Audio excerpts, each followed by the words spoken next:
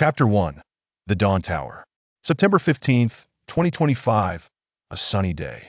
As usual, Wang Ji sat in front of his laptop at home, tapping away at code that was incomprehensible to others. After a brief moment, he stretched lazily. Mission accomplished. He had been working for months on hacking an electronic car key, and now the project was finally complete. With the software, he could crack vehicle electronic keys and start the cars. Though technically dubious, it was enough to make a profit.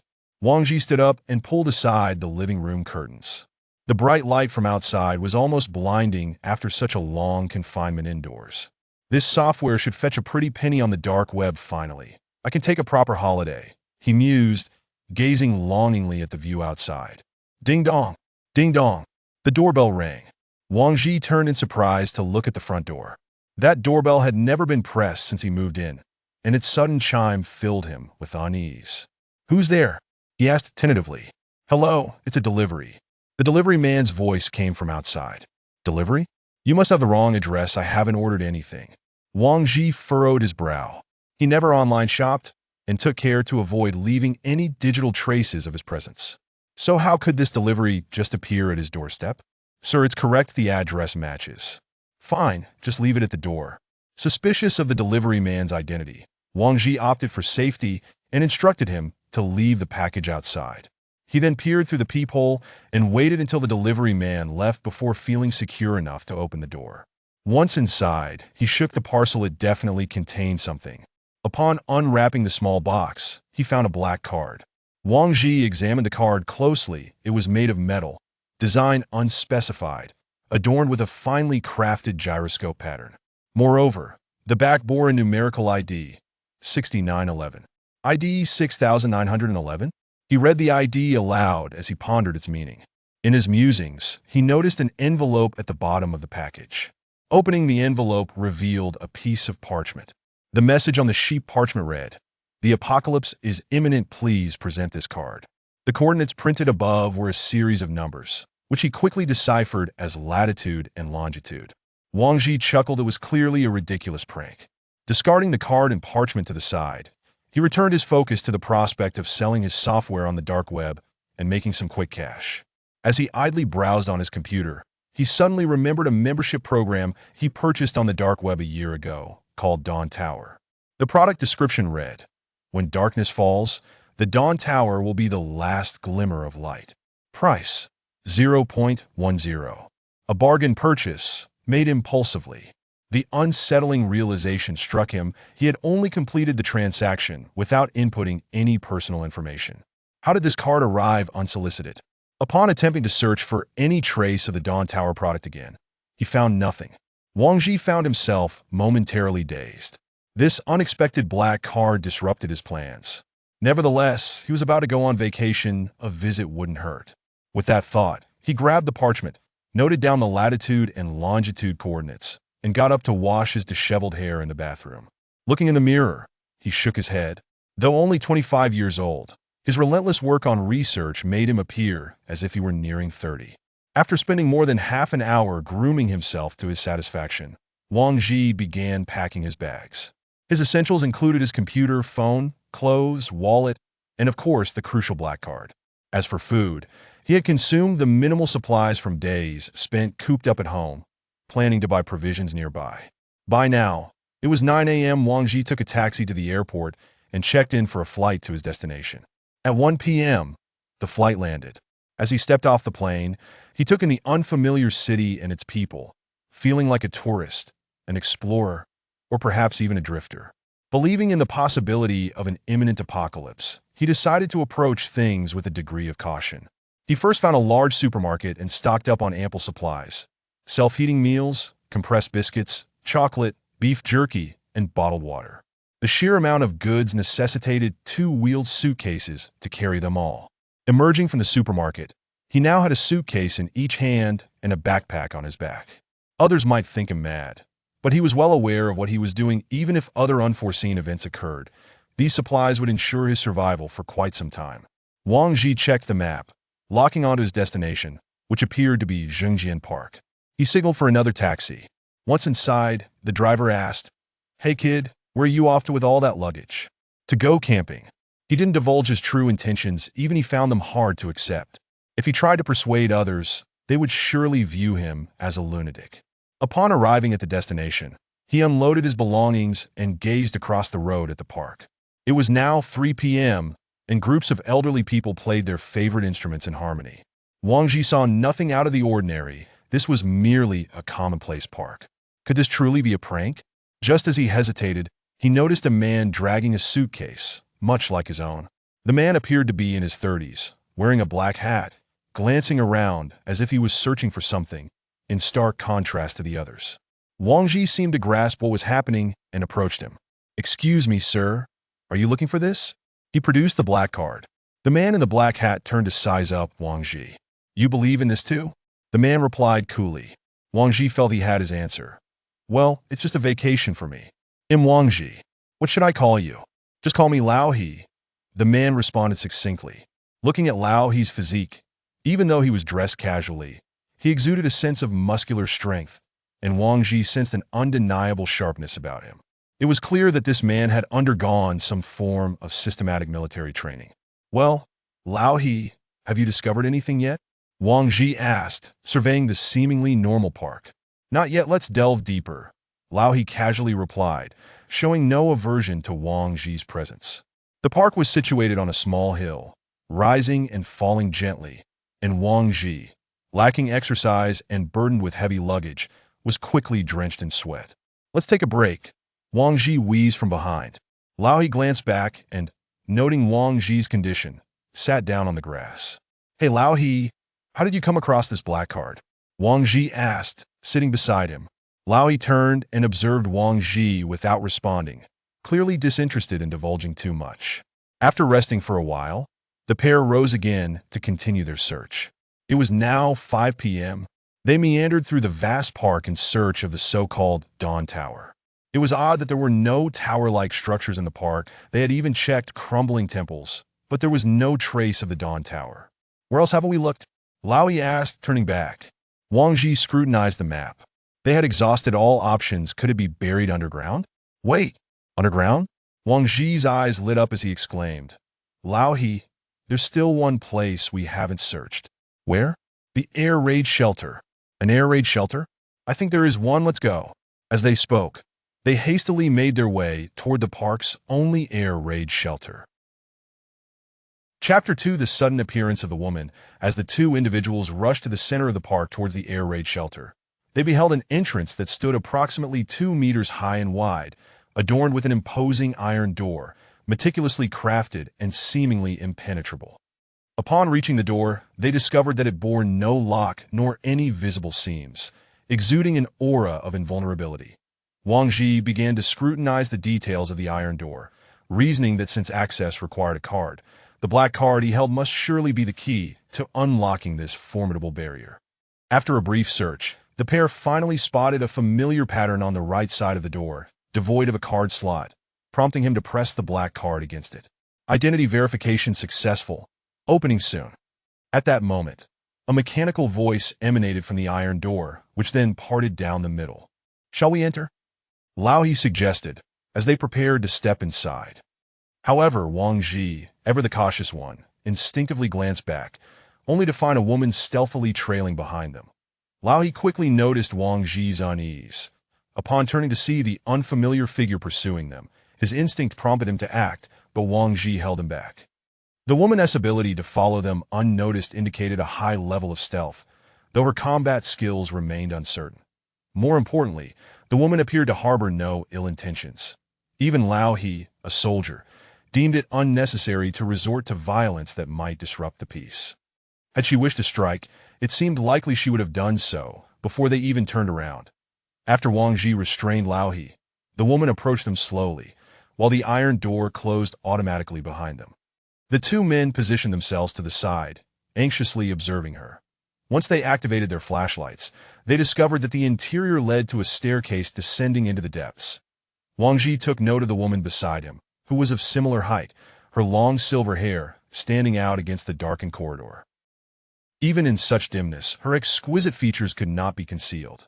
Despite the smile gracing her lips, she emanated an aura of extreme danger that in this confined space, She maintained her composure, appearing nonchalant while subtly monitoring Lao He, poised to adapt her strategy at any moment.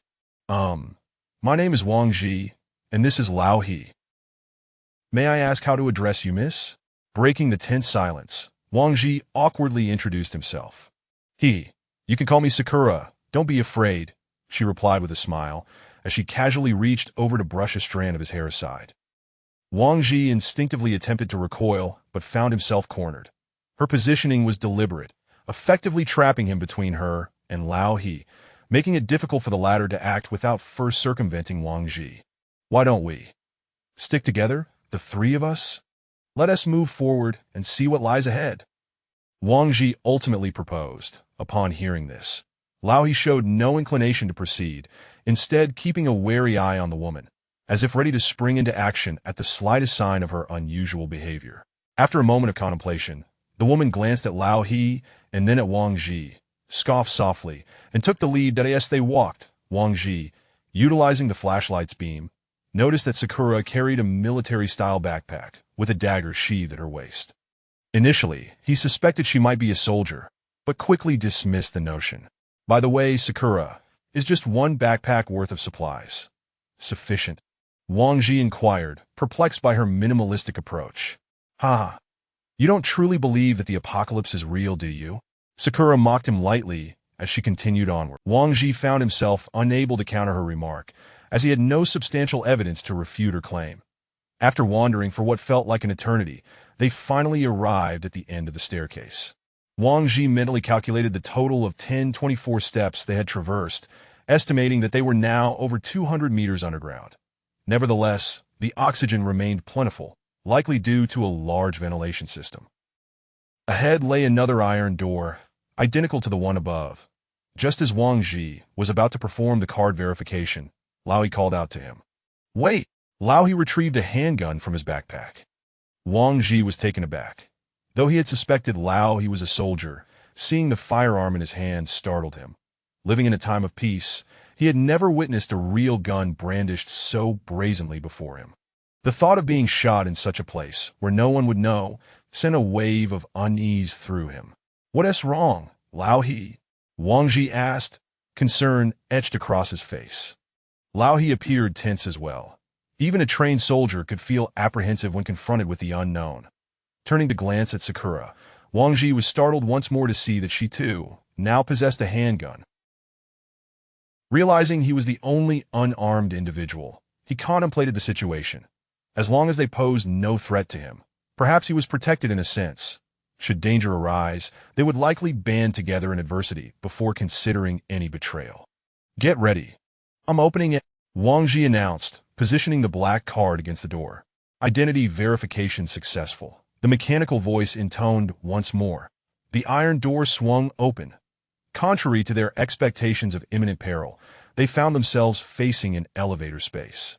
Wang Ji scratched his head, retrieved a rope from his bag, and tied one end to a bottle of water, tossing it into the elevator. Noticing that no traps were triggered, he cautiously stepped inside, followed closely by the other two once they observed his safety. Upon entering, Wang Ji noted that the elevator featured only one button, offering no additional options. Beep. As he pressed the button, the iron door began to close slowly. Inside the elevator, there was lighting, yet visibility of the outside remained obscured. They could not discern the direction in which the elevator traveled, leaving them standing in silence, each observing the others. What do you say, Lao He, Sakura? Can we stow away our firearms for now? Since we crossed paths here, it seems fated. Who knows, we might need to rely on one another soon, haha. Wang Ji remarked, attempting to diffuse the tension with a nervous chuckle. That makes sense. You take the lead, Sakura replied with a smile. All right. Fine, Wang Ji conceded reluctantly, feeling quite powerless in the situation. Approximately 10 minutes later, the elevator emitted another beep, signaling their arrival at the destination. The three, who had just begun to relax, turned their attention to the iron door once more. When it opened, they were greeted by an expansive underground base, the size of which was beyond Wang Ji's estimation. Guards patrolled the hall, each wielding an automatic rifle. Additionally, a throng of individuals, much like themselves, had recently arrived. At a glance, more than 30 people congregated in one area, seemingly engaged in some sort of processing. Following their earlier discussion, Wang Ji stepped out of the elevator first, intending to investigate the gathering. Hey. Newcomers, form a line at the back. Can't you see we're queuing up?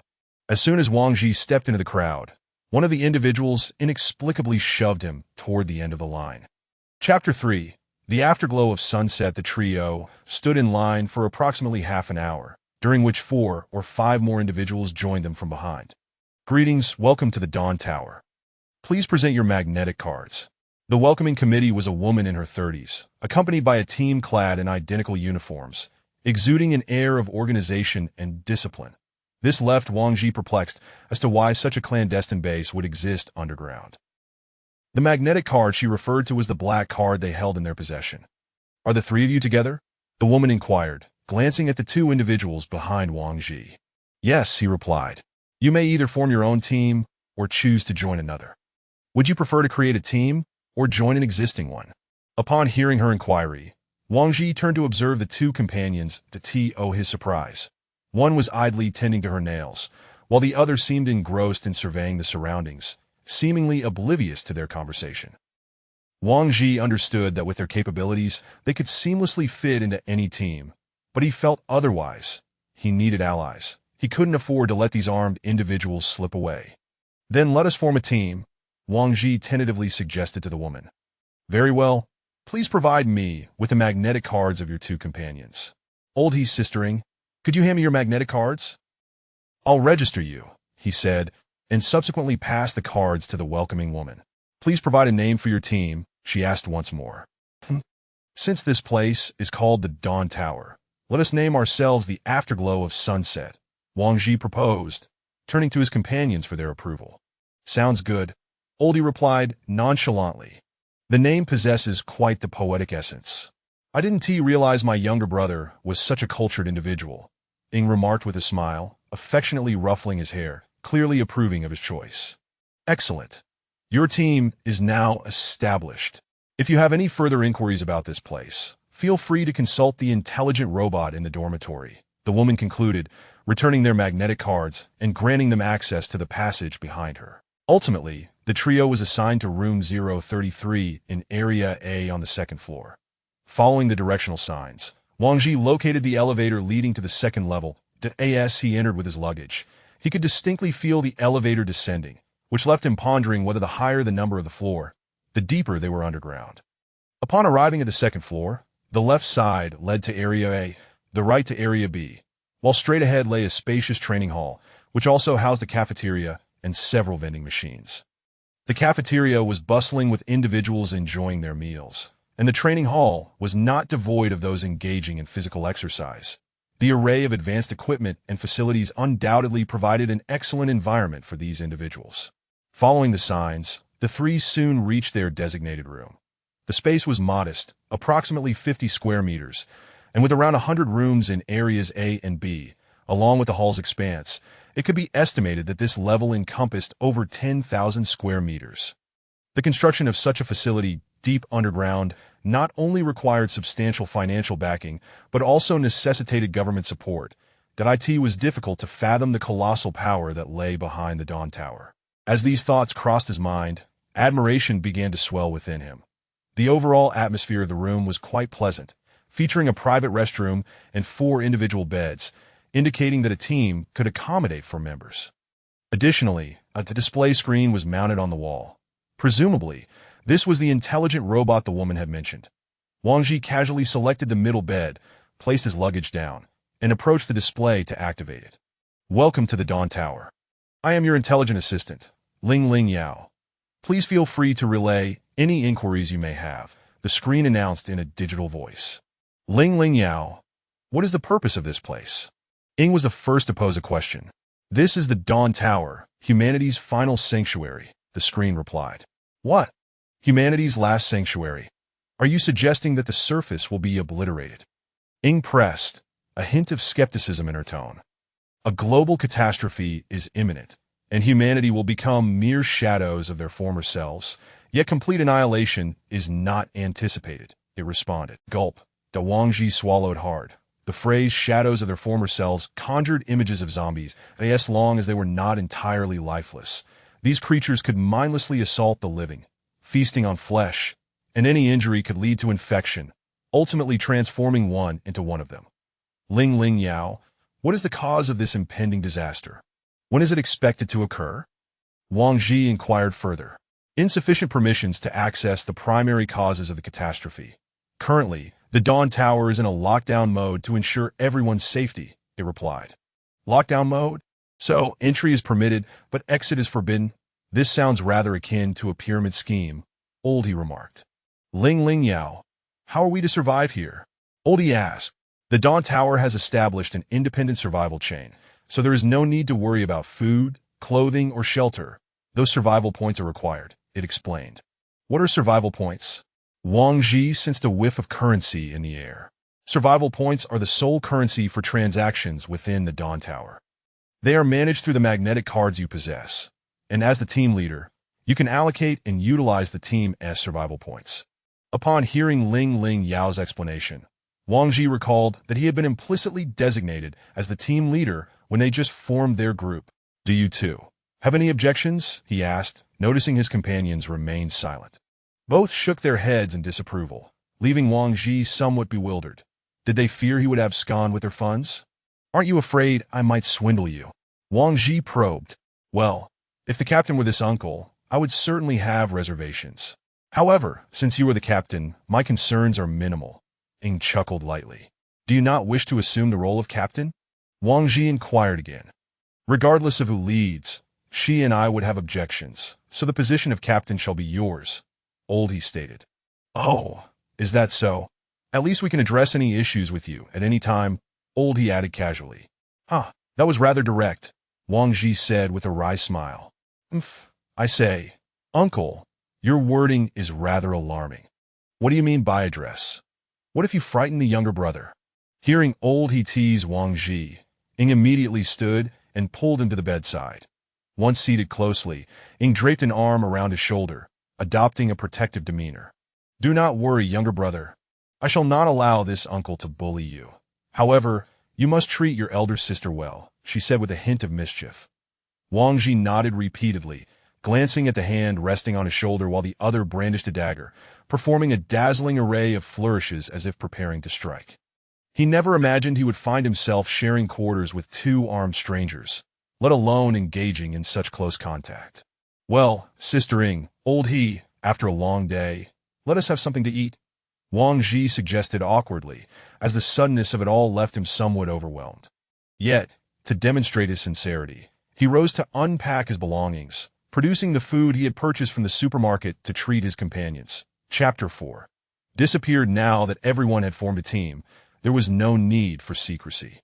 Wang Ji piled all the food from his two large suitcases onto the table. The two individuals were momentarily taken aback upon seeing the spread before them. How is it that both of your suitcases are filled with food? Sakura inquired, leaning closer. In this apocalyptic world, food is undoubtedly the most crucial resource.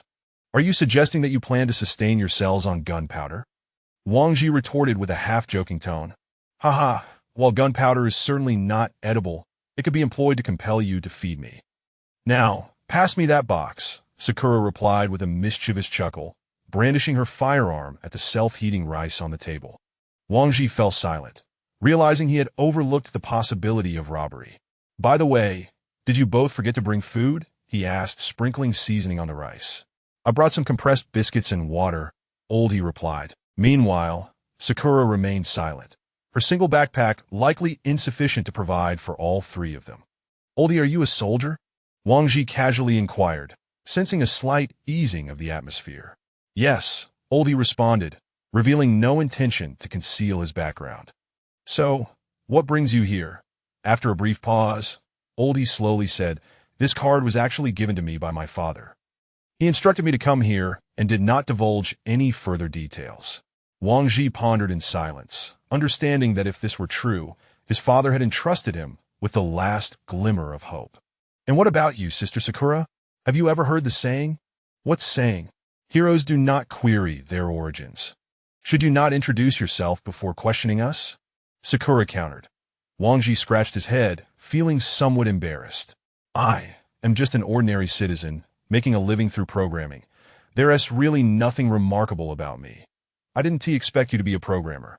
Sister Sakura, what about you? Oh, I'm just an ordinary woman who enjoys wandering about. Ordinary? What ordinary person possesses a firearm? What ordinary individual casually twirls a dagger in hand? Wang Ji silently scoffed, deciding not to press further. If they preferred not to share, he would respect their wishes. She is an international mercenary, likely affiliated with the Black Rose organization, barring any unforeseen circumstances. Oldie suddenly remarked coldly from the side. I didn't realize that Uncle had such discerning eyes to recognize her. Wang Ji replied, taken aback. The Black Rose organization is particularly adept at assassination, and the rose tattoo on her collarbone is their emblem. So, be cautious when you sleep. Oldie warned, turning his head. Upon hearing this, Wang Ji felt a wave of unease wash over him, and no wonder Oldie had been so vigilant. It turned out she was an assassin?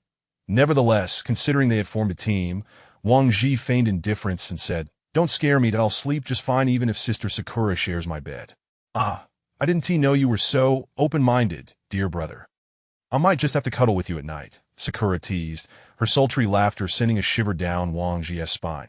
Realizing his previous statement may have been inappropriate, he quickly added, that was just a joke, Sister Sakura. Don't take it to heart. Don't take it to heart. Tisk, bold in thought yet timid in action, Sakura remarked dismissively, but he thought to himself, this isn't a matter of being bold or timid. It's about being alive to even enjoy such pleasures. By the way, Ling Yao, how many floors are there in total? Wang Ji seized the opportunity to change the subject. The Dawn Tower has a total of 5 floors. What are the lower floors for? Oldie inquired. Insufficient permissions. How can we increase our permissions? Wang Ji asked. Increase team level. Team levels can be upgraded by completing team or individual tasks. Team levels range from level 1 to level 5, that a level 1 team has a maximum of 4 members. Level 2 is 5, level 3 has 6, level 4 has 7, and level 5 has no upper limit. Ling Yao. Are there any rules within the Dawn Tower? Oldie questioned. Do not disrupt public order. Do not inflict harm maliciously. How do we acquire survival points now? Wang Ji had grasped the importance of survival points and was eager to start earning them. At that moment, a task list appeared on the display screen. Task 1. Train for a cumulative 8 hours to earn 10 survival points. Time will automatically be recorded upon entering the training area with a magnetic card. Task 2. Work in the ecological industrial area for a cumulative 8 hours to earn 15 survival points. Wang Ji noted that while training offered 5 points less than working, it would enhance their skills. Conservatively estimating, if they trained for 8 hours daily, the 3 of them could collectively earn 30 survival points each day. The only uncertainty remained the consumption level within the Dawn Tower. If a single meal cost 10 points, they would scarcely have any survival points left. After contemplating for a moment, he spoke, It seems we need to be frugal. Let us start with the food we brought, but we should also reserve some high-calorie, long-lasting provisions for emergencies. As he spoke, he categorized all the food he had purchased. Chocolate, compressed biscuits, noodles, beef jerky, sausages, instant noodles, self-heating rice, canned meat, and water. These were all his possessions. All right, let us take a break for now, and we'll head to training later to earn survival points, Wang Ji said, returning to his bunk and quickly succumbing to sleep after a long, tiring day. In the hall on the first floor, people continued to arrive, transitioning from anxiety to astonishment and shock, ultimately settling into confusion about an uncertain future. Time passed, and eventually, Wang Ji slowly awoke from his slumber. Upon opening his eyes, he beheld the unfamiliar surroundings and sat bolt upright in alarm. Once he gathered his wits, he recalled that he was now within the Dawn Tower, and at that moment, he was utterly alone in the room. Old he and Sakura had vanished without a trace. In the blink of an eye, the food that had been on the table was also nowhere to be seen. A jolt of panic surged through his heart. Had the 2 of them abandoned him with the food? The thought made him feel inexplicably distressed, berating himself for being so naive in an apocalyptic world. Who could one truly trust? With no power and only enough provisions to last himself a month, how could he ever expect others to act as his bodyguards? It dawned on him that the true fool had been himself. Chapter 5. The new team member knock, knock, knock. Just as Wang Ji was engulfed in disappointment, a sudden knock echoed through the room. At that moment, a flicker of hope ignited within him. He hastily rose to open the door, only to be met with yet another wave of disappointment. Standing outside was a young, portly man. "Excuse me, is this the room for the Team Dusk Glow?" the chubby fellow inquired from the threshold. "Yes, I am the captain, Wang Ji. How may I assist you?" Wang Ji replied, scrutinizing the newcomer, who was slightly shorter than him and appeared to weigh around 160 pounds, though not excessively so. "Oh, so you're the captain. My name is Li Feihong, that I just arrived today and noticed your team is one member short, so I came to ask if I could join you." The portly man promptly explained his intentions. As Wang Ji pondered this, his eyes were drawn to the 5 hefty suitcases behind Li Feihong. Now that was impressive. Wang Ji had struggled to carry 2 suitcases to this place, his arms still sore from the exertion. How had this fellow managed to haul 5 without collapsing from fatigue? Given his current lack of resources, these supplies were of utmost importance that if they were in an open mode, it would be one thing, but being in a closed mode meant no entry or exit. With these supplies, everything else seemed trivial. With that thought, Wang Ji swung the door wide open and stepped aside. "Welcome aboard, please come in." He smiled warmly, even bending down to assist the newcomer with his luggage. "Great, thank you, Captain Wang," Li Feihong exclaimed, visibly pleased by the acceptance.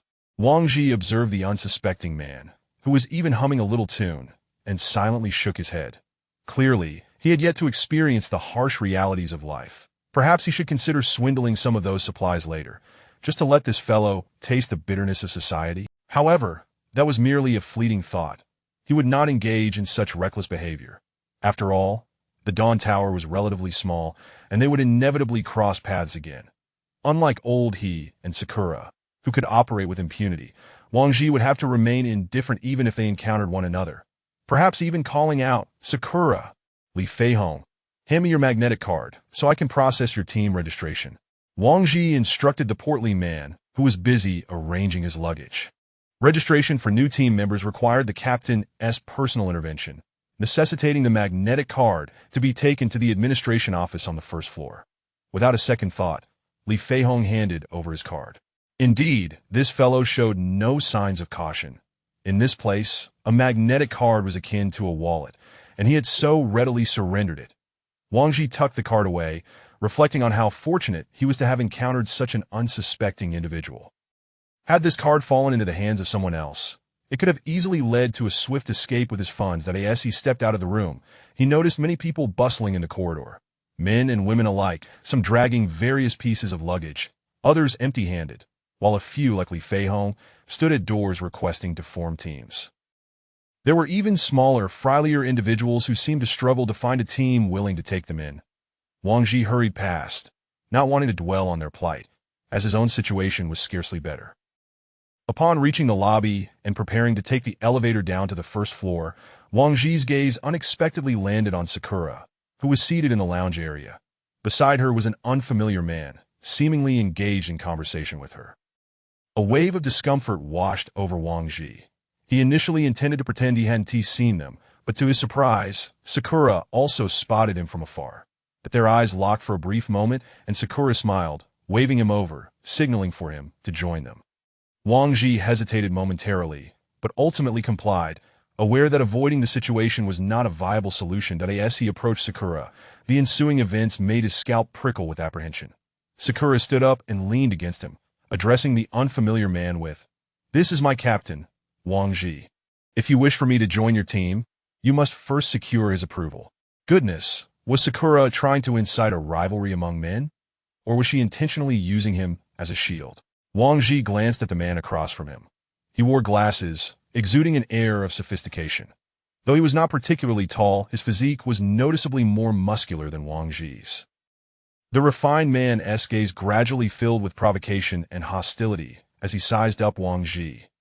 Indeed, without uttering a single word, tensions had already escalated thanks to Sakura's actions at this juncture.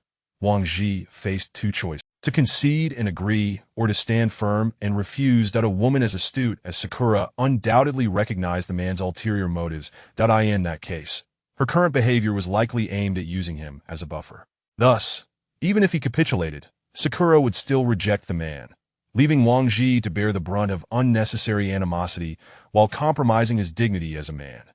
Thus, he resolved to stand his ground. After a moment of internal deliberation, Wang Ji boldly declared, "I am the captain of Dusk Glow, and she is my team member." The refined man, noticing Wang Ji's defiance, retorted with a smirk, "You're new here. You might want to inquire about my strength as the captain of the Crimson Flame team. Some things are not as easily obtained as you might wish." Wang Ji mused that this man was rather naive, thinking he could intimidate a seasoned killer. "Thank you for your concern, but I am quite aware of my position. And let me clarify, she is my partner, not an object to be claimed." Wang Ji replied coldly, ready to turn away, that he felt no fear of a potential ambush, as the regulations within Dawn Tower strictly prohibited malicious. The thrill of bravado was intoxicating. Were it not for the no-harm rule, he might have hesitated to act so boldly. After he departed, Sakura followed closely behind, leaving the refined man behind, clenching his fists in frustration as he watched them exit. "Where are you off to, brother?" Sakura casually draped her arm around Wang Ji's shoulders and inquired. Wang Ji felt a wave of confusion. Sakura's demeanor was as if nothing had transpired. Had Oldie taken the food? "I'm heading to the first floor to take care of some matters. By the way, what happened to the food on the table?" Wang Ji finally asked, unable to contain his curiosity. "The food? That uncle put it away in a cabinet," Sakura replied, her eyes gleaming with mischief. "Oh, were you just a tad suspicious that I might have conspired with that uncle to steal your food? Oh dear, I hope I didn't frighten the captain." Upon hearing Sakura's explanation, Wang Ji felt a rush of relief, realizing he had unnecessarily worried himself.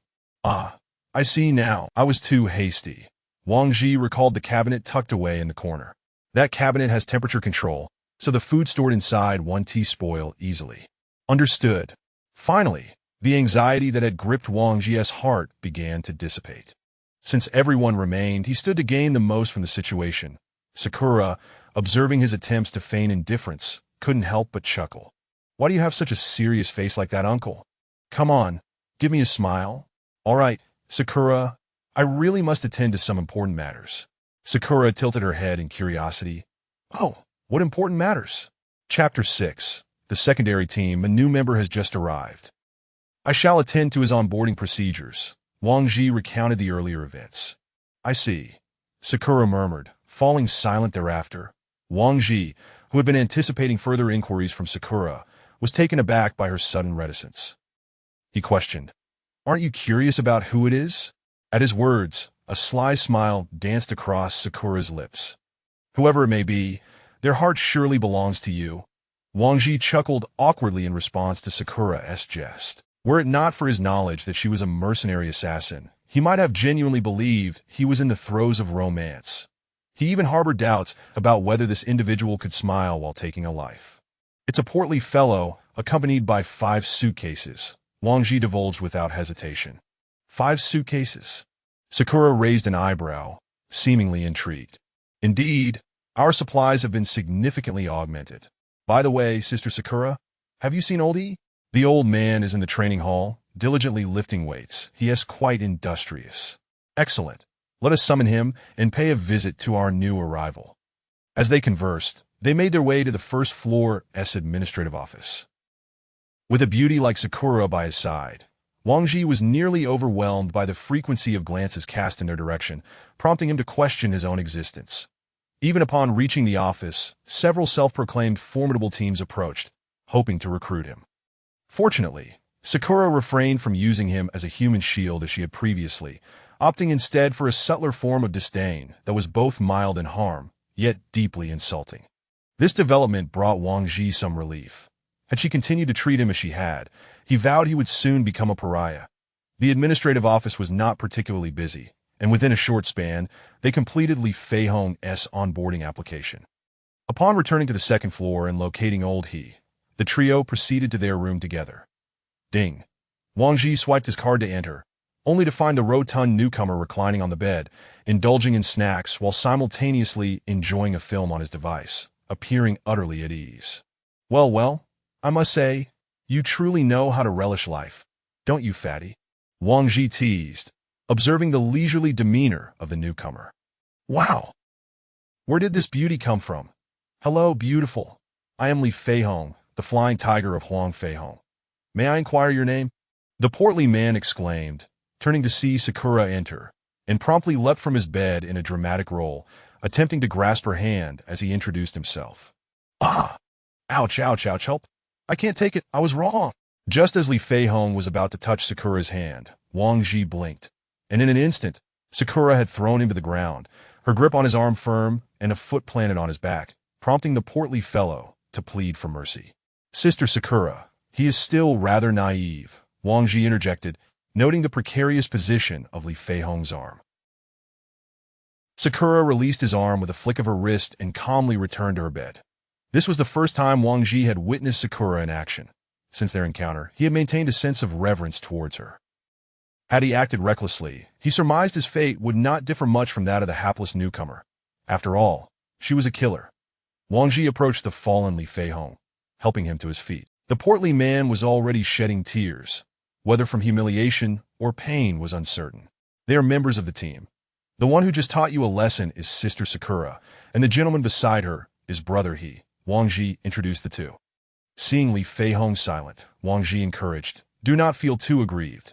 Sister Sakura only means well. The IT is wise to remain low-key and honest. This place does not provide the same legal protections as the outside world. Go and apologize to Sister Sakura." Li Feihong stood there, choking back sobs for a moment before he limped toward Sakura. At that moment, Sakura was seated with her legs crossed, toying with a knife, her expression one of amusement as she fixed her gaze on him. I apologize, Sister Sakura. I was presumptuous just now. I hope you can forgive me," Li Feihong stammered, lowering his head in contrition. "Very well. You are a teachable lad. Go rest now," Sakura replied, pointing the tip of her knife toward the adjacent bed. Wang Ji silently commended Li Feihong in his heart, recognizing that a true man knows when to be humble. "Thank you for your forgiveness, Sister Sakura. Brother He, greetings.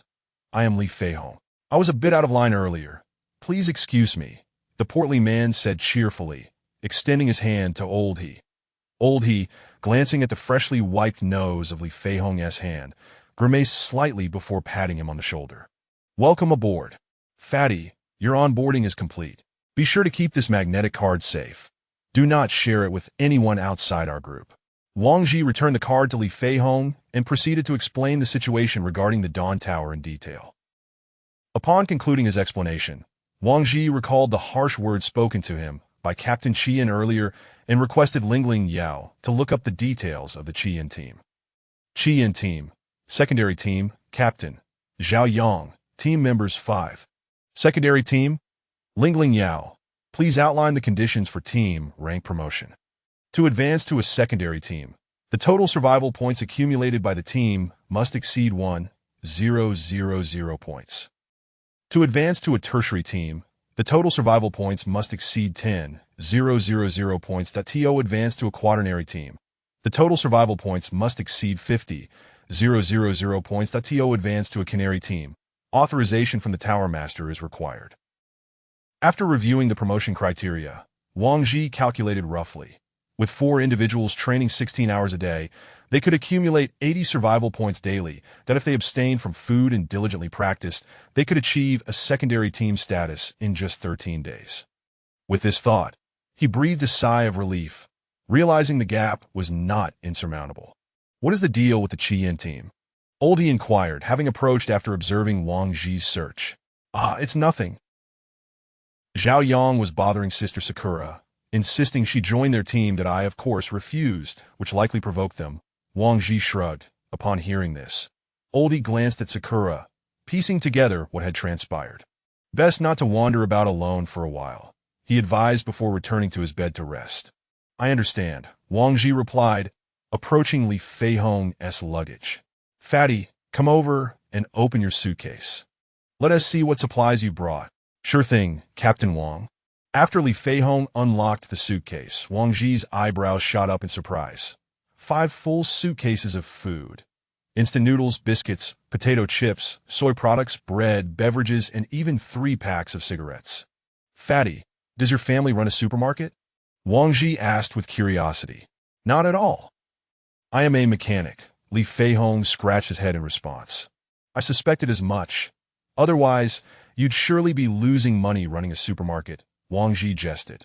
Captain, you misunderstand that my size is due to my constitution. I don't eat much. In the apocalypse, food is paramount, which is why I brought so much, Li Feihong explained. Indeed, you make a valid point, yet not entirely so. Should Sister Sakura decide to take your food, how would you respond?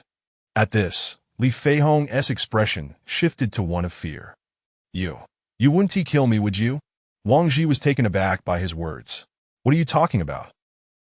Are we that kind of people? Besides, we have food of our own, he said, gesturing to a cabinet in the corner. Phew, that is a relief. You nearly frightened me to death. What I mean is just because we wouldn't doesn't mean others wouldn't. I am assigning you a task. Go out and strengthen your training each day. Battles await us in the future. Understood. Li Feihong stood at attention, awkwardly saluting him. Wang Ji couldn't help but chuckle at the sight. This portly fellow was truly amusing. Chapter 7. The spark ignites as Wang Ji and his companions were engrossed in formulating their training regimen. In another room, Zhao Yang was intently fixated on the screen. A mere level 1 team dares to disregard me. What is the matter, Captain? Is there someone here who is foolish enough to provoke you? Indeed, that individual must be itching for trouble. The words came from Su Xiaoping and Li Dakai, members of Zhao Yang's team, who upon witnessing their leader's ire, readily chimed in. Just a damn newcomer. That kid must have stumbled upon some incredible luck to encounter such a stunning beauty. Just thinking about it makes me giddy. Zhao Yang lay on his bed, reminiscing about Sakura's flawless figure, the wicked fire within him stirring restlessly. Zhao, go be cautious. If Sister Lien hears you say this, you want to escape unscathed. Let me tell you, Qiangzi, even if I were to bed that woman right in front of Wei Xiaolian, she'd still praise me for being amazing. Can you tell the difference between big and small Wang? Can you? You all come with me to the hall and deal with that kid, and bring that woman along. With that, Zhao Yang rose to head outside. Hey boss, if we do this, what about the Guardian team? What is there to fear? I have connections, you know. The Guardian team will merely turn a blind eye. Seeing this, Qiangzi immediately followed suit, turning to say, Da Peng, go find Sister Lien and bring her along. Meanwhile, Wang Ji finished organizing supplies, estimating that the food would last the 4 of them about a month, but he then inserted the magnetic card into Ling Ling Yao's side screen, checking their team's survival points. Upon inquiry, he discovered the team possessed a total of 40 survival points, meaning each member had an initial fund of 10 points. Spending 8 hours in the training ground each day was not particularly challenging, as even idling there counted as time. However, compared to idling, it was far more lucrative to labor in the industrial zone, where working 8 hours yielded an additional 40 survival points. Nevertheless, they would undoubtedly choose training, for the Dawn Tower had its reasons for mandating their practice. It was essential not only to confront the zombies following the cataclysm, but also to enhance their strength, ensuring a foothold in this apocalyptic world. Let us devote ourselves to training in the coming days, gathering more survival points to brace for this impending calamity, Wang Ji declared to his companions. Captain, what do we need survival points for? The plump one inquired, leaning in. To save up for future use, Wang Ji replied. And when is this future? The plump one pressed further. Sakura, please teach him a lesson, Wang Ji said, a vein throbbing at his temple. Were it not for maintaining his image, he would have relished the opportunity to slap the plump one himself. Please, I was wrong. I won't ask again. The plump one turned pale at the thought of impending retribution. All right, then let us work together moving forward, that if there are no objections, let us take action now. As the 4 entered the hall, a familiar voice suddenly echoed from behind them. What a coincidence. We meet again. Wang Ji turned to find Zhao Yang standing there, flanked by 4 additional members, clearly intent on instigating trouble.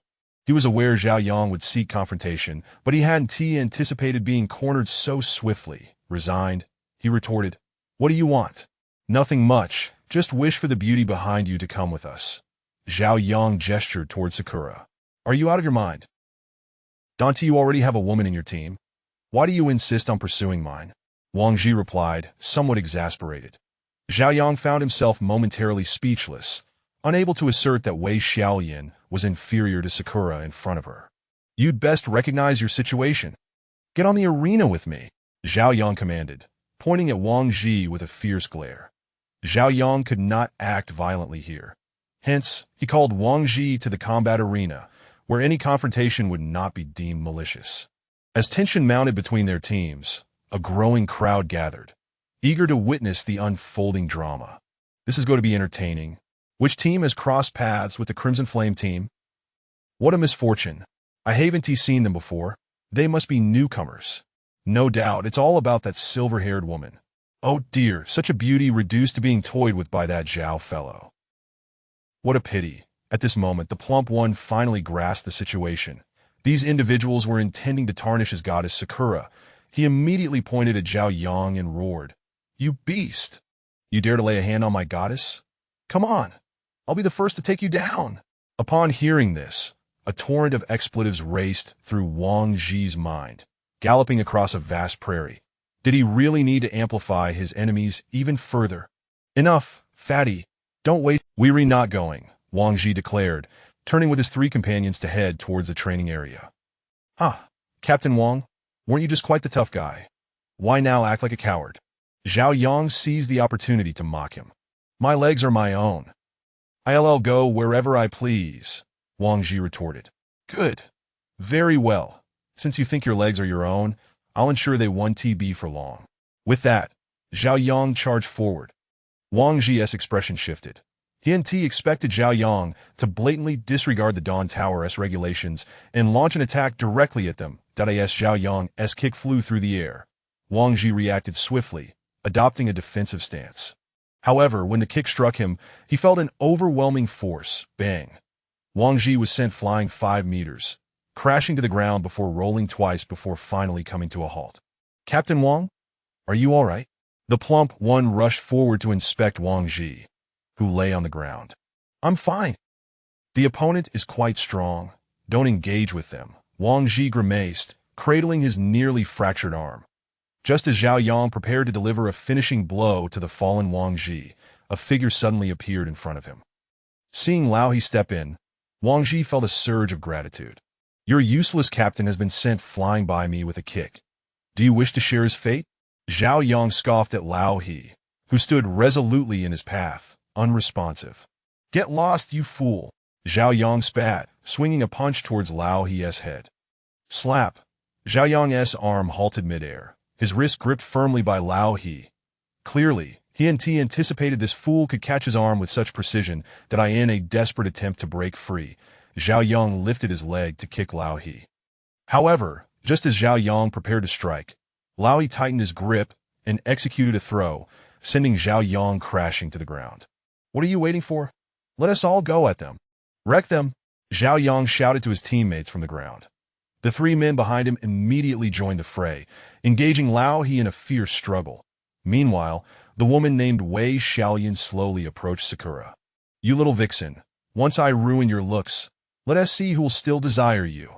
Wei Xiaoyan hissed, drawing a knife from behind and lunging towards Sakura's face. Clang! The knife clattered to the ground, drawing the attention of the onlookers. There stood Sakura, her dagger poised against Wei Xiaoyan's neck. Oh dear! Why must women make things difficult for one another? Planning to ruin my looks, are we? How ruthless of you, Sakura smiled, gently pressing the blade against Wei Xiaoyan's cheek. Yet Wei Xiaoyan remained defiant, enduring the pain in silence. Xiaoyan, release her immediately, or you will regret it, Zhao Yang, still entangled with Lao He, shouted. Oh, if you insist, I'm even less inclined to let her go. Who knows, I might just ruin her face one day, Sakura replied nonchalantly while holding Wei Xiaoyan hostage. Stop everything. Just then, a commanding voice rang out from a distance, and a contingent of fully armed guards appeared in view. Chapter 8.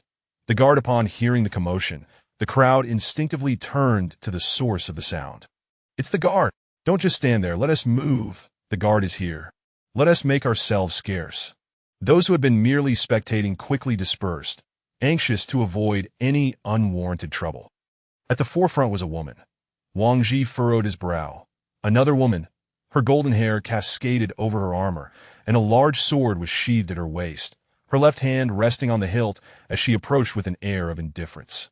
"Take them all back," she commanded with a decisive wave of her arm, prompting the 10 or so guards behind her to surge forward, apprehending the 9 individuals. Each member of the guard was armed with firearms, leaving them no choice but to comply, yet Zhao Yang was far from compliant. "You think you can apprehend me?" he retorted, striking down the guard who had attempted to seize him. Witnessing his defiance, Zhao Yang's teammates broke free from their captors, rallying around him as they confronted the other guards. The golden-haired woman, observing the scene, handed her sword to a nearby guard and strode toward Zhao Yang and his companions. As she closed the distance of 5 meters, she suddenly lunged forward, landing a punch squarely in Zhao Yang's abdomen. "Thud!" Zhao Yang coughed up blood, splattering it onto the woman's armor. His teammates, stunned by the sight of their leader injured, stood frozen, scarcely daring to breathe. "Why should I tolerate this?" "Huh. Apprehend them," the woman scoffed, turning away to issue orders to her subordinates. "Captain," one of her aides seized the moment to present her with a handkerchief. The woman accepted it, using it to wipe the blood Zhao Yang had just spat onto her armor. Wang Ji and the others were escorted into a small chamber within the first floor of the guard's headquarters. After a brief interval, the golden-haired woman re-entered their room. "Team Qian, for malicious assault, you are to be confined for 1 month, with a deduction of 750 survival points to cover your meals during this period." Having delivered her verdict, she turned and exited, the iron door clanging shut, leaving Zhao Yang and his companions to their murmurs, unheard by the departing woman. In another room, "Captain, are you all right?" the portly one inquired with concern. "I'm fine, just a bit sore in the arm. It seems I need to strengthen my training," Wang Ji replied, shaking off the stiffness. "Oh dear, are you hurt, little brother? Do you need Big Sister to massage it for you?" Sakura approached solicitously. No, Sister Sakura. I'm perfectly fine, quite robust indeed." Wang Ji hastily waved her off that he had no desire to risk further injury at her hands. With a click, the door to Wang Ji's room swung open. "Team Qian, for malicious assault, you will face a month of confinement and a deduction of 750 survival points as punishment. I hope you take this as a lesson and adhere to the regulations of the Dawn Tower. The captain will remain. The rest may return," the golden-haired woman announced. "Are you the captain, Wang Ji?" She scrutinized him for a moment before posing the question. "Yes," Wang Ji replied, feeling the tension mount. "There's no need to be anxious. I am the chief of the guard, Jiexia. Half of the survival points deducted from Qian will be transferred to your team. Please follow me to facilitate the asset transfer," Jiexia stated matter-of-factly. Upon hearing this, Wang Ji felt a surge of joy. What a fortunate turn of events. "Thank you, Captain Jiexia, for your fair judgment that I shall treat you to a meal when the opportunity arises," he expressed with gratitude. "A meal is unnecessary. This is my duty. Instead of dining out, dedicate that time to physical training," Jiexia replied, patting Wang Ji on the shoulder, then giving it a firm squeeze, causing him to stifle a yelp. "I shall certainly remember your words, Captain Jiexia," Wang Ji managed through gritted teeth, puzzled by her unexpected strength. After Wang Ji completed the asset transfer with Jiexia, he exited the guard's headquarters to find the other 3 waiting for him nearby. "I have good news. Half of the 750 survival points deducted from Team Qian has been transferred to us," Wang Ji announced, waving his magnetic card. "That is splendid. What's next for you, Captain?" the portly one exclaimed with glee. "Well, we haven't had a proper meal since arriving here, so let us head to the cafeteria for a feast," Wang Ji suggested, and seeing no objections, they made their way to the second-floor dining hall. Upon arrival, they found the cafeteria relatively empty. Glancing at the price list, they noted that vegetable dishes were priced at 2 survival points, meat dishes at 5, staple foods at 2 survival points per pound, and purified water, 500 milliliters, at 1 survival point. The pricing was uniform, allowing diners to order to their heart's content. As for alcoholic beverages, those had to be purchased from specific stores. The 4 indulged in a meal that cost them a total of 39 survival points. Wang Ji felt a twinge of extravagance. Spending 30 survival points on a single meal was no small matter. With their training schedule of 8 hours a day, coupled with 3 meals, they would end up in deficit of 50 survival points. Fortunately, they had brought some food with them. Otherwise, they might have struggled to make ends meet in the industrial area, often questioning if they were trapped in a grim purgatory. Once they had eaten their fill, only a small portion of staple food and a bit of vegetable dish remained, all of which they decided to take with them in this environment. Anyone who wasted food could only be categorized into two extremes. Either they possessed an abundance of survival points or were naively oblivious to the impending apocalypse, clinging to a mindset of indulgence from the outside world.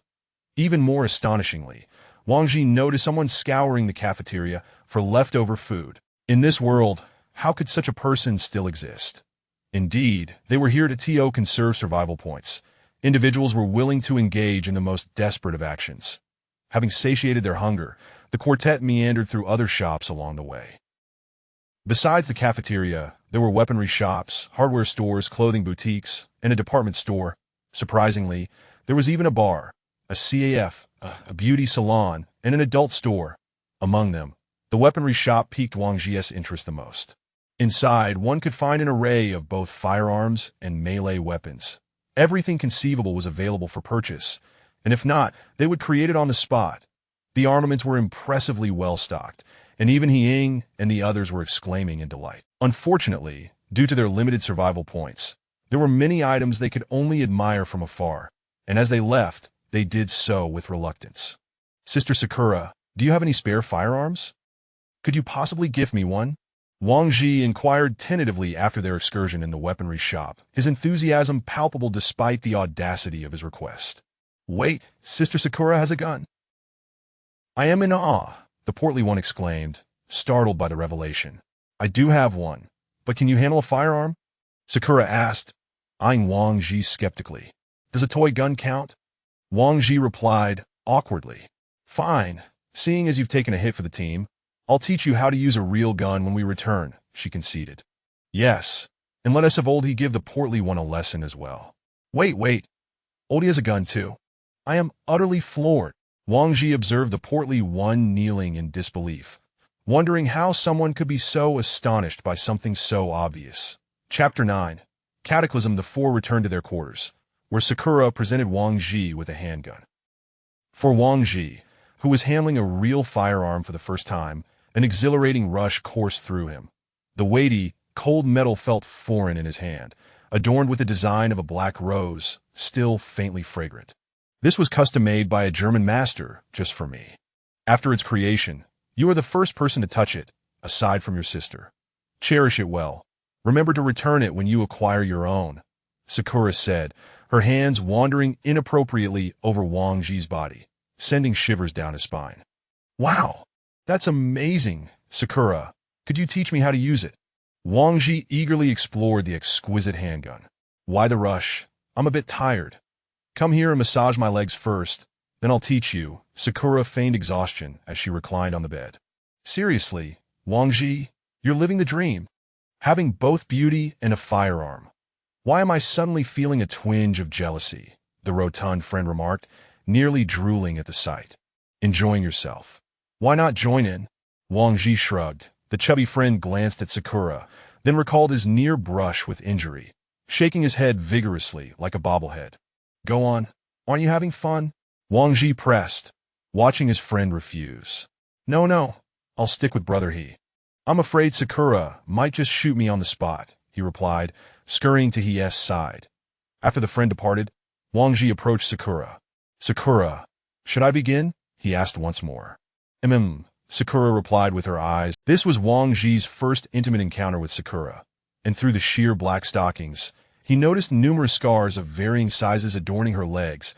Is it not a woman's nature to cherish beauty? Did she truly not care? "What are you staring at? Get to it." Sakura lightly kicked the dazed Wang Ji with her foot. "Oh, right." He snapped back to reality and resumed his task. Once he had finished massaging her legs and feet, Sakura began instructing him on the nuances of handling a handgun, disassembling it, reloading, aiming techniques, and trigger control. As she shared her insights, Wang Ji listened intently, captivated. "That's about it for handguns. You must learn through practice. Conveniently, there's a shooting range nearby where you can hone your skills. Also, conserve the ammunition. I haven't brought much, Sakura concluded, handing the handgun to Wang Ji. How about you, fatty? How's your training going? Wang Ji inquired upon reaching his friend. All good.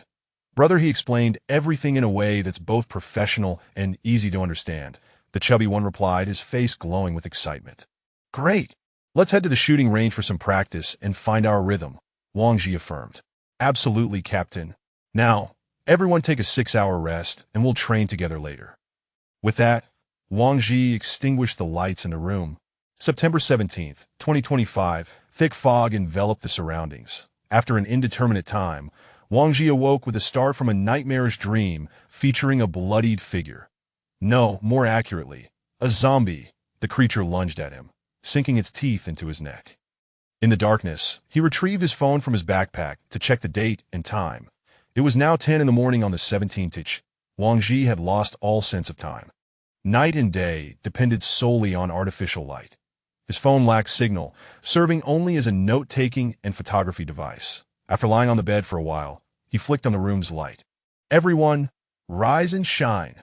Time for training, Wang Ji declared. Once everyone was awake, the four regrouped in the training hall. Wang Ji aimed to go to the shooting range with his chubby friend, while Sakura and Old he could do as they pleased, as he couldn't guide them anyway. Before departing, Sakura handed him 100 bullets. Wang Ji gazed at the ammo filling his backpack, wondering if this was what she meant by not much. At the shooting range, Wang Ji took the handgun Sakura had given him, which utilized the most common 9mm ammunition, with each magazine holding a maximum of 9 rounds. His objective was to empty all 100 bullets. With a click, he pulled back the slide to check if a bullet was chambered and then disengaged the safety. Bang. Wang Ji fired his first live round. The handgun, appearing delicate, possessed greater power than he had anticipated. The strong recoil left his palm tingling that he missed. The first shot failed to hit the target. Yet despite the miss, Wang Ji felt a rush of adrenaline. This was the essence of manhood, and he was instantly hooked. Bang, bang, bang. After several more shots, he gradually found his rhythm, managing to hit the target's abdomen and arm a few times. Removing the magazine, he meticulously reloaded each bullet. How's my shooting, fatty? He turned to ask his friend, only to see his target riddled with holes in the head and chest, causing him to blush. Fatty, your shooting skills are impressive. Have you trained before? Wang Ji inquired, observing his friend's adept movements. Yeah, I loved guns as a kid and collected many replicas. The feel is quite similar, he replied, firing a few more shots, wielding the handgun as if it had no recoil. After exhausting 100 rounds, Wang Ji had become increasingly proficient, achieving an 8 out of 10 accuracy within 30 meters. However, a troubling thought struck him. When facing zombies, effective shots must land on the head. He reflected on the stationary targets. He had only hit the head once out of 10 shots, and moving targets like zombies would prove far more challenging. Clearly, further practice was essential. 100 rounds were insufficient, but would that lead to wasteful ammunition use? During his visit to the weapon shop, he had noted that 9mm ammunition was priced at 5 survival points for 100 rounds, not exorbitant, and he could manage a practice of 100 rounds daily. When both men finished their rounds, they returned to find he and Sakura sharing their shooting results, only to receive the advice to practice more. Under old He's guidance, Wang Ji and Fatty began their training with a focus on physical fitness, starting with running on treadmills until exhaustion, followed by weightlifting. Meanwhile, he and Sakura engaged in explosive strength training. After 4 grueling hours, both Wang Ji and Fatty lay completely spent on the ground. Wang Ji fared slightly better due to his leaner physique, while Fatty was not so fortunate. He had nearly called it quits within the first hour, claiming he would rather work in the industrial district than endure such torment. Yet the reason Fatty remained sprawled on the ground after 4 hours was due to Sakura, who circled them with a dagger, ensuring they had no choice but to continue. Ugh, Sakura, did your captain push you like this during training? Wang Ji gasped from the floor. Pretty much, but I was the captain, Sakura replied, looking down at Wang Ji. What? She used to be the captain? Wang Ji regarded her skeptically. What? Does little brother seem a bit unconvinced?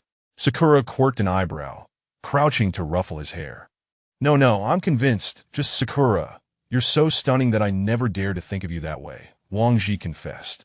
I think so too, Sakura laughed. What's there to be afraid of? The organization has taken out over 100 people that I know of, She is a globally wanted criminal. If it weren't for this place, I would have captured her long ago. Oldie interjected gruffly. Ah, uncle, how cruel. She is perfectly fine, and you want to arrest her? That is a bit unfair. We are just doing our jobs for pay. Sakura feigned innocence. The state has laws. It's not up to you to administer justice. Oldie retorted. Oh, but we haven't seen you enforce any justice, have we? Sakura countered. Seeing the two diverging again, Wang Ji quickly intervened.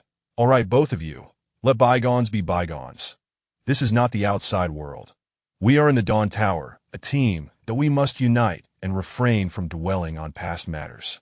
After Wang Ji spoke, Oldie gradually calmed down and resumed his workout, while Sakura gazed at Wang Ji with an innocent, almost teary expression, as if to say she might cry at any. Damn, why is she here instead of Hollywood? Wang Ji inwardly scoffed. Thus, the routine continued for a week.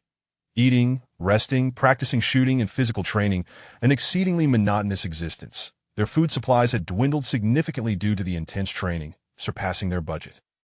Initially intended to last a month, it now appeared they would exhaust their provisions in a week. September 24th, 2025, thick fog persisted. The individuals 200 meters underground remained oblivious to the fact that the surface had been shrouded in fog for 8 consecutive days, inciting global panic 3 days prior. Rumors swirled regarding this phenomenon as an omen of the apocalypse, prompting some to hoard food supplies. Meanwhile, the government struggled to control the narrative, labeling it a normal natural occurrence. Yet such absurdity was only believed by a fraction. While perhaps a localized fog could be deemed normal, an extensive global fog lasting several days was anything but. September 25th, 2025, the pervasive fog remained, but today it bore a particularly acrid scent. Many who ventured outside began to cough and soon developed high fevers. September 26th, 2025, the world had irrevocably changed. Familiar yet alien zombies emerged globally, hunting and feasting indiscriminately. Within an hour, a significant portion of humanity had been infected, plunging cities and villages into chaos. At that moment, while Wang Ji was exercising, he suddenly heard an announcement. Attention all personnel, please proceed to the first floor conference hall within 30 minutes. Repeat, attention all personnel, please proceed to the first floor conference hall within 30 minutes. The Dawn Tower had called an all-hands meeting. What is going on? Wang Ji leaped off the treadmill and asked the others. It seems something has happened. Let us go check it out, Oldie suggested, and the four of them hurried toward the conference hall on the first floor. Chapter 10. The Tower Master. Light upon their arrival at the conference hall, the crowd discovered that the seats were already more than half occupied. A few individuals casually settled into 4 vacant spots. Half an hour later, nearly everyone had gathered in this grand hall. Wang Ji cast a sweeping glance, and along with the members of the guard, the assembly comprised approximately several thousand individuals. Fully armed guards were stationed in every corner of the venue, each holding a rifle, standing motionless in place. Before them loomed a massive platform, atop which stood over 10 individuals, one of whom Wang Ji recognized, Jieshi, the captain of the guard. Is this a preparation for war? The plump man leaned over to inquire. What did you say? Speak up.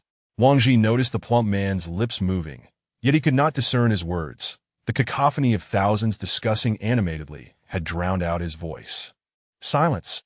Just as the plump man was about to speak louder, Jieshi's voice resonated through the hall speakers. At that moment, Jieshi stepped forward with a microphone in hand. Upon seeing the person in charge make an appearance, the entire hall fell into a hush. I am Jieshi, the chief of the guard. Now, I shall introduce the heads of various departments of the Dawn Tower. This is Sophie, the head of the medical room. This is Adam, the commander of the tactical unit. This is Zhao Yin, the head of logistics. This is Yang Lifeng, the head of the research department. This is Li Wan, the head of the resource division. This is Wang Yaoxing, the director of the industrial zone. This is Chao Mei, the director of the ecological zone. This is Ella Lins, the head of the biological research room. This is Fan Shi, the minister of finance. If you encounter any relevant issues in the future, feel free to reach out to them. Now, you must be curious as to why you have been confined here. Why are you not allowed to leave? I understand that some of you are here because you believe the apocalypse is imminent, while others might have come out of mere curiosity. However, at this point, your motivations are of little significance. The following video will provide you with the answers. As she concluded her remarks, the large screen behind her suddenly illuminated. The footage revealed a scene of utter chaos on the streets. Vehicles lay strewn haphazardly across the road, making passage impossible, while smoke billowed all around. The city appeared to have succumbed to some catastrophic disaster, and on the streets, some individuals seemed to have lost their minds, lunging at others and tearing them apart with ferocity. Subsequently, the enormous screen divided into multiple smaller frames, each one replaying the initial scene. In a moment, they witnessed countless urban landscapes, images that had never before graced their screens. These were authentic surveillance recordings. As the footage continued, one of the frames captured an indistinct object flying through the sky, the image zooming in. It was a missile. The moment they recognized the missile, the footage abruptly cut out. Surely this is a fabrication? Indeed, this video is clearly a product of post-production. It looks quite genuine to me. How naive can you be? If it were real, we'd all be doomed. Even at this juncture, some individuals remain skeptical of the unfolding events. Survivors, I am your tower master, like. The image on the screen suddenly blurred, then revealed a figure adorned with a platinum mask, draped in a crimson robe, possessing golden hair akin to Jeshi's. At that moment, the tower master sat at a table, hands gracefully crossed, eyes behind the mask fixed intently on everyone in the hall. Firstly, I can assure you that the content of the previous video is genuine and has indeed transpired. I must congratulate you. You are the fortunate ones. Since you have chosen to trust us, the Dawn Tower has fulfilled its promise. When darkness descends, the Dawn Tower shall offer you a glimmer of light, a beacon of hope for all present. I urge you to cherish this opportunity. The Dawn Tower does not permit the existence of mere bystanders. Each of you must embody significance. You may fight for the Dawn Tower, or you may toil for it. Lastly, let us together embrace a new dawn amidst this endless darkness. Wishing you all good fortune. With the Tower Master's concluding words, the large screen promptly shut off.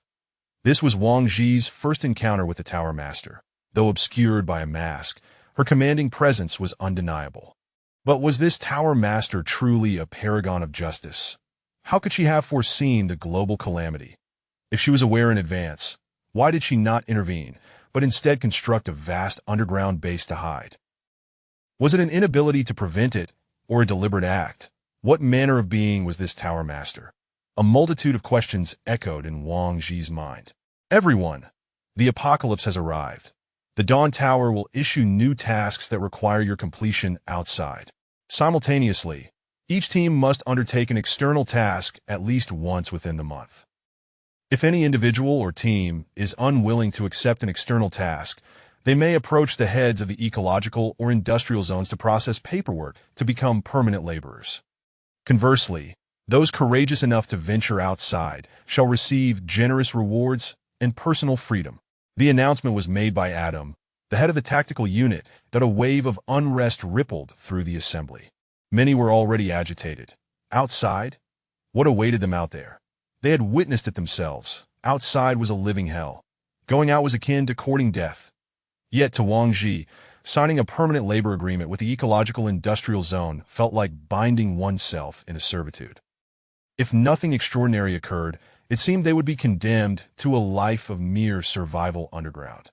However, venturing outside not only promised personal freedom, but also substantial rewards. Yet the inherent risks were immense, with the possibility of death looming at any moment. Selling oneself was out of the question. Rather than languish here as a hidden laborer, it was better to venture into the unknown. I hope everyone will consider this carefully. When leaving, please adhere to the order and avoid crowding. Adam, the head of the tactical unit, concluded, and the individuals on stage began to exit the hall. Let us return as well, Wang Zhi said in a low voice, rising to leave. Throughout the journey back, the four remained silent, each contemplating the events that had transpired in the conference hall. Even Sakura displayed an unusual seriousness, shedding her typical frivolity. Upon returning to their dormitory, Wang Zhi immediately checked the remaining survival points of their team. After 8 days of training, their team had accumulated 800 survival points. I have a thought. Our remaining food should suffice for about 7 days that we need to accept an external task before our food runs out. Wang Ji shared his idea with the others. What? So soon? We could delay until a month later. Why must we go out so soon? The plump man exclaimed anxiously. Because we need survival points to replenish our equipment. Once our food is exhausted, the survival points gained through daily training won't be enough to sustain us. If we calculate based on acquiring 40 survival points daily, we require at least 25 survival points per meal and a minimum of 5 survival points for drinking water during training. If we delay our departure by 1 day, we will lose 50 survival points needed for equipment replenishment. Laohi, Sakura, what are your thoughts? Wang Ji elaborated and turned to the two. I have no objections. Laohi replied succinctly, his mind seemingly elsewhere, perhaps preoccupied with thoughts of family, comrades, or the nation. I'm on board. I've been itching to get some fresh air, Sakura responded, having reverted to her previous light-hearted demeanor. Wang Ji couldn't help but admire her remarkable ability to adjust her mindset, for the plump man. After persistently clamoring to sign a permanent labor agreement, he finally quieted down when Wang Ji discreetly disengaged the safety on his firearm. I plan for us to attempt to accept a task in 4 days, leaving us with 3 days' worth of food. In those 4 days, we should be able to gather around 200 survival points that if we can accumulate a total of 1,000 survival points beforehand, we can also promote our team to level 2, Wang Ji concluded. Noticing no dissent among the group, he continued to the training hall to pass the time. Chapter 11. Outbound Mission at the Training Ground. Hey, Captain Wang, have you truly scrutinized the individuals on the screen? Each one bears a visage smeared with blood, frantically devouring others. Are you certain we should venture outside? The portly man remarked beside Wang Ji.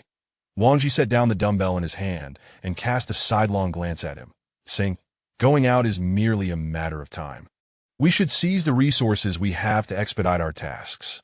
But I'm terrified.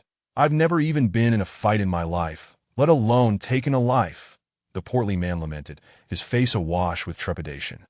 They are no longer human, he continued, his brow furrowed. The portly man plopped down onto the ground, expressing his despair. I know. I've watched my fair share of zombie films, but I never imagined it would become a reality. Wang, we must confront what we must confront. Steady yourself. Consider this life as a gift bestowed upon you. Do you truly wish to languish here like a useless being for an eternity? Or do you honestly believe you can survive in this manner indefinitely? Surviving indefinitely isn't out of the question. Heh. The portly man scratched his head sheepishly. Do you genuinely believe the resources here are inexhaustible? Don't be foolish that we have only 4 days left. Adapt swiftly. Enhancing oneself is the cornerstone of survival. To go seek brother, he and learn some skills, Wang Ji advised. After a while of training, Ing slowly approached Wang Ji and inquired, how has your shooting practice been lately? Quite well. My accuracy on stationary targets is 80, but only 20 on moving ones, Wang Ji replied. You still have a long way to go. Come here, let me teach you how to use a dagger. Having a gun in your hands would merely waste ammunition, Ing said without hesitation, delivering a blunt critique. She then tossed the dagger over and began to physically demonstrate various techniques on Wang Ji, guiding him with hands-on instruction. During these days of training, the portly man had been learning from old He. While Wang Ji naturally trained under Ing, he spent more time with Ing. He discerned her temperament. As long as he adhered to her wishes and flattered her, she would not make things difficult for him. However, should he oppose her, she could be more ruthless than anyone else. Yet, whether in joy or anger, Ing typically wore a smile, embodying the archetype of a smiling tiger. To truly gauge her emotional state required long-term interaction and acute insight. For instance, while instructing Wang Ji, Ing donned a form-fitting outfit that accentuated her figure exquisitely, prompting him to steal a few glances, which she promptly noticed. If little brother wishes to look, then you should gaze boldly. Peeking is hardly satisfying, she teased. Should he fall for such provocations, he would inevitably meet the same fate as the portly man. After a while, Wang Ji observed Ing, who was earnestly teaching him dagger techniques. Thank you, Sister Ing. Thank me for what? Ing queried, her brow furrowing in confusion. Oh, nothing, just... I'm very glad to have met you all.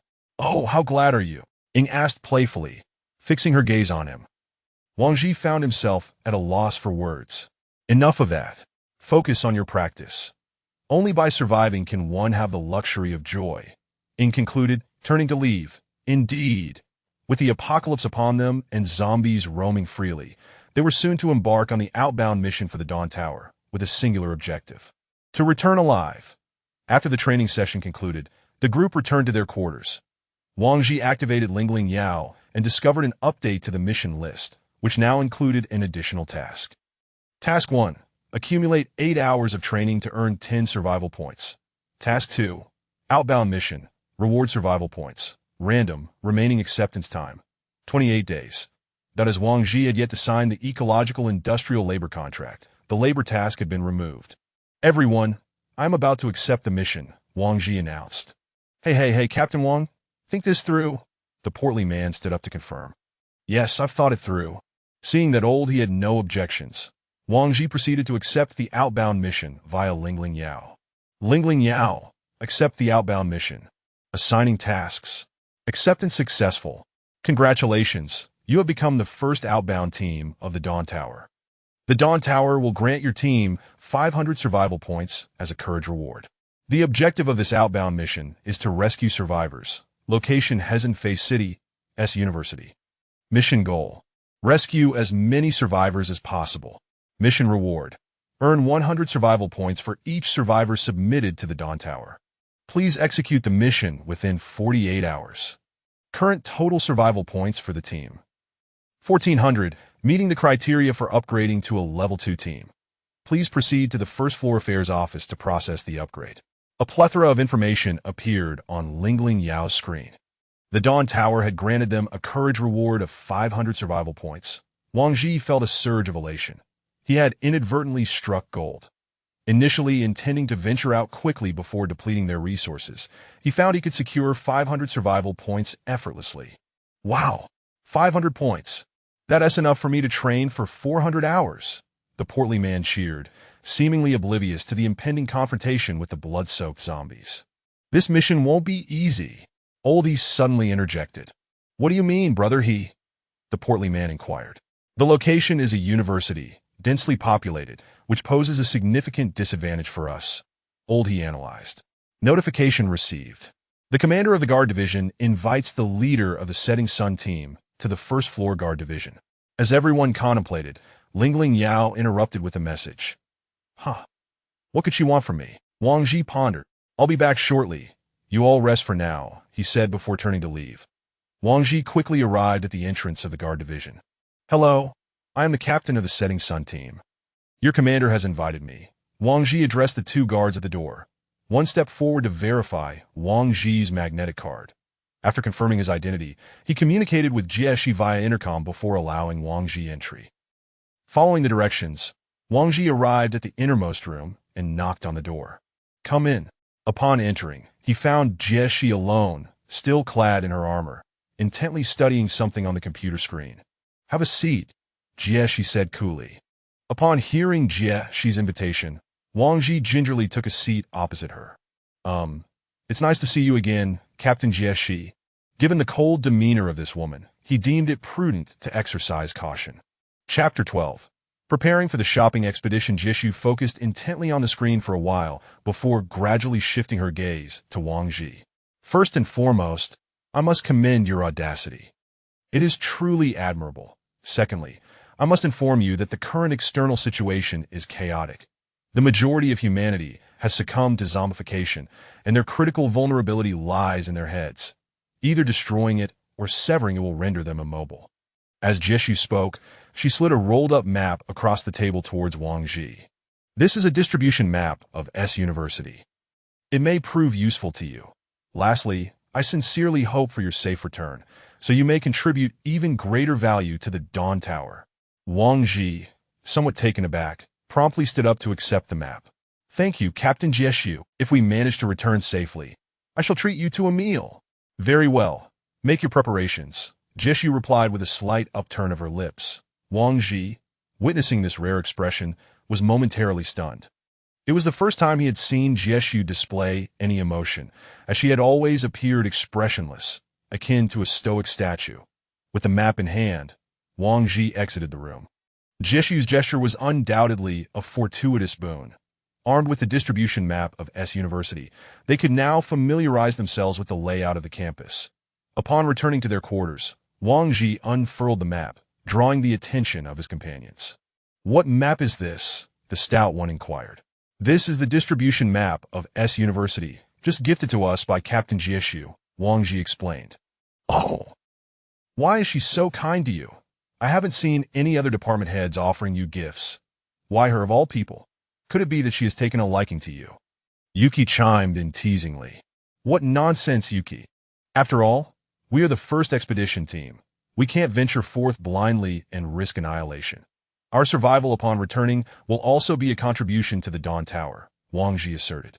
"The pressing issue now is how we shall go and return," Oldie remarked, furrowing his brow as he examined the map of S University.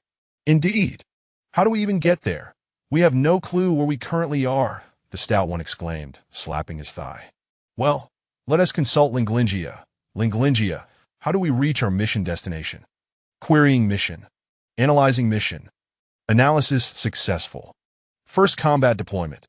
A helicopter can take you directly there. For evacuation, feel free to improvise. The nearest stronghold is located northeast of the destination. As Linglingia concluded, the screen displayed a map of S City with a flashing point. The group hurriedly noted the information. "A helicopter? I never expected my first ride would be in a post-apocalyptic world," the stout one exclaimed. "Indeed, traveling by helicopter will certainly help us avoid potential dangers along the way. However, it complicates matters when we must return with others," Oldie remarked. "Could we drive when we evacuate?" Wang Ji suggested suddenly. "Drive? That assumes we have a vehicle," Yuki replied. "We'll find one when the time comes. Even without keys, I can bypass the car's internal security system to get it running. It's a skill I developed just before the apocalypse," Wang Ji stated confidently. While driving is certainly advantageous, the screens in the hall indicated that the roads are nearly impassable. "Perhaps we should simply walk back? As for whether those people can endure until they reach the stronghold, that depends on their own fortune," Yuki expressed her thoughts. "That won't do. What would be the point of rescuing them then?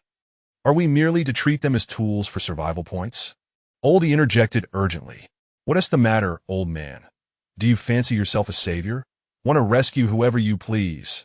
If you're willing to risk your life, we won't stop you," Yuki scoffed. Oldie gritted his teeth, opting to say nothing further. He understood that self-preservation was paramount. Yet as a soldier, to turn a blind eye to those in peril was his greatest shame. "Let's South first attempt to drive. If we encounter a blockade, we can abandon the vehicle and proceed on foot. As for protection, we shall do our best without risking our own lives. Everyone, take some rest for now. We shall prepare our gear for the expedition tomorrow." With that, Wang Ji rose, briefly washed up in the restroom, and lay down to sleep. September 30th, 2025 overcast. The dense fog outside had lifted, revealing streets and buildings teeming with zombies wandering in every corner of the world. The usual clamor of humanity and the honking of vehicles had vanished. As if the world had pressed the pause button, everything was eerily silent. Ding ding. Ding. Wang Ji awoke, turning off the alarm he had set, and switched on the lights in the room. For them, it was a new day once more. Wang Ji resolved to enhance their breakfast fare, as they had grown weary of eating nothing but biscuits and bread, nearly forgetting the taste of warm, hearty meals. Before long, Wang Ji returned to the room, carrying a bag full of steaming meat buns. "Here, 3 for each of you," he distributed the buns. Delicious. How come I never realized these buns were so tasty before?" The stout one devoured his share, speaking with his mouth full. "We have just over a day left. Once we finish eating, let us consider what else we might need to purchase. That we ought to spend all our survival points. Otherwise, if unexpected events arise, we will have suffered a grievous loss," Wang Ji advised. "Captain Wang is right. If we perish with unspent points, that would be a most unsatisfactory end." The stout one nodded in agreement. "By the way, Yuki, do you have the silencer for the gun?" Wang Ji inquired. "I do, it's in my bag." "Are you worried the sound will attract zombies?" "Yes, they likely lack vision and primarily rely on smell and hearing to hunt their prey. Thus, our firearms must be equipped with silencers. Otherwise, the gunfire will attract every zombie in the vicinity," Wang Ji analyzed. "I didn't bring one," Oldie admitted. Then we shall purchase one shortly. After their meal, the four of them headed to the armory. They first procured 2 silencers compatible with Old He's pistol, totaling 20 survival points. Each person received 500 rounds of ammunition, amounting to 100 survival points. They already possessed daggers. They skipped purchasing those. Next, they acquired 4 sets of form-fitting biochemical combat suits, which included gas masks and night vision goggles. These suits were made from high-performance synthetic fibers, exhibiting excellent durability and dimensional stability, totaling 400 survival points.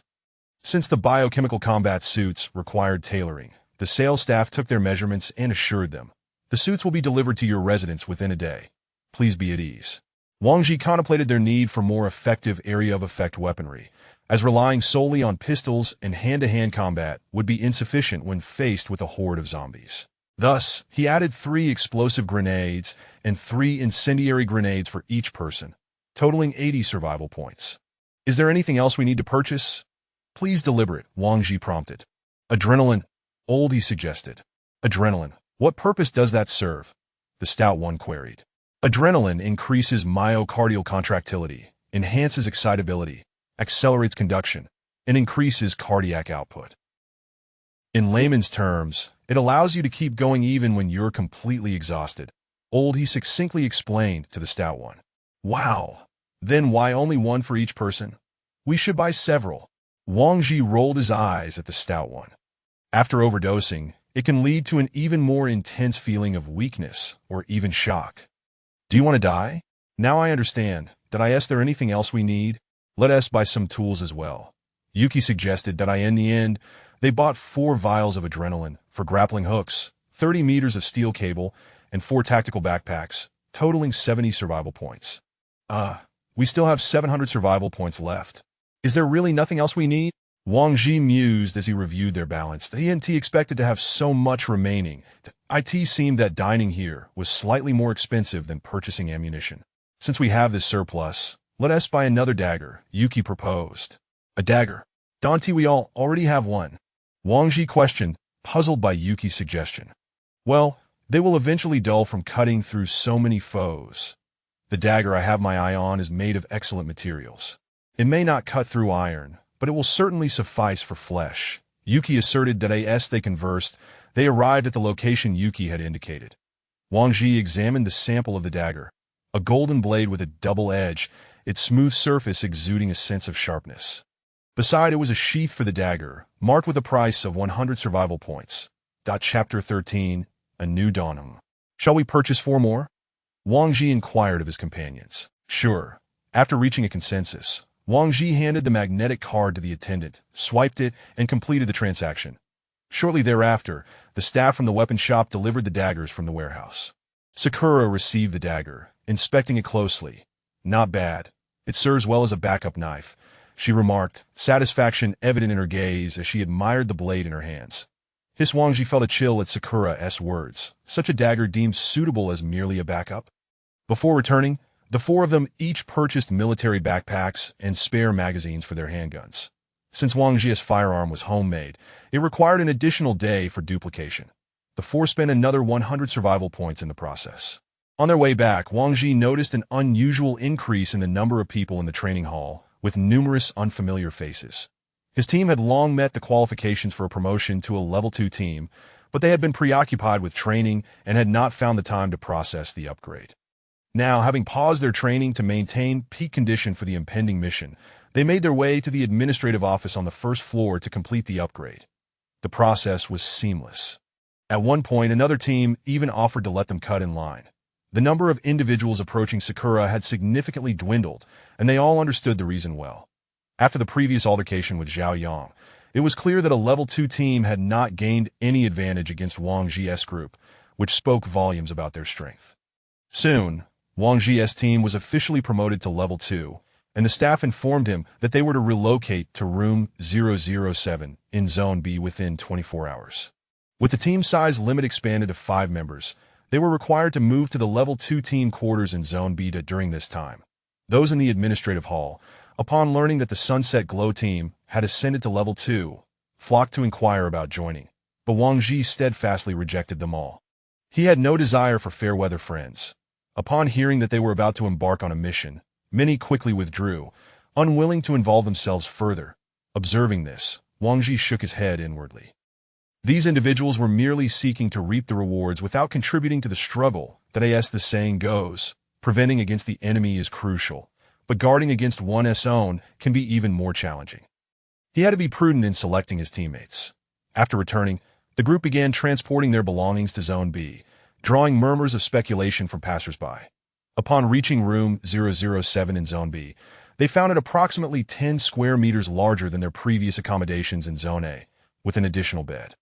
The four chose their respective bunks and placed their items, leaving only the innermost bed unclaimed. At that moment within the Dawn Tower, news of the forthcoming mission had spread, and betting pools had emerged, wagering on whether the Sunset Glow team would return alive. Inside the room, the four of them meticulously cleaned their weapons, lost in silence. Externally composed, Wang Ji was internally gripped by fear. He was about to commence a journey of bloodshed, fully aware that he would soon confront the merciless, unfeeling undead. He struggled to convince himself that he was not facing humans, but rather zombies, in an effort to assuage his guilt. The portly member of the team appeared particularly troubled. Usually jovial, he now wore a grave expression, repeatedly practicing the loading and unloading of ammunition. Lao He leaned against his bunk, eyes closed in contemplation, leaving Wang Ji unable to decipher his thoughts. Meanwhile, Sakura toyed with her golden dagger, seemingly indifferent to the impending mission. "Sakura, aren't you afraid of going out tomorrow?" Wang Ji could not help but ask her. "Afraid? Of what? If I'm not afraid of the living, why fear the dead?" Sakura replied nonchalantly. "Don't you have any concerns?" Wang Ji pressed further. "Concerns none." Sakura hesitated momentarily before responding. Seeing her reluctance to elaborate, Wang Ji wisely chose not to pursue the matter further. 10 hours later, the weapons shop staff delivered the combat uniforms and magazines Wang Ji had ordered the previous day. With 8 hours remaining until departure, the four proceeded to the training hall. Given that they would be flying, they had to address the issue of parachuting. Thus, two of them began instructing Wang Ji on parachuting precautions and operational techniques. The rationale for parachuting was simple. If the helicopter descended to a lower altitude and utilized a soft ladder, the noise of the rotor blades would attract nearby zombies, complicating their landing severely. After several hours of practice, they headed to the cafeteria for their final meal, taking a brief rest until the designated time arrived. They then donned their newly acquired gear and stepped out of their residence. On the way to their destination, onlookers observed the four of them with a mix of admiration for their bravery and skepticism about their survival, each harboring their own thoughts. Many, upon learning that Wang Ji's team was currently a level 2 team with only 4 members, resolved to join them if they returned safely. In this post-apocalyptic world, only the strong prevailed.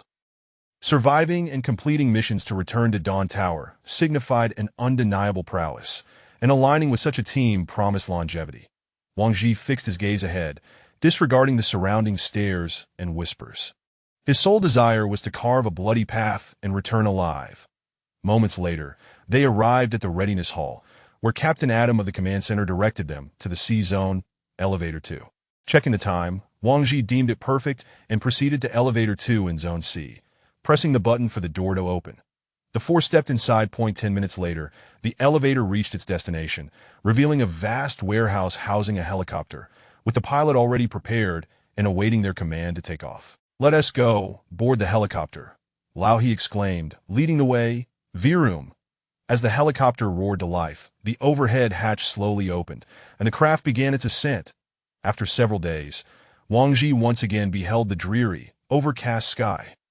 Chapter 14. The discovery of survivors. The helicopter, carrying 4 individuals, had ascended into the skies. As they emerged from the underground base, Wang Ji noticed that they were situated above a dense jungle. The 4 gazed into the distance, where the remnants of smoke still lingered in the city, their hearts heavy with myriad emotions. Just days ago, the vibrant metropolis was bustling with life. Now, it lay shrouded in the fog of destruction, gradually succumbing to chaos. What fate awaited humanity? Where would they go from here? Wang Ji retrieved his binoculars, observing the frantic individuals below. In that moment, his fleeting hope that this reality was merely an illusion shattered. On board, Lao He reiterated the crucial points regarding parachuting. Jumping from a helicopter was no trifling matter. Although it was the first time for Wang Ji and the hefty fellow, their anxiety was somewhat alleviated by the presence of two seasoned veterans. We are nearing our destination. Current altitude is 3,000 meters. That I repeat, altitude 3,000 meters. That I in 1 minute. We will reach the vicinity of our target. Please prepare for parachuting. That I repeat, 1 minute until we reach the vicinity of our target. Please prepare for parachuting. The pilot's voice crackled over the intercom. With that, the four approached the side door of the helicopter. Our target is the largest rooftop in the center. Fear not. Follow my lead. 3, 2, 1, jump. Lao He bellowed that as the command was given. The four joined hands, forming a neat line before leaping from the helicopter. Once Lao He and Ing stabilized their descent, Lao He's voice echoed through the radio. Release hands and maintain a safe distance. Deploy your parachutes. Whoosh! All four opened their parachutes simultaneously. Wang Ji, feeling the rush of nerves, maneuvered his chute, striving to align with Lao He and the others. Get away from me, you fatso! Ying's voice blared over the radio. At that moment, the hefty fellow was drifting too close to Ing. To prevent their parachutes from entangling, she was compelled to alter her descent trajectory. As Ing descended lower, it became apparent that she was about to miss the optimal landing point on the rooftop, causing unease among the three. Just then, it seemed Ing had anticipated this predicament. She hurled the grappling hook attached to her waist. Clang! The hook latched securely onto the rooftop railing. Gripping the rope, she drew out a dagger and severed the lines of her parachute, subsequently flipping onto the roof. Once the three landed, they hastily unbuckled their parachutes and rushed to the railing, sighing in relief as they witnessed Ing making it up safely. Fatso, do you wish for death? Ing gritted her teeth. That I'm truly sorry, Sister Ing, but I'm still not very skilled at this. My apologies. The hefty fellow repeatedly expressed his regret, fully aware of his earlier blunder. Wang Ji, reflecting on the scene, felt fortunate that Ing had reacted swiftly. Had he been in her position, he would have either plunged into the depths with the hefty fellow or missed the rooftop entirely. In a certain area of the campus, Senior, I just saw a helicopter fly by. A helicopter? Are there not enough aircraft in the sky these days? Zhang Xiaowei, do you genuinely believe they'll come down to rescue us? A classmate interjected. No, not just a helicopter. 4 individuals jumped from it. Zhang Xiaowei exclaimed excitedly. What? Is that true? Where are they? Let us hurry outside and let them spot us. The voices of those inside began to rise in fervor. Shoo, keep it down. At that moment, the senior Zhang Xiaowei mentioned gesture for silence. The group recognized their overzealousness, acutely aware of the numerous zombies lurking outside, and began to pray that their commotion would not attract the undead. However, contrary to their hopes, 2 zombies, drawn by the recent clamor, had already approached the wooden door, clawing at it and producing a dissonant screech. If this continues, more zombies will be lured here. We read doomed. One student could no longer contain his tears. Stop crying. We still have the senior. If you keep it up, the zombies will feast on you first, a nearby male classmate remarked. Open the door. The senior tightened her grip on the iron knife and spoke calmly. After her command, not a single person dared to approach the door, which left her feeling somewhat disheartened.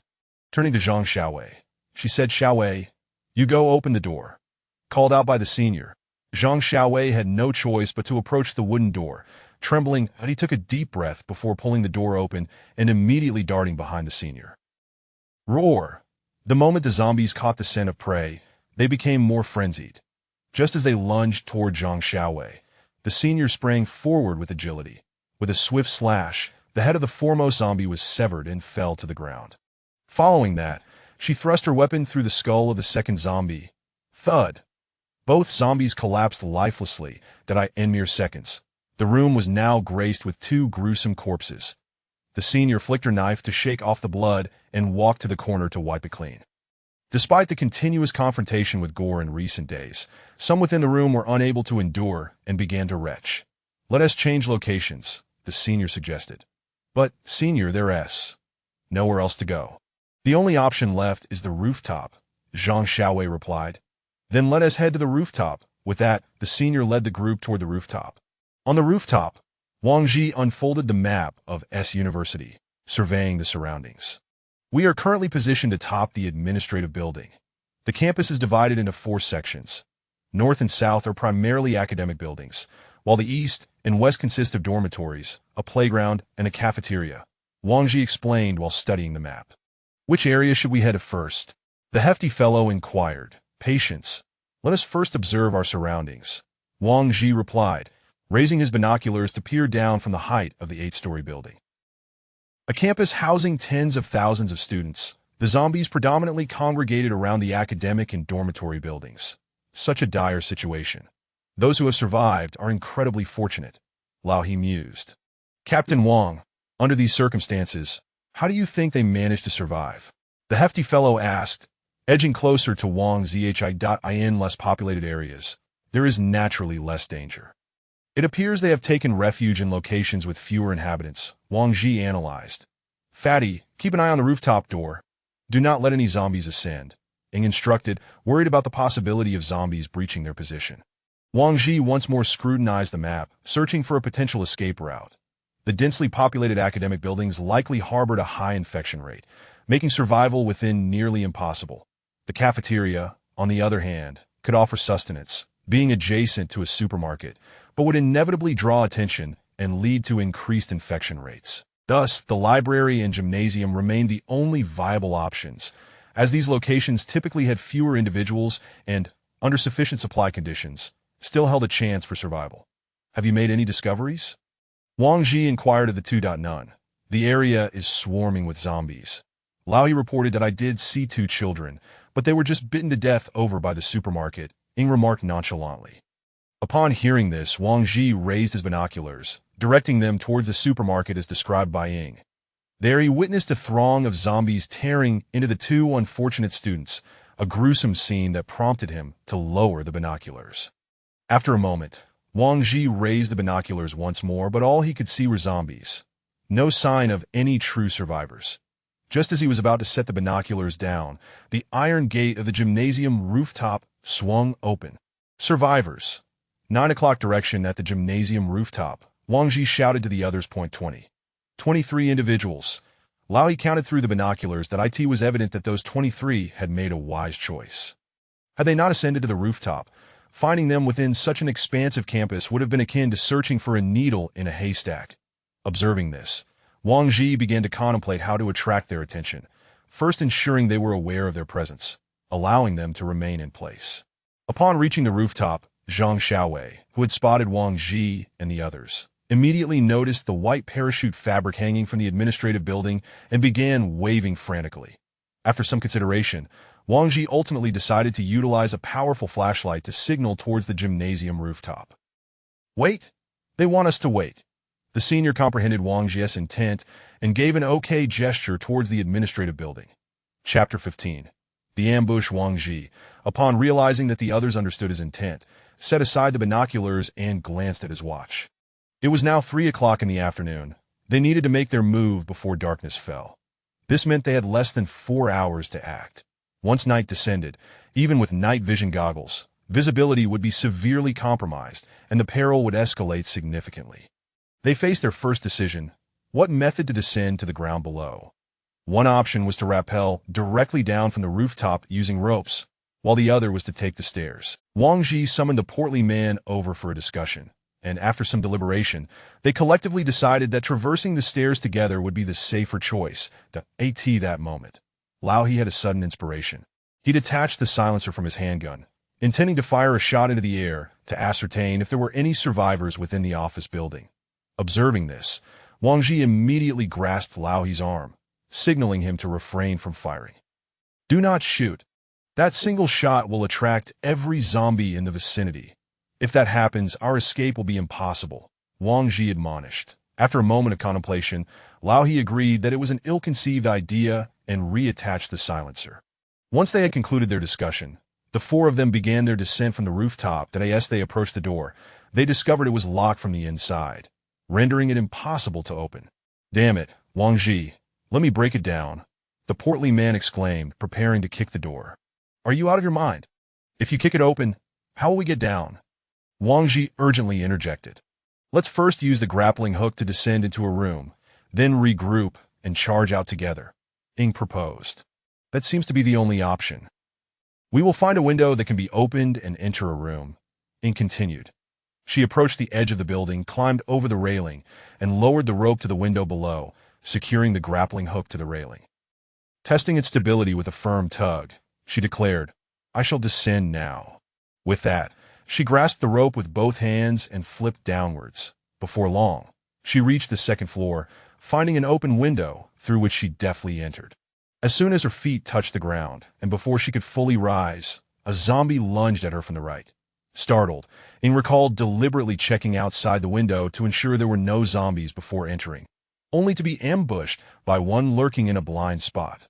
As the zombie drew nearer, she instinctively raised her arm to shield herself from its grasp. However, the creature seized her arm with a vice-like grip and bit down fiercely. Fortunately, Ing reacted quickly, drawing a dagger from her leg and plunging it directly into the zombie's skull. With a swift thrust, the blade met little resistance, and the lifeless body crumpled to the floor without a single drop of blood splattering. Seeing Ing safely inside, the three others on the rooftop followed suit and slid down. Upon entering, Wang Ji was taken aback by the scene within. Despite having mentally prepared himself for this moment days prior, the sight of the corpses still elicited feelings of nausea and fear. The last to descend was Lao He, who upon entering pressed a mechanism at the end of the rope, transforming the grappling hook from a curved shape into a straight one, and gently retracted it back. Goodness gracious! Did we just arrive and already encounter a corpse? The portly man exclaimed, witnessing a dead body for the first time. Ing, are you hurt? Wang Ji inquired with concern as he approached her. I didn't see that thing hiding in the corner, but thankfully my clothes are sturdy. It didn't manage to scratch me, Ing replied. Phew, thank goodness. Portly man, no matter what happens, keep your voice down. It's far too dangerous to draw attention, Wang Ji said, frowning. He was not overly worried about Ing or Lao He, but the portly man had a tendency to panic and might inadvertently attract unwanted attention. With that, Wang Ji moved to open the door to the room, quickly stepping back to avoid any sudden zombie attacks from outside. Finding the coast clear, he cautiously peered out into the corridor. They were approximately 50 meters from the safety exit, with 6 zombies obstructing their path, while the rooms on either side remained a mystery. After assessing the situation, Wang Ji withdrew his head and reported back, I'll take care of them. My marksmanship is reliable, Lao He declared, stepping aside, and with a series of muffled gunshots, the 6 zombies outside fell to the ground. One of the shots struck a zombie from behind, hitting its cervical vertebrae, and as it turned to charge, Lao He dispatched it with another bullet. Lao He then retracted himself, detached the magazine, and replenished his ammunition. The portly man peeked out and whispered excitedly, Brother He, you're a crack shot. Let us move.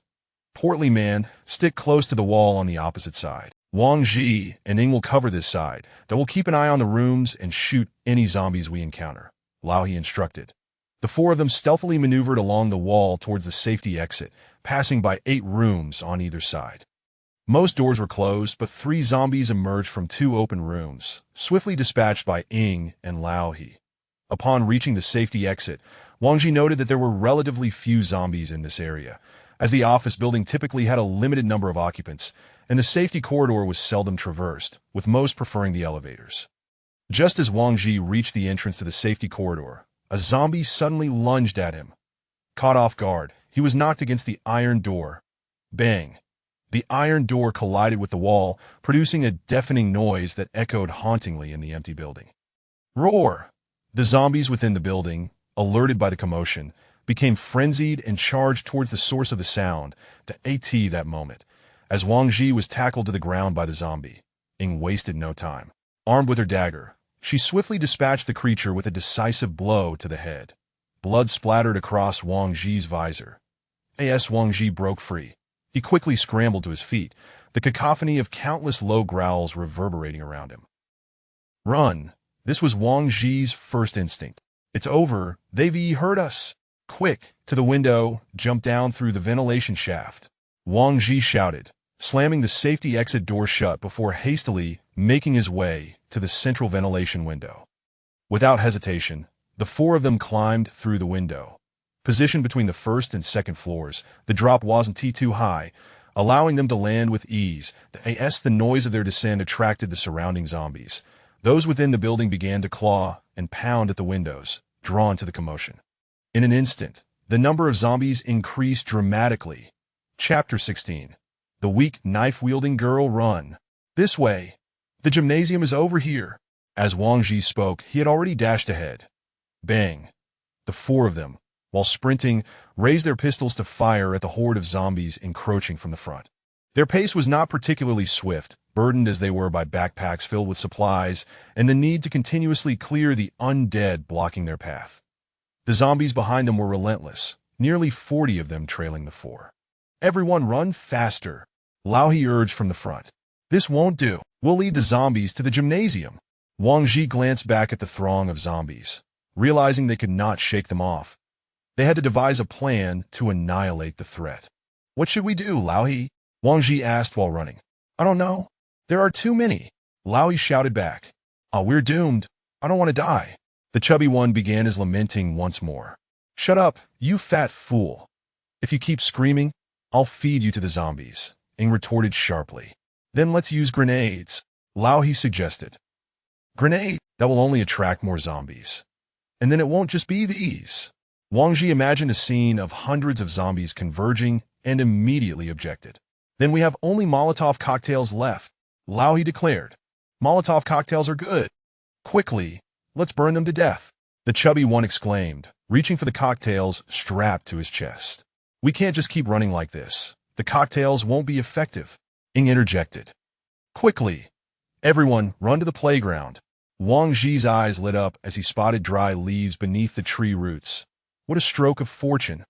The autumn grass had withered, and the playground was overgrown with weeds that if they could lure the zombies onto the grass, toss Molotov cocktails around, it would instantly turn into a sea of flames.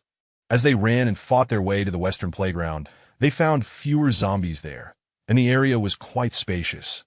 Almost 100 zombies were now hot on their heels. Wang Ji felt the ground trembling beneath them. Quick! Everyone throw one to each side. Once they reached the center of the grass, the four of them hurled the Molotov cocktails they had been clutching. The cocktails ignited the surroundings. Smoke billowed as the playground was instantly engulfed in flames, transforming it into a hellish inferno. Then on the rooftop of the gymnasium, students watched as Wang Ji and his companions leaped from the windows of the office building, only to be pursued by an uncountable horde of zombies. Oh no, this is the end. Yes, I thought they were here to rescue us, only to discover they were leading us to our doom. What do we do now? Look, they're bringing a swarm of zombies towards us. Damn, are these people idiots? They want to die and drag us down with them. But the students murmured amongst themselves. Students with weapons, follow me to assist them. The senior, upon seeing the swarm of zombies trailing behind the four, gazed resolutely into the distance. She intended to descend and help those in need, not for the sake of her classmates on the rooftop, nor for herself, but for those who had come to her aid in this apocalyptic world. Observing her hesitant classmates, who were searching for excuses, the senior felt a pang of disappointment in her heart. She shook her head without uttering a word and turned to descend alone. Senior, you can't go. Isn't that just walking to your death? One student rushed forward to block her. Step aside, the senior replied coldly, her gaze fixed downwards. The student, sensing her intense demeanor, quickly fled to the side. On the playground, the flames gradually subsided. Most of the zombies had been rendered immobile by the fire, while those that remained were dispatched by Wang Ji and the others with their knives. Clad in combat suits from a high-end brand, they were fireproof, waterproof, and resistant to radiation, proving to be remarkably durable. I killed. Then I'm sorry. Please don't blame me. The chubby one murmured, his mind slightly unhinged as he continued to stab at the fallen. Meanwhile, Wang Ji furrowed his brow tightly, the sight of nearly 100 bodies before him causing turmoil within his heart. Let us go, Lao He said after they had dealt with the zombies. Emerging from the playground, the four were covered in ash. Though they had escaped burns, the heat was still intense, compounded by the acrid smoke and the gruesome scenes they had just witnessed, nearly causing Wang Ji to retch. The zombies near the gymnasium had diminished significantly. Their earlier intention to lure the undead away had succeeded. Little did they know, their actions had drawn a barrage of curses from the students on the rooftop. As they reached the entrance of the gymnasium, they spotted a girl weakly leaning against the door, clutching a dulled long knife, surrounded by a disarray of corpses. Wang Ji instantly recognized her as the same girl he had seen through the telescope moments ago. Witnessing her battle prowess, he understood why these individuals had managed to survive until now. The girl, upon noticing the four, realized that the zombies she had seen from the rooftop were no longer behind them, and her taut nerves finally relaxed, causing her to collapse to the ground. The chubby one swallowed hard at the sight of the girl. She is incredibly powerful. How can a girl be so fierce? Hey, are you alright? Seeing the girl fall, Wang Ji rushed over to gently help her up. I'm fine. Just need a moment to rest, she replied weakly, attempting to rise again, but collapsing against Wang Ji from exhaustion. First, have something to eat. Wang Ji retrieved a packet of compressed biscuits and a bottle of water from his bag, opening them and offering them to the girl. As she looked at the food and water he extended, her eyes involuntarily welled with tears. For days, she had been protecting her classmates, but when it came to food distribution, she had received no more than anyone else. Constantly on guard, she now acutely felt the toll on her strength. In truth, she could have easily survived on her own without protecting her classmates, but she found it impossible to abandon them. If she were to seize their food and harm them at will, how would she differ from the very zombies they feared? Since there is a difference between the sexes, could you carry her up for me? Wang Ji turned to Ing. So now you recognize the difference? Just a moment ago, you rushed in to embrace someone without a thought. Ing shot back, casting a disdainful glance at Wang Ji. After a while, the five reached the rooftop, where the hour had progressed past 5 and dusk was beginning to settle. Wang Ji noticed the classmates wielding weapons, and his brow furrowed slightly. Did I end this apocalypse? Their behavior could be understood, yet it still left him feeling quite displeased that if not for the mission at hand and the survival points at stake, he would never have come to rescue these individuals. Senior, you're back. Greetings, brothers. Please take a seat and rest. One student approached, fawning over them. Are you the one sent by the country to rescue us? This is wonderful. We're saved, exclaimed another student, prompting the rest to echo their sentiments. Wang Ji regarded the swarm of eager faces, saying nothing as he raised his gun directly. Chapter 17. Galilee. Upon witnessing Wang Ji raise his weapon, the students were left in utter astonishment, unable to comprehend the unfolding situation. Everyone quiet down and stay over there without moving. Fatty, keep an eye on them, Wang Ji instructed, gesturing towards a corner of the rooftop. Understood, Captain. Ahem, you all better behave.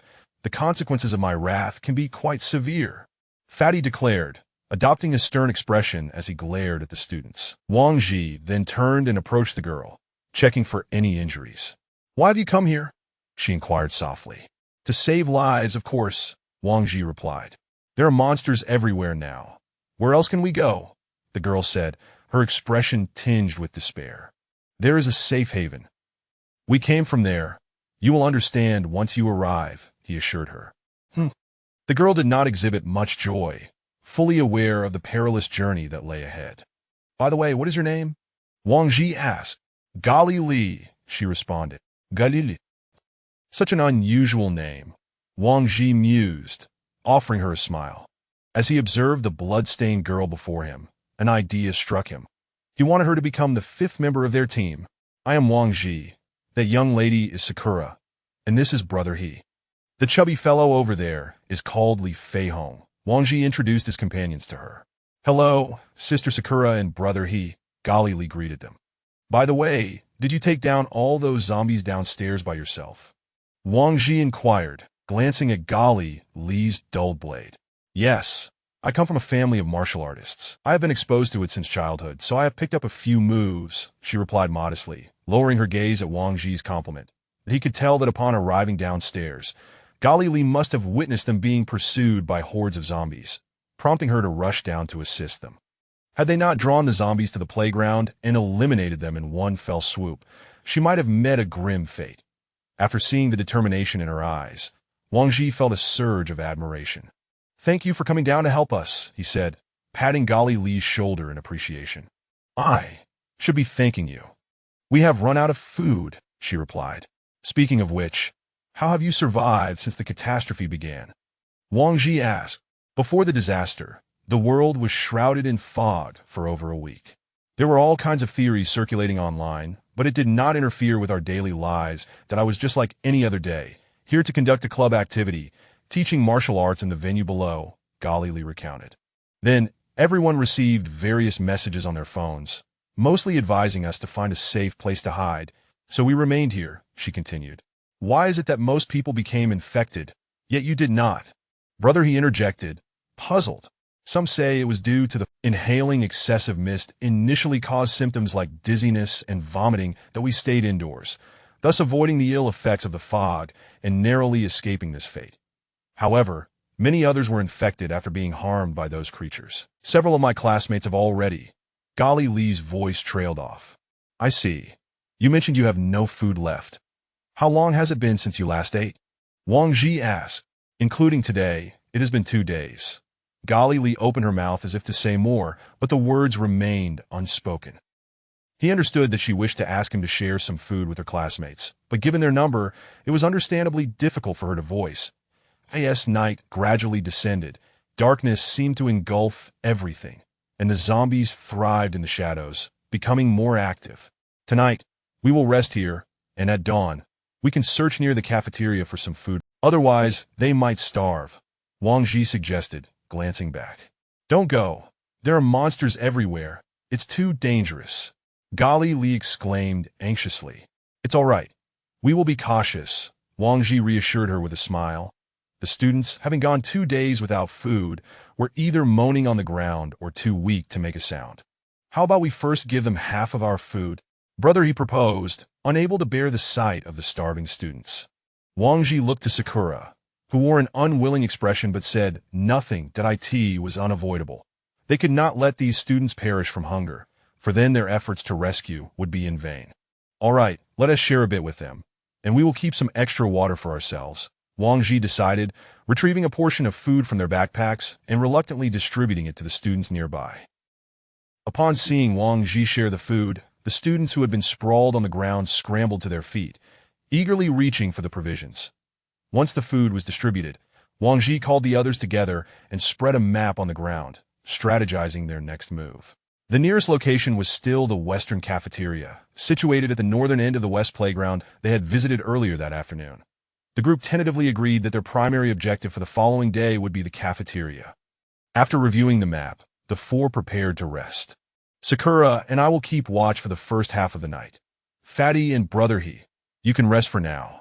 After deliberation, he decided to pair himself and Sakura for the first watch, while Brother He and Fatty would take the latter half. Wang Ji had considered the watch distribution carefully.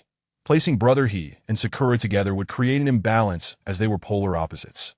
Pairing Fatty with Sakura would likely lead to chaos, so he took it upon himself to maintain order. As night fell, the moonlight was obscured by dark clouds, and the familiar glow of lamps had vanished. Occasional crunching sounds echoed through the air, likely from zombies stepping on shards of glass. Observing the students curled up on the ground, enduring the pangs of hunger, Wang Ji felt a profound sense of melancholy. Had he not joined the Dawn Tower, would he have met a similar fate? Or had he already turned into a zombie, leaning against the rooftop railing? Wang Ji pondered while retrieving a pack of cigarettes from his bag, lighting two and offering one to Sakura. Sakura, do you think we can survive this and return home? He asked after igniting the cigarette. We can only try our best. The world is in ruins. There is not much worth longing for. Every day we survive is a day gained. Sakura exhaled a plume of smoke that in this moment, Sakura was no longer her usual flippant self. She appeared more contemplative and sentimental.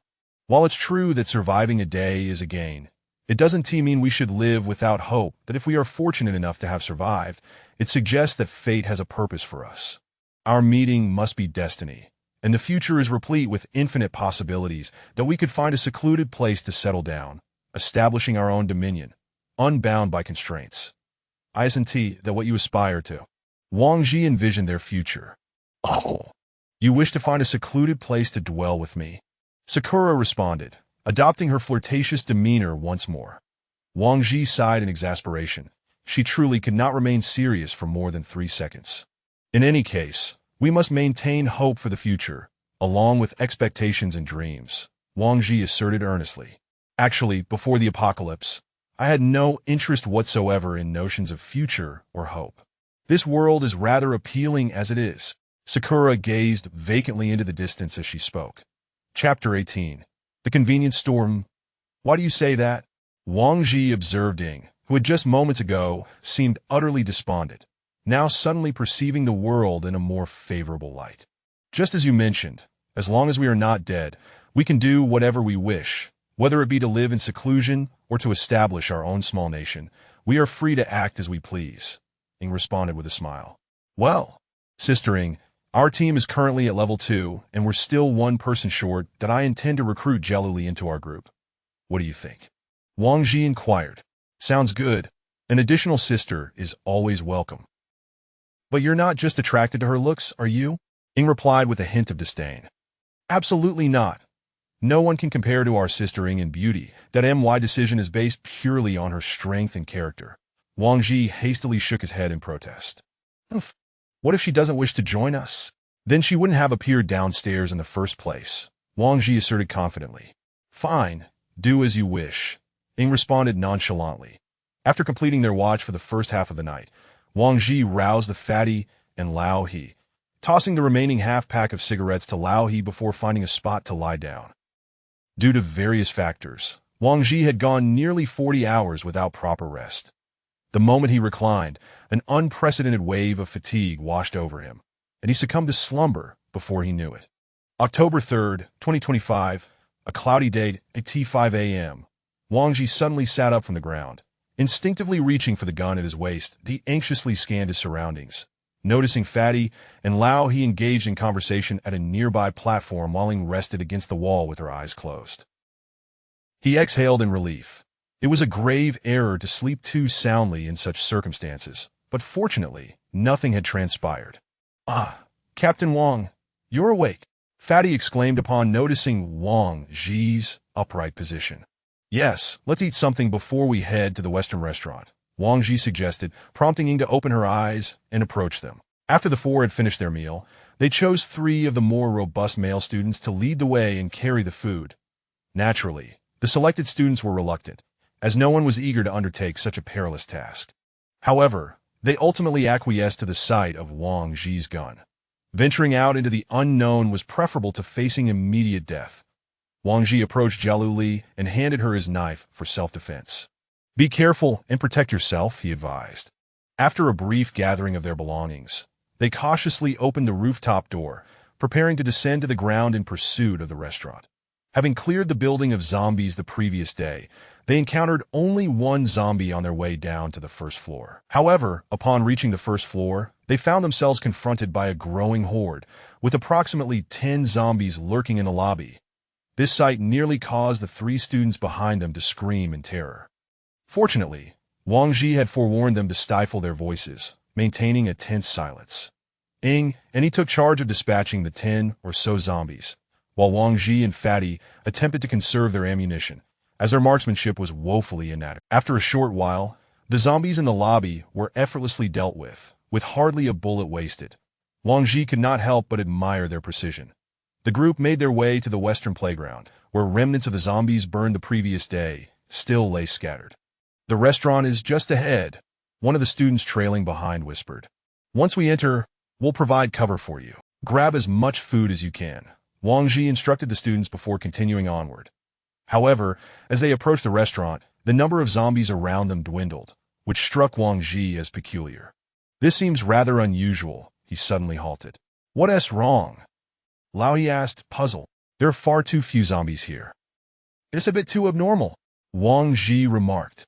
Please don't scare me like that, Captain Wang, Fatty replied, visibly anxious. Find a vantage point and use binoculars to assess the situation inside, Wang Ji directed. Regardless, they needed to ascertain the conditions within before proceeding.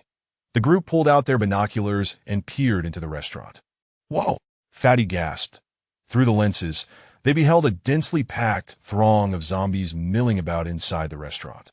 Given this sight, it was evident that not only would they be unable to retrieve food, but even entering the premises would be a daunting task. Is this place a zombie den? So many zombies, Fatty exclaimed. Indeed, everyone must have flocked here in search of food, and unfortunately, They all met their end. Ing remarked. What should we do now? Head back. Fatty inquired. We'll have to devise another plan. Without food, they won't last long, Wang Ji pondered. Brother, did I know of a place that might still have some food? One of the students behind them said. What? You should have mentioned that sooner. Fatty slapped the speaking student on the back. Well, it's a convenience store filled with snacks, and the warehouse is in the basement of a nearby residential building, the student quickly replied. Are many people aware of this? Wang Ji was hesitant to venture into yet another zombie-infested location. Not many. That convenience store usually operates through online orders, delivering directly to our dorms, and very few know about their warehouse. Excellent. Then we shall head there. Did I suggest you refrain from any tricks? Wang Ji said, producing a map for the student to indicate the general direction. Once they had confirmed the location, the group adjusted their course. The convenience store lay to the east of their current position, nestled within a residential area. Armed with the experiences from the previous day, the four proceeded without causing a ruckus, taking down zombies from a distance. Before long, they reached the residential building the student had mentioned. That it was a row of slightly dilapidated high-rises, and the basement was located on the first floor. After surveying the surroundings and confirming it was safe, they cautiously entered the building. The stairwell was somewhat dim, and Wang Ji switched on the light attached to his chest, carefully making his way deeper into the basement. Clink. Wang Ji tossed a bullet around the corner ahead. In areas of limited visibility, it was imperative to use bait for reconnaissance. That as expected. The moment the bullet hit the ground, two zombies immediately emitted low growls, lunging toward the bullet's resting place. Upon witnessing the sudden advance of the zombies, the group swiftly opened fire, eliminating the two threats.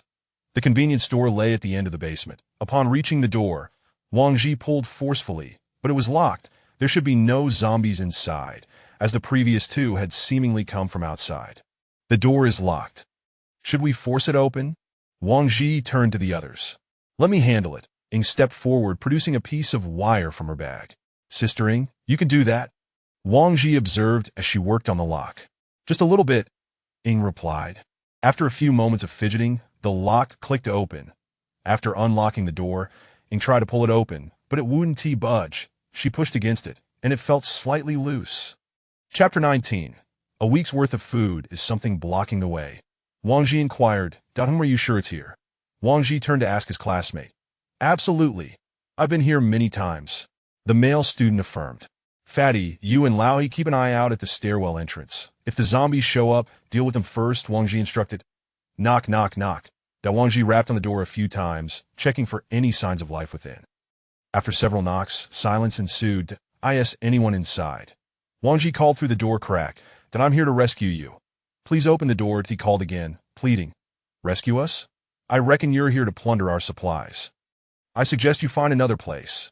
We have claimed this one, and the building is crawling with zombies that if you dare to break down the door, they will be drawn to you'll all be bitten to death. A male voice retorted from within that we truly come in peace. There is a shelter outside, that if you cooperate, I will escort you back, Wang Ji urged once more. I advise you to abandon this notion. Do not return, as there is no need for such grandiloquence in this day and age, came the reply from inside. Seeing no sign of compromise, Wang Ji resolved to force entry.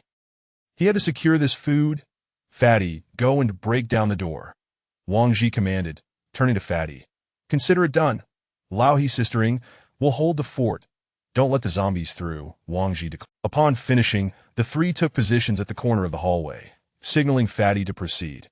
Fatty stepped back, took a short run, and with a resounding crash, the door burst open. In the wake of the loud noise, the entire building began to tremble slightly, and zombies from the upper floors erupted into chaos, rushing downstairs one after another. But they're coming. Wang Ji. Before long, over a dozen zombies had descended, filling the narrow corridor in an instant. Open fire! Lao He shouted, pulling the trigger with reckless abandon. On the other side, as Fatty broke through the door, he was met by three male students, each wielding a kitchen knife, intent on eliminating Fatty and shutting the door again. Yet, just as they lunged, they realized Fatty was brandishing a handgun. No matter how swift the knives were, they were no match for bullets. The three instantly lost their bravado, with one receiving a swift kick from Fatty that sent him sprawling. After dispatching the individuals inside, Fatty turned to assist Wang Ji and the others in fending off the zombies, guiding the three male students to seek refuge in the room. Emerging from the room, Fatty was taken aback by the sight of numerous corpses strewn across the hallway, while more zombies pressed forward from behind. However, the bodies impeded some of the zombies' movements, tripping them and granting Wang Ji and the others a moment to breathe. Eventually, the group managed to slay over 20 zombies in the corridor before silence returned. Finally, it's over. Is anyone hurt? Wang Ji's heart raced, the vivid imagery of splattered zombie blood in the dim basement leaving him trembling with anxiety. Let us head inside, Lao He said, holstering his gun. All right. The four entered the room, observing the three male students writhing on the floor, each clutching their arms in agony, the air thick with the stench of bodily fluids. Wang Ji scanned the room, spotting bread, spicy strips, instant noodles, ham sausages, and an assortment of drinks and bottled water. The quantity was sufficient for over 20 students to last a week. Wang Ji could understand the actions of the three students. In this apocalyptic world, darkness loomed large, breeding selfishness and suspicion. Take everything. Wang Ji ordered the three male students. Captain Wang, how should we deal with these three? Fatty asked. Big brothers, please spare us. You said you came to save us. So why are you now considering our fate? Wang Ji regarded the sobbing and pleading trio. Initially, he contemplated leaving them to fend for themselves, but then remembered the potential rewards for bringing them back alive. You three will come with us. Remain silent along the way, or my gun may inadvertently make a sound, Wang Ji warned, gesturing with his handgun. Thank you, big brothers. We promise to stay quiet. At that moment, the three students had each grabbed a large cardboard box, stuffing the disorganized food and water inside. As the group exited the room, the six male students at the back were startled by the sight of corpses sprawled haphazardly across the corridor, though they managed to stifle their cries. Just as Wang Ji was about to cross the hallway, a half-dead zombie latched onto his leg. Watch out! Be careful of the floor! Wang Ji exclaimed, raising his hand to shoot the half-dead zombie in the head. No sooner had he spoken than a male student behind him let out a blood-curdling scream. Ah, quick everyone, get out! Wang Ji shouted as he bolted for the exit. Who was that? It was me. I just got grabbed by a hand. The speaker was one of the boys from the room. At that moment, a tear in his pant leg revealed the injury. Wang Ji approached, crouching to examine the boy's leg, where the wound was progressively turning black, the blood darkening to a deep crimson. Is anyone else hurt? Wang Ji inquired again. Seeing no one respond, he moved closer to the three students. That person was infected. It's only a matter of time before he mutates, should we? Wang Ji asked. Let us keep him. It's not every day we get a lab rat. We must observe him, Ing suggested. All right, after some deliberation, they began their return journey. Just as they made their way back, the injured student suddenly collapsed. The four rushed over. The boy on the ground was already losing consciousness, his face turning increasingly purple, black-red blood oozing from his mouth. Wang Ji calculated that it had been less than 10 minutes since the bite. Could it truly be fatal in such a short span? Let us give him a merciful end, Wang Ji said, turning to Ying. Ying nodded, drawing her dagger to slice across the boy's throat, and the struggling, convulsing figure fell still. After killing the boy, Ying's expression remained unchanged, as if devoid of any sense of guilt. Let us hurry back, Wang Ji sighed, turning to retrace their steps. This could be seen as the boy's comeuppance. Had he opened the door, the zombies wouldn't he have charged down, and he wouldn't he have been bitten, nor would he have met his demise. Since they had cleared most of the zombies on the way there, the return journey was considerably easier. Before long, they spotted students waving at them from the rooftop of the gymnasium. Once everyone reached the rooftop, the students gazed in awe at the three boxes of food, regarding Wang Ji and his companions as saviors, showering them with looks of adoration and reverence. It was only 10 in the morning, and this venture had taken less than half a day, yielding a week's worth of provisions. A remarkably smooth endeavor for the group. Fatty, go distribute some food to them first, Wang Ji instructed. Wang Ji pulled out his notebook, documenting the events that had transpired, particularly the characteristics of the zombies and the reactions of those infected. They were the first team to emerge, and the intelligence they brought back would undoubtedly be invaluable.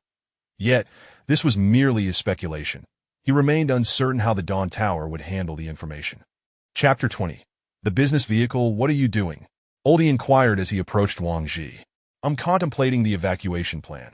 Now that we have acquired food, it is time to bring everyone back, Wang Ji replied, taking a bite of the bread in his hand, his words somewhat muffled.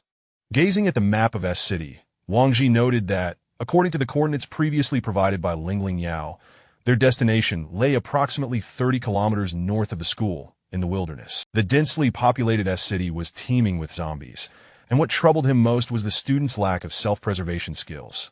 Whether they could return safely was uncertain, let alone escorting over 20 individuals. Not good, brother. De Jong has fainted, exclaimed Zhang Xiaowei, referring to the male student who had ventured out with them.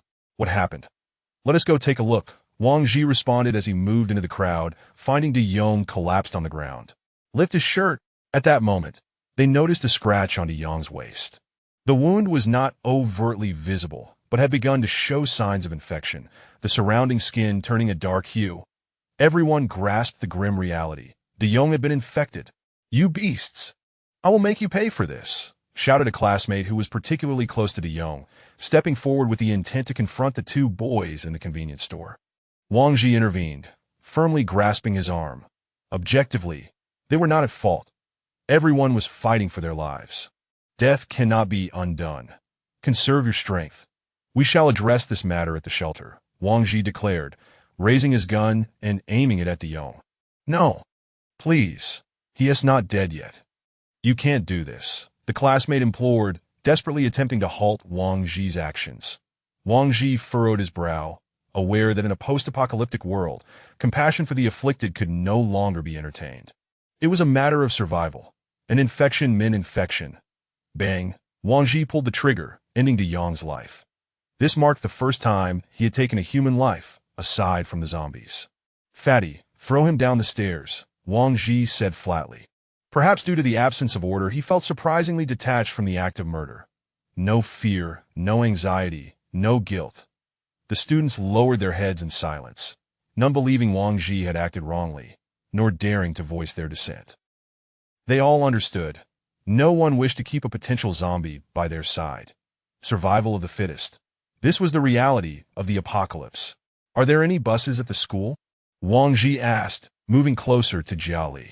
Well, there are no large vehicles on campus, but typically there is a business vehicle near the office building, Jia Li recalled. A business vehicle? Can we fit all of us in there? That vehicle is usually utilized by the school to transport teachers and students for various activities. That IT is quite spacious. We might manage to squeeze in, she replied. Is that vehicle still there? Wang Ji inquired. If there are no activities, it generally remains parked near the office building. There haven't been any events lately, so it should still be there, Jia Li responded after a moment's thought. Upon learning of the business vehicle's presence near the office building, Wang Ji relayed the situation to the others, seizing the opportunity to retrieve the vehicle before nightfall. Then let us depart swiftly, so we can return before dark. The four checked their ammunition. Old He and Sakura had expended nearly half of theirs, while Fatty and Wang Ji had used just over 100 rounds. It seems we need to conserve our ammunition. We have already consumed nearly half within less than a day. What will we do outside? Wang Ji mused, surprised by the rapid depletion of their supplies. The four descended from the rooftop, clearing the path of zombies as they made their way to the office building. Most of these zombies were students, and when encountering a few stragglers, Old He and Sakura opted for knives to conserve ammunition. Upon reaching the office building, they quickly circled around and located the large business vehicle. However, the area surrounding the office was swarming with zombies stirred by their earlier arrival. They cautiously crept behind the vehicle. The doors are locked, Sakura whispered, tugging at the door handle. Is there a key inside? Wang Ji crouched down to ask. Are you out of your mind? Who would leave the keys in the car? Sakura looked at him skeptically. Don't worry. Give me a moment to break the lock, Wang Ji replied, pulling out his laptop from his backpack to begin unlocking the door. After approximately half an hour, a satisfying click signaled that the electronic lock had been successfully hacked. Get in the car quietly, Wang Ji instructed as he gently opened the door and slipped inside. The ignition key operated via wireless frequency, and Wang Ji was currently using a program to simulate the electronic key's frequency. Of course, this required more time and repeated testing. Why now? It was 2 p.m., and the number of zombies around them was steadily increasing. The four remained silent within the vehicle, holding their breath as they watched Wang Ji work diligently in the driver's seat. Wang, do you think this will work? It's been an hour. If it doesn't, we should head back. Fatty voiced his concerns as the number of zombies continued to swell. If you don't want to become zombie bait, keep quiet, Wang Ji warned softly as the program continued to run, methodically testing every possible password combination. By 6 p.m., the light in the sky gradually faded, and the number of zombies surrounding the vehicle had multiplied. Some zombies inside the building began to stumble outside. I think if we don't head back soon, we may have to spend the night in the car, Sakura whispered anxiously. We have no second chance. The laptop is nearly out of battery. We cannot afford to give up, Wang Ji asserted, glancing at the dwindling battery life, that if they failed to unlock this vehicle, the consequences could be dire. Suddenly, a zombie spotted the group inside the vehicle, and the windows were met with a series of loud bangs. This sent their nerves into overdrive, preparing to fire at a moment's notice. Bang, bang. The sound of zombies slamming against the vehicle attracted even more of their kind that in an instant. What began as one zombie outside transformed into a horde. Crash. The window next to the passenger seat shattered under the relentless assault of the zombies. With little time to waste, Oldie disregarded everything else and, seizing the moment before the zombies breached the window, pulled out his gun and began shooting at the zombies outside. Bang, bang. Several shots rang out, taking down all the zombies clustered at the window. Once the fighting commenced, the noise escalated, drawing the attention of nearby zombies who had yet to notice their presence. Wang Ji quickly placed the laptop in the center of the vehicle and retrieved his gun, firing out of the window. There are too many. Wang Ji, is it ready yet? Oldie shouted amidst the chaos. Just a moment. Seeing the growing number of zombies, Oldie pulled out a grenade and hurled it towards the mass of zombies in the distance. Boom! A deafening explosion shattered the stillness of the campus. The office building behind them erupted with low growls as zombies began to leap from the windows, all those within earshot converging toward their location. Are you trying to get us killed with that grenade? Sakura glared at Oldie in exasperation. The damage is done. We might as well throw a few more. Oldie retorted that in an instant. The distant zombies began to approach, and Wang Ji had no time to reload as he drew his knife, stabbing at the zombies' heads through the window. Boom! Boom! Another two explosions rocked the vicinity, scattering zombies in all directions. Ding! The car's dashboard suddenly lit up, and Wang Ji glanced back at the laptop, which displayed a successful match. Without hesitation, he pressed the ignition button. Before the engine could even roar twice, Wang Ji shifted into gear and slammed on the accelerator. Roar! The vehicle surged forward with a thunderous roar. Chapter 21. Evacuating the school with a thunderous roar, the businessmen surged forward, leaving behind a horde of relentless zombies in pursuit. Naturally, two legs could not compete with four wheels, and in a mere moment, the van had left the undead far behind. As Wang Ji navigated the vehicle, he collided with the approaching zombies, the tires occasionally rumbling and bouncing over their bodies. Whoa, Captain Wang, you truly terrified us. If we had delayed even a few more minutes, that horde would have buried us alive, panted the stout man, gasping for breath. The pursuit of fortune often entails peril. With this vehicle, our journey ahead will be significantly easier, Wang Ji replied. Aside from the two front seats, the van accommodated 10 more, allowing the 4 of them to each claim a seat while the remaining 24 had to squeeze into the 8 available seats. Though the seating was insufficient, the space was ample. Whether squatting or lying down, they could manage to fit. Wang Ji swiftly returned to the gymnasium's lower level, the engine's roar attracting a portion of the zombies, but not excessively so. The zombies that had been emerging from the office building were relatively easy to handle. Meanwhile, the students on the rooftop anxiously peered over the edge, their nerves frayed by the recent explosions. After eliminating the zombies trailing behind, Wang Ji rejoined his 3 companions on the rooftop. Seeing that they had successfully acquired the vehicle, the student spirits lifted considerably, as this van represented their ticket to escape. After distributing some food among them, Wang Ji sat down with his companions to eat, but he had noticed the fuel gauge earlier. There remained enough for approximately 30 kilometers, while their evacuation point lay 60 kilometers beyond the outskirts of S City. Thus, they would need to refuel en route. Wang Ji retrieved the map to locate the nearest gas station, marking a spot in the suburbs, aware that the city center, densely populated, would undoubtedly harbor more zombies. After the meal, Wang Ji counted the remaining ammunition. Following the recent skirmish, the four of them had less than 400 rounds left. Provided they avoided large-scale confrontations, this amount would suffice. If they could reach the suburbs the following day, their journey would become considerably easier, given the sparse population and fewer zombies in that area. With this thought, Wang Ji felt a wave of relief and mingled quietly among the students. Dear classmates, tomorrow we must embark on our escape from this place. We cannot avoid dangers along the way, so it is imperative that we unite and heed our commands. That I hope each of you reaches the refuge safely. Rest well, for we shall depart at dawn. Within the Dawn Tower, Master of the Tower, a second team has commenced an external mission, reported Jieshi, standing attentively beside the Tower Master. Which team? The Tower Master inquired, lifting his gaze. Reporting to the Tower Master, it is the former Dynasty team. Oh, the Tier 3 team? Indeed. And what of the first team that ventured out? According to the magnetic card's location data, all targets are in an active state, indicating no casualties. Interesting. You may return, the Tower Master concluded, returning his focus to the documents before him. October 4th, 2025, clear skies that as dawn broke. The stout man and old he, who had kept watch through the night, roused everyone from slumber. In truth, few had truly slept. In such an environment, even the slightest rustle could awaken them instantly. As the group organized their supplies, they gradually began transferring items into the vehicle.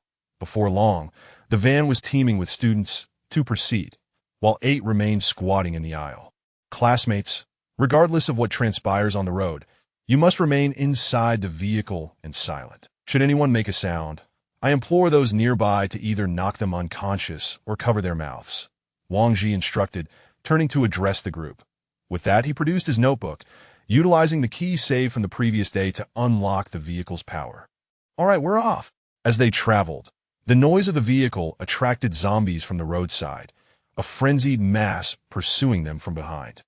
The students crammed into the back shivered in terror, clinging tightly to one another.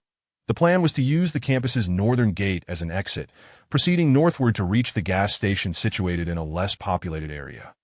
However, due to the severe overloading of the vehicle, Wang Ji was cautious not to jerk the steering wheel too violently, fearing a rollover, that he relied on his 3 companions to shoot at the approaching zombies from the windows, clearing the path ahead to prevent any collisions that might damage the vehicle. Look, there are survivors on the rooftop, the stout man suddenly exclaimed, spotting a group of individuals above. Wang Ji paused in surprise. He had not anticipated any survivors, but regrettably, their current state left them with no capacity to halt and rescue anyone. Resolving to maintain focus, he continued steering the vehicle, avoiding any zombies in their path. Noticing Wang Ji's lack of intention to stop, the stout man fell silent. Upon reaching the northern gate, the van's hood bore the scars of collision, having expended nearly 100 rounds of ammunition. With a resounding crash, the business van plowed through the gate's barrier. Once outside the school, the number of zombies on the roads was markedly greater, with bloodstains and bodies littering the ground. Vehicles lay haphazardly across the street, casting an eerie silence over the entire thoroughfare. Wang Ji's gaze fell upon a convenience store nearby, its contents seemingly untouched, and he felt a pang of temptation. If they could transport the store's provisions back, it would yield a substantial gain. However, shaking his head, he reminded himself that they needed to evacuate swiftly, lest they risk their lives.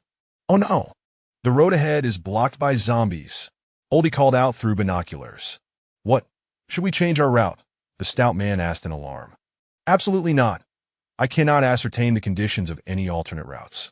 Old he take this, Wang Ji replied, handing Old he a grenade from his belt. Without further ado, Wang Ji pressed down hard on the accelerator, weaving through the throng of zombies. As they approached the horde, Oldie pulled the pin and hurled the grenade into their midst. The grenade detonated amidst the mass of zombies with a deafening bang. Wang Ji, disregarding all else, floored the accelerator and charged toward the newly created gap. Countless zombies collided with the front of the vehicle, shattering the windshield into a spiderweb of cracks, splattering thick blood across the glass. Fortunately, the weight of the van forced a path through the horde. Yet, visibility ahead was severely compromised as the glass had been rendered utterly useless. Chapter 22. The gas station, damn it! Wang Ji exclaimed, slamming his hand against the steering wheel as he gazed through the foggy glass. After a grenade exploded, the surrounding zombies multiplied relentlessly that if they did not accelerate and escape soon, their vehicle would be besieged by the horde, leaving them with no way out. Smash the glass! Oldie shouted, forcefully striking the windshield with the butt of his gun. Wang Ji swiftly drew his weapon, creating a hole in the glass before immediately speeding away. As Wang Ji drove forward, Oldie assisted him by clearing the shattered windshield. Without the glass, the car's speed of 50 km/h allowed the wind to howl into the cabin. After surging past the recent swarm of zombies and driving for a while, they were fortunate to have veered away from the bustling city, encountering no further clusters of the undead on their path. Wang Ji cast a glance at the fuel gauge, only to find it perilously close to empty. He had grossly underestimated the vehicle's fuel consumption, that he had originally intended to reach the gas station seamlessly. But with the windshield gone, the wind resistance combined with the weight of their 28 occupants had drastically increased fuel usage. Just under a minute later, the vehicle began to slow down. Why has it stopped? The chubby man in the back seat asked, bewildered. We're out of fuel. What? You said we could make it to the gas station. That was before the windshield broke. Then shall we walk to get fuel? We should be less than a kilometer from that gas station, Wang Ji predicted. A kilometer. Neither too far nor too close, Oldie pondered. We have no other means to obtain fuel, Ing said, opening the car door. Chubby, you stay behind to protect them. The three of us will fetch the fuel, Wang Ji instructed, turning to face him. Wait, am I really the only one left here? The chubby man looked around nervously at the zombies that occasionally emerged. Aren't there still over 20 people in the back? What are you afraid of? Wang Ji shot a glance at the girl, Jialalai, inside the car. 20. Did I? Before the chubby man could finish, Wang Ji exited the vehicle and pulled him down. Don't forget why we came out here.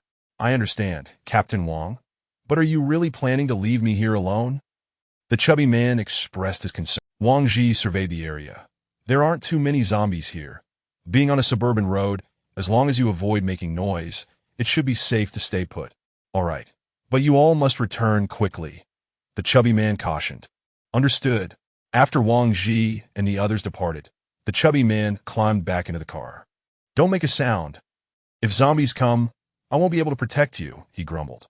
The three of them made their way toward the gas station, carefully maintaining a safe distance from the vehicles on the road, which were almost all filled with zombies, to avoid ambushes.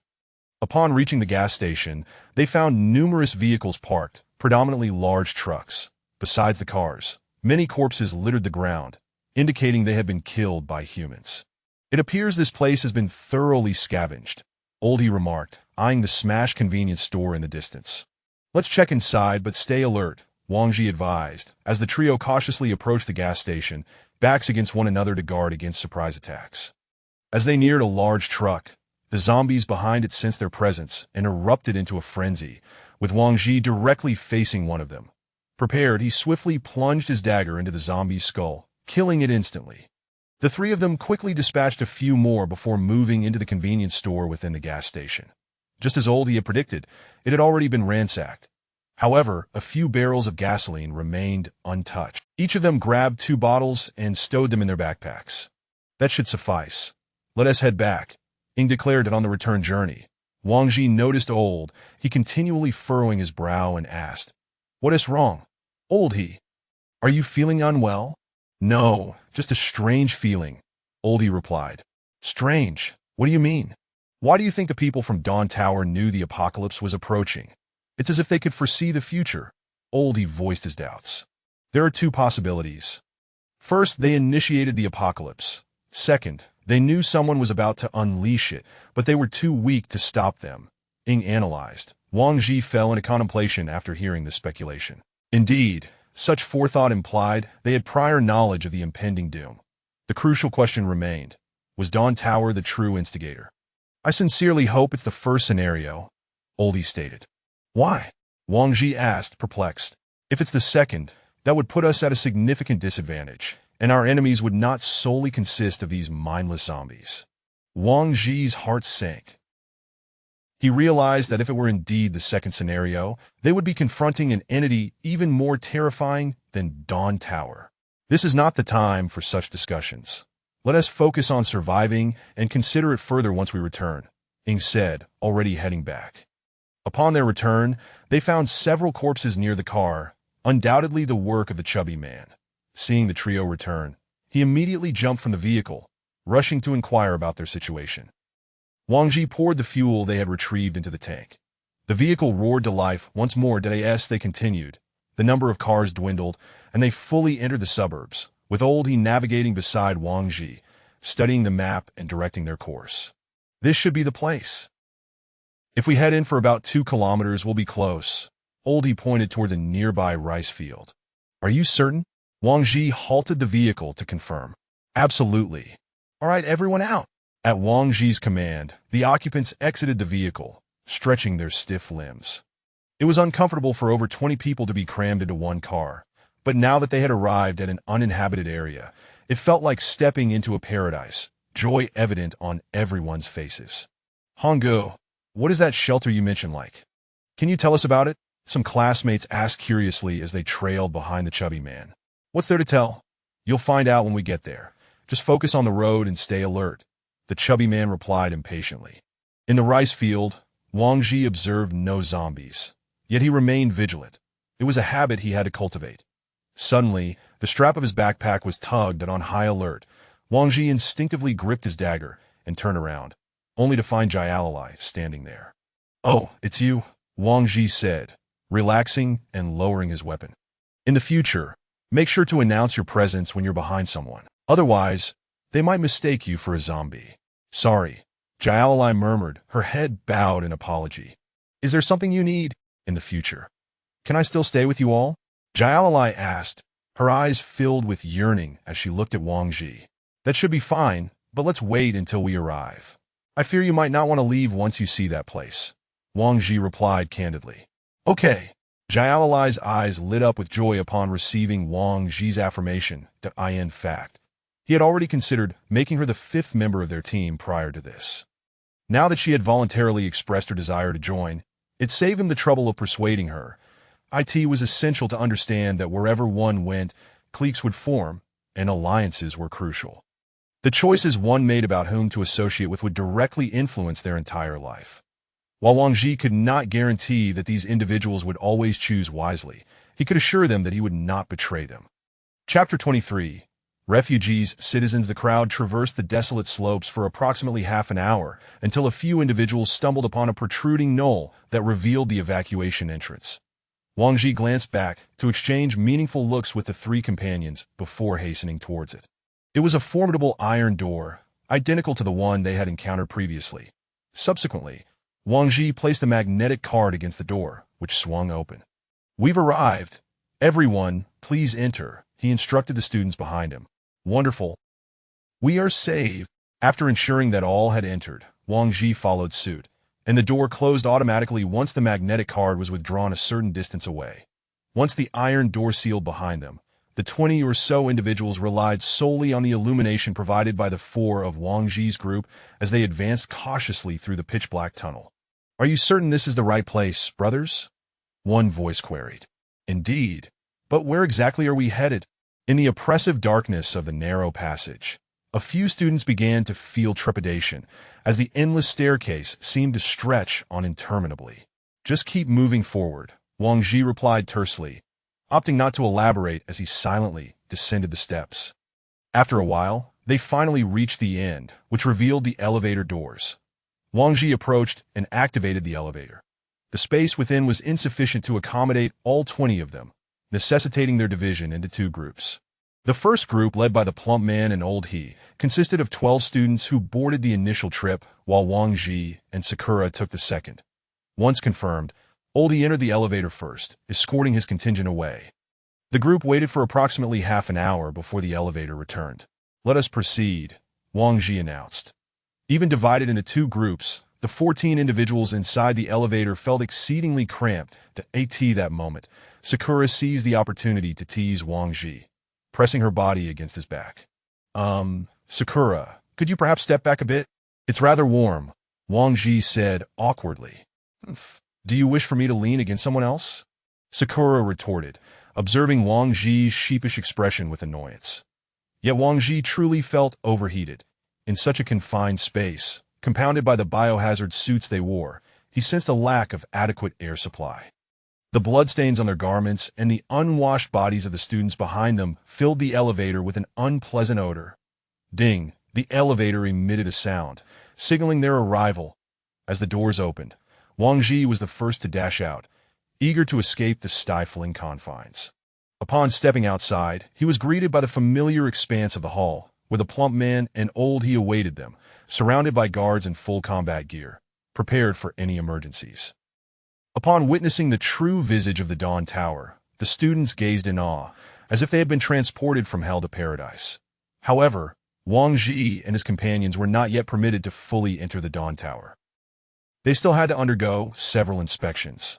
"Please, follow me to the medical room for thorough disinfection and health checks." A woman clad in a white coat and mask approached, gesturing for them to accompany her. "We are delighted to see you back. It must have been quite the adventure out there," she remarked. "It was far from amusing.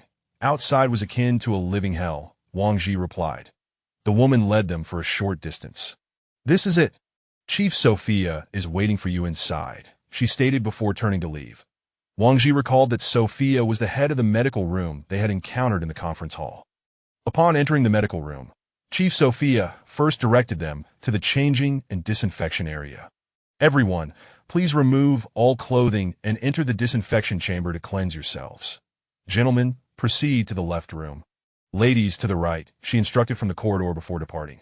Inside, 3 male doctors donned in white coats arranged numerous small baskets to collect Wang Ji and the others' garments and equipment. Wang Ji discarded his blood-stained biohazard suit and personal clothing into the baskets before stepping into the disinfection shower, where a uniform hung as a spare set of clothing. After cleansing themselves, all emerged from the disinfection area clad in the exclusive uniforms of the Dawn Tower. "Please proceed this way," a medical staff member indicated. Wang Ji entered the testing room, where the process was straightforward. Just a blood draw followed by a brief wait to confirm the absence of any infection risks. Once the results arrived, revealing no hidden infections, Wang Ji breathed a sigh of relief, for any issues with any of the 4 would have dire consequences for him. After completing the tests, Wang Ji and his companions led the students to the mission hall, eager to submit their completed task. Following verification of their information, they had successfully brought back 24 valid survivors. At that moment, their account had also been credited with 2,400 survival points. Having handed over the students to the Dawn Tower, Wang Ji had one more matter to address: securing Galilee's inclusion in their team. "Galilee, come with us," Wang Ji called. Upon hearing her name, Galilee jogged over. The group led her to the affairs hall, where they approached a window devoid of any cues. "Hello, we are from the Dust Twilight team, and I wish to invite a survivor to join our ranks," Wang Ji stated. "Certainly. Please present the magnetic cards for both parties," the person in charge replied. It dawned on Wang Ji that Galilee did not possess a magnetic card. "You see, she is someone we just rescued from outside and currently lacks a magnetic card. Would it be possible to issue one for her?" Wang Ji inquired. "No magnetic card? Then her current status is that of a refugee, requiring 1,000 survival points to purchase citizenship. Only citizens can enjoy all the rights afforded by the Dawn Tower," the official explained. "Refugees? Is that a legitimate classification?" Wang Ji pondered, yet he grasped the underlying meaning. Anyone without a magnetic card was deemed a refugee, unable to enjoy all rights, thus lacking freedom. Conversely, citizens possessed magnetic cards, akin to their own, enabling them to acquire various resources and freely enjoy all privileges within the Dawn Tower. To incorporate Galilee into their team, Wang Ji would need to expend 1,000 survival points to secure her citizenship, and he observed Galilee, who appeared utterly bewildered, unaware of why everyone was staring at her. Clearly, she remained oblivious to the concepts of refugees, citizens, or survival points. Reflecting on her desolate stance in the stadium, wielding a knife and awaiting their arrival in a state of fragility, Wang Ji felt a pang of compassion. He was unwilling to abandon such a kind-hearted individual. In this apocalyptic world, he required allies he could trust implicitly. Wang Ji glanced at old He, who simply nodded in silent agreement, offering no further commentary. As for Sakura, he had already broached the subject with her outside, and she had no objections regarding the plump man. His opinion had become somewhat irrelevant. Very well, I shall purchase her citizenship, Wang Ji declared, turning to the official. Upon receiving Wang Ji's confirmation, the staff deducted 1,000 survival points from their account. From that moment forth, Galilei would hold the status of a citizen within the Dawn Tower. After finalizing Galilei's enrollment, the official handed over a magnetic card bearing the ID 10001. 10001. The designation representing the first individual to transition from refugee to citizen within the Dawn Tower. Chapter 24. Summary of the mission here. From now on, this will serve as your identification card that do not lose it, and certainly do not share it with anyone, Wang Ji said as he handed the magnetic card to Jia Li. Okay, but where have the other students gone? Jia Li inquired as she accepted the card. Rest assured, they are quite safe here, and each has their own tasks to attend to. From now on, you are a member of our team, so make sure to learn from Sister Ying and Brother He, Wang Ji replied, gently ruffling Jia Li's hair to avoid placing any unnecessary burdens on her. He chose to be vague regarding the whereabouts of the others. On their way back to the residence, Wang Ji explained the basic rules within the Dawn Tower to Jia Li. Then, those survival points must be quite valuable, right? Jia Li remarked, recalling the significant change in expression on the faces of her companions when Wang Ji was asked to pay 1,000 survival points upon joining the team. They're merely a string of numbers. Their value is subjective, Wang Ji said nonchalantly as he walked ahead. Wang, that's equivalent to 10 lives. How can you say such a thing? Came an unexpected interjection from the plump fellow trailing behind. Wang Ji halted, turning back with a look of confusion, unsure if the plump man was genuinely clueless or merely pretending. Why are you all looking at me? Did I misremember something? The plump man asked innocently. When Wang Ji turned to glance at Jia Li, he noticed her eyes were slightly red, standing silently beside him. Little sister, don't take it to heart. The fact that we are willing to spend that much signifies your worth. Don't pay heed to that foolish man. Ying comforted, wrapping an arm around Jia Li just as Wang Ji felt at a loss. Jia Li, not wishing to appear overly sensitive, simply nodded with reddened eyes. Hey, you can call me Fatty, but please refrain from adding dead to it. Meanwhile, the news of Wang Ji and the others returning from the outside swiftly spread throughout the Dawn Tower. Brothers, what is it like out there? Is it truly as depicted in the videos? Where exactly did you go? Was it dangerous? Yes, do share some details. As they encountered Wang Ji and his group on the way, many rushed forward to inquire about the conditions outside. However, the 5 of them remained tight-lipped, hastening their pace. The reason was simple. Such information held value, and those who wished to know must pay the price. Soon, the 5 returned to their room in Area B. Wow, what a long-awaited sensation. I need to sleep for a day, the plump man exclaimed as he flopped onto the bed nearest to the door. The room was spacious, and the layout was quite reasonable. Wang Ji assigned Jia Li to the bed beside Ying, considering that the presence of women might sometimes require a bit of convenience. The 2 women could look out for each other. After lying on the beds for a while, there was a knock at the door. Who is it? The plump man called out. Your clothing and equipment, came the voice from outside. After hearing this, the plump man scrambled out of bed to open the door and brought in the items they had left in the medical room. Wow, that smell is quite pungent. He waved his hand in front of his face, as the clothing and gear had all been sanitized, still retaining the scent of disinfectant. Speaking of which, Jia Li still doesn't have a weapon. Shall we go buy her one later? Wang Ji suggested as he sat up on his bed. Before that, shouldn't we grab something to eat? Ying interjected. All right, I'll head to the trading hall to post some information. You all wait for me at the restaurant, Wang Ji declared before stepping out. Wang Ji navigated the trading hall with ease, approaching the front desk to present his identification magnetic card. Hello, I would like to sell some information. The staff at the desk took the card and, after reviewing the details, said, please edit the information and upload it to the system. Additionally, the Dawn Tower will charge a 10% transaction fee. All right, no problem, Wang Ji replied and began editing the information on the computer in front of him. The title read, Summary of External Mission Intelligence. Target, zombies. Quantity, varies with population density, ranging from thousands to tens of thousands, or as few as dozens to hundreds. Behavior, preferring darkness and fearing light. Zombies move rapidly and frantically in the night, while their actions are somewhat slower in the presence of light. They are mutations of humans, and their abilities vary from individual to individual. They are particularly sensitive to sound and smell, using sound for tracking and scent for locking onto targets. Critical weakness, brain, danger avoidance. Keep a safe distance from zombie corpses, as they may not be entirely dead and could launch surprise attacks, leading to infection. Price: 100 survival points. After completing the edit and ensuring there were no errors, he successfully submitted the information. Once it passed the system review, it would be displayed in the trading system. After submitting the intelligence, Wang Ji glanced at the titles of others' information.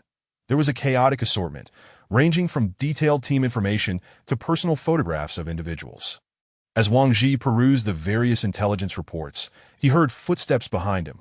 Turning around, he saw Captain Jieshi. What a coincidence, Captain Jieshi. Are you here for trading as well? Wang Ji greeted her. I was specifically looking for you. Follow me, Jieshi said expressionlessly before turning to leave. Having grown accustomed to Jieshi's aloof demeanor, Wang Ji followed her without hesitation.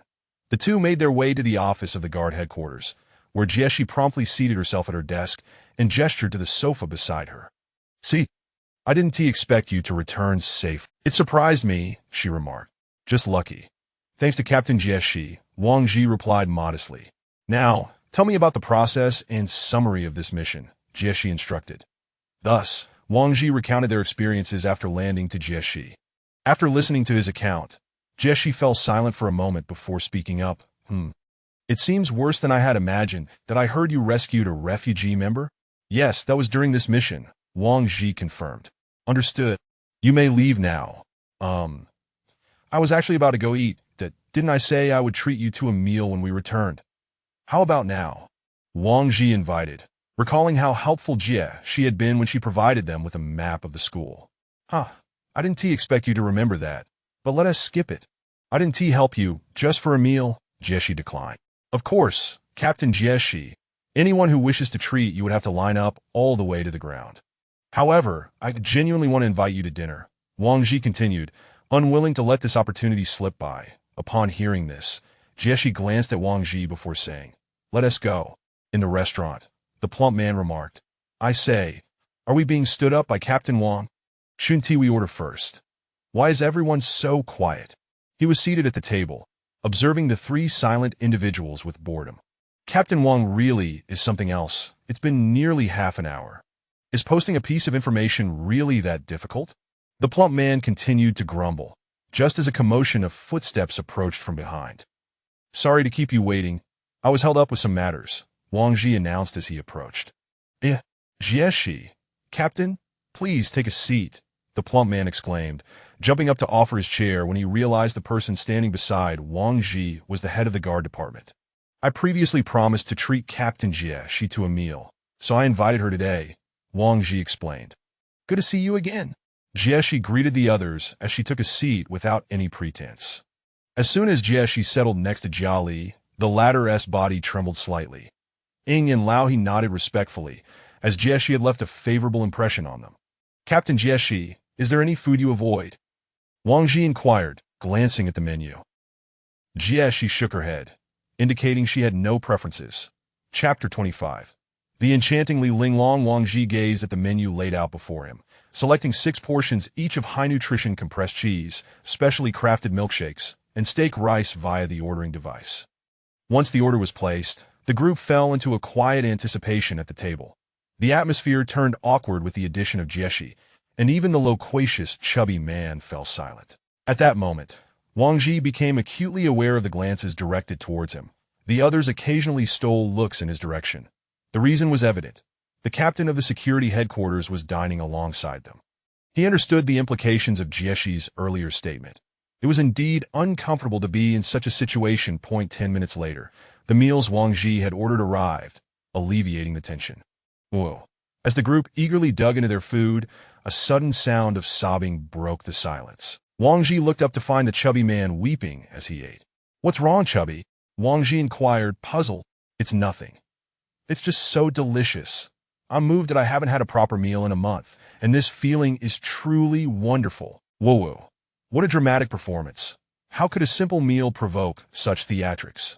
Wang Ji regarded the overly dramatic chubby man with a touch of confusion. This is your new recruit. Jieshi fixed her gaze on Jiaoyulai, inquiring. Yes, it is, Wang Ji replied. Not bad. Jieshi offered a brief comment. Upon feeling Jieshi's scrutiny, Jiaoyulai instinctively shifted slightly away. Wang Ji noticed her subtle movement and reassured. There's no need to be tense. Captain Jieshi is a good friend of ours. You all train hard. Don't skimp on your diet. Make sure to try the high-quality nutritional meals here. Though it's about time for me to head back, Jieshi remarked, lifting her milkshake cup as she stood to leave. Thus, the meal concluded, and Wang Ji approached the front desk. Hello, I'd like to settle the bill for table 07. Just a moment. 0.6 portions of high-nutrition compressed cheese, 6 specially crafted milkshakes, and 6 steak rice dishes, totaling 50 survival points, the attendant stated. Wang Ji inhaled sharply. That was quite a hefty sum for a single meal. Jieshi had advised them not to pinch pennies on their diet, but who could bear such an expense? That person was quite terrifying, Jiaoyulai remarked once Wang Ji returned after paying. Recalling Jiaoyulai's earlier fear, Wang Ji inquired, what happened? When she looked at me, I felt she was an exceedingly fearsome individual, Jiaoyulai whispered. After all, she is the captain of the security team. It's normal for her to be powerful, but she wouldn't harm us without cause, Wang Ji reassured her. I heard from a squad that they happened to witness the captain's training. Her full-power strike produced an explosive force of nearly 1,000 kilograms, Lao He interjected. Wow! Is she even human? One punch from her could probably pierce right through someone, the chubby man gasped. Let's go, we need to get Jiaoyulai a weapon, Wang Ji declared, leading the group to the armory. In this post-apocalyptic world, reliable weapon is an essential item for everyone. Go ahead and choose a weapon you like, Wang Ji encouraged Jiaoyulai. Thank you, Captain, Jiaoyulai replied, following him. There's no need to be polite. We're all on the same team. What do you need? The staff member approached as they entered. We'll just browse for now. Thank you, Wang Ji responded. Various weapons and equipment could be examined through the system menu. Wang Ji activated it, allowing Jiaoyulai to explore at her leisure. After a while, Jiaoyulai selected a standard blue steel knife. Wang Ji reviewed the price and description in the system. The knife was priced at only 50 survival points. Jiaoyulai had thoughtfully chosen the cheapest option. Would such a knife even be durable?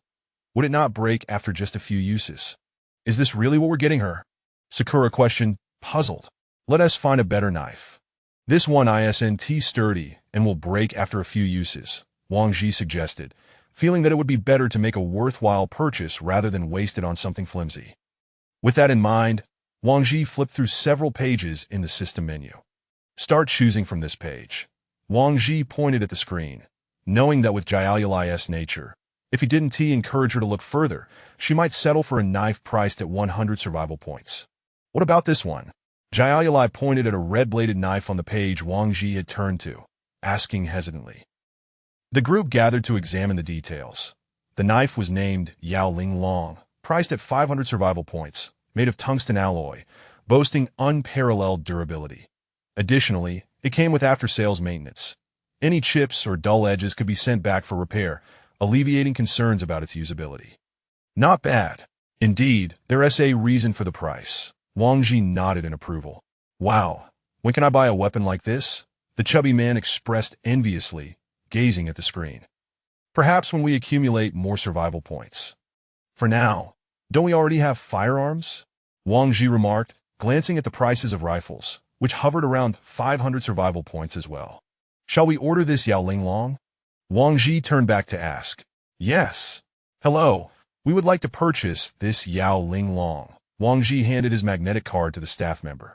Certainly, the weapon will be delivered to your residence within 3 days. Please be patient, the attendant replied. Such cold weapons typically require time for production.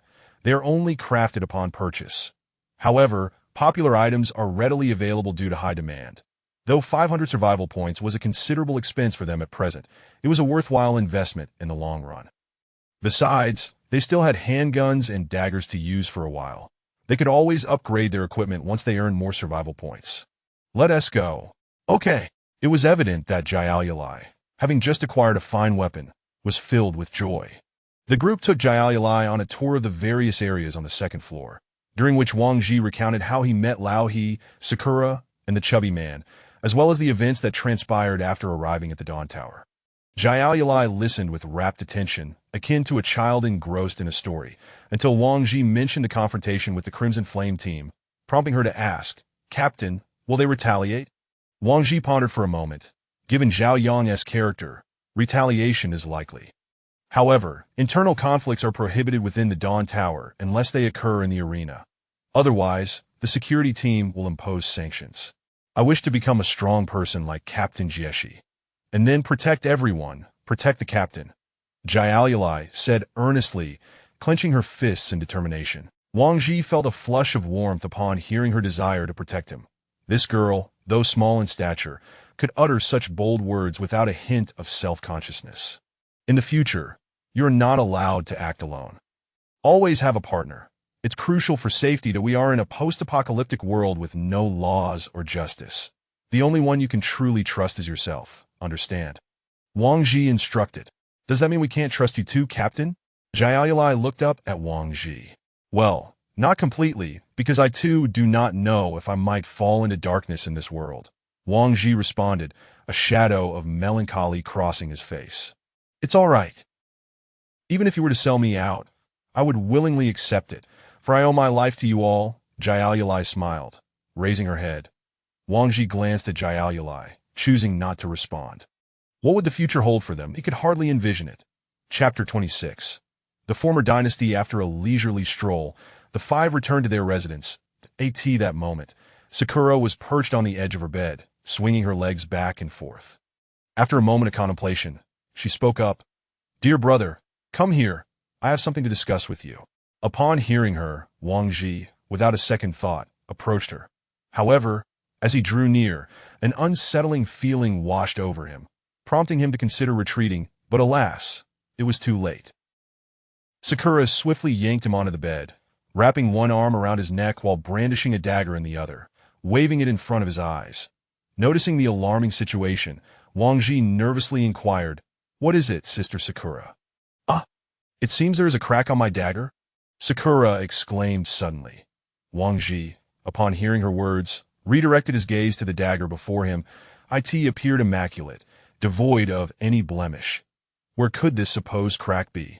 Yet, given Sakura's assertion, to deny its existence would come across as rather ignorant. Well, it does seem there might be a crack, perhaps. We should replace it? Wang Ji suggested tentatively. Wouldn't that be rather wasteful? Sakura retorted with a playful tone. A fine blade deserves a fine sheath. We shan't waste it. Then I shall heed my brother's advice, Sakura replied with a smile.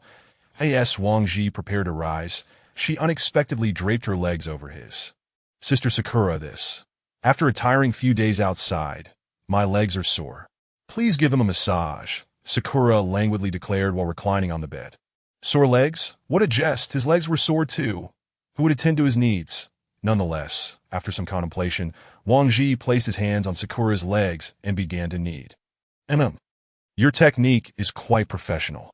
It's a pity you aren't a massage therapist, Sakura complimented. Wang Ji couldn't help but feel a wave of frustration. Some individuals appeared glamorous and held the title of captain, yet behind the scenes, they were merely massage therapists. Move a bit lower. Yes, that's the spot. Is this pressure satisfactory? Just right. Once Wang Ji had finished attending to her, he performed a brief wash-up and collapsed onto the bed, succumbing to slumber. In the dead of night, Wang Ji jolted awake from a nightmare, in which his companions had morphed into zombies, rushing towards him. Thus, he awoke amidst sorrow and terror. Switching on the bedside lamp, he discovered that the others were still resting. How long have I been asleep? The portly one mumbled, roused by Wang Ji's movements. In the tower, day and night were inconsequential. Aside from a record of Dawn's arrival, whether it was 3 in the morning or 4 in the afternoon, no one paid it any mind. When tired, one slept. Upon waking, one worked and trained. I don't know. I had a nightmare. Get up and accompany me to fetch some food, Wang Ji replied, shaking his head as he climbed out of bed. Upon arriving at the dining hall with the portly one, Wang Ji ordered numerous buns, along with 5 servings of millet porridge, amounting to a total of 10 survival points. Upon returning to their residence, the others remained in deep slumber. They had been exhausted from the preceding days. Now, in the safety of their abode, their taut nerves had relaxed, leading to their current state of sound sleep. Had they been outside, even the slightest sound would have caused them to awaken, ever vigilant of their surroundings. When everyone finally awoke and gathered around the table for their meal, Wang Ji initiated a discussion. Let us outline our plans. Each of us needs to commit to spending 12 hours at the training ground for one day. Regardless of whether we are training or not, we must remain there to accrue time, thereby earning more survival points to sustain our team. After concluding his statement, Wang Ji retrieved 5 devices resembling headphones from his backpack and placed them on the table. These radios are specially crafted by Dawn Tower.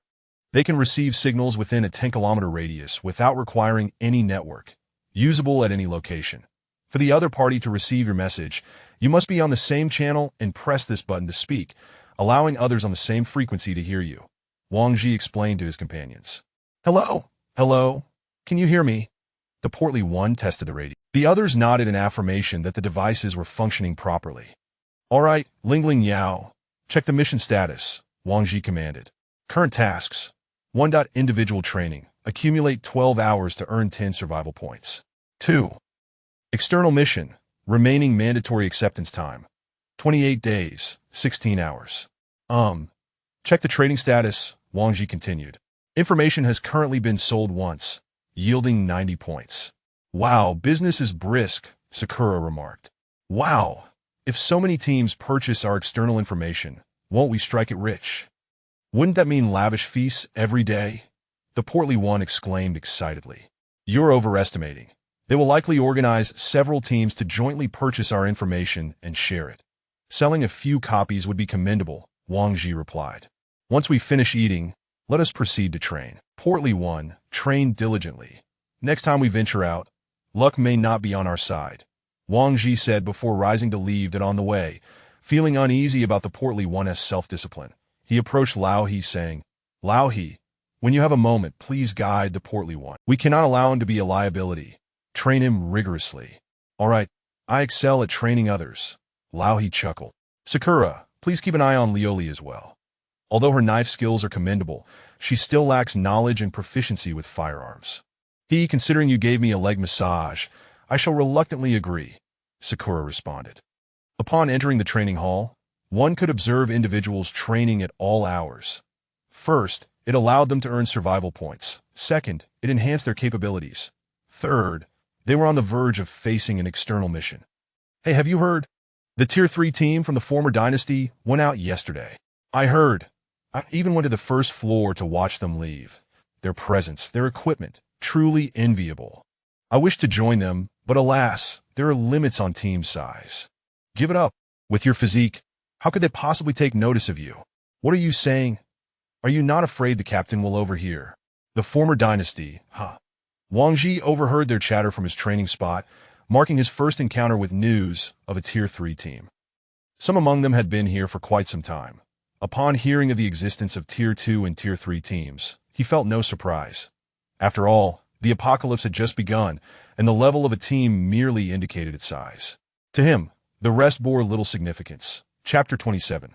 The CAF. During his training, Wang Ji remained steadfast in prioritizing his physical fitness. Physical fitness, manifested through attributes such as strength, speed, endurance, coordination, resilience, and agility, is an essential factor for survival in a post-apocalyptic world. Imagine, if a horde of zombies were pursuing you, one would require speed to escape and strength to fend them off, all of which necessitates stamina. Wang Ji glanced at the clock. 6 hours had already elapsed, that he then communicated via radio, instructing everyone to head to the dining hall for a meal and a brief respite. I can't take it anymore if I don't perish out there. I'll surely wear myself out in here. The portly fellow staggered into the dining hall, collapsing into a chair with a... Wang Ji eyed the exhausted man and turned to inquire. Old He, what have you done to him to tire him out this way? Oldie replied nonchalantly. Oh, nothing much. Just had him do a weighted run for 10 kilometers.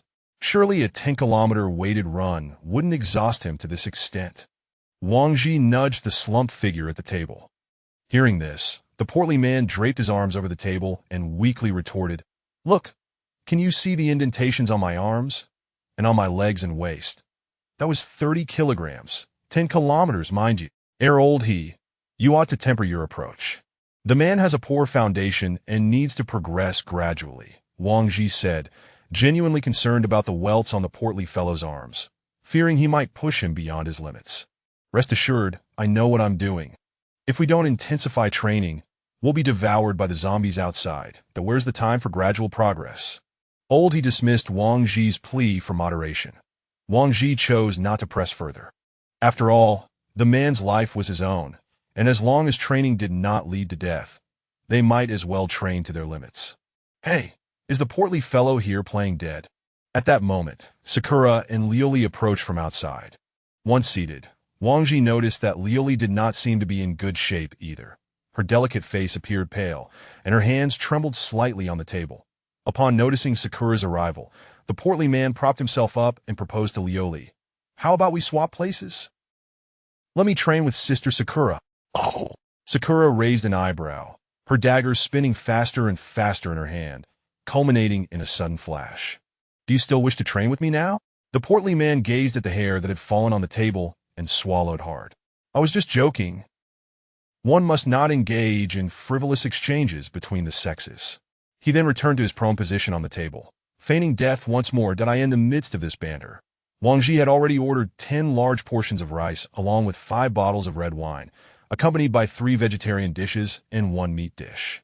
In this post-apocalyptic world where dangers lurk outside, though we have food and drink here, we cannot perpetually live like rats in this underground shelter, can we? Therefore, I hope everyone can strive together to weather this calamity. Wang Ji expressed his heartfelt thoughts once more. "Indeed, let us all endeavor together." He raised his glass of red wine, clinking it with several others before downing it in one gulp. After the meal, Wang Ji stood up to settle the bill before departing the dining hall. He did not rush into training. He suddenly realized his own weakness that in terms of firearms, he was far inferior to Old He. With cold weapons, he lagged behind Sakura and Lioli, while the portly man was steadily growing stronger with each passing day. What about him? What could he offer to command their respect? Just as he had been threatened by Sakura the previous night, he truly possessed no means of resistance. Though Old He and Sakura had not explicitly stated it, Sakura had given him ample warning. If one wished to kill him, it was a simple matter. If he continued to wallow in the comforting illusion of a captain's aura, it wouldn't be long before he became a mere puppet captain, devoid of any chance for redemption. This was the very issue that weighed heavily on his mind, that in terms of combat and lethality, he was not merely a year or two behind them. The path to strength through training, as exemplified by the portly man, was utterly impractical. As he grew stronger, so too did others. Their starting points were not the same. Aside from martial prowess, what means could he employ to earn their trust? Suddenly, an idea struck Wang Ji. He recalled a particular piece of information from the intelligence hall regarding the preferences of Captain Jie of the guard team. At the time, he had thought it absurd that anyone would be so bored as to purchase such intel, but now it presented itself as a splendid opportunity for a second encounter. The individual who presides over full team meetings undoubtedly held significant standing within the Dawn Tower. Moreover, since he had previously interacted with her, familiarity would work in his favor. If he could foster a good relationship with this captain, it would surely serve as a trump card. With a trump card in hand, he would not be a true puppet captain, but rather someone of substance. With this thought in mind, Wang Ji broke into a jog towards the intelligence hall. Upon arrival, he accessed the menu on the screen, searching for the information he had previously seen. Drawing upon his memory, he quickly located the entry pertaining to Jieshi. The price was modest, merely 10 survival points. Casting a glance around to ensure no one was watching, he approached the front desk attendant, stating, "Hello, I would like to purchase the information numbered A108. He then handed over his magnetic card. "Very well, I have unlocked your access. Please proceed to the designated area to review it," the attendant responded. Taking the magnetic card, Wang Ji made his way to the designated information terminal in the corner. After verifying his identity with the card, the screen displayed the personal information he had purchased, along with other available intel. Without hesitation, he selected the information he had just acquired. Captain Jieshi of the guard team frequently visits the CAF. Further details are unspecified. Wang Ji. Just the CAF. And the rest remains vague. This information is rather unhelpful, he thought to himself, yet he did not give up. Since he had learned of the CAF's existence, it would be prudent to pay a visit and inquire personally. The CAF was located on the first floor, which was the largest level of the Dawn Tower. Almost all recreational, entertainment, medical, residential, production, and farming activities occurred on this floor. It was further divided into 4 areas: the entrance area, the farming and production area, the staff residences, and finally, various shops. As Wang Ji familiarized himself with the first and second floors, he was struck by the comprehensive ecological system within the Dawn Tower. Such a level of construction could indeed be termed a miniature city. Rather than rushing to the CAF, he first visited a snack shop intending to offer the staff a small favor, for without it, their responses might very well be as simple, "I don't know." 10 survival points for a box of chocolate. In a post-apocalyptic world, food is always a valuable currency. With the chocolate in hand, he proceeded to the only CAF in the 4th area. Upon entering, he found the place deserted, save for the manager polishing cups. Given the dire circumstances of the apocalypse, it was understandable. Who would spend money on such luxuries? It was far more prudent to use survival points for food or weapons. "Good day, sir. What can I assist you with?" the manager greeted upon noticing a customer. Wang Ji took a seat at the bar and pushed the box of chocolates forward towards the manager. The manager looked at Wang Ji, puzzled. "Sir, what is this for?" Wang Ji replied, "I'm here to inquire about something." Chapter 28.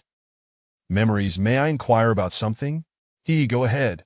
The shopkeeper chuckled as he put away the chocolate. Wang Ji ordered another cup of coffee, but when it came time to pay, the attendant declined. He stated that since Wang Ji had just given him a gift, he would treat him to this latte, which was not expensive, only requiring 2 survival points. "Do you not have many customers around here?" Wang Ji casually glanced around and asked. Haha, at present, not many people come by, but long ago, when everyone still traded with money, those with a taste for the finer things would come here for a cup. Who would waste their time on this wretched coffee now?" The shopkeeper replied with self-deprecation. "Indeed, you know the captain of the guard headquarters, right? Well, I have a fondness for her and wish to pursue her. I have noticed that she occasionally visits this place, yet I remain unaware of her preferred coffee choice, which is why I am here to inquire." Wang Ji fabricated an excuse, fully aware that revealing his true intentions was out of the question. How youthful. Even in this apocalypse, you still think about romance.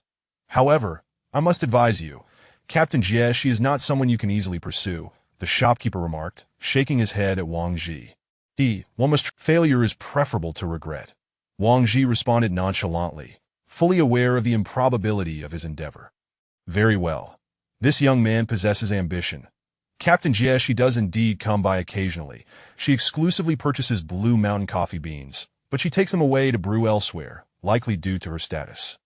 "Here is your latte," the shopkeeper explained as he served the freshly brewed coffee to Wang Ji. "She enjoys Blue Mountain coffee. What is the price for your Blue Mountain beans?" Wang Ji inquired. The shopkeeper sighed. "To be frank, coffee beans within the Dawn Tower are a non-renewable resource. Selling one means losing one, that I have but 1 barrel left. Considering you are purchasing for Captain Jieshi, I shall charge you 200 survival points, as this is my prized possession, procured at great expense from the warlord estate in Jamaica." The shopkeeper hastened to justify the price, fearing Wang Ji might deem it exorbitant. "No problem. I shall buy it," Wang Ji declared with enthusiasm. The shopkeeper could hardly believe that 200 points had been so readily relinquished. "Brother, are you truly willing to part with 200 points just like that? Is it worth it?" the shopkeeper asked with palpable concern. "I believe it is worth every point." Wang Ji smiled enigmatically. He accepted the barrel of coffee beans from the shopkeeper, opened the sealed lid, and took a few beans to smell. The sweetness, bitterness, and rich aroma confirmed that they were indeed authentic Blue Mountain beans. Satisfied that the shopkeeper was not deceiving him, he handed over his magnetic card. "My friend, you have quite an understanding of coffee, I see," the shopkeeper remarked, noticing Wang Ji's discerning actions. "Indeed, I have visited Jamaica as well. It is quite a surprise to encounter it here," Wang Ji replied as he took back his magnetic card. "Pray tell, why did you come to reside here before the apocalypse?" Wang Ji asked. Ah, that tale begins 5 years ago. The shopkeeper lit a cigarette for himself and offered one to Wang Ji, who accepted and began to smoke alongside him. 5 years ago, I was running a CF elsewhere when one day, a stranger walked in and informed me of a place seeking. He claimed that not only would I be exempt from fees, but I would also receive a monthly stipend of 10,000. Quite peculiar, wouldn't you agree? The man left me an address, inviting me to visit. At first, I thought it was a scam and paid it no mind, but when my CF began to falter, I recalled the address he had given me, that I followed it, and was astounded upon my arrival. I have remained here for 5 years now, earning a fair amount and gradually acclimating to this place. What perplexes me is, who are these developers? What immense power do they possess? How can they sustain the welfare of everyone here and maintain the entire operation of the Dawn Tower? Yet, as strange as it may seem, these matters are beyond my reach, so I choose to ignore them. All these years, people have only entered this place. Those who leave are merely bringing goods from the outside. The allure of the benefits here is undeniable. One can earn 10,000 for doing nothing but business for a month. As for those employed here, they earn even more. I have heard that no one makes less than 20,000. Thus, the economic chain gradually began to turn. Business people were doing business, and workers were working. Eventually, more people began to arrive in waves, not as workers but to train on the second level, resembling a military regiment, and it was during this time that the survival point currency system was implemented, although the majority were skeptical. However, this did not deter them, as survival points could be exchanged for cash. As long as they could be converted, they were indifferent to this day. I can hardly believe that what was once deemed cash has now become worthless paper, worth less than a single survival point. Listening to the shopkeeper's narrative, Wang Ji gleaned the origins of the Dawn Tower, which had indeed been constructed through sheer monetary force. What will you do once your coffee is sold out? Will you take up a job or pursue something else? Wang Ji inquired. Alas, I shall have to work. I have no desire to venture outside and face those zombies, the shopkeeper replied. And what of this shop if you cease operations? Wang Ji pressed further. It would be reclaimed by the Dawn Tower. Their course of action would depend on their discretion, the shopkeeper answered. Afterward, Wang Ji requested some filter paper before departing with a barrel of coffee beans. With the goods now in his possession, he was eager to deliver them to Jieshi. Of course, this was not a gesture that could be made casually. Their previous encounter and shared meal allowed for this second gift to proceed. Wang Ji made his way to the guard headquarters on the first floor. Hello, could you please convey a message to Captain Jieshi? Captain Ru wishes to see her, Wang Ji stated to one of the guards on duty. The guard glanced at Wang Ji before turning to enter the building. After a short while, the guard returned. Please present your magnetic card for identity verification. Of course, Wang Ji replied, handing over his card. The guard scanned the card with a device, confirming Wang Ji's identity before saying, "You may proceed." Wang Ji followed the guard into the headquarters, where several guards monitored various screens displaying footage from different corners. The guard escorted Wang Ji to the end of the hall and knocked on the door. Captain, the individual has arrived. Come in, Jieshi's voice called from within. Chapter 29, Arrival at the fourth floor. Come in, came the voice of Jieshi from within the room. Wang Ji opened the door and stepped inside, where he found Jieshi diligently polishing her large sword. Upon noticing Wang Ji's presence, Jieshi sheathed her sword and looked up to inquire, "What brings you here?" Wang Ji placed the paper box he had been holding onto the table and opened it. The reason for wrapping it in a paper box was his concern that others might also discover Jieshi's passion, and that she typically preferred to take the coffee beans directly without attracting attention. Jieshi glanced at the wooden barrel inside the box. "What is this? Captain Jieshi, I mean no disrespect. The CAF had only this barrel left, and I thought that since coffee beans are something one consumes gradually, I might as well purchase them all.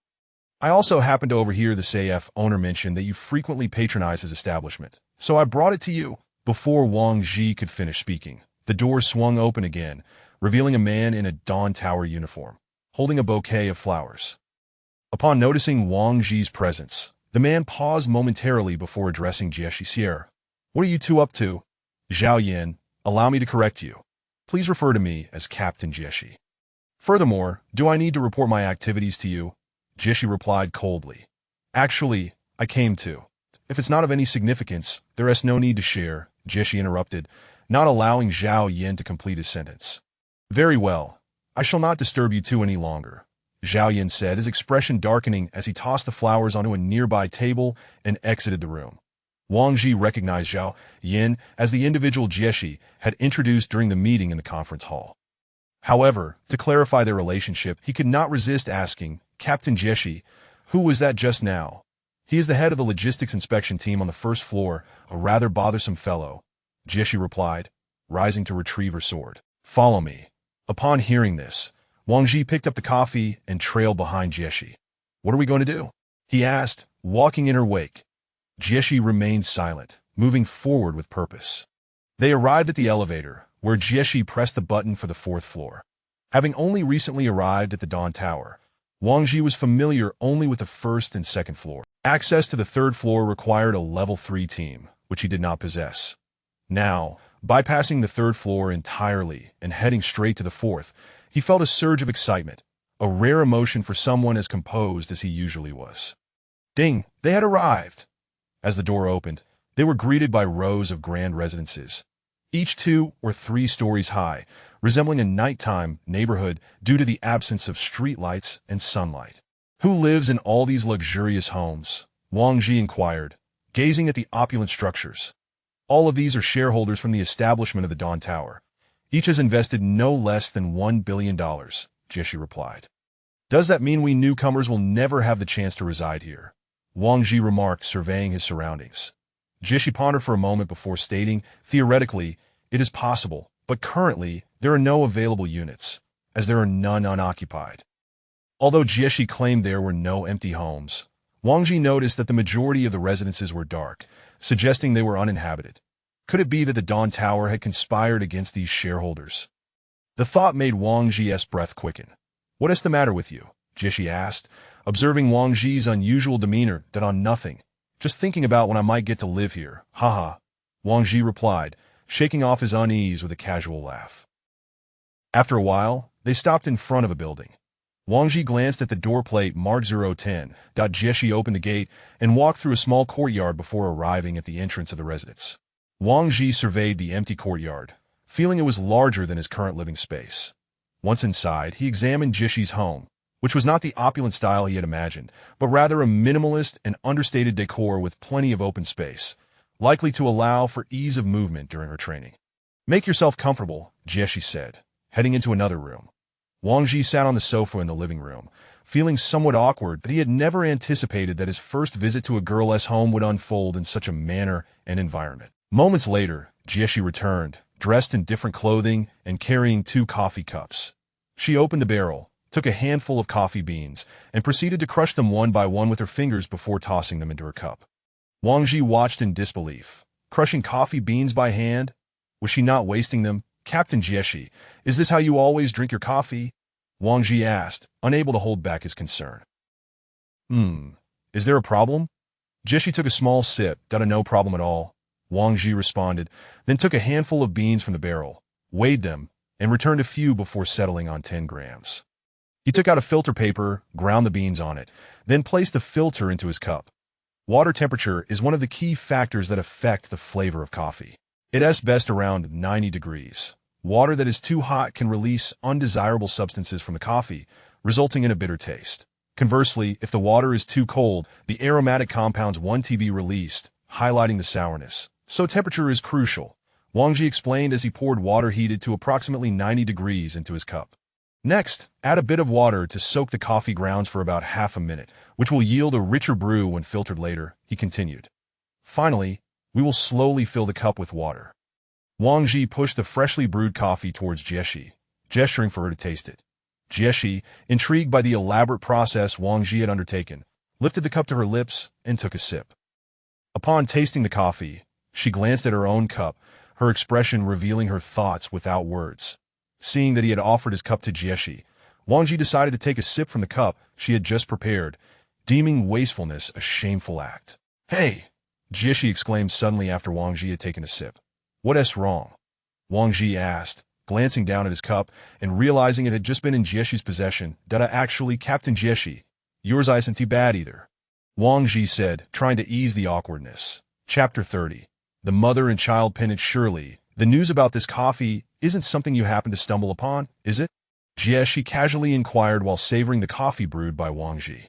Wang Ji recounted how he had discovered Jie's preferences in the intelligence hall. Fortunately, I was the one to uncover it first. If it had fallen into the hands of someone with ulterior motives, who knows what they might have planted within. Wang Ji chuckled. A person's hobbies or habits often serve as their vulnerabilities.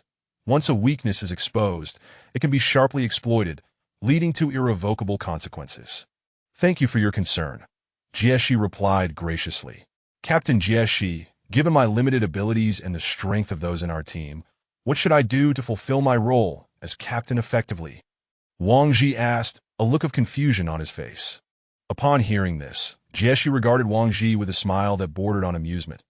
After a prolonged silence, Wang Ji could no longer contain himself and asked, What is it, Captain Jie? Is this the reason you sought me out? Jie set her cup back on the table and queried. I suppose so, Wang Ji admitted, scratching his head awkwardly. In the apocalyptic world, while brute force holds significant advantages, it is not an absolute one, that what is truly needed is a leader. In this wasteland, the most perilous threats are often not the monsters, but individuals like us. Do you understand why the Dawn Tower restricts its numbers? Jie asked. Wang Ji shook his head in response. Without such limitations, one faction's numbers would inevitably swell, ultimately coalescing into a formidable force to challenge the Dawn Tower. Humans are inherently self-interested. Trust is a scarce commodity in today's world. In such an environment, the more individuals who trust you, the greater your advantage. They will perceive you as a reliable figure capable of leading them to survival. Jie spoke slowly, her words resonating with Wang Ji, who attentively absorbed her insights. This marked the first occasion he had heard Jie speak so extensively in one breath. I understand now, Captain Jie. Thank you. Wang Ji expressed his gratitude. One more thing I must caution you about. The newcomer Zhao Yin, who has just arrived at headquarters, is the brother of Captain Zhao Yang from the Crimson Flame team. He has just seen you, so be vigilant, Jie warned, producing a pendant from her drawer. As a gesture of reciprocity, I am giving you this. If you find yourself in trouble, you may destroy it. Destroy it? And then what? I will appear to assist you in your predicament. Then I hope I never have to use this, Wang Ji said, fastening the pendant around his neck. He glanced at Jie's pendant. It seems we have matching pendants akin to a couple's. This is a mother-child pendant. Mine is the mother pendant, while yours is the child pendant, Jie replied with a smile. A mother-child pendant? Did he unwittingly acquire a mother? Well, then I suppose I should return to my training now, Wang Ji remarked, realizing their conversation had reached its conclusion, and he stood to bid Jie farewell. Yes, leave the filter paper behind. You may return on your own, Jie said. That on his way back, Wang Ji did not linger, heading straight to the elevator to the second floor. The lingering thought that haunted him was of the darkened rooms, and he struggled to accept that the Dawn Tower had annihilated those individuals. A few hours later, everyone reconvened in the dining hall. This time, the plump fellow did not bellow about dying. Perhaps he was too fatigued to utter a word. Upon entering, Ing immediately noticed the pendant around Wang Ji's neck. Oh, that pendant is rather unique. This, Captain Jie, she gifted it to me, Wang Ji replied honestly. There was no need to conceal the truth. If they discovered he had lied, regaining their trust would be a formidable challenge. Captain Jie, why would she give you something? Ing probed further. Wang Ji recounted his earlier encounter with Jie, and by the time he finished, the smile had vanished from Ying's face. Clatter. The plump fellow's chopsticks fell to the table. I'm full. I'll head back to the dormitory, he declared. I'm full too, Lao he said, trailing behind the plump fellow as they exited the dining hall. Wang Ji watched the two retreating figures, feeling a pang of betrayal. However, Lu Li remained, offering him a sense of comfort. Lu Li, you are truly kind, Wang Ji thought to himself. Just then, Lu Li pushed aside her hair and removed her headphones, asking, why did Brother He and the others leave? They finished eating and returned. You re-full too, right? Ing said, a smirk gracing her face as she scrutinized Lu Li.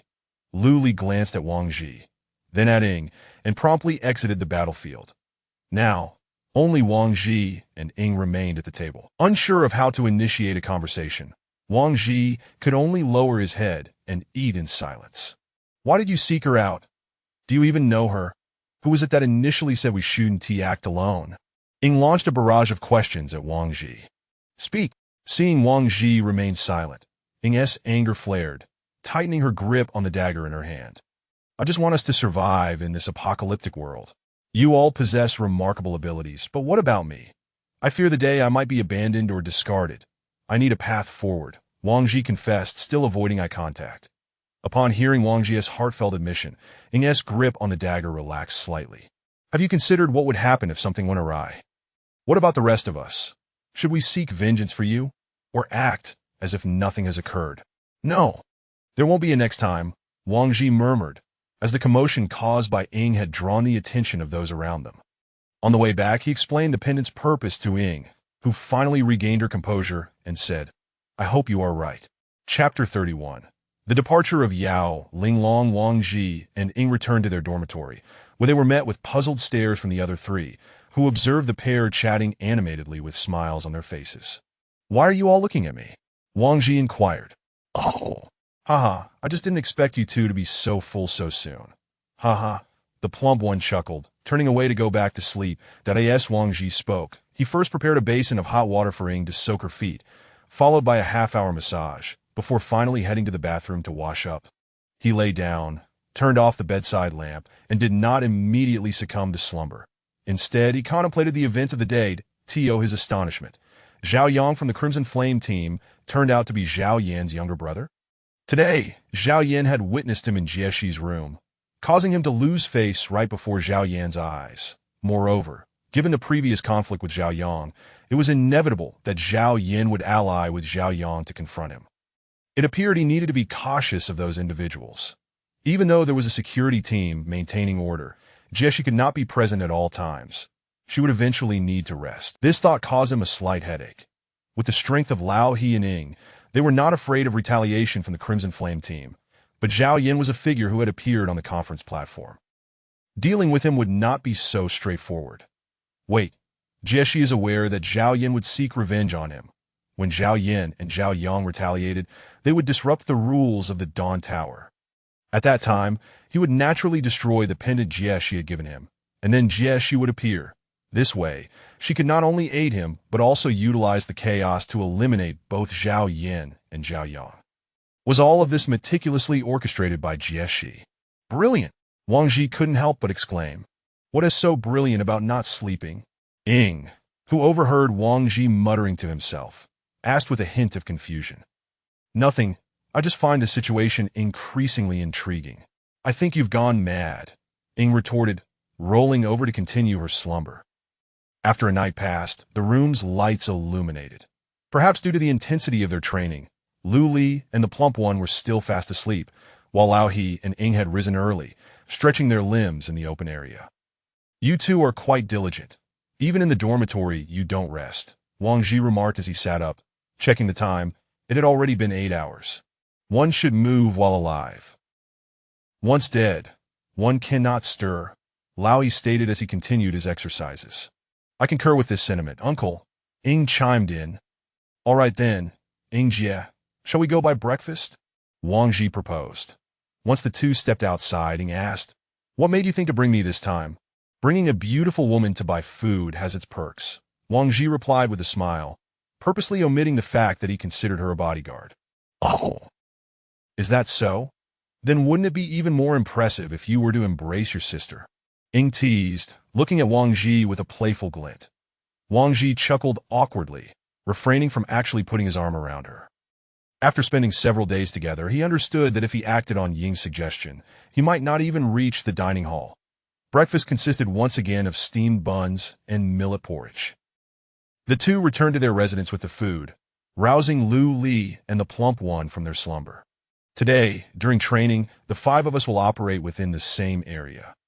The Crimson Flame team might be up to something in the coming days, so everyone should remain vigilant, that if anything arises, communicate directly over the radio, Wang Ji reminded them as they ate. Spiritling, what happens if one commits murder within the Dawn Tower? Ying inquired. Murder will be judged based on the severity of the circumstances. Minor offenses may result in expulsion from the Dawn Tower, while severe ones could lead to immediate execution. Justifiable self-defense that results in death will not be prosecuted. Spirit Ling, how is justifiable self-defense determined? Wang Ji continued to question. Justifiable self-defense occurs when one's life or the life of a teammate is in jeopardy. Is that understood? If your lives are threatened, you must act decisively. Do not worry, we maintain a good relationship with Captain Jieshi, so we won't suffer too greatly, Wang Ji shrugged. After their meal, the group returned to the training hall to commence their monotonous drills. Today, Wang Ji refrained from wandering aimlessly and simply trained diligently alongside the others. Upon concluding their training, a message arrived from Ling Ling in the residential area, notifying them that the Yao Ling Long they had ordered for Lu Li had been prepared and was ready for pickup at the equipment hall. Lu Li, your weapon is ready. Come with me to retrieve it, Wang Ji said, having grown accustomed to calling Lu Li by the affectionate name the plump one used.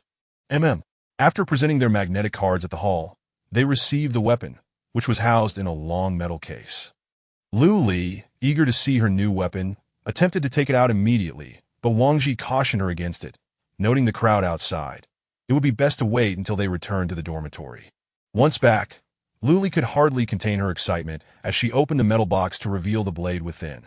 The scabbard was a subdued shade of deep black, and the hilt was wrapped in black leather. The knife's exterior appeared rather ordinary. Lu Li, is this your new weapon? The plump one leaned in, curiously eyeing the blade in Lu Li's hands. Lu Li nodded, drawing the knife from its sheath. The crimson blade shimmered ominously, adorned with intricate black patterns that rendered it even more fearsome. What a terrifying knife! Lao Yi couldn't help but comment from the back. Goodness, Lu Li, you're going to be invincible, the plump one exclaimed, showering her with flattery. The knife is impressive, but I wonder about its true power, Wang Ji mused as he observed the Yao Ling Long. If it can slice through steel, let us test it on a bullet head, Ing suggested. Wang Ji found this idea agreeable and took a bullet from a handgun, carefully removing the ammunition and leaving just the bullet head on the table. Lu Li, try to cut through this bullet head and see its power, Wang Ji instructed. As soon as he finished speaking, Lu Li struck down with the knife, clang, clang, clang, clang, that the bullet head was cleaved in two, landing on the ground with a metallic ring. Additionally, a deep gash remained on the metal table. Wang Ji noted that Lu Li had clearly held back. Otherwise, the table would have suffered far worse damage. Meanwhile, the plump one stood dumbfounded. If that strike had landed on a person, Wu Ti, they had been instantly bisected. Thank you, Captain. I will take good care of it, Lu Li said happily as she sheathed the Yao Ling Long. Chapter 32:1 Wounded. One dead. Observing the weapon in Liu Li's hand, Wang Ji glanced at the others. Once we gather enough supplies for our survival, each person should select a fine weapon. No need for that. The military knife I currently possess is quite adequate, Oldie replied. The chubby one pondered for a moment and said, I desire an automatic rifle. Rat-a-tat-tat for firepower suppression. Do you have any idea how expensive automatic rifles are? Not only is the gun costly, but the ammunition depletes rapidly. However, if you train diligently, you might indeed acquire one. Yay! Long live Captain Wang. Time to sleep. We'll rise early for training tomorrow. Delighted by Wang Ji's acquiescence, the chubby one lay down to rest. The Tower Master, the former dynasty squad, has returned. What is the situation? One wounded, one dead. The person delivering the report was Sophie, the head of the medical room. Who has perished? The Tower Master inquired slowly upon hearing the casualty report. Yi Xiang, Sophie responded. As far as I know, his strength was not insignificant. How could he have not returned? The Tower Master stood, questioning further. According to reports, he sacrificed himself to save their captain. The Tower Master sighed and sat back down. Return now. After Sophie departed, the Tower Master summoned Adam. Tower Master, you called for me. Adam hurried over upon receiving the Tower Master's communication. Is there any news from the other third-tier squad? The Tower Master asked. Tower Master, they currently have no plans to venture. They are merely engaged in their usual training. Yi Xiang from the former dynasty has fallen. The Tower Master turned away from Adam, focusing on the data displayed on the screen. What would you have me do? Adam asked directly. Investigate whether their action report is accurate. Understood, Adam responded before departing. The following day, Wang Ji and his four companions had breakfast as usual and made their way to the hall. But today, the hall was unusually crowded, with everyone bearing somber expressions, creating an oppressive atmosphere. "Friend, why are there so many people today?" Wang Ji inquired of a nearby young man who was training. "Don't you know? The third-tier squad, the former dynasty, has returned from an expedition. One dead and one injured. The deceased is that Yi Xiang," the passerby informed Wang Ji. "The former dynasty. Was that Yi Xiang really formidable?" Wang Ji questioned, perplexed. "Formidable? Let me tell you, brother, none of us on this second tier have ever bested him in a one-on-one." The young man replied earnestly. "Really, you've seen him?" Wang Ji could hardly believe it. "Well, not exactly, but recently a mysterious squad has emerged on the second tier." "A mysterious squad?" "Indeed, the Twilight Squad. They were the first team to venture out and returned without casualties." The young man spoke with pride, as if he were part of that team. "Impressive, impressive," Wang Ji responded, giving a thumbs up. "So, big brother, train hard and strive to return alive when you venture out," the young man said, patting Wang Ji's shoulder with sincerity. Wang Ji nodded in agreement. That it was no wonder these individuals trained with fervor. It was preferable to hone their skills than to perish at the hands of zombies. That he remained oblivious to the strength of the third-tier squad and the nature of their mission. What was transpiring outside was a mystery to him. Were they to languish indefinitely within this sunless tower, merely surviving? Would the resources of the Dawn Tower not eventually be exhausted? Of course, when resources ran dry, the ventilation systems of the Dawn Tower would cease to operate, and all external passages would close, ultimately leading to the demise of everyone within the tower. However, judging by the enforced external expedition deadlines set by the Dawn Tower, it appeared that resources were still sufficient, that if resources were in short supply, it would be impossible to provide a month-long preparation period. At present, the value of elite squads far outweighed that of resources. The loss of warriors trained at such expense would be irreparable. "Tower Master, I have uncovered the truth." According to Zhang Ming of the former dynasty, Li Fan and Yi Xiang had an unpleasant disagreement over a woman a few days ago. During their mission, while searching for supplies, Li Fan and Yi Xiang acted in tandem.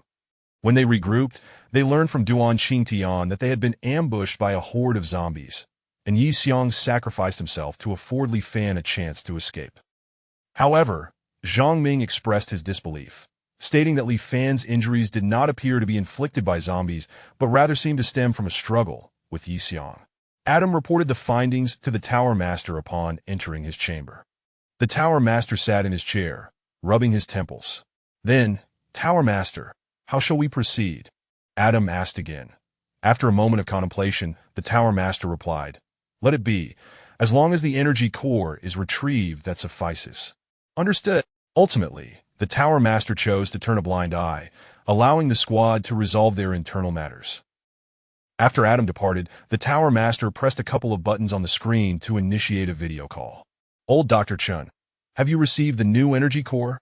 On the screen appeared a middle-aged man with a head of white hair, who replied, "Yes, the electrical resources should sustain operations for approximately 2 more months."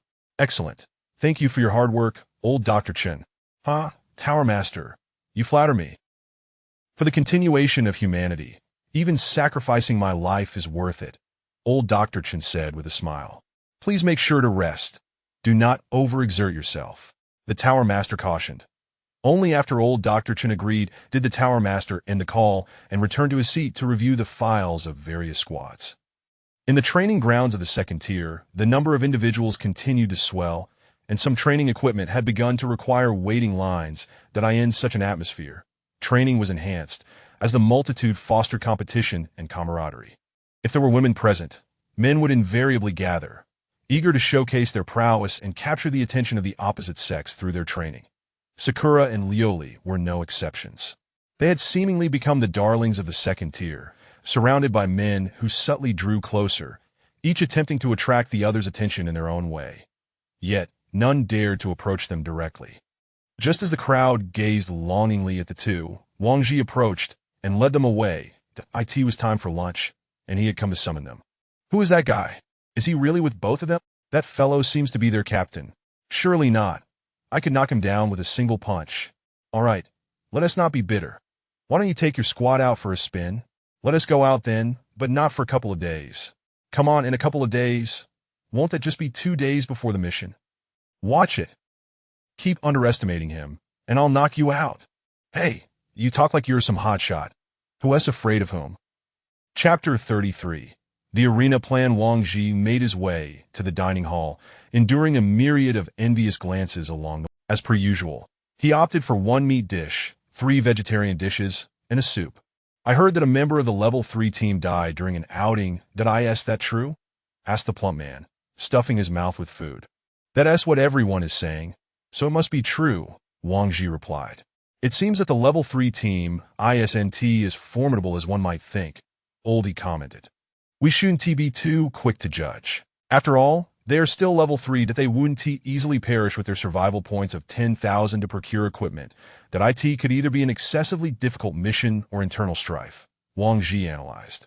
I'd prefer it to be internal strife.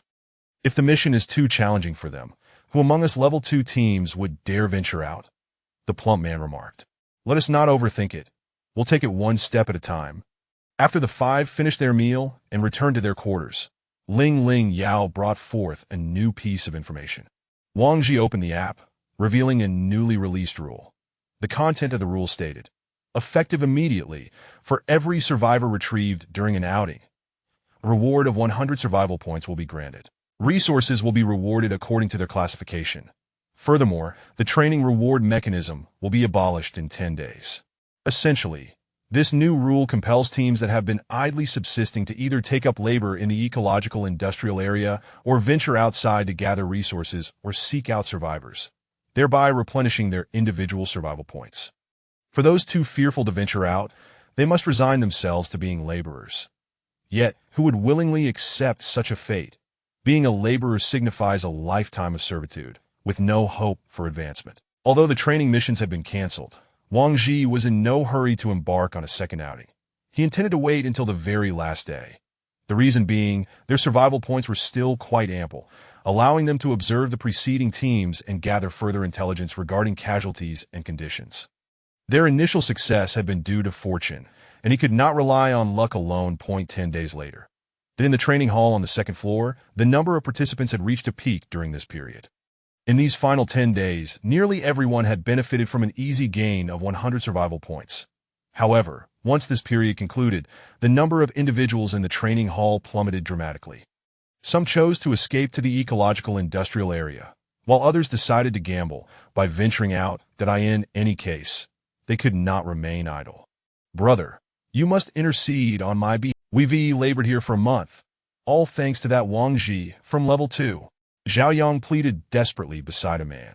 Now that a month had passed, Zhao Yang's first course of action upon emerging from the industrial area was to seek out his elder brother, Zhao Yin, and request that he deal with Wang Ji. Oh, Wang Ji. Is he the captain of the team Dusk's Afterglow? Upon hearing Zhao Yang mention Wang Ji, Zhao Yin immediately recalled the man he had encountered standing in Jie Shi's office. After being expelled by Jie Shi, he had learned through connections that this individual was none other than the captain of Dusk's Afterglow, Wang Ji. Yes, that's him. Do you know him, brother? Upon realizing that his elder brother was acquainted with Wang Ji, Zhao Yang felt a pang of anxiety, fearing his brother might be unable to assist him. I've seen him. He is merely an eyesore.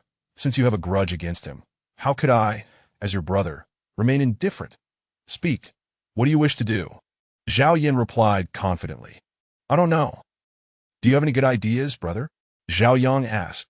There are ways. I will devise a plan to distract the guards, and the rest will be up to you to handle him. Zhao Yin explained his strategy, all the while calculating another scheme in his mind. In the training hall on the 2nd floor, Wang Ji and his 4 companions continued their daily routine of dormitory training and dining, relentlessly striving to enhance their physical capabilities. With merely 10 days remaining until their next outing, other teams had only 3 or 4 days left before being forced to venture out, yet half of the teams had already set out early. At that moment, the training ground was unusually quiet, and just as Wang Ji intended to focus on his training, Zhao Yang approached with the group. Sensing trouble, Wang Ji immediately notified the other 4 through the communication device. Well, After a few days, Captain Wang has been promoted to a level 2 team. And who is this lovely lady he has managed to acquire? Quite the charmer, aren't you? Zhao Yang sneered as he approached. After a month, you still haven't learned your lesson, Wang Ji retorted, directly striking at Zhao Yang's vulnerabilities.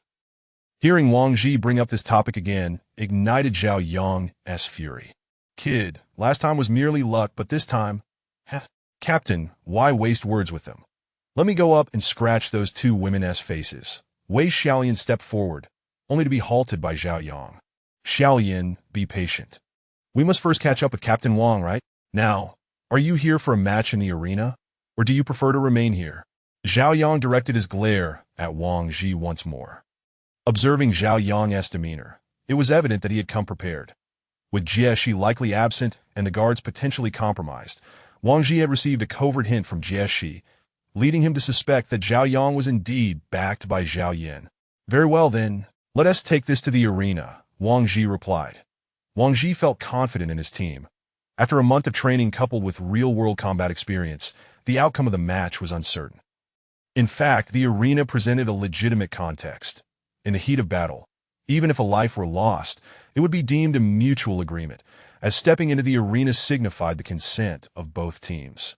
Regardless, even if they opted not to fight in the arena, Zhao Yang would still confront them here. Seeing Wang Ji agree to the arena, Zhao Yang was initially taken aback, but soon erupted into laughter. Ha ha ha, Captain Wang, you can't possibly believe that training for an additional month will enable you to defeat us, can you? Wang Ji disregarded their laughter and turned to lead his four companions toward the arena. A 5v5 battle was about to unfold, attracting the attention of those around, with whispers spreading about the impending clash between the two teams. Honestly, I believe that harmony brings prosperity. In this apocalypse, why squabble over superiority? Isn't it better to just survive? I heard it was because that Captain Chi Yin flirted with someone else's woman that sparked this conflict. Indeed, it's often said that beauty brings misfortune. What nonsense about beauty bringing misfortune? If one lacks the strength, they shouldn't pursue women. When trouble arises and they can't protect them, it's not the women's fault. It's the men's. This young lady speaks wisely. Her thoughts mirror my own. How about we grab a meal later and discuss life? What do you say, fair lady? Get lost. As the crowd around the arena swelled, excitement grew palpable. This was the first time they had witnessed a fight in the arena since their arrival. And with the stakes being life and death, the atmosphere became electric with anticipation. Chapter 34. The arena battle on the stage. Wang Ji fixed his gaze upon the 5 members of the Qian team. Zhao Yang, are you certain you wish to fight? Wang Ji inquired of Zhao Yang. Oh, not willing to fight? Very well. Have the 2 women beside you come over to me, and then you can scurry away, Zhao Yang retorted fiercely. It seems there is no room for negotiation, Wang Ji declared as he brandished his weapon. Seeking death. Zhao Yang's words had barely left his lips when the opposing 5 suddenly erupted into action, and the clash of 10 warriors commenced. After only 2 exchanges, Lang Yu was unexpectedly felled by Lao He, blood gushing forth. Perhaps Lang Yu's earlier overconfidence had incited Lao He's wrath. This time, Lao He employed a tactic that would inflict mutual devastation, enduring a lethal blow from his opponent to deliver a fatal strike of his own, slashing across Lang Yu's throat, even as a dagger from his opponent remained lodged in Lao He's shoulder. Although Lao He was not in immediate danger, he had lost the ability to continue fighting. Sakura and Lioli remained locked in a stalemate with their opponents, but upon witnessing Lang Yu's fall, their fury intensified, shattering the deadlock. Lioli, at that moment, Wang Ji sensed the precarious situation and swiftly cautioned her. Lioli hastily removed her scabbard, revealing the true form of Yi Linglong. As Yi Linglong emerged, the previously subdued Lioli launched a counterattack, breaking through defenses in 2 swift moves to this juncture. Wei Xiaolian's dagger had shattered into 2 pieces, clattering to the ground. We can see. Zhao Yang immediately declared his surrender upon realizing the dire turn of events. Lioli ceased her actions, and upon witnessing Zhao Yang's capitulation, the others retreated in unison. Wang Ji inwardly cursed their shamelessness. Was there truly a notion of surrender in the arena? Just as Lioli approached him, Wang Ji caught sight of Zhao Yang drawing a handgun from within his clothing, intent on ambushing the unsuspecting Liu Li from behind. "Watch out!" Wang Ji shouted, taking a swift step forward to shield Liu Li, simultaneously embracing her as gunfire erupted in the hall. Bang! Bang! Bang! 3 shots rang out in quick succession. The Dawn Tower had explicit regulations forbidding the discharge of firearms outside of designated training grounds. Should anyone fire a weapon, the entire team would face severe repercussions. At this moment, Wang Ji had pressed Liu Li beneath him, absorbing the impact of 3 shots in his back. Captain! Liu Li, pinned beneath Wang Ji, had lost her ability to think. "Wang Ji! Captain Wang!" cried the rotund figure and Sakura in tandem. Seeing Wang Ji unresponsive, Sakura's expression twisted with concern. She swiftly propelled herself towards Zhao Yang with remarkable speed. Zhao Yang, upon noticing Sakura barreling towards him, raised his handgun and fired 7 rounds, only to hear the ominous click of an empty chamber. As Sakura approached him with determination, he realized in despair that not a single shot had found its mark. Sakura leapt into the air, her intent now lethal, and descended beside Zhao Yang, swiftly slashing her dagger across his neck. At that moment, the arena lay strewn with the bodies of Lang Ye and Zhao Yang, while Wei Xiaoyan had been disarmed, and the 2 remaining team members stood in stunned disbelief. They could scarcely comprehend that their captain had not only surrendered but had attempted a treacherous ambush, a reckless act that had now ensnared them in dire consequences. They were all too aware of the fate that awaited them. Regret washed over them. They lamented their complicity in their captain's reckless behavior. With only 3 of them remaining alive, their captain slain, they had no choice but to surrender, lest they meet the same fate as their leader on the arena floor. "We truly can. Our captain's attempt at an ambush has nothing to do with us. We had no idea he would resort to such treachery." One of the remaining team members quickly knelt and pleaded. Sakura, however, was undeterred by their claims of surrender and was poised to eliminate them all when suddenly someone grasped her ankle. Looking down, she saw it was Wang Ji frowning. Sakura crouched down and felt the back of Wang Ji, discovering that he had somehow donned a bulletproof vest. "You truly fear for your life," Sakura remarked, giving Wang Ji a light slap on the head. Only upon realizing his protection did her fury subside somewhat. "Do not kill them. Reinforcements may be on their way." Wang Ji spoke weakly. Although he wore a bulletproof vest, the close-range impact had caused him significant internal injury. "Enough. Do not speak further," Sakura commanded as she rose and beckoned Liu Li to join her in approaching the remaining 3. "Let them leave, but surrender your access cards, or else you shall all remain here," Sakura declared to the trio without room for negotiation. At this point, the 3 were no longer concerned with their access cards. They hastily discarded them upon the ground and fled. Subsequently, Sakura retrieved the access cards from the bodies of Lang Ye and Zhao Yang. Today's arena battle, illuminated by the dying rays of the setting sun, would etch their names into infamy, shattering the long-standing tranquility. As the 5 sought to descend to the first floor in search of Dr. Sophie for treatment, a cadre of guards suddenly arrived. Each guard was fully armed, brandishing automatic rifles, their presence imposing. Among this group, Wang Ji recognized a familiar face from the day in Jieshi's office. "I am Wei Changzheng, the deputy captain of the guard team. Please accompany us," he stated, gesturing to the guards behind him, who advanced to apprehend the 5. Chapter 35. 100 times stronger than you wait. Are we to settle this matter on the arena? And does the guard squad need to intervene? Wang Ji questioned. "We're not here to resolve disputes, but since you have taken a life, we must ascertain the situation and take you away," the vice captain declared, continuing to signal the guards to apprehend several individuals. This time, Wang Ji did not resist, for he understood that with Zhao Yan present, the situation was undoubtedly more complex than it appeared. The disturbance had escalated to such proportions that Jieshi had not arrived. Instead, it was the vice captain accompanying Zhao Yan, indicating that Jieshi was likely taking a reprieve. Wang Ji and his companions were escorted to a lower level of confinement, where all their weapons had been confiscated and shackles were fastened around their wrists. Although he had mentally prepared himself, the reality was still quite overwhelming. The pain from the 3 gunshots to his back throbbed intensely, and even breathing had become a laborious task. The most unfortunate of them all was old He, who had suffered a stab wound to his shoulder blade.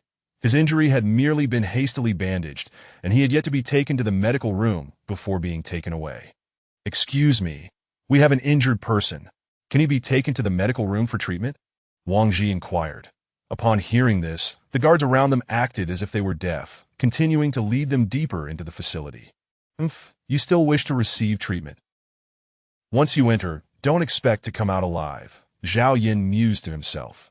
Before long, Wang Ji and his 4 companions were brought into a small, dark room, which was stark and empty, the air thick with the lingering scent of blood. Once they were confined, the iron door slammed shut, plunging the room into darkness, rendering them unable to see even their outstretched hands. "What are we going to do, Captain Wang? Can we still get out?" The portly man spoke up. "The air still reeks of blood. They must have killed someone in here. Given our current predicament, it seems we are in grave danger," Oldie said, his spirit waning. Wang Ji was uncertain when their captors would take action, so he refrained from hastily destroying the pendant. He knew he must seize this crucial moment, that if the timing were off, even if Jieshi arrived, it would be futile. At best, they might be rescued, but the underlying issue would remain unresolved. He was determined to eliminate Zhao Yin once and for all. "Stay calm. For now, we must buy some time," Wang Ji whispered quietly to those around him, wary of potential surveillance or listening devices in the room. After speaking, he fell silent, awaiting Zhao Yan's arrival. And no matter what happened, when Zhao Yan entered, he would have to destroy the pendant. He was uncertain how much time Zhao Yan intended to take in dealing with them, but Jieshi's respite would not last long, leaving Zhao Yan with very limited time. It was likely that he would not delay long and would aim for a swift resolution. Lost in thought, the iron door swung open, and to his surprise, it was none other than Zhao Yan who entered. Upon realizing it was Zhao Yan, Wang Ji immediately bowed his head and bit through the pendant, letting it slip down his chest to the ground, where he crushed it with his foot. Zhao Yan flicked on the lights within the room. The 5, having just adapted to the darkness, were momentarily blinded by the sudden illumination that, as their eyes adjusted, they beheld Zhao Yan, grinning and brandishing a silenced handgun, his gaze fixed upon them. "It's you. What do you intend to do?" Wang Ji feigned surprise, stepping forward to stand before Ying, using his restrained hands to subtly communicate with her. Wang Ji wore a bulletproof vest, making his position at the forefront most suitable. As long as he avoided a headshot, he would likely survive. Observing Wang Ji standing protectively in front of the others, Zhao Yan smirked coldly. "Captain Wang, I didn't expect you to have such audacity, flirting with my goddess while also killing my brother. Do you truly believe you can walk out of here alive? Speak. What do you want?" Wang Ji locked eyes with Zhao Yan. "After you all perish, what I desire will become irrelevant," Zhao Yan replied, raising his gun and preparing to fire. "Oh dear brother, let us converse amicably. I am but an innocent bystander. I'll align myself with you from now on." Ying, seeing no room for negotiation, gradually stepped away from Wang Ji toward Zhao Yan. The leader of the international mercenary group, Black Rose Legion, Su Muing. "Did you think I wouldn't uncover your previous records? How can I trust a killer like you standing beside me?" Zhao Yan scoffed, revealing Su Mu Ying's identity. Their ruse exposed, the portly man stepped forward. "Be brother, what about me? I have no criminal history. Let me join your side. Don't kill me." As he spoke, he slowly distanced himself from Wang Ji. Seeing the portly man's demeanor, Wang Ji genuinely suspected he had betrayed them. "Ha, you all truly amuse me. Are you stalling for time? Waiting for someone to rescue you? I'll tell you the truth. Jieshi has been summoned by the Tower Lord for a meeting, and my men have already dispatched the vice captain. Here, no one can save you. Now, you've learned enough. Prepare for your journey." As Zhao Yan finished speaking and aimed at the most threatening Su Muing, Wang Ji lunged forward. He needed to draw the fire. He was the only one in a bulletproof vest, and with a stroke of luck, he might survive. If not, he would consider it a fair exchange for his comrades. Seeing Wang Ji charge, Zhao Yan quickly shifted his target and fired a shot at him. Bang! Wang Ji collapsed to the floor. Captain Jia Li, witnessing Wang Ji being shot again, felt a pang of anguish in her heart. Noticing Zhao Yan's change of target, Su Muing, closest to him, sprang into action. Though her hands were shackled, her legs remained free. With a swift kick, she struck Zhao Yan, but he effortlessly blocked the blow with his arm. sweeping her to the ground and aiming his gun at her head. Su Muing fell, having underestimated Zhao Yan's combat prowess. Her bound hands rendered her unable to unleash her true capabilities. "Is it worth risking your life for such a weakling?" Zhao Yan queried. "Ha! He's 100 times stronger than you," Su Muing retorted, lying on the ground with a cold smile. "Seeking death." Enraged by Su Muying's defiance, Zhao Yan pulled the trigger. Bang! Su Muing shut her eyes in anticipation, and upon hearing the gunfire, she felt as though she had not been shot but was instead struck by something. When she opened her eyes, she found the portly man sprawled atop her. He had dashed over to shield her from the fatal bullet. Seeing the portly man who had thrown himself in front of the bullet, Zhao Yan erupted into wild laughter, then gritted his teeth and said, "Well, what an act of self-sacrifice, risking your life for another. You truly have piqued my interest. I am rather curious about what kind of brainwashing Wang Ji has subjected you to, compelling you to sacrifice yourselves so willingly." Just as Zhao Yan prepared to raise his gun to eliminate the next target, the iron door to the room was flung open with haste, causing the initially confident Zhao Yan to feel a surge of trepidation. Who could possibly arrive here now? Chapter 36. Windfall. At that moment, Zhao Yan heard a commotion at the door of the room and immediately turned around.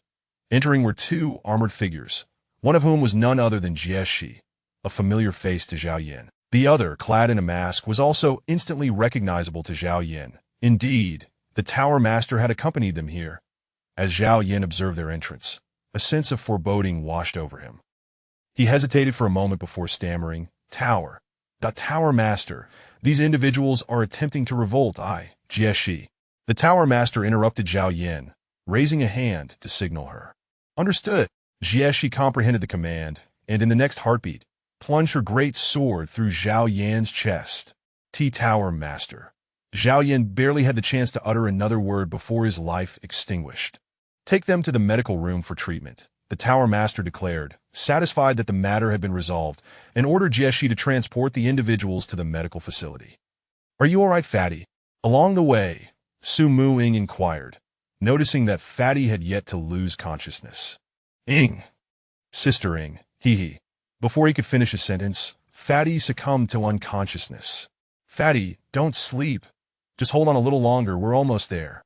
As they passed through the hall, the survivors took note of the three sprawled on stretchers, their bodies stained with blood, being hurriedly transported by several medical personnel. The well-informed survivors had already learned that this group had committed murder in the arena, and each one kept their distance, wary of attracting unnecessary trouble.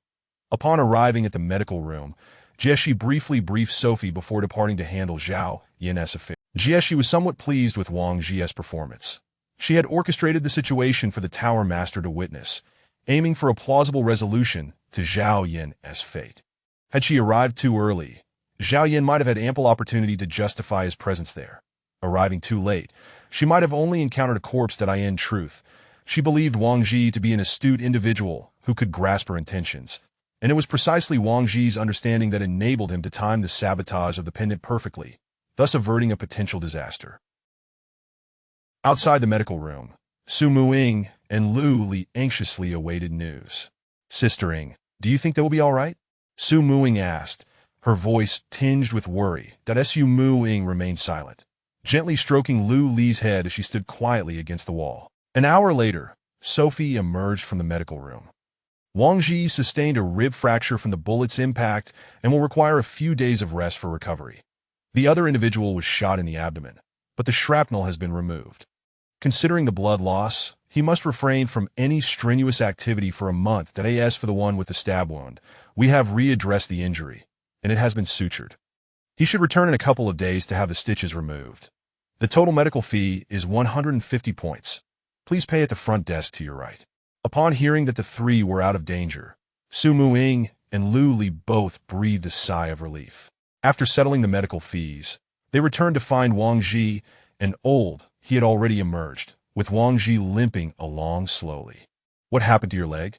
Su Muing asked, puzzled. "It hurts. How did it go?" Wang Ji grimaced as he took a seat to rest. Su Muing recounted the events following his injury. Upon hearing that Fatty had been shot, Wang Ji attempted to rise and head back to the medical room, but Su Muing restrained him, assuring him that Fatty was fine. Wang Ji exhaled in relief.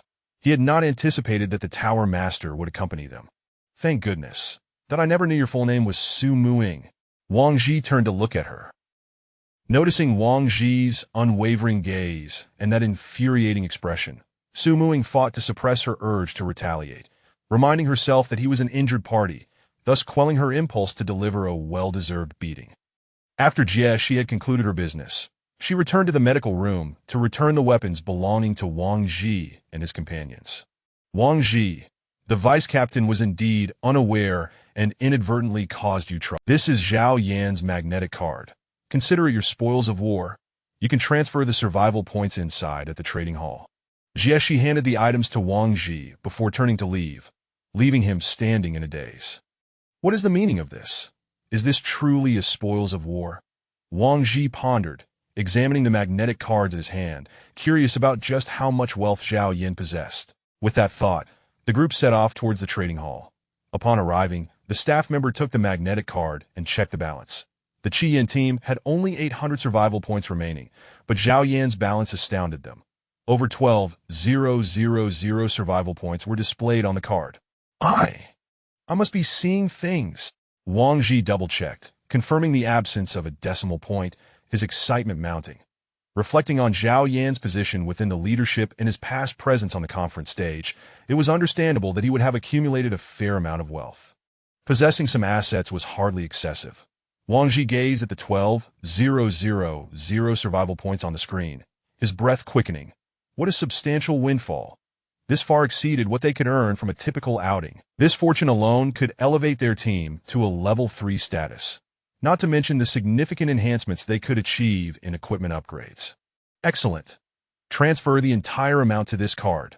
Wang Ji managed to contain his excitement as he instructed the staff member, feeling as though he had just won a grand prize.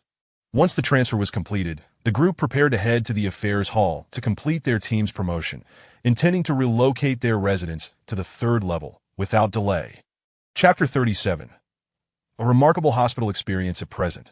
Wang Ji's team possesses 14,000 survival points, having accumulated a total of 16,200 points. They are still approximately 34,000 points away from advancing to a level 4 team, as a total of 50,000 survival points is required for such an elevation. Wang Ji approached the data station and handed his magnetic card to the staff responsible, requesting an upgrade for his team. From that moment forth, the Sunset Afterglow team officially ascended to level 3, becoming the 3rd level 3 team within the Dawn Tower. Can you guess how many survival points we have accrued? Wang Ji inquired excitedly upon exiting, struggling to contain his enthusiasm as he addressed the 3 companions. Come on, you guys are so dumb. We just raked in 13,000 survival points, and now we're a level 3 team. Wang Ji, noticing the lack of response, resorted to speaking for himself, thinking that if Fatty were present, he would surely ask, how much? 13,000 points? Could that possibly be true? Oldie expressed disbelief. Absolutely. Zhao Yan is quite the character. It's entirely normal to have a bit of a windfall. Wang Ji reassured him at that moment. Sakura was gazing at Wang Ji with a mischievous glint in her eyes, apparently already devising plans for how to spend this newfound fortune. Hey, Sakura, stop looking at me like that. It frightens me, Wang Ji remarked. Please, as if I could possibly eat you, Sakura retorted with an eye roll. As the 4 conversed, they prepared to return to the 2nd floor to relocate. According to Ling Yao, moving to the 3rd floor would unlock additional information, which piqued Wang Ji's anticipation. Upon their arrival on the 3rd floor, Wang Ji was immediately struck by a sense of independence and luxury. While the residences did not compare to the Grand General's quarters on the 4th floor, the accommodations on the 3rd floor could be considered quaint villas, comprising 2 levels, with 3 rooms on each floor, in addition to a bathroom and a living room. There were a total of 50 villas on the 3rd floor, with over 20 still unoccupied. The level 3 teams occupied only 3 of these, while the remaining villas served as residences for the administrative personnel of the Dawn Tower. Due to the relatively low population on the 3rd floor, there were currently no guards present. The expansive training hall was solely designated for the 3 existing teams, offering a greater variety of training equipment and projects than the 2nd floor.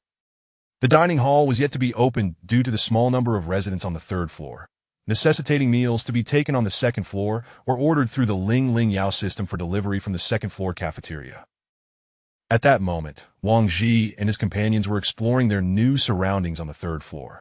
Observing the training ground, he noted a mere 5 or 6 individuals engaged in practice, creating a distinctly desolate atmosphere. Furthermore, he discerned that the topmost level of the Dawn Tower was the largest in area. As one descended, the spaces became progressively smaller. The difference between the first and second floors was hardly noticeable, but the contrast between the third and first floors was stark, with the former appearing considerably more compact. The fifth floor housed the true core of the Dawn Tower and was where the Tower Master resided. According to Jieshi, the criteria for accessing the fifth floor were vague. Only with the Tower Master's personal authorization or an invitation could one ascend to that level. As the four passed by the training ground, a man training there caught sight of them. Finally, a team has come down. If another team doesn't arrive soon, we might just go mad facing that lot all day, the man remarked, approaching them. Hello, we are the Sunset Afterglow team. I'm the captain, Wang Ji. Wang Ji introduced himself. I've heard a bit about you. A bit, huh? I am Zhang Ming, from the former dynasty. Over there, the biggest guy is our captain, Duan Qingtian. Zhang Ming enthusiastically engaged with Wang Ji and his companions. By the way, you mentioned that group. What's the issue with them? Wang Ji inquired, fully aware that the group in question was the second level 3 team, Eternal Apocalypse. Zhang Ming's comment about nearly going mad facing them intrigued him, and he was curious about who they truly were. They prattle on like a bunch of lunatics, yet they appear normal on the surface that I truly cannot fathom what the Tower Master was thinking, allowing such individuals in here. Zhang Ming, why are you slacking off instead of training? Get back to it. Zhang Ming was suddenly called away by his captain, Duan Qingtian, from a distance. Normal-looking lunatics? Wang Ji pondered as he turned his gaze toward the group Zhang Ming referred to.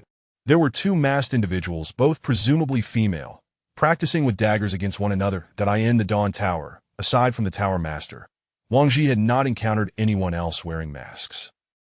Why were these individuals donning masks? Was it merely for show? Sakura, take a look at those 2, Wang Ji suggested to Su Mu Sakura. Sakura scrutinized the pair for a while before responding, they possess some skill. Indeed. Let's move quickly and drop off our belongings. Fatty is still waiting for us to deliver his meal, Wang Ji replied. After a short while, the 4 returned to the medical ward, where Fatty had already awakened, staring blankly at the ceiling. Wang Ji entered, placing the food on a nearby table. Fatty, how's the injury? Wang Ji asked as he settled down. The nurse is quite beautiful. Her techniques are professional, and she patiently tended to my wounds. It was truly a commendable hospital experience, Fatty reflected. Eat something. Once you're feeling better, you can lie at home instead of here, where it's quite costly in survival points. When we return, I'll arrange a bulletproof vest for each of you, the best available, Wang Ji promised, painting a grand vision for Fatty. By the way, we are now a level 3 team. We've just moved to the 3rd floor, Wang Ji added. Wow, impressive, Captain Wang. You've managed to reach level 3 so quickly. It seems my stay here wasn't in vain, huh? Fatty exclaimed with excitement.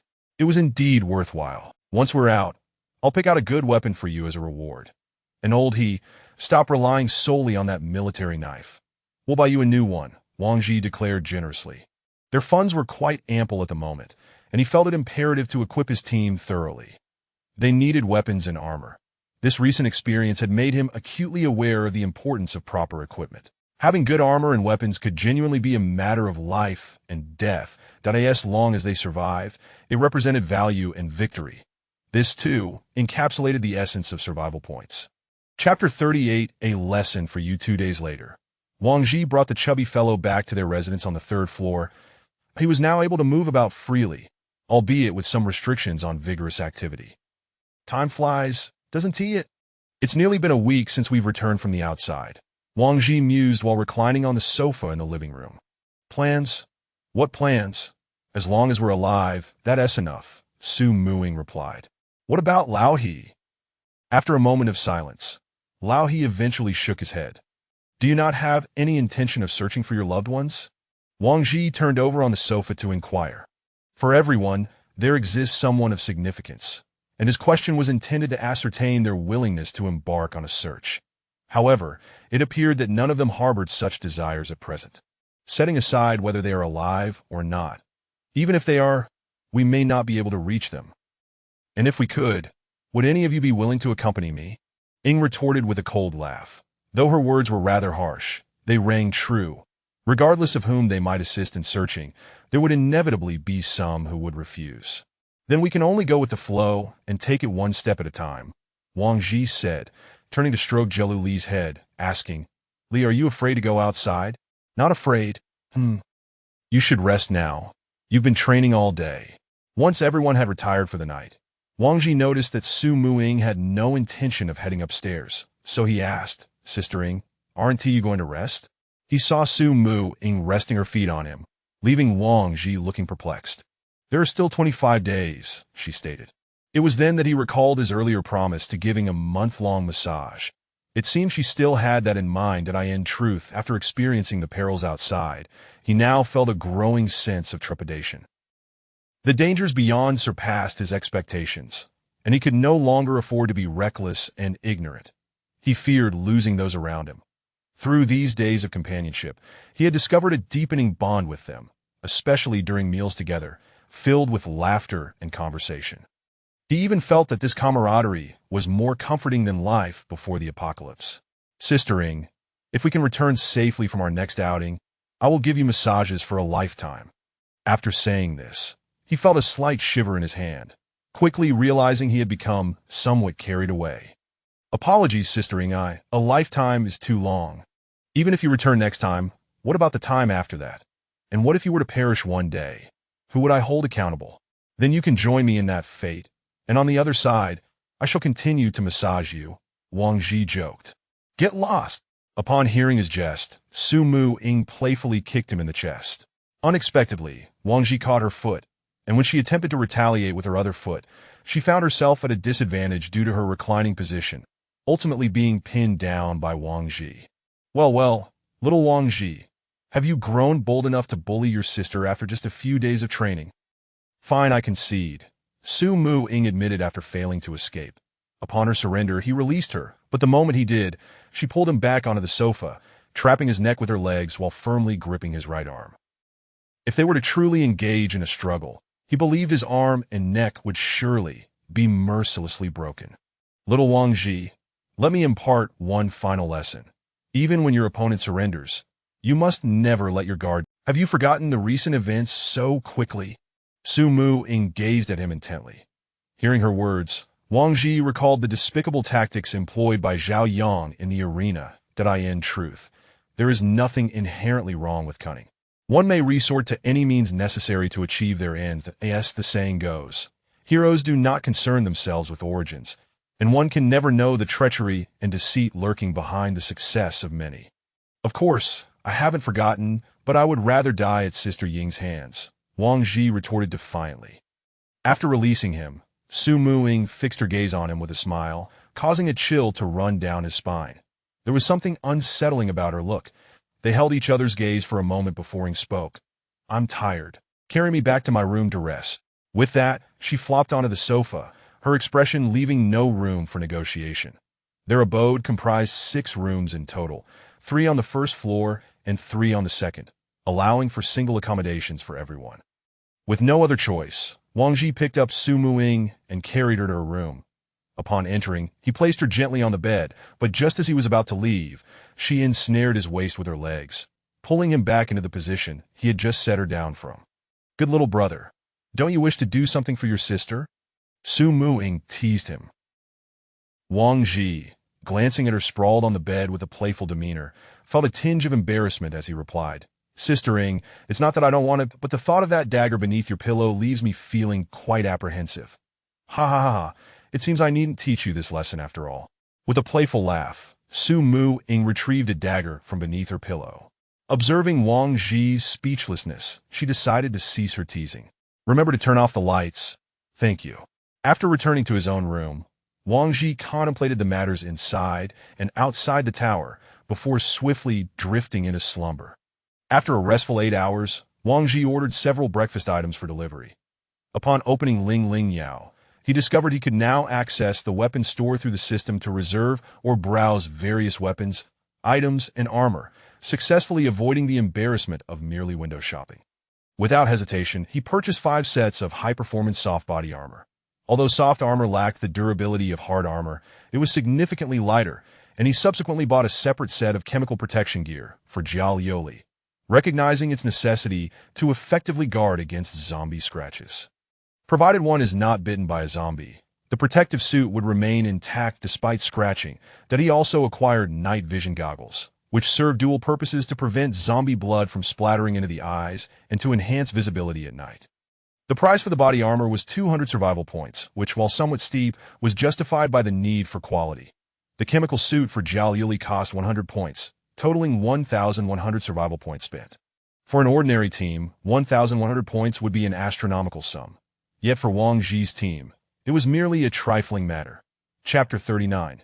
Evolution. After examining the armor, the 5 individuals proceeded to acquire various tools, including grappling hooks, windproof lighters, flashlights, transparent steel wires, first aid kits, water purification tablets, military canteens, binoculars, compasses, and more. Take a look and see if there are any other tools you require. I believe I have selected nearly everything we need, Wang Ji remarked.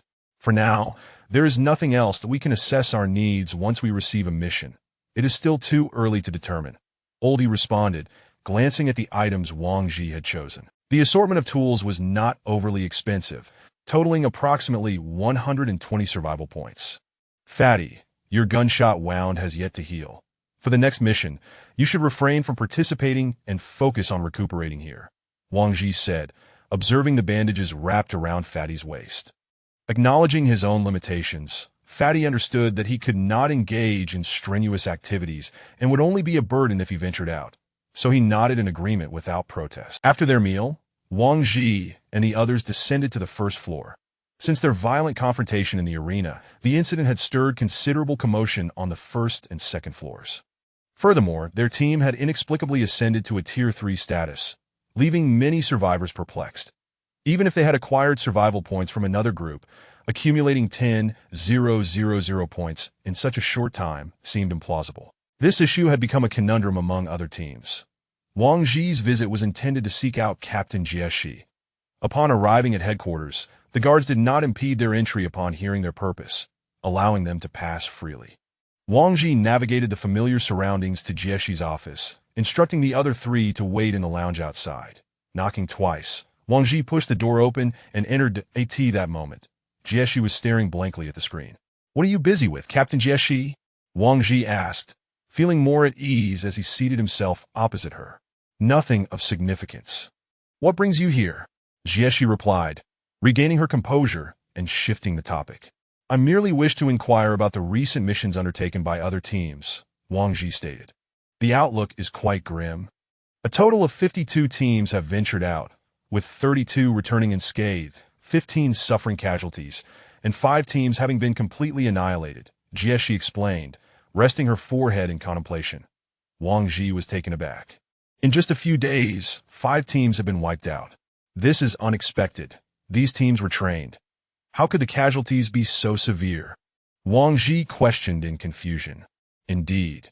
This is the very question I pondered. According to the accounts of the returning teams, their experiences differ significantly from yours.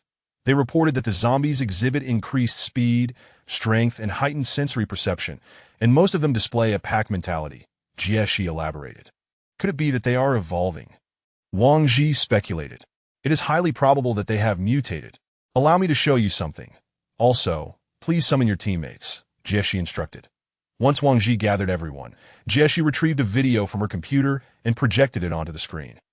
The footage presented a first-person perspective of an individual sprinting at breakneck speed, glancing back to see at least 20 to 30 zombies in pursuit, with an indeterminate number concealed behind. Each zombie appeared as frenzied as a wolf, and despite the individual's impressive speed, greater than Wang Ji's own during his escape from school, the relentless horde remained in hot pursuit. Just as it seemed they would be overtaken, the individual yanked a fleeing teammate back with great force. The unfortunate teammate lost their balance and fell to the ground. The video did not show what transpired next, but the outcome was all too predictable. After betraying his companion, the person indeed seized the opportunity to escape, swiftly eluding the zombies. Subsequently, Jieshi fast-forwarded through a lengthy segment of the video. The scene shifted to an unfamiliar room. Suddenly, the camera inexplicably fell to the ground, seemingly devoid of life signs. After a moment, the camera shifted slightly to reveal two middle-aged individuals who had no prior connection, having merely crossed paths moments before without exchanging a word. "Survivors!" Wang Ji exclaimed, observing the two individuals responsible for the teammate's demise. There are still numerous survivors outside. This video captures the final moments of a team that was completely wiped out. We utilized specialized equipment to install a recording device in their helmet. What are your thoughts after watching this footage? Jieshi inquired slowly.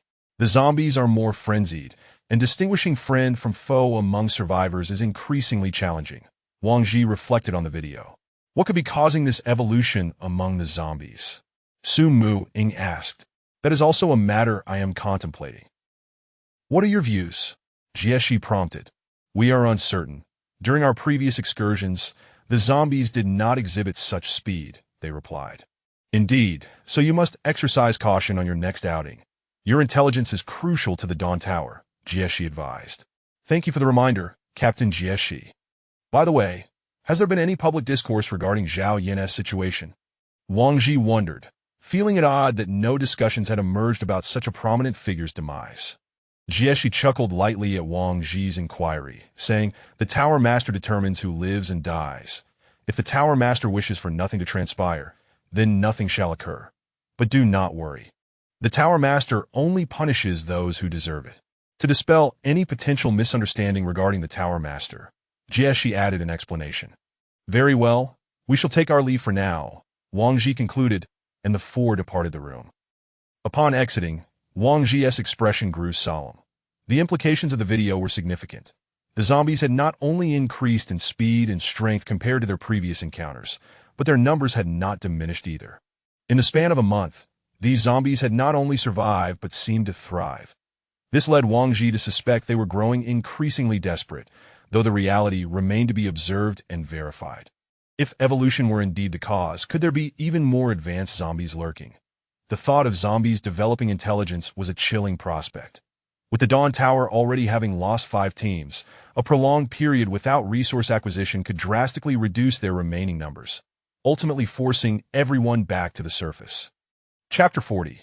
The emergency 10 fleeting days have passed, and under intense training, Wang Ji has gradually become stronger. These 10 days have seen the highest number of trainees, as from today onward, survival points will no longer be awarded for training.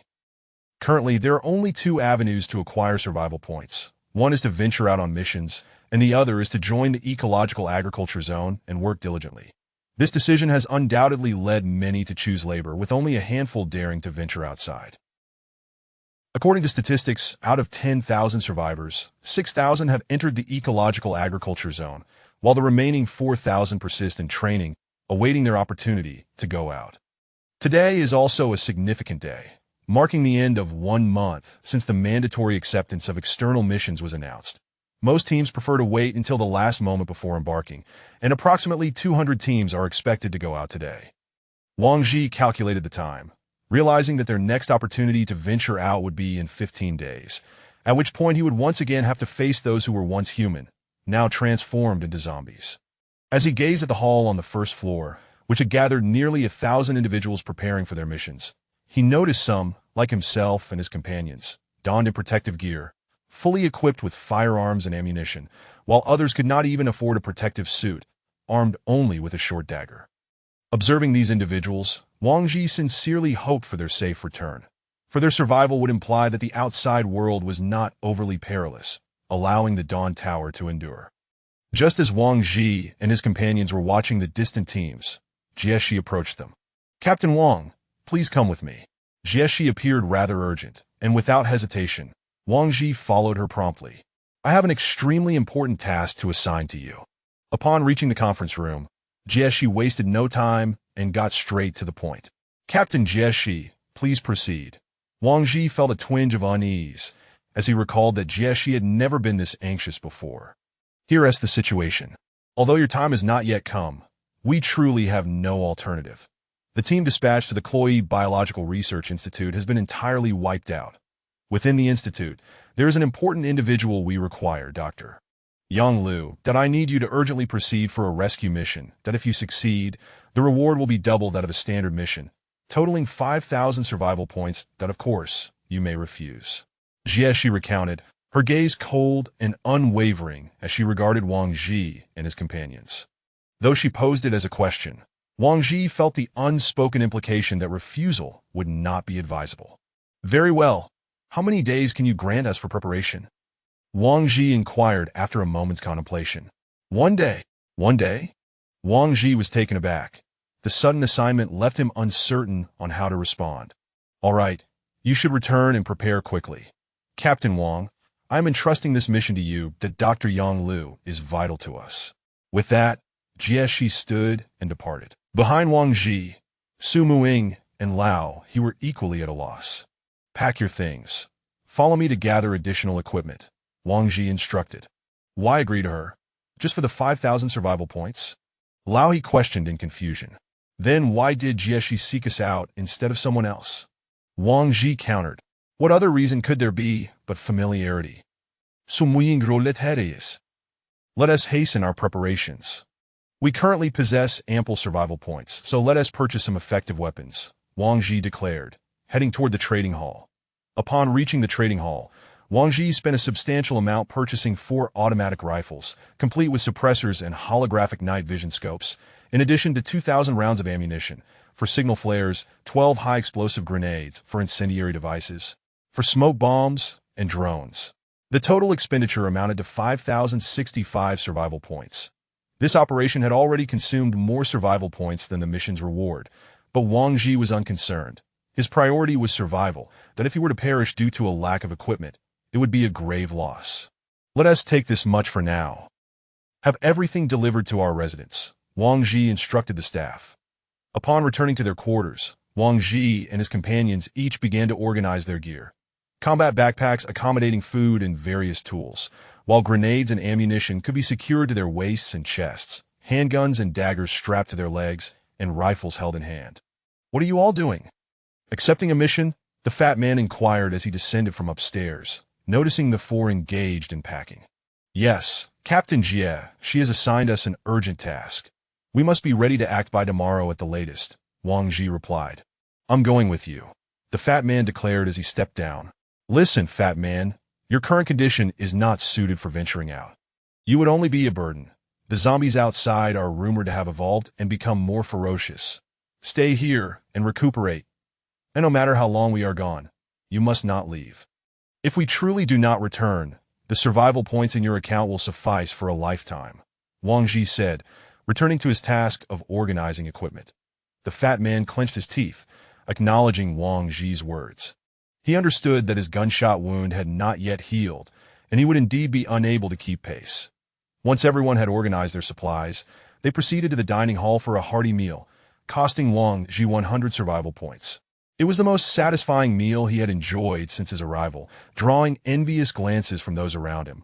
Lavish dishes, accompanied by beautiful women. Having had our fill, let us rest for a while before setting out, Wang Ji said lazily, reclining in his chair. Chapter 41. The tunnel after dinner. Jie dispatched someone to deliver the information regarding their mission. The Chloe Biological Research Institute is situated in the eastern suburbs of M City, while the nearest outpost lies at the midpoint of Huanshan Road No. 2 in the western region.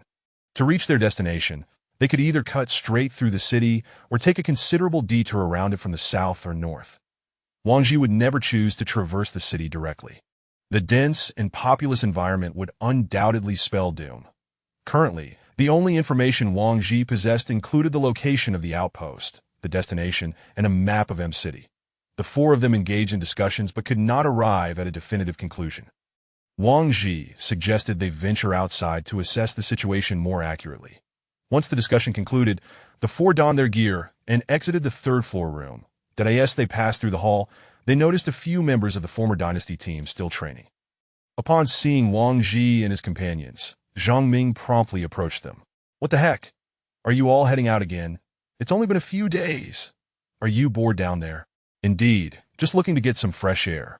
Wang Ji replied with a light chuckle. refraining from elaborating further.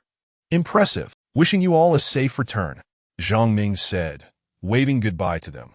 Following the mission's directives, the four swiftly made their way to the elevator exit leading to M City. This time, there was no helicopter available. They needed to devise a means to reach their destination themselves, primarily because the helicopter's aviation fuel had been entirely depleted as they traversed the dark corridor. Silence enveloped them, save for the sound of their footsteps echoing against the stairs. Soon, Wang Ji reached the end, and the four drew their weapons, remaining vigilant and prepared for combat. Beep! The door opened. Wang Ji, gripping his firearm tightly, noticed that no blinding light greeted them as the door swung open. It was nighttime, and the faint glow of the moon barely illuminated the ground. Wang Ji scanned the surroundings, finding no trace of zombies. Cautiously, the four edged closer to the road ahead, progressing slowly due to the complexities of the nighttime environment. Wang Ji glanced at the map. They were currently positioned at the midpoint of Huanshan Road No. 2 in the western part of the city, which aligned with the outpost location, while the target site lay to the east of the city, with equal distance to the south and north. "Let us head south," Wang Ji declared. In the darkness, the four advanced slowly southward, staying close together to ensure they wouldn't be caught off guard. "Why are there no cars on this road?" Lao He wondered from the back. Wang Ji halted. "Indeed. How could there not be a single vehicle? While this road is somewhat remote, it shouldn't be devoid of traffic." Wang Ji also sensed that something was amiss. After walking for another hour, they finally spotted a tunnel ahead, where several police cars were parked. Wang Ji felt a twinge of unease upon seeing the vehicles that he raised his hand, signaling for the others to stop, and retrieved a pair of binoculars. "What's wrong?" Su Muqing inquired. "The binoculars aren't clear." "Let us move closer," Wang Ji replied, gradually approaching the tunnel that they neared a distance of 500 meters. Everyone could vaguely discern the tunnel's entrance. Several layers of iron mesh sealed off the entrance. What is happening here?" Wang Ji gazed at the blocked tunnel. "They've sealed off the tunnel, and no wonder there hasn't been a single car on the road.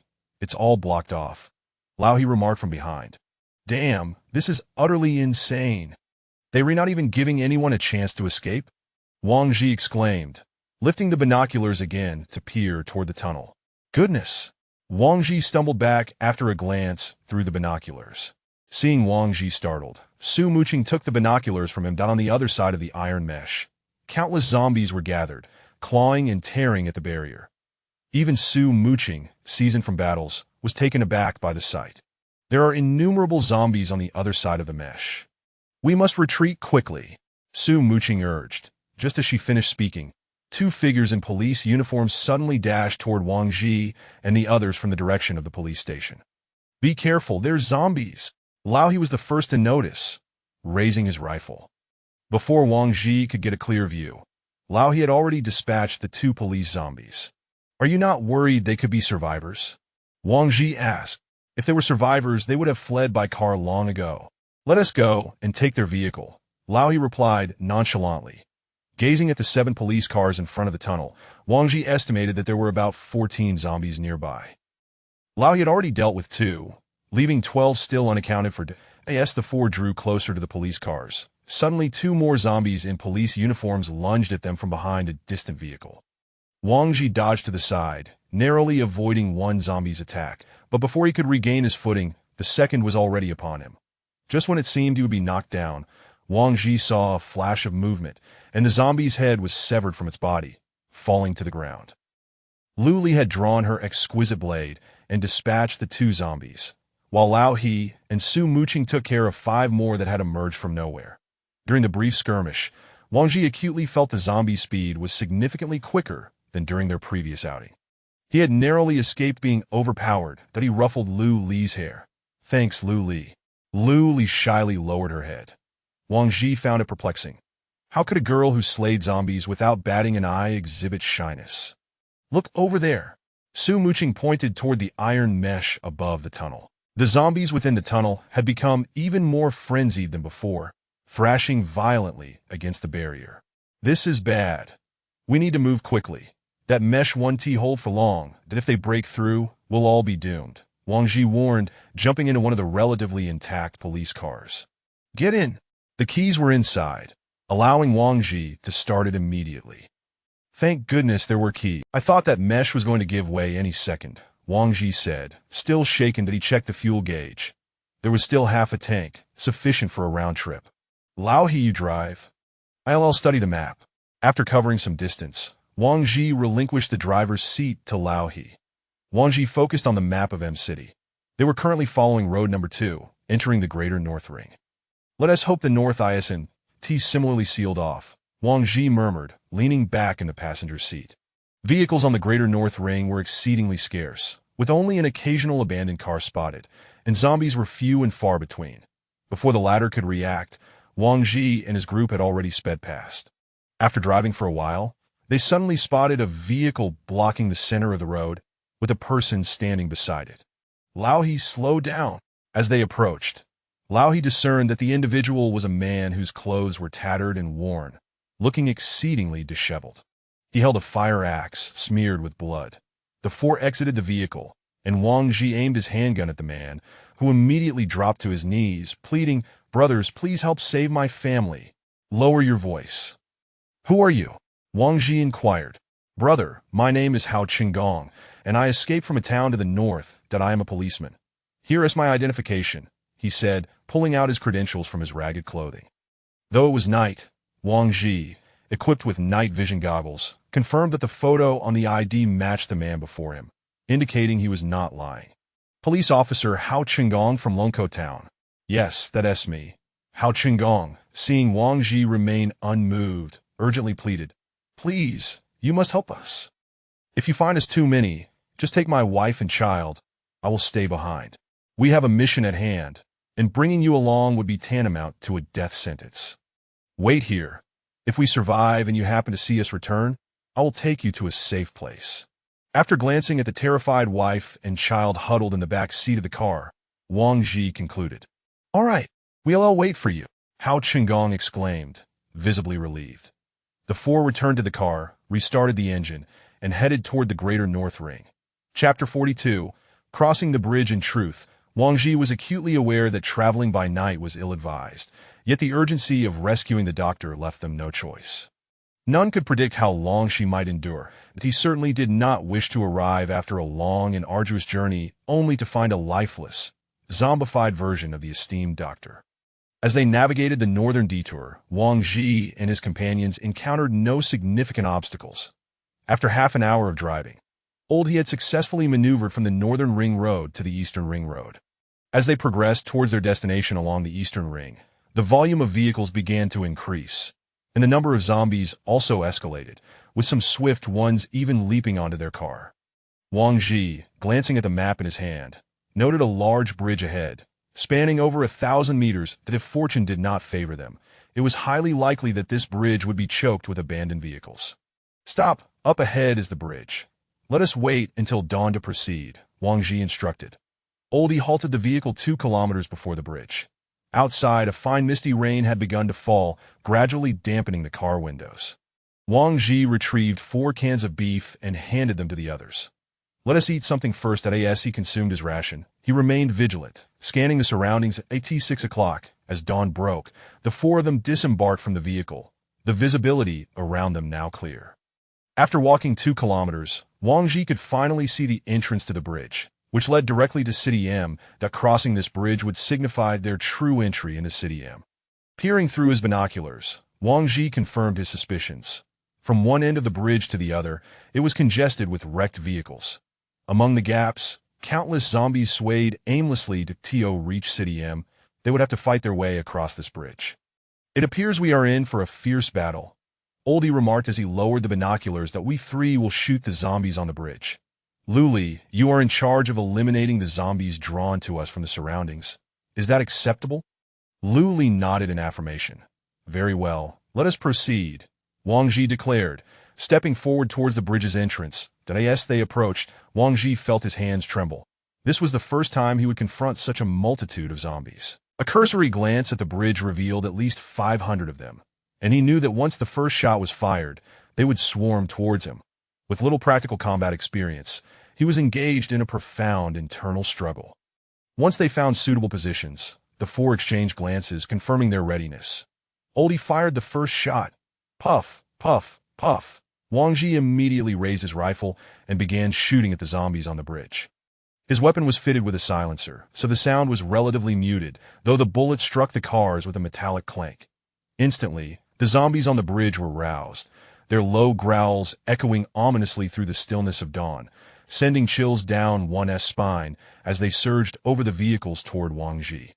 "Keep shooting quickly," Oldie urged, having underestimated the zombie speed that by the time the three of them emptied an entire magazine, they had fired 90 rounds, with only about 40 effective shots, their rate of elimination lagging far behind the zombies' advance. From the flanks, more than a dozen zombies approached, but Luli managed to dispatch them. However, they had no time to manage the threats on either side. Seeing the horde of zombies growing ever larger, Wang Ji recognized the dire situation. Their current firepower would not hold. "Use grenades," he exclaimed, quickly pulling out a high-explosive grenade and hurling it into the center of the advancing tide. Boom! The eastern bridge of City M erupted in a series of explosions, the detonations of the grenade and the vehicles resonating throughout the eastern expanse. In a room at the Research Institute. That is the sound of explosions? Could there still be survivors? Should we check the rooftop? What good would that do? Everyone is fighting for their own lives. Perhaps they are already dead, and you expect them to come save us?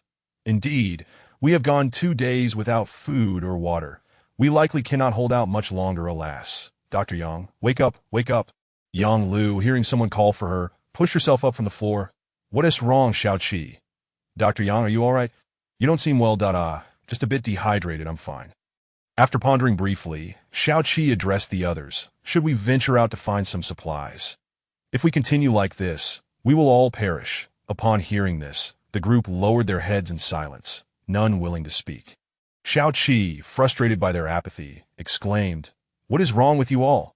If Dr. Yang hadn't taken us in and shared her provisions, we would have perished long ago. Now she is on the brink of dehydration, and you remain indifferent?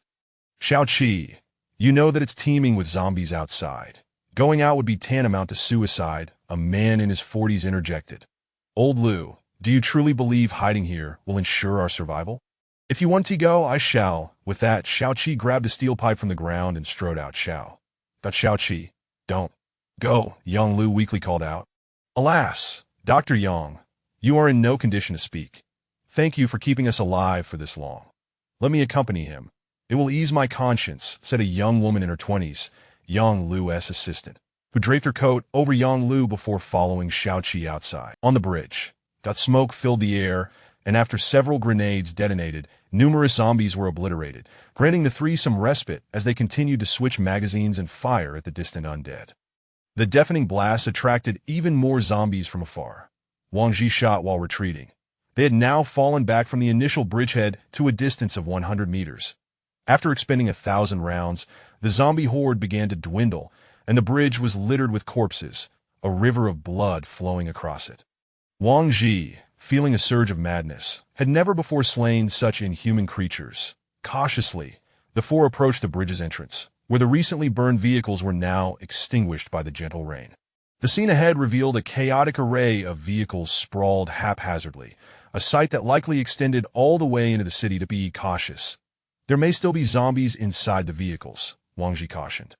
In that brief span of 1,000 meters, it took Wang Ji an entire hour to traverse, and by now, the four of them were splattered with blood, resembling ruthless killers.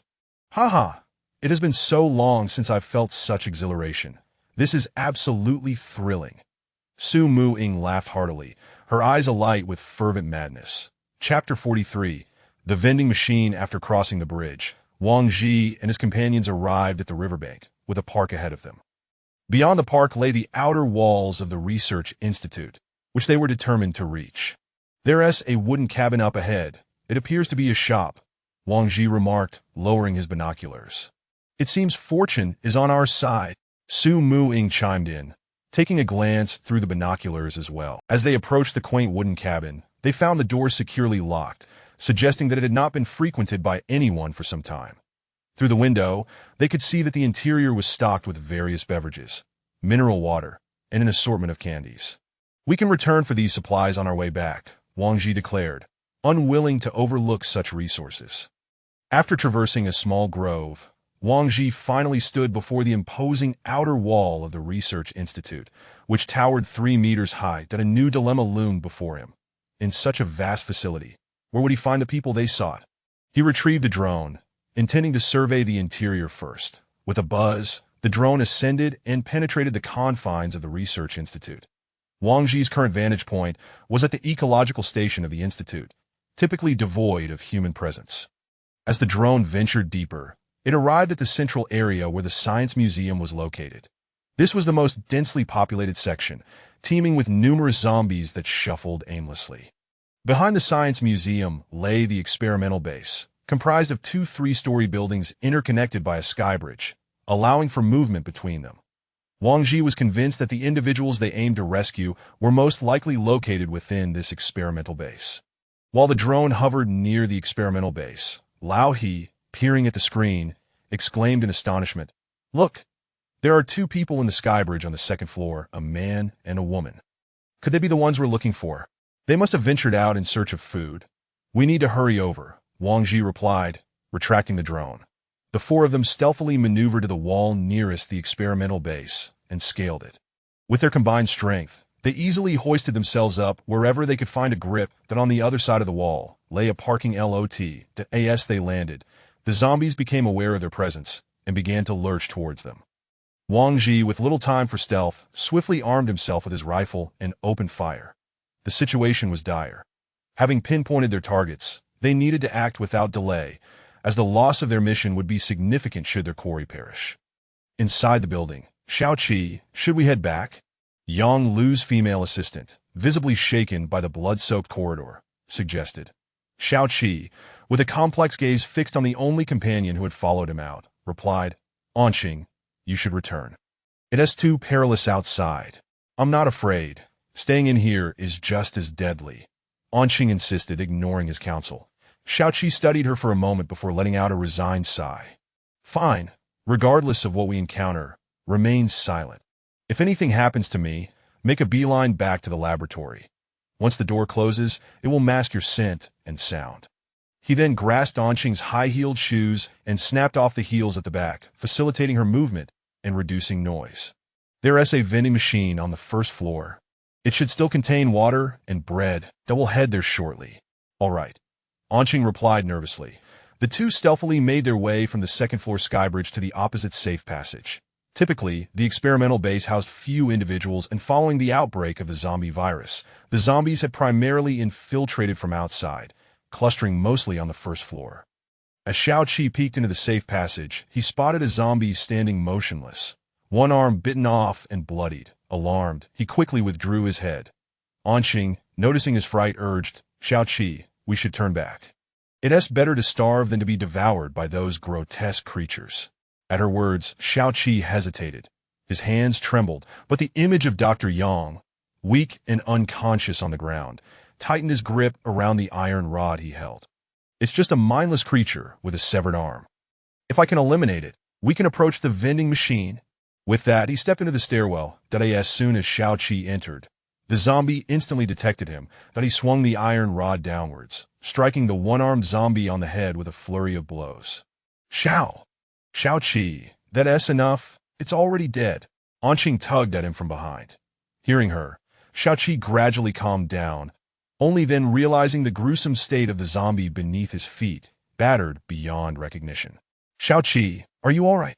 Anqing asked, fear evident in her eyes as she regarded the blood-splattered Xiaoqi. "Yem mifine." "Let us hurry downstairs," he replied, wiping the blood from his face with his sleeve. Upon descending the stairs, they found the vending machine situated against the wall in the lobby. "We're fortunate.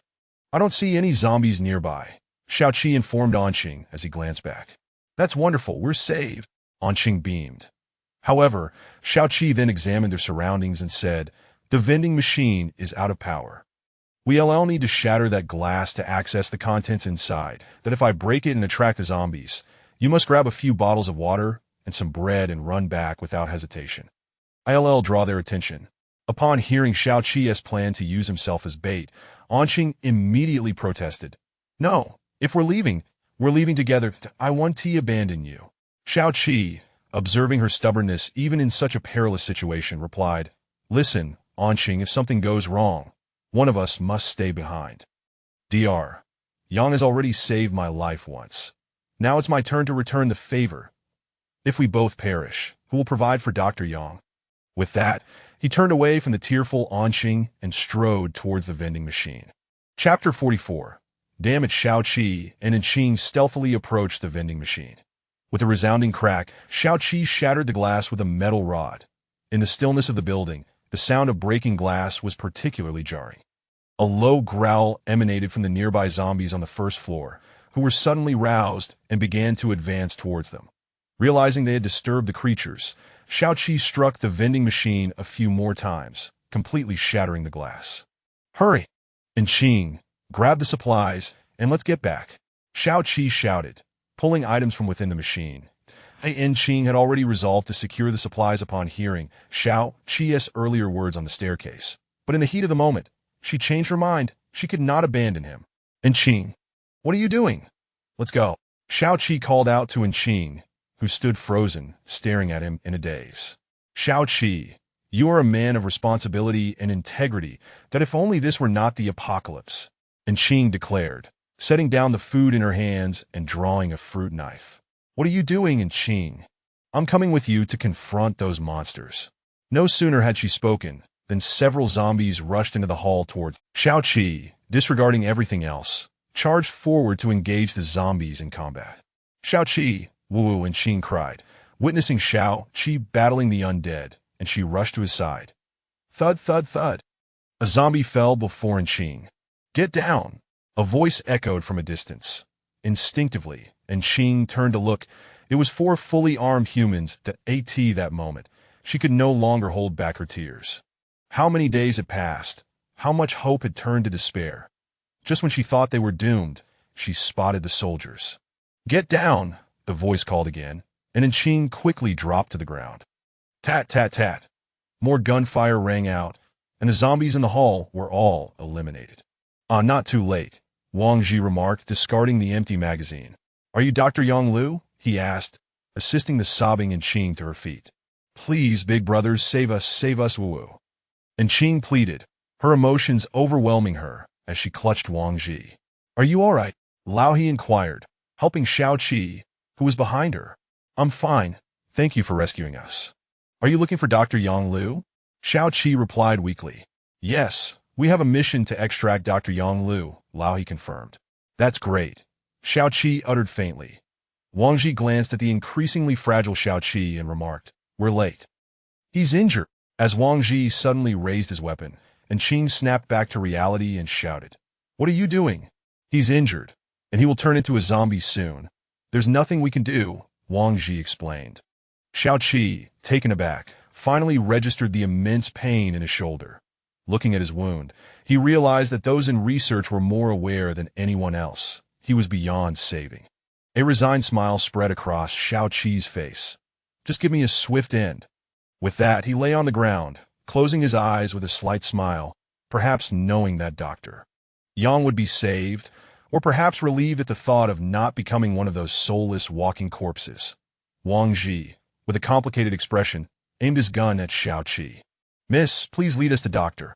Yang Lu," he said, turning back that Anqing seemed not to hear, slowly walking to the vending machine, methodically picking up the water and food scattered on the floor. "Xiaoqi, why are you so foolish? No one else came out. Only you, risking your life for their supplies." "Woo-woo," Anqing mumbled to herself as she gathered the food. Wang Ji stood by, watching Anqing, while Su Muing, unable to bear it any longer, prepared to question her, but was halted by Wang Ji. "Miss, shouldn't we prioritize saving lives?" Wang Ji approached Anqing and asked. "Save lives? You don't want to save Xiaoqi, but you think of rescuing those cowardly, selfish people. They all deserve to die." Anqing shouted passionately at Wang Ji. Wang Ji remained calm, responding gently, "Miss, regardless of their faults, we must still rescue Dr. Yang. I ask that you consider the bigger picture." Upon hearing Wang Ji's counsel and recalling her purpose for accompanying Xiaoqi, Anqing calmed down. She wrapped the supplies in her coat and silently ascended to the second floor. Wang Ji and the others exchanged glances before following her closely. Chapter 45. Evacuation on the journey to find Dr. Yang Lu. Sporadic zombie ambushes occurred, yet Anqing chose to ignore them, clutching her coat as she made her way to the building across the street. Fortunately, these zombies were swiftly dispatched by Wang Ji and his companions, ensuring Anqing's safety throughout her journey. After traversing the corridor and taking a turn, she arrived at a door at the end. Upon entering a sequence of codes, the door swung open. Wang Ji stepped inside, his gaze falling upon approximately 10 individuals sprawled on the ground, both men and women, and he tightened his grip on his firearm, pondering how a mere man and woman were sent out to forage for food among such a large group. No wonder Anqing deemed these individuals deserving of their fate. If it were him in that situation, he would not hesitate to eliminate them were he capable. Alas, Anqing was a gentle soul, lacking the strength to take a life, even in self-defense. Upon noticing the arrival of others, the people in the laboratory slowly rose, their spirits lifted upon seeing the fully armed quartet of Wang Ji. Thank heavens, we are finally rescued. Fantastic. Please help us. In a moment, the previously prostrate individuals were pleading for assistance. Wang Ji coldly surveyed the crowd and inquired, "Who is Dr. Yang Lu?" "She is over there." A man pointed towards a corner. Following the man's gesture, Wang Ji spotted a woman clad in a white coat lying there. He rushed over, carefully lifting Dr. Yang Lu and resting her against his leg. "Ingjie!" Wang Ji called out urgently for Su Muing to assess her condition. As Su Muing approached, checked Yang Lu's pulse, and swiftly retrieved her epinephrine, administering it to Yang Lu's waist. "She is severely dehydrated and famished.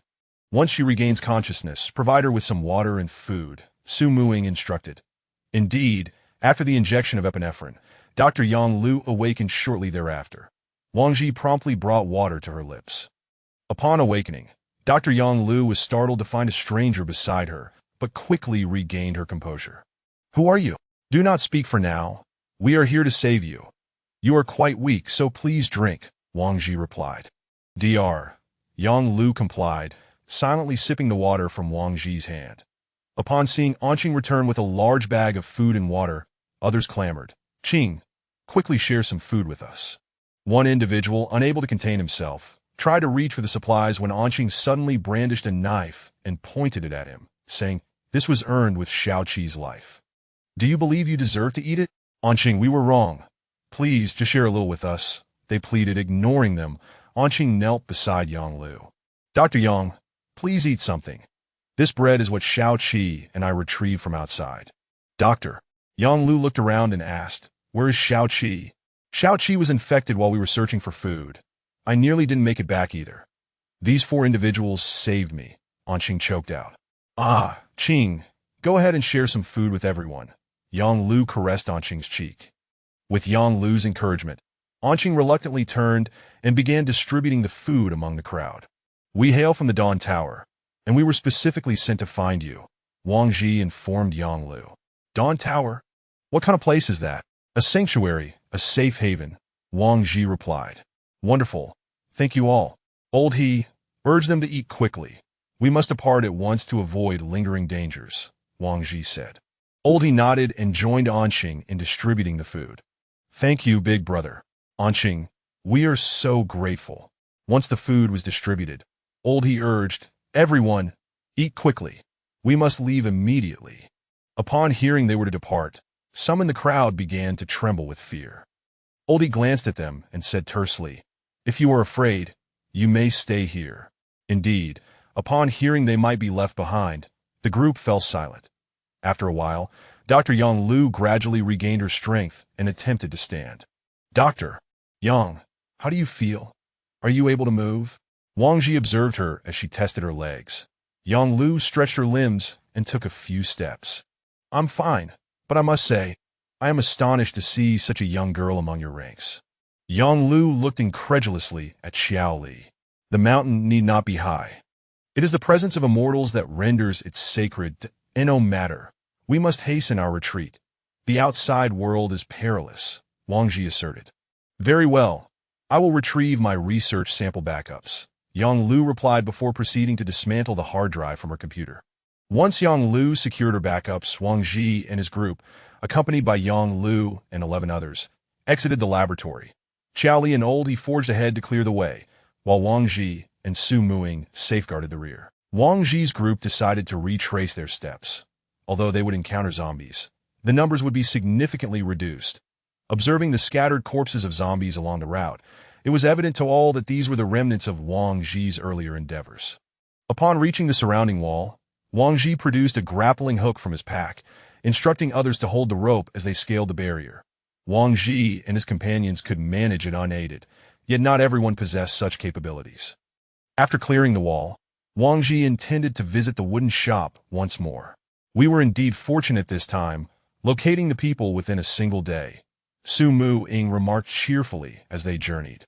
Indeed, had Anqing and the others not ventured out, who knows how long it would have taken to find them in such a vast research facility, Wang Ji agreed. Now, the pressing question arises. With our group totaling 15, how shall we return? Su Muing inquired. Wang Ji paused, realizing he had not given this matter much thought. They would need to find a vehicle along the way.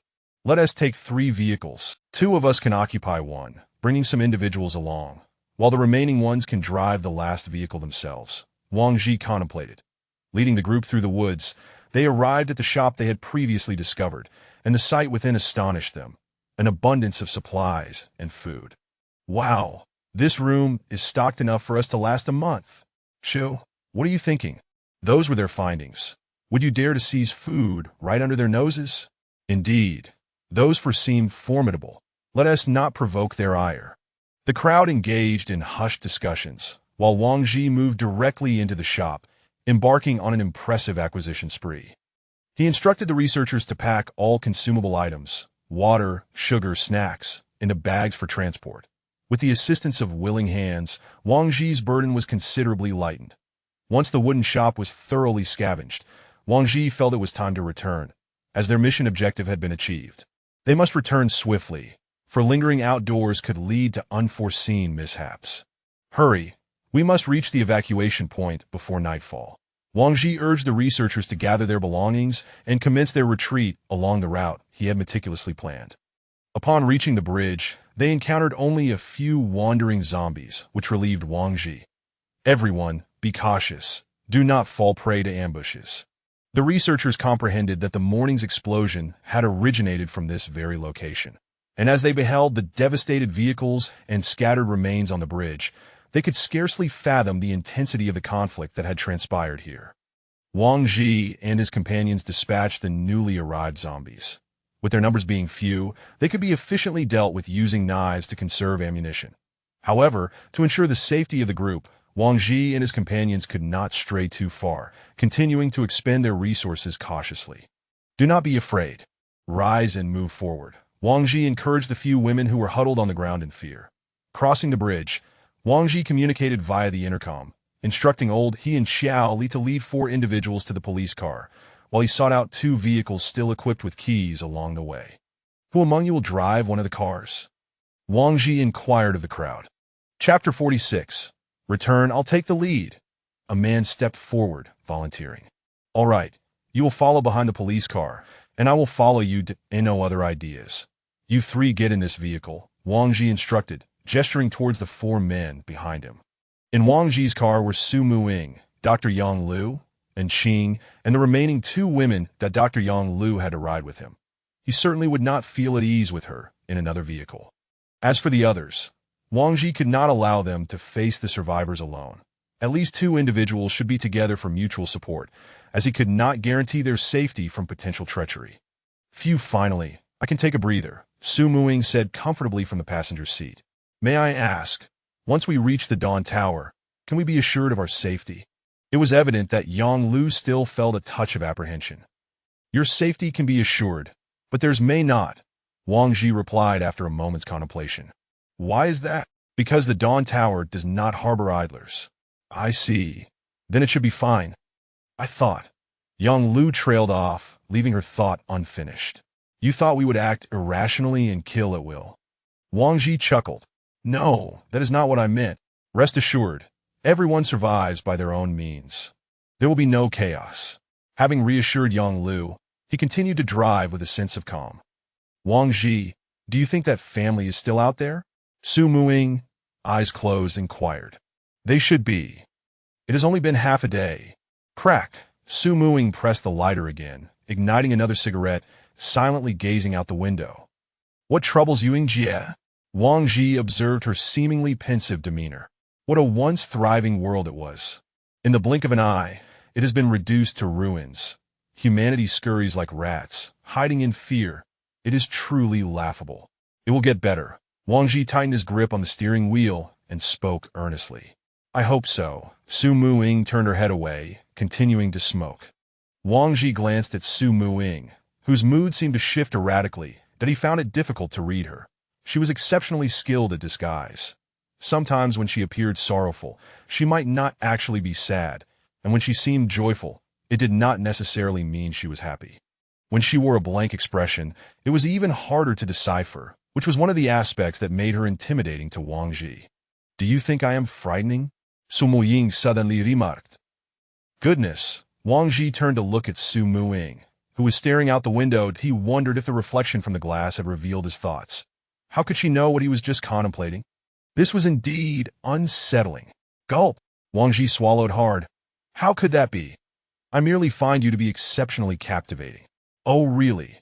If I am so captivating, why have you yet to make a move? Next time, for sure. As soon as Wang Ji uttered those words, he regretted it, fearing Su Muing would ask when that next time would be. Fortunately, she did not press further, merely acknowledging with a simple before lapsing into silence that he ought to have transferred her to Lao He's vehicle. At least Lu Li was understanding and gentle. Who do you think is more beautiful, me or Lu Li? Su Muing suddenly asked. Wang Ji turned to look at her as if he had seen a ghost. He had just been thinking about Lu Li. Why would she bring her up? Wang Ji began to question whether this woman possessed some supernatural ability. Each has their merits. You embody the mature, alluring type, while Lu Li represents the youthful charm. Their figures and personalities differ. Yet overall, I must say you, Jie, are more beautiful. Su Muing nodded slowly, contemplating Wang Ji's earlier words. As expected, his compliment pleased her immensely. Had he declared Lu Li more beautiful in her presence, he would have surely lost his mind. Thereafter, Wang Ji dared not indulge in any further thoughts, focusing instead on driving steadily. Zing Wang Ji, take the turn at the upcoming intersection, and you'll reach the West Ring. Is there a change in plans? Lao He's voice crackled through the intercom. No change in plans. Proceed normally, maintaining a speed around 40. After a while, Lao He's voice returned to the intercom. We've spotted that vehicle from last night. All right, be cautious and confirm if they have been infected. As Wang Ji's vehicle approached, he instructed, you all stay in the car. Jie, let us go take a look.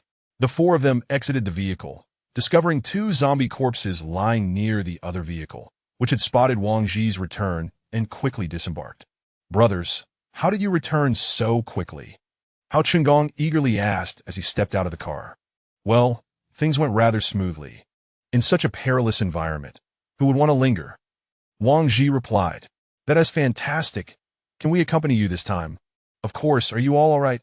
No injuries? Wang Ji sought confirmation. No injuries. Wife, son, get out and thank the brothers. Hao Qinggong called to his family, ushering them out for Wang Ji to assess. Thank you, esteemed brothers, for your timely rescue. Our family is immensely grateful. With that, Hao Qinggong's wife knelt down in gratitude. It was merely a small effort. Please rise that we must continue our journey. It is already afternoon, and darkness will soon fall. Wang Ji remarked after glancing at the time. All right, then we will follow behind you, Hao Qinggong affirmed. Thus, Wang Ji's mission gained 3 new companions. As 4 vehicles proceeded towards the second highway they had traversed earlier, an hour passed, and the group had exited the West Ring, entering the second highway. If all went as expected, they would reach their evacuation point within half an hour. Just as Wang Ji was musing over this, Lao He's voice crackled through the intercom once more. Wang Ji, something is amiss. A large horde of zombies has been spotted ahead. Chapter 47. Nocturnal Conversations in the Mountains. Wang Ji, something is amiss. A massive horde of zombies has inexplicably appeared ahead. He exclaimed urgently over the intercom. Hearing this, Wang Ji hastily retrieved his binoculars, and to his dismay, he beheld an overwhelming number of zombies, densely packed on the road a kilometer away. How could this happen? Could it be that the iron mesh in the tunnel was breached, allowing them to escape en masse? There were at least 800, if not 1,000, of them, slowly ambling towards Wang Ji's direction. Acknowledging the futility of a firefight, he realized that even a perfect barrage of bullets would scarcely eliminate half of these creatures. Close combat was out of the question. Old He gathered the team and grabbed the supplies. "We need to disembark," Wang Ji instructed via the intercom. Beside him, Su Muqing furrowed her brow and inquired, "Why are we getting out?" "Of course, it's to save our lives. Retracing our steps serves no purpose. We must venture into the mountains to circumvent the horde," Wang Ji elucidated, opening the car door to allow the research team to retrieve their supplies before they all dashed towards the mountainside adjacent to the road. As long as they maintained a safe distance, the zombies would not pursue them, as they could only detect through perception and sound. After approximately a kilometer into the mountains, Wang Ji turned back to observe through his binoculars, noting that the zombies had arrived at their parking spot. Suddenly, with a loud bang, their vehicle exploded amidst the throng of zombies. Yes, it was an explosion. The group turned to witness the destruction of their car. What just happened? Oldie stared at Wang Ji, bewildered. Wang Ji planted a timed bomb in the vehicle, calculating the exact moment the zombies would arrive. Boom! Su Muqing gestured dramatically, mimicking an explosion. "I see. But was such an action truly necessary?" Old He queried. "Absolutely. The sound will attract zombies within a 2-kilometer radius, drawing them towards this location," Wang Ji stated, pulling out a map. They were approximately 20 kilometers from the evacuation route, and at their walking pace, reaching it before nightfall was impossible. After darkness fell, they would either have to traverse the night or remain stationary until dawn. As they continued their journey, the daylight gradually waned, rendering further travel unfeasible. The researchers lacked night vision equipment, and it would be unwise for Wang Ji to use lights, as illumination would attract zombies or other bizarre entities. Thus, he sought refuge on the sheltered side of a slope where they would spend the night. They ignited a small fire, the flickering flames alleviating the pervasive atmosphere of fear among the group. Gathered around the fire, they reminisced about their past experiences. "Who would have thought we'd escaped the research facility alive? Truly, we owe our lives to Dr. Yang, who came specifically to rescue us," one remarked. "Indeed, we are fortunate to have Dr. Yang," another agreed. An Qing sat quietly, her head bowed, lost in thoughts of Xiao Qi and their shared experiences. "Xiao Qing, what troubles you? Why are you crying?" Yang Lu asked, noticing in Qing's tear-streaked face. Without responding, Qing stood and walked over to the lookout. Wang Ji, upon seeing her, he inquired, "What is the matter? Why not warm yourself by the fire instead of freezing over here?" Qing stared blankly at the stars above, saying, "I witnessed Xiao Qi die before my eyes, and I could do nothing to help him. If only I could have shared his burden, perhaps he wouldn't have succumbed." Listening to Qing's words, Wang Ji realized she was reminiscing about Xiao Qi again. "You must grow stronger, to protect yourself and those you cherish in your own way. Look at me. Just months ago, I was an ordinary person. After entering the Tower of Dawn, I trained relentlessly, every step taken with purpose." Wang Ji encouraged, and Qing suddenly turned to him, asking, "Do you really think I can?" "Absolutely. As long as you possess sufficient determination," Wang Ji affirmed. "To protect those I care for in my own way," and Qing murmured to herself. "Enough now. Go warm yourself by the fire," Wang Ji urged gently. "Thank you," and Qing replied before returning to the warmth of the fire. Wang Ji watched her retreating figure with a quiet sigh. Before long, Zhao Liuli approached him. "What is on your mind, Liuli?" Wang Ji asked as she settled beside him. "Nothing. I merely wish to converse with the captain," she replied. After a brief silence, she spoke again, revealing her desire for connection, which was understandable given her reticence throughout their journey. "Are you tired?" Wang Ji inquired. Seeking to break the silence a bit, she admitted. The two sat side by side, gazing up at the sky. Wang Ji noticed the stars, once obscured, now twinkled brightly. With the absence of industrial pollution and vehicle emissions, the sky had regained its vastness. Perhaps this was destined. Humanity nearing extinction, leading to a necessary reset, followed by the commencement of a new cycle. The stars are so bright and beautiful, Jiao Lioli exclaimed, her eyes fixed on the heavens. Wang Ji, captivated by the reflection of the starry sky in her eyes, mused that perhaps she indeed possessed a galaxy within her gaze. In that moment, he was entranced by her presence. Sitting together, she mesmerized by the stars, while he was entranced by her. "Captain, what are you looking at?" Jiao Lioli blushed, lowering her gaze upon catching his stare. "What is that?"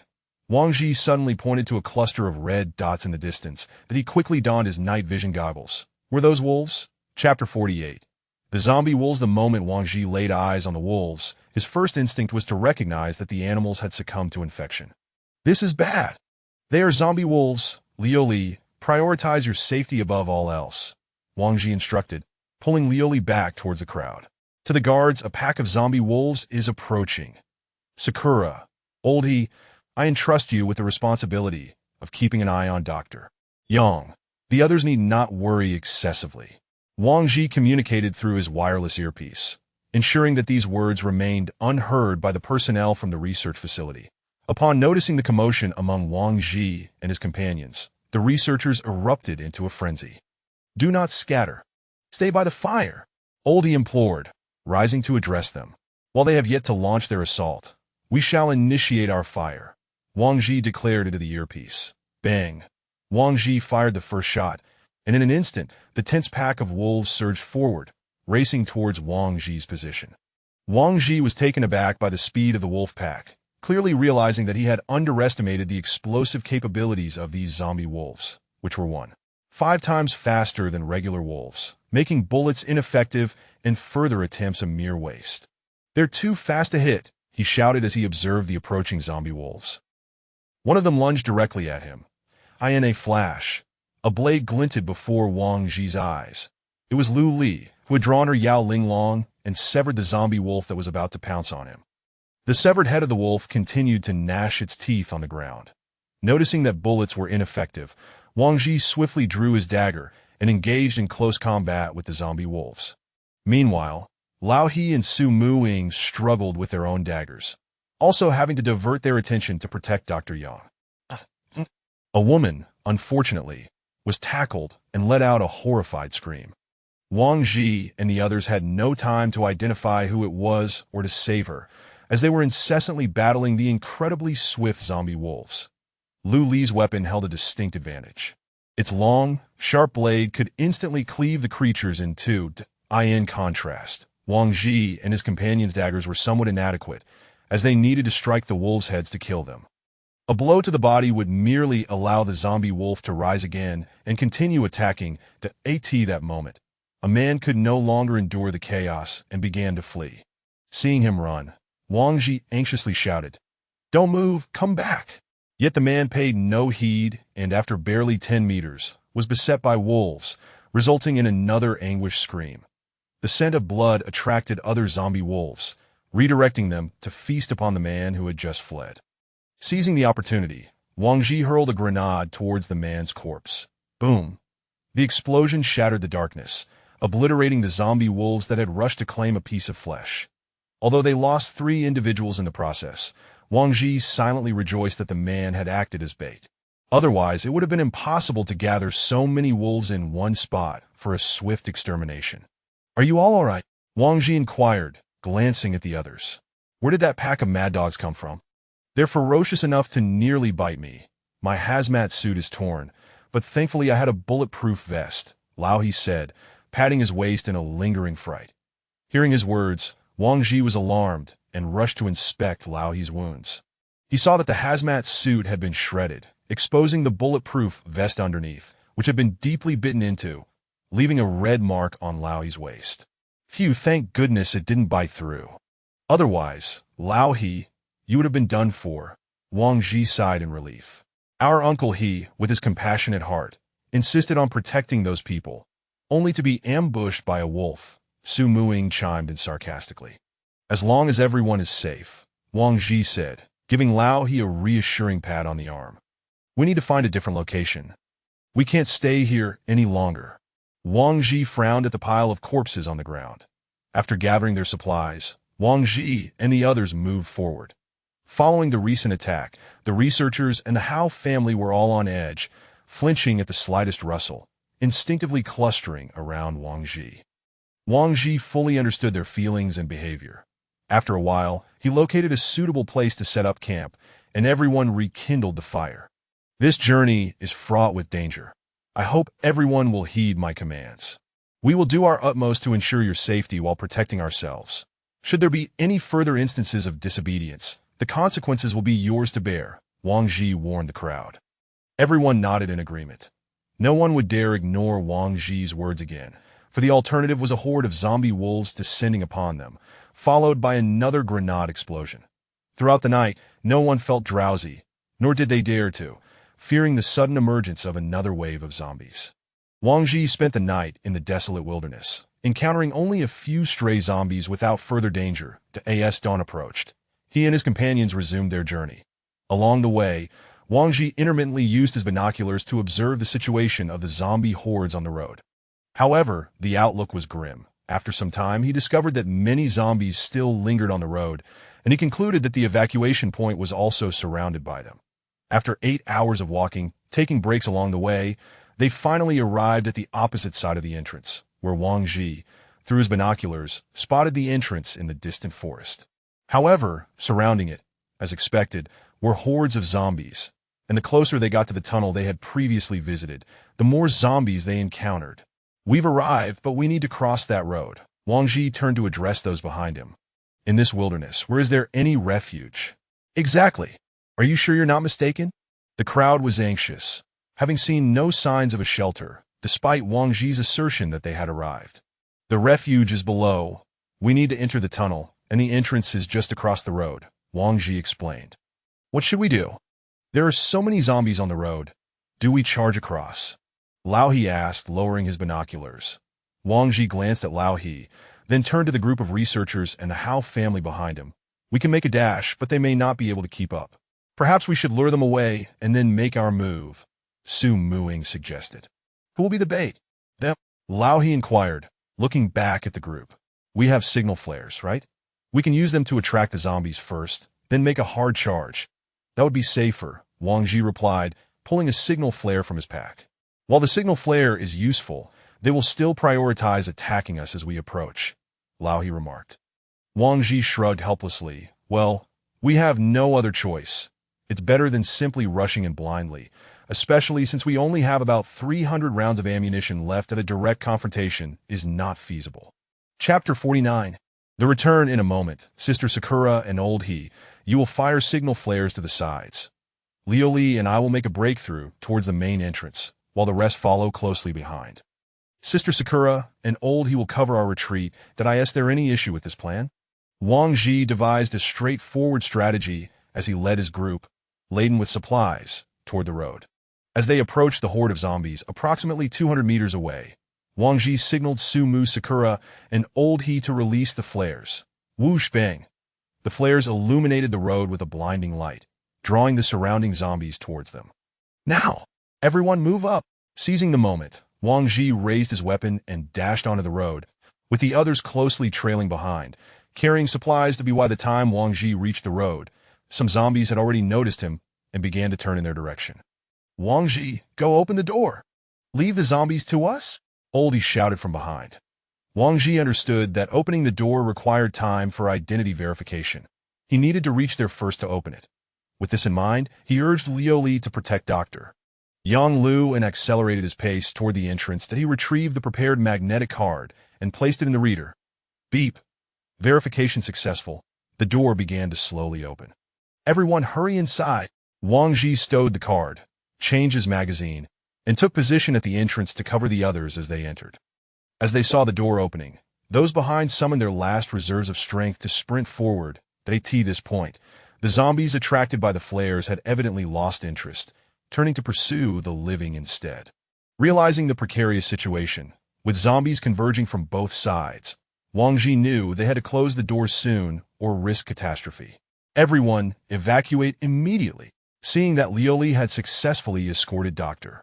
Yang to the entrance, he instructed Sumu Sakura and Old He to retreat at once through his earpiece. Wang Ji provided continuous covering fire, but many of those helping him carry supplies had yet to cross over. If this continued, the zombies would breach the entrance. This was untenable. Supplies would be lost, and people would be unable to enter. Time was running out, and Wang Ji swiftly adjusted his aim. Bang, bang. He fired 2 shots at the legs of 2 unarmed individuals behind him, causing them to collapse as the zombies, drawn by the scent of blood, lunged toward the fallen girl. In the chaos, the others were desperately fleeing, hardly noticing Wang Ji's drastic actions. Yet it was not enough. Bang! Another woman fell to the ground. "Ah, help me!" the man cried out in anguish. Unfortunately, no one paid him any mind, all focused on racing toward the door without looking back. After Wang Ji deployed 3 live bait distractions outside, the intensity of the zombie assault significantly diminished. Once Sumu Sakura and Oldie successfully retreated, Wang Ji quickly moved back as the iron gate slammed shut, though the zombies outside continued to pound against it. Phew, that was close.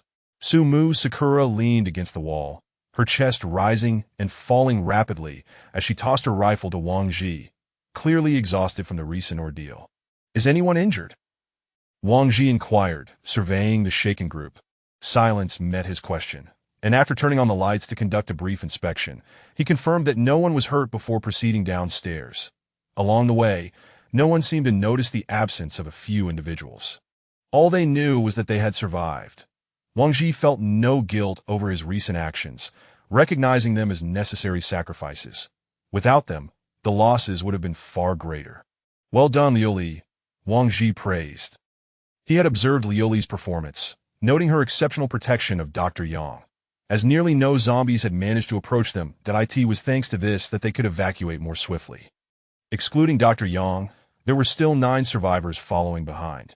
This operation could be deemed a resounding success, having accrued nearly 5,900 survival points and some food supplies within just 2 days. Upon returning to the Dawn Tower, Wang Ji first visited the medical room, where Sophie was momentarily taken aback upon seeing him and his companions. "We meet again, Captain Wang," Sophie greeted as she emerged from her office. "Your memory serves you well, Director Sophie. Don't flatter yourself. Your team is now the star of the Dawn Tower. Who doesn't know you? All right, let us expedite the examination. Please consolidate all the supplies into that box." Wang Ji instructed the survivors they had brought back, subsequently placing his own gear inside, all of which required cleaning and disinfection. After depositing everything, Wang Ji and the others entered the disinfection chamber for a thorough cleansing and medical checkup. He then escorted the researchers and the Hao family to the affairs hall to hand over their tasks, while Dr. Yang was taken away by designated personnel. After the handover was complete, Wang Ji successfully received his 5,900 survival points. "We should head back. I'm exhausted. 2 days without sleep," Wang Ji remarked, quickening his pace to leave. Upon returning to the residential area on the 3rd floor, the plump man rushed out upon hearing the commotion, startled to find Wang Ji back so soon. "Captain Wang? Back already? Am I dreaming?" The plump man then turned his gaze to Sumu Sakura. "Sister Sakura, please pinch me to see if it hurts." "Ah! Ouch, ouch, ouch, this isn't a dream. Stop already, I'm awake," Sumu Sakura teased, playfully twisting the plump man's hand. "You lazy bones seem rather comfortable, still able to sleep." "Unjust, the doctor said I needed to rest more due to my injuries," he protested. "All right, stop picking on the plump guy. He is a patient," Wang Ji interjected. "Oh, if you want me to stop teasing him, does that mean you'd prefer I tease you instead?" Sumu Sakura released the plump man's hand and draped her arm over Wang Ji's neck, playfully flirting. Wang Ji, visibly annoyed, replied, "Enough with the antics, Sister Sakura. I can barely stand after 2 sleepless days. Let us get some rest. By the way, Oldie, how did you return so quickly? Was the mission successful?" the plump man inquired. "Relatively smooth," Oldie replied succinctly before retreating into the house to sleep. The 4 of them had hardly slept during their excursion and were now utterly fatigued. "Hey, I just woke up. Liuli seems quite resilient." "Liuli, why aren't you sleeping?" The plump man, noticing everyone else had already dozed off, found it dull and joined the ranks of the sleeping. "You may enter now," the person escorting Dr. Yang Lu said at the door. Yang Lu did not ask further questions and stepped inside, finding herself in a large laboratory filled with familiar instruments that as she ventured deeper, she encountered someone she knew all too well. "Professor, is it really you?" Yang Lu asked, disbelief evident in her voice. That it was no wonder she found it hard to believe. Dr. Chen had left them with news of his death 5 years ago. "You've arrived, Xiao Lu." The moment Dr. Chen spoke, Yang Lu recognized him as the deceased professor from 5 years prior. "Professor, you're alive. How are you here?" Yang Lu had countless questions at that moment.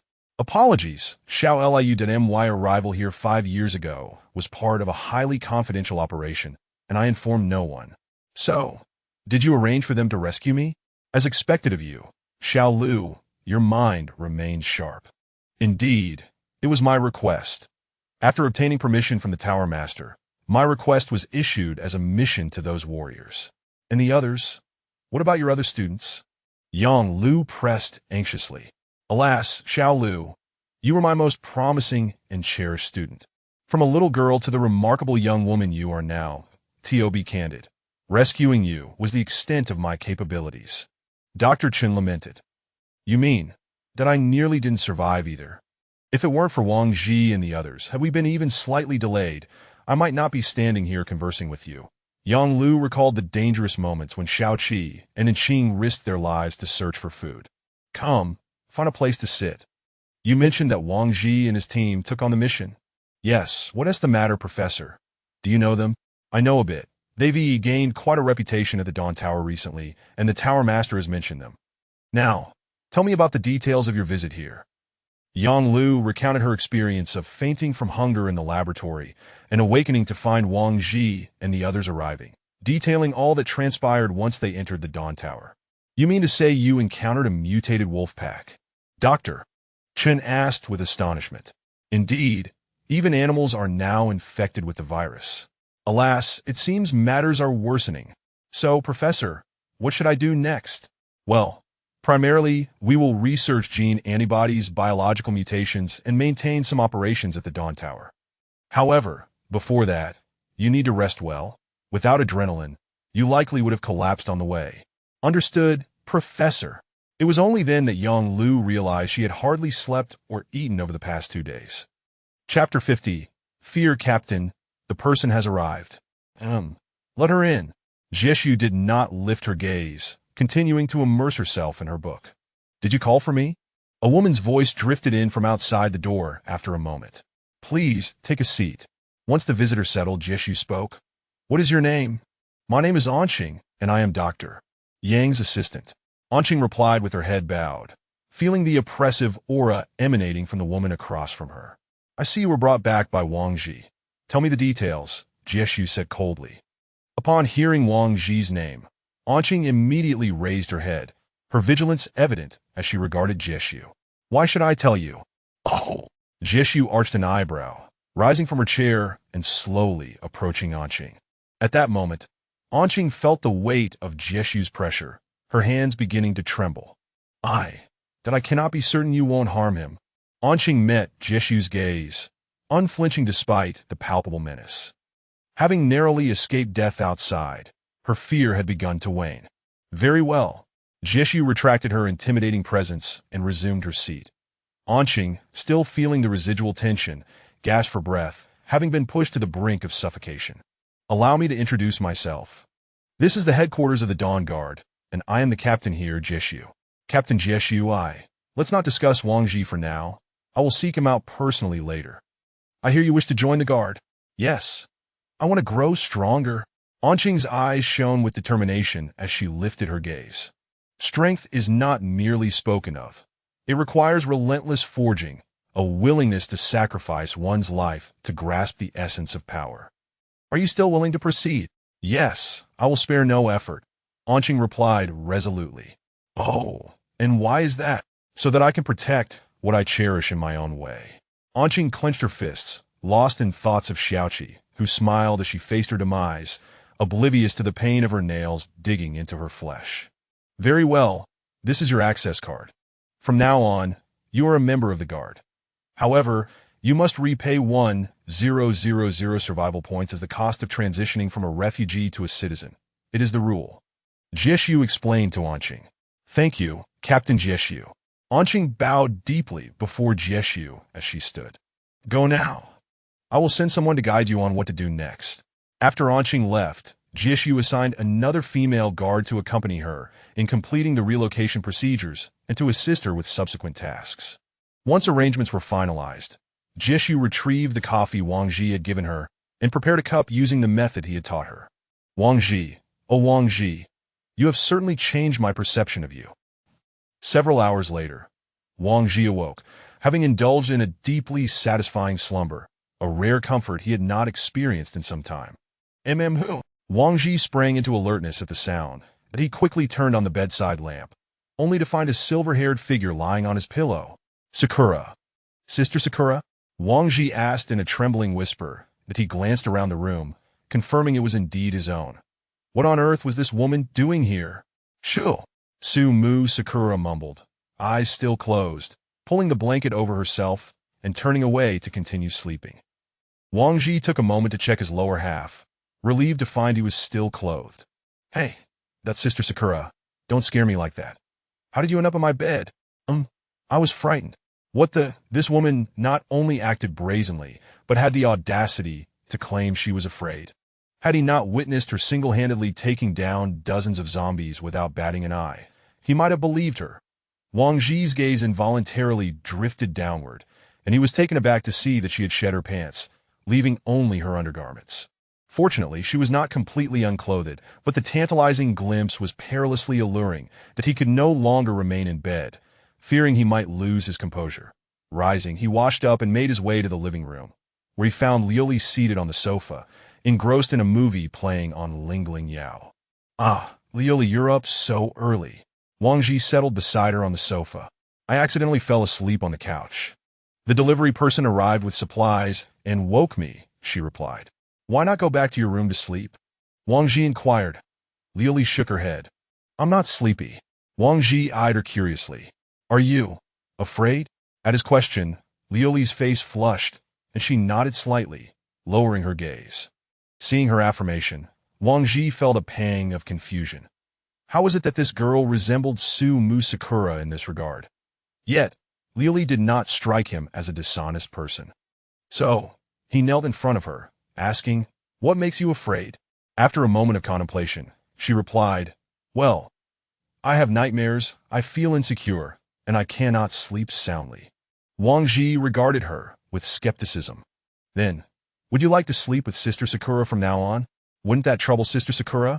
Liuli expressed her concerns. It won't. She is also afraid, and you two would make a perfect pair.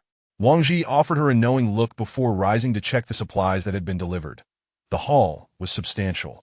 21 packs of popular cigarettes, 5 boxes of various drinks, and 2 boxes of candy and snacks. Additionally, the firearms, bulletproof vests, and other tools Wang Ji had ordered had also arrived. Liuli, come with me to buy some food. As they stepped outside, Wang Ji noticed the training hall on the 3rd floor was eerily empty. Had the former Dynasty team and the Eternal Apocalypse team both gone out? Author S. Note. This marks the first 50 chapters that I welcome your feedback and encourage your support for the author. Thank you. Chapter 51. The next steps, Wang Ji and his companion arrived at the 2nd floor dining hall, where only a handful of patrons occupied the space that in recent days, the number of people venturing outside had reached a peak. After purchasing his meal, as Wang Ji was about to exit, he caught sight of a familiar face. Ah, Anqing, what brings you here with the guard team? Wang Ji inquired as he approached Anqing's table. Upon recognizing Wang Ji, Anqing felt a surge of joy. Brother Wang, I just joined the guard team. This sister here is Captain Jieshi, who was assigned to mentor me. Join the guard team? Anqing, a mere drifter, had not even obtained her citizenship. How did she suddenly enlist in the guard? Wang Ji felt a twinge of confusion. That's wonderful. Did Captain Jieshi personally seek you out? He asked. Yes. She mentioned that you recommended me. Anqing replied. Recommended Anqing to join the guard team. How was it that he was unaware of such a thing? What was Jieshi up to? Wang Ji found it perplexing, but he refrained from showing any signs of his bewilderment, given the presence of guards near Anqing. Ah, yes, I recommended you. Do make the most of your training in the guard team, he said. Furthermore, Jieshi inquired about you, and fearing she might harbor ill intentions, I chose not to disclose anything. I see. I appreciate your consideration, Anqing responded, as Wang Ji gave her shoulder a reassuring pat. Wait, how did you know? It's nothing. She simply enjoys exerting her authority, but truth be told, she is quite amiable. Wang Ji recalled the moment he first met Jieshi, when she nearly crushed his shoulder. Well then, we should be heading back.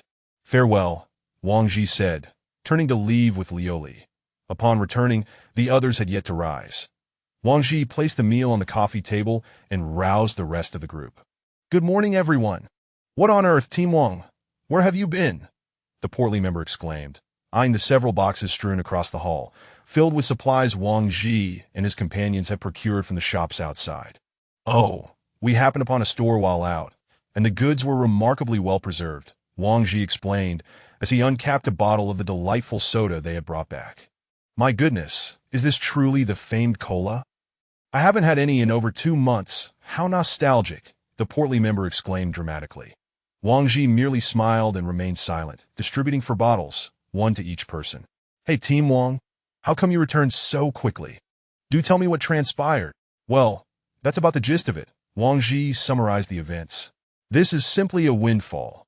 Earning 5,000 survival points was remarkably effortless, the portly member remarked with astonishment. Windfall, my foot. If we hadn't been well equipped, we would have been in dire straits out there, Wang Ji retorted, feeling irked by the flippant manner in which his perilous expedition was being trivialized. Wang Ji is correct. While we train to enhance our skills, the zombies are evolving as well, that if you don't train diligently, you might not be so fortunate next time, Oldie chimed in supportively. Understood, esteemed brothers, I will devote myself to rigorous training. 16 hours a day of relentless practice, the portly member declared, comically saluting. After their meal, Wang Ji activated the Lingling Yao device. With November fast approaching, the outside temperatures would soon plummet. It was imperative to prepare for the cold. Meanwhile, he noticed a new message which turned out to be from Jieshi, requesting him to meet her. Wang Ji smiled upon reading the message. He had intended to inquire about Anqing, and now Jieshi was seeking him out. I'll pay Jieshi a visit, Wang Ji announced, turning off the Lingling Yao and informing the group. Lioli, you should accompany Wang Ji. Su Muing, lounging on the sofa, instructed. As Lioli trailed behind him, Wang Ji couldn't help but chuckle. Su Muing had indeed chosen a vigilant companion to monitor his every move, as if fearing he might stray. Yet having Lioli by his side was a sound strategy. Her docile demeanor and minimal presence would allow for unexpected maneuvers when necessary. Wang Ji made his way to the guard headquarters, and upon the guards recognizing him, they did not impede his entry. Arriving at Jieshi's chamber, he lightly knocked on the door. Come in, Jieshi's voice resonated from within. Upon seeing Wang Ji and Lioli enter, Jieshi closed her book, placed it on the table, and spoke, Congratulations on your triumphant return. Thank you, Captain Jieshi, for your concern. This is a box of chocolates we brought back from outside, a small gift for you. Wang Ji placed a box of Dove chocolates on Jieshi's desk. Jieshi glanced at the chocolates. It seems you had quite the fruitful outing. This box could fetch a handsome sum in survival points here. We are old friends. It's only natural to bring back a little something. That be why the way, I heard you brought Anqing into the guard team? Wang Ji deftly shifted the conversation and found a seat. Yes, it was a request from Dr. Yang Lu. She wished for Anqing to remain unaware of her involvement, so I simply mentioned that you had recommended her, Jieshi replied, effortlessly dispelling Wang Ji's concerns. Go on, tell me, how was life outside? Wang Ji anticipated her question, recounting the events he had already narrated several times. You mean to say, you encountered infected animals? Indeed, they were nearly twice as fast as their uninfected counterparts, making them exceedingly difficult to handle. Bullets rarely found their mark.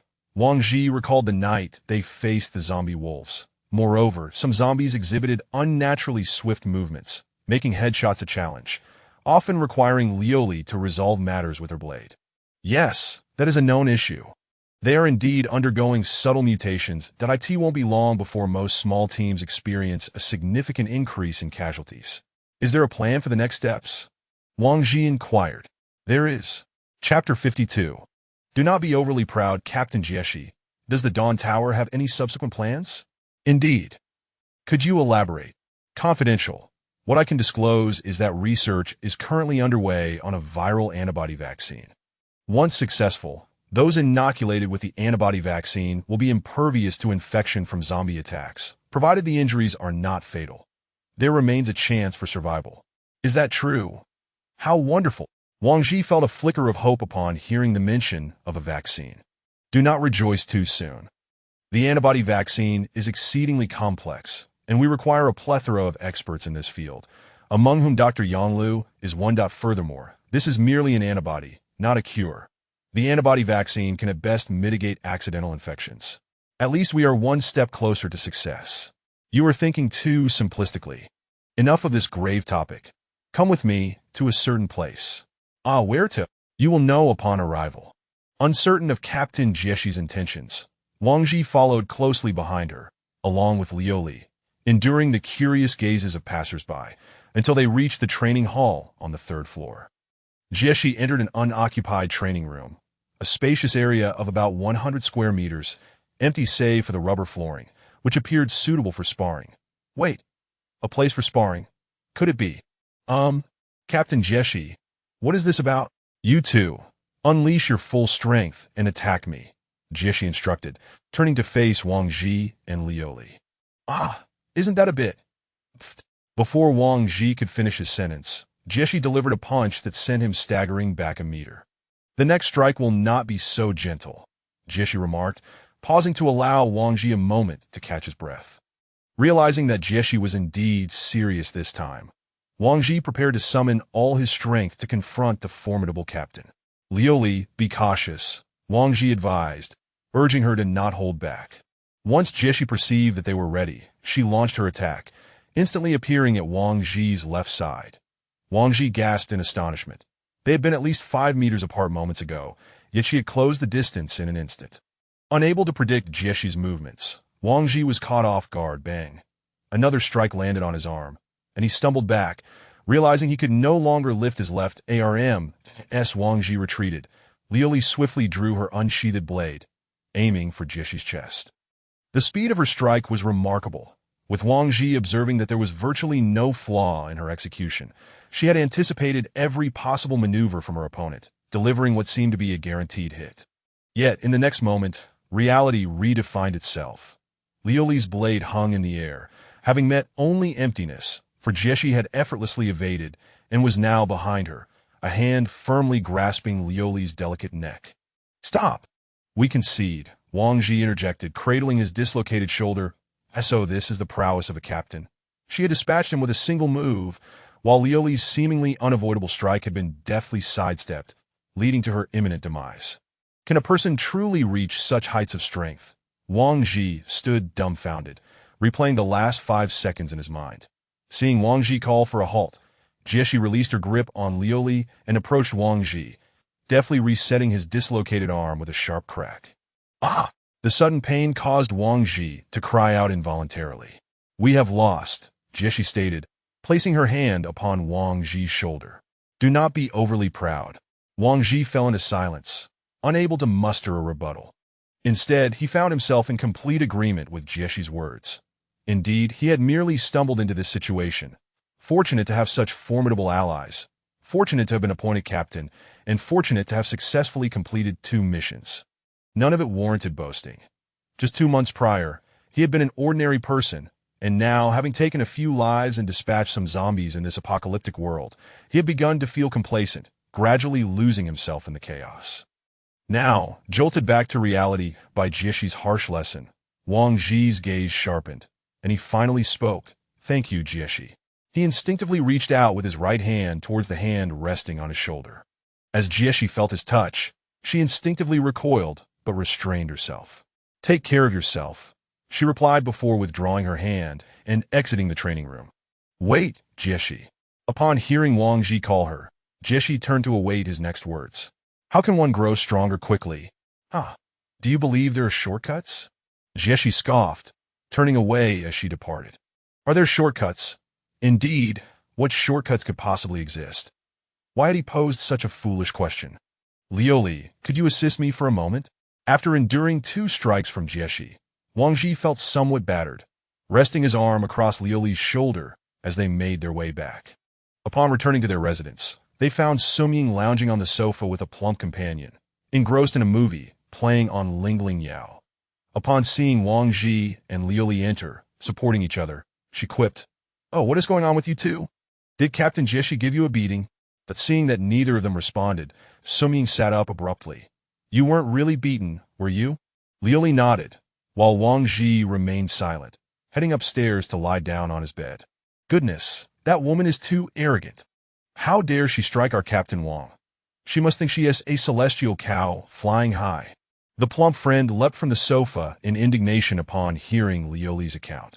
"Liu Li, are you saying that your strike not only missed but was also countered?" Sumying asked earnestly, fully aware of Liu Li's swordsmanship, struggling to comprehend how such a thing could happen. "Come, use the scabbard to demonstrate the attack you just attempted on Jieshi," Sumying proposed, eager to experience it firsthand. Liu Li grasped the scabbard, preparing to strike, while Sumying focused intently on her movements. Whoosh! Liu Li attacked. Sumying evaded. Startled, Sumying realized that she could barely dodge that strike, let alone hope to counterattack. Yet Jieshi had achieved this effortlessly. "By the way, what happened to Captain Wang? Did he retreat to his bed to cry?" the plump companion inquired.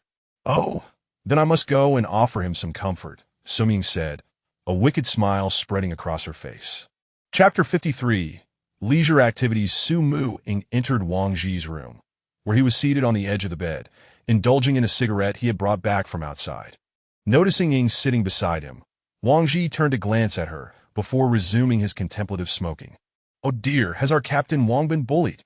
Su Mu-ing leaned closer, resting her arm on his shoulder and smiling at him. Wang Ji remained silent, his gaze fixed on the lamp as he daydreamed. "I heard from Liu Li that losing to that Jie, she isn't a disgrace. How it's not about getting beaten." Wang Ji exhaled a puff of smoke, forming a ring. "Then what is it? Don't you feel like we're living a bit too comfortably right now?" Wang Ji extinguished his cigarette and turned to Su Mu-ing. "Comfortable?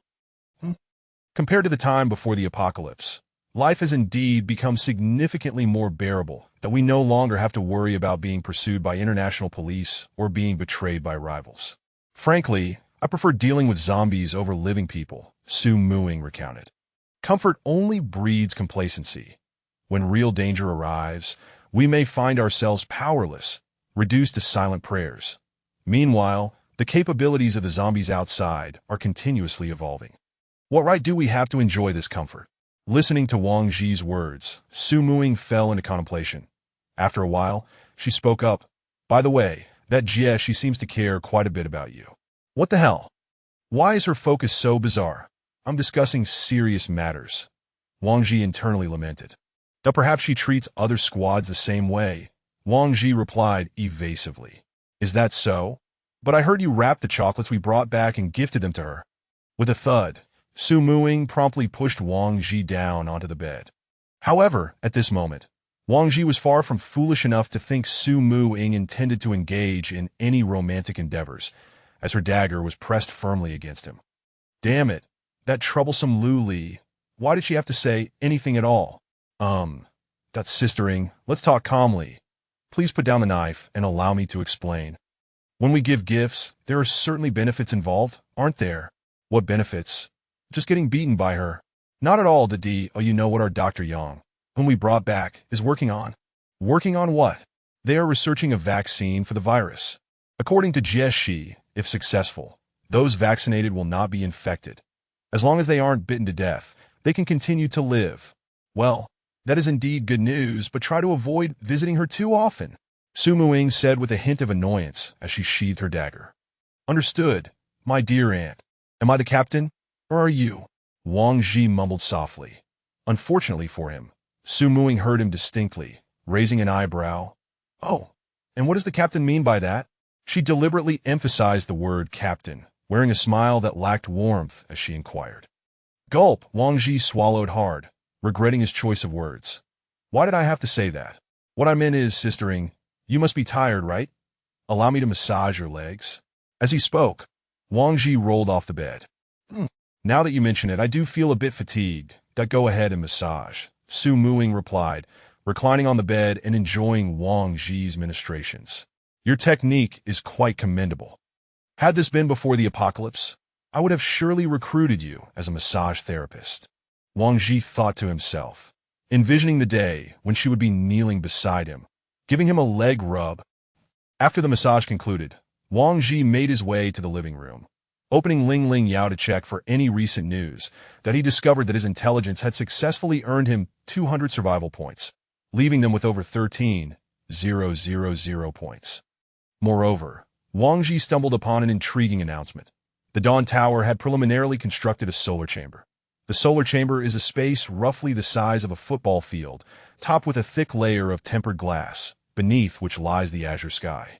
The ground is covered in photovoltaic panels, capable of generating a certain amount of electricity using solar energy. Most significantly, survivors can enter this space to bask in the sun and enjoy fresh air, albeit at a cost of 5 survival points for unlimited time. Interesting, generating electricity while allowing people to sunbathe. This project is quite extraordinary. Wang Ji mused as he read about the solar chamber in the announcement.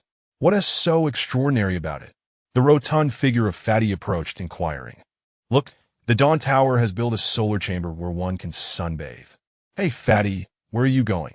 Before Wang Ji could finish, he saw Fatty heading toward the exit. I'm off to sunbathe and recuperate, Captain Wang. Farewell. Before Wang Ji could protest against him going alone, Fatty had already slipped away. Wang Ji shook his head and continued to peruse Ling Ling Yao. What is this? A brand new large-scale leisure health project. The construction of natural hot springs has been completed. Wang Ji's expression darkened. This wasn't news. It was an attempt to entice others into spending. However, since they hadn't celebrated their return yet, this hot spring could be a splendid place to unwind. Wang Ji reviewed the details about the hot spring, feeling it might be a pleasant experience. As they hadn't enjoyed a proper soak since the apocalypse, that it was time to relax a bit. Closing Ling Ling Yao, he summoned everyone downstairs, preparing to visit the first floor's natural hot spring. The 4 of them arrived at the elevator, intending to head to the first floor, only to find several unfamiliar faces emerging from the elevator. At the forefront was a bespectacled man, appearing scholarly, followed by 4 striking women. Seeing the man's frail physique, it was as if he had been drained by the 4 women behind him. Could this be the infamous kid with kidney issues? Wang Ji silently critiqued, but approached to greet them nonetheless. Hello, I am Wang Ji, the captain of the setting sun. Reincarnation, Tang Chi Lin. The man replied curtly, ignoring Wang Ji's extended hand as he led the 4 women toward the residential area. Wang Ji awkwardly retracted his hand, running his fingers through his hair, taken aback by the other's arrogance. However, their presence here was certainly backed by some level of confidence. Despite the bespectacled man's seemingly frail demeanor, he was accompanied by 4 attractive women, and those who made it to the 3rd floor were undoubtedly not relying on luck. Yet, the man was aloof, and there was no opportunity for mutual acquaintance. All Wang Ji could do was wait for a chance to observe him at the training grounds in the days to come. Chapter 54. Hot Springs. Wang Ji and his companions arrived at the natural hot spring area on the 1st floor, which was divided into 2 sections. The first was a public area, costing 10 survival points per person with no time limit. The second was a VIP private area, priced at 100 survival points, also without a time constraint and accommodating any number of guests. Without hesitation, Wang Ji opted for the VIP private area, seeking nothing more than tranquility. He certainly did not wish to encounter any disturbances while soaking, especially in the company of 2 ladies. He preferred to avoid any such melodramatic scenarios. The 4 of them entered the changing room and donned their designated bathrobes. The private hot spring was not particularly large, measuring only 4 or 5 square meters, with steam rising from the surface of the water. Once they settled into the water, Wang Ji produced a cup and a beer he had brought along. My apologies, Fatty. It is not that I didn't want to bring you. You were the one who rushed off first, Wang Ji remarked as he savored his drink. By the way, where did Fatty go? Lao he suddenly remembered, having not seen Fatty around. Before I even glimpsed this hot spring, he hurried off to the sunroom to bask in the sun, Wang Ji replied. What a pity. This is a VIP hot spring worth 100 survival points, haha, Lao he chuckled. Observing Lao he's rare joviality, a smile also crept onto Wang Ji's face. Across from them, Ing playfully teased Lu Li, the 2 occasionally embracing to share whispered secrets. It was unclear what they were discussing, but Luli's cheeks often flushed in response. Indeed, leisure activities can easily lead one into decadence. They can erode a person's will, immersing them in a delightful experience that allows them to forget the harshness of the world. Come, Lao He, let us raise a toast to our tomorrow, our future, Wang Ji declared, lifting his glass. Cheers! With a clink, their glasses met, and they downed their drinks. After finishing, Wang Ji swam over to Su Muing, refilling her glass.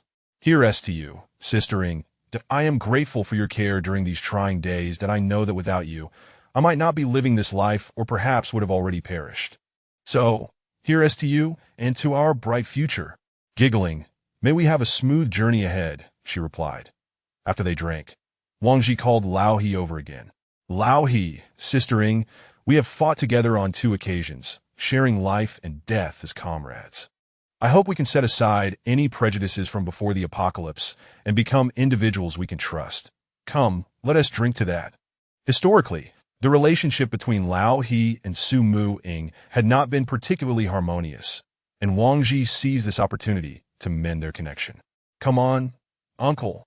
Since Wang Ji has spoken, stop wearing that expression as if I owe you money. Su Muing raised her glass and said. Lao He let out a grunt and lifted his glass to clink with hers. Seeing them drink together eased Wang Ji's mind as he turned to Lu Li Dong. But is she blushing? Upon meeting Wang Ji's gaze, Lu Li shrank back into the water, fearful of being seen. Let us also toast to our dear Lu Li, wishing her beauty and strength to grow, Wang Ji proclaimed before downing another glass. After several rounds of drinks, the 4 of them soaked for an hour before emerging to don their clothes and return to their residence. Upon entering their dwelling, they found Fatty seated on the sofa, engrossed in a movie. Hey, Fatty, weren't you off to sunbathe? Why are you back so soon? Wang Ji inquired. Ugh, don't even mention it. When I got there, I realized it was nighttime outside. No sun to be found. Fatty lamented with a look of misfortune.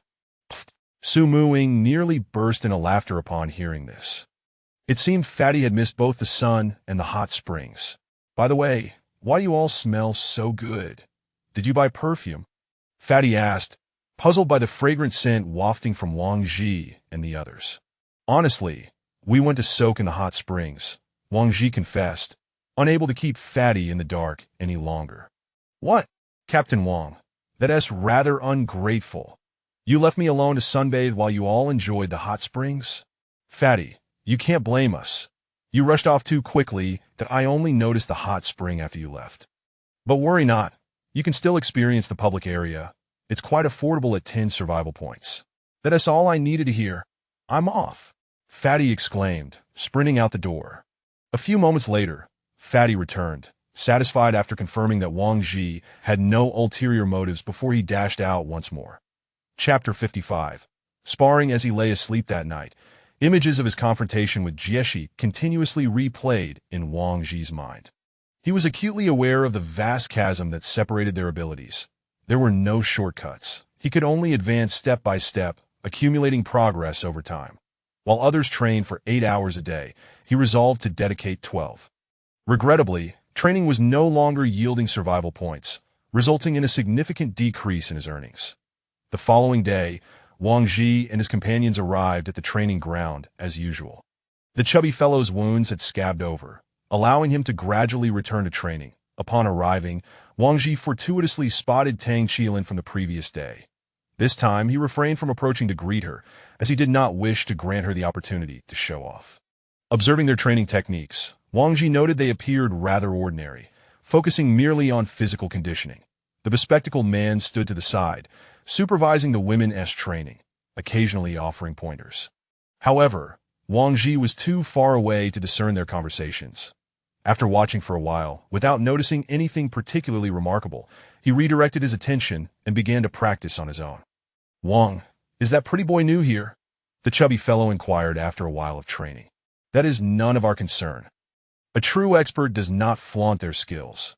Those who do are not true experts, that we cannot underestimate anyone here, Wang Ji cautioned him. With his frail appearance, how impressive can he really be? The chubby fellow retorted, unconvinced. It matters not whether he is impressive or not. Focus on your own training. Many muscular men above us have yet to advance to the third tier. Why should he, with that appearance, be able to lead several women? Wang Ji replied, if that's the case, those women must possess considerable strength.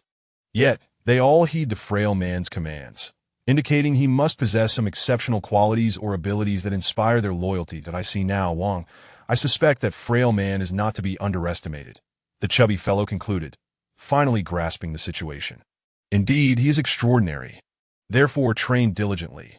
You did not contribute to this mission. Strive to perform well next time. That I have high hopes for you. Now go. Wang Ji encouraged. Understood, the chubby fellow replied eagerly. After a break for lunch, Wang Ji gathered the four into the training room, intending to engage in some sparring. This would serve to gauge everyone's skill levels and, more importantly, practical experience could be gained swiftly through combat. The choice to enter the training room was inspired by his lessons with Jieshi. Within these walls, their true strengths could remain concealed, and the rubber flooring offered excellent protection against falls, allowing for an undistracted focus on sparring. Let us draw lots for random pairings. Show your true abilities, but remember, only simulate lethal attacks and debilitating strikes. That we all know the score. That I shall draw first, Wang Ji declared, drawing the number 1. That there were 5 slips of paper in total. 2 marked 1, 2 marked 2, and 1 marked 3. That the individual who drew the 3 would sit out the first 2 rounds and compete in the final match, while those who drew 1 would face each other, and those who drew 2 would do the same. After the draw, it was determined that Wang Ji and Lao He had drawn 1, while the chubby fellow and Liuli had drawn 2, and Sumying had drawn 3. Indeed, Sister Ing is the boss, the chubby fellow remarked, eyeing the 3 in Sumying's hand. Lao He, let us begin, Wang Ji said, stepping into the center of the room. Weapons were permitted, and they could choose to fight barehanded. If they opted for daggers, they would use sheathed ones to prevent injury during the sparring. Both Wang Ji and Lao He chose daggers. In an apocalyptic world, fighting barehanded was not advisable. Once prepared, they slowly approached each other. This was Wang Ji's first genuine spar with Lao He. Despite his prior life as a recluse, he had been diligently training since arriving here, and while defeating Lao He might prove challenging, he did not anticipate a crushing defeat. Wang Ji awaited Lao He's attack, hesitant to strike first, knowing that the one who initiates often reveals their vulnerabilities. That as Lao He lunged, Wang Ji seized the opportunity, countering with a well-timed defense, blocking Lao He's right hand, wielding the dagger, and sweeping his leg. Bang, he connected, but Lao He merely swayed, maintaining his balance. Wang Ji inwardly cursed his lack of strength. Lao He swiftly countered Wang Ji's move, aiming a slash at his leg. Thud! Lao He's dagger struck the rubber floor as Wang Ji rolled away, the two quickly resetting their distance. I underestimated you. I shall be more cautious now, Lao He remarked, lifting the leg Wang Ji had swept. This time, Wang Ji took the initiative, launching himself towards Lao He and attempting an attack from the left. However, Lao He deftly dodged, causing Wang Ji's strike to miss in a flash. Lao He seized Wang Ji's right hand, twisting it until the dagger slipped from his grasp. Wang Ji cursed inwardly. He had fallen into a grappling trap. Desperate to break free, he was caught off guard as Lao He swept his leg, sending Wang Ji crashing to the ground, with Lao He's dagger poised at his throat. I concede, Wang Ji said, rising from the ground and clutching his right arm. What was going on lately? Was his arm cursed? First, it was his left dislocating. Now the right. Had he not become stronger, it might have broken. Chubby Liuli, it's your turn, Wang Ji called from the sidelines. Liuli wielded her yelling long, while the chubby fellow chose a dagger. Though short, the dagger was an effective weapon for close combat. Its techniques varied and dynamic, in stark contrast to Liuli's long sword, which was broad and sweeping. As the battle commenced, the chubby fellow struggled to close the distance. That Liuli's defense was impeccable, leaving him with virtually no openings. That he circled around, probing for weaknesses. After some time, impatience began to show on his face as he seized what he deemed a promising opportunity to strike. However, Liuli swiftly evaded, using her sword to deflect his dagger before swiftly slashing at his abdomen. The chubby fellow, unfazed, attempted to continue his assault. Chubby, you've already been bisected at the waist, Wang Ji called from the side. Come on, that's too unfair. Her weapon is far too long. I can't even get close, the chubby fellow complained. You cannot blame Liu Li's weapon. It is her skill with it that is commendable. Your dagger techniques are not being utilized effectively. Sheer strength alone will not suffice, that if you were to fight barehanded you might win, but no one will engage you in a brawl. Wang Ji analyzed the recent sparring. Next, let Liu Li and Lao He face off. The victor will then contend with the ultimate boss. Ing.as for us too. There's no need for us to spar again, Wang Ji remarked, glancing at the chubby fellow. Why not? The chubby fellow queried, puzzled. There's no need to distinguish between the last two positions so clearly, Wang Ji replied, exasperated. How low was this chubby fellow's emotional intelligence to ask such a question? Regardless of who lost, neither would emerge with dignity, and neither wished to admit to being at the bottom. Hence, it was better not to compete at all. Chapter 56. Tailor Design. Next, the confrontation between Lao He and Liu Li commenced, and Wang Ji was keenly anticipating how Lao He would employ his dagger to counter Liu Li's long sword. After a brief respite, both combatants approached the center of the arena. Lao He crouched, poised to launch an attack at any moment, while Liu Li remained vigilant, her focus unwavering. Lao He made his move. He initiated with a few probing strikes. Each parry and thrust exchange in a rhythmic dance. At this juncture, it appeared that Lao He could not penetrate Liu Li's defenses. As long as he remained distant, he had no chance whatsoever. Wielding his dagger, he sought openings amidst their stalemate, knowing that with time, vulnerabilities would inevitably arise. Just as Liu Li became engrossed in her counteroffensive, Lao He suddenly surged forward. Liu Li instinctively raised her guard, yet this was merely a feint. Abandoning the ruse, Lao He leaned in closer, closing the distance. By the time Liu Li realized what had transpired, it was too late. Lao He had seized her, and the advantage of her lengthy blade had now become a liability. Had she been wielding a dagger, Lao He's maneuver would have resulted in a swift slash to her throat, but with the long sword in her grasp, such a counter was impossible. Instead, she could only watch as Lao He brought her crashing to the ground, the dagger poised against her neck.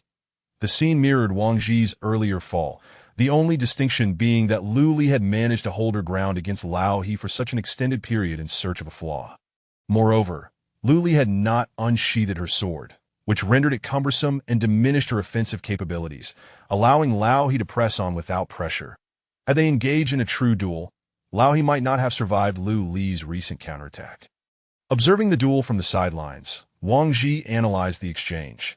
Next, it was Lao He's turn to face Su Muing. Though Lao He had fought 2 rounds and could rest, Su Muing had already gleaned some of his techniques. It seemed that Lao He was in for a tough challenge. Uncle, have you recovered? Watching just now made my hands itch, Su Muing said, stretching her limbs in anticipation. Let us begin, Lao He replied, standing after his brief respite. Don't overreach. If you lose, don't say you're tired, she teased. Aha, no worries. Friendship first, competition second. And so it commenced. Wang Ji observed as they moved to the center, with Su Muing casually twirling her dagger, a stark contrast to Lao He, whose every muscle was coiled with focus. One radiated confidence, while the other exuded tension. Suddenly, Su Muing launched an attack, covering the less than 5-meter distance in a heartbeat, aiming for a critical strike. However, Lao He, already prepared, deftly deflected her blow with his dagger. Failing to connect, Su Muing pivoted, attempting to circle behind him for another thrust. Lao He evaded once more, seizing her wrist. It was the same grappling technique that had previously cost Wang Ji dearly. Yet, to his astonishment, Su Muing immediately leaped, ensnaring Lao He's neck with her legs and forcefully tossing him aside. Lao He was compelled to relinquish his grip, striving to escape her hold. Though he maintained a stable stance, the confinement around his neck rendered his posture moot. Desperately, Lao He struck with his elbow, connecting solidly with Su Muing's side. Yet she did not release her grip. With a swift twist, she sent Lao He tumbling to the ground, following him down. In an instant, she was back on her feet, dagger in hand, lunging towards Lao He's chest. He managed to prop himself up, blocking her descending arm with both hands, then kicked her away before executing a backward roll to regain his footing.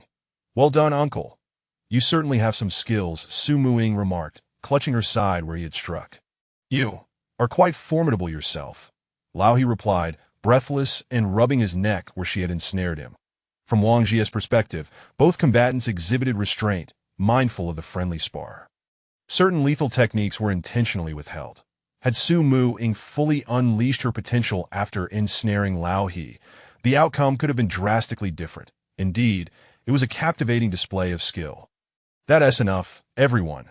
Remember, the purpose of this sparring is self-discovery and improvement. Let us return to our training, Wang Ji announced as he rose. The five of them exited the training room, resuming their regimen with a focus on physical conditioning. After all, most adversaries were mindless zombies. Excessive emphasis on technique could sometimes be counterproductive. When faced with overwhelming odds, the ability to run was paramount. As long as one could still move, the zombies would often fail to keep pace, thus providing an opportunity for escape. On the treadmill, Wang Ji pondered Chie's elusive agility, yearning to attain her level of grace.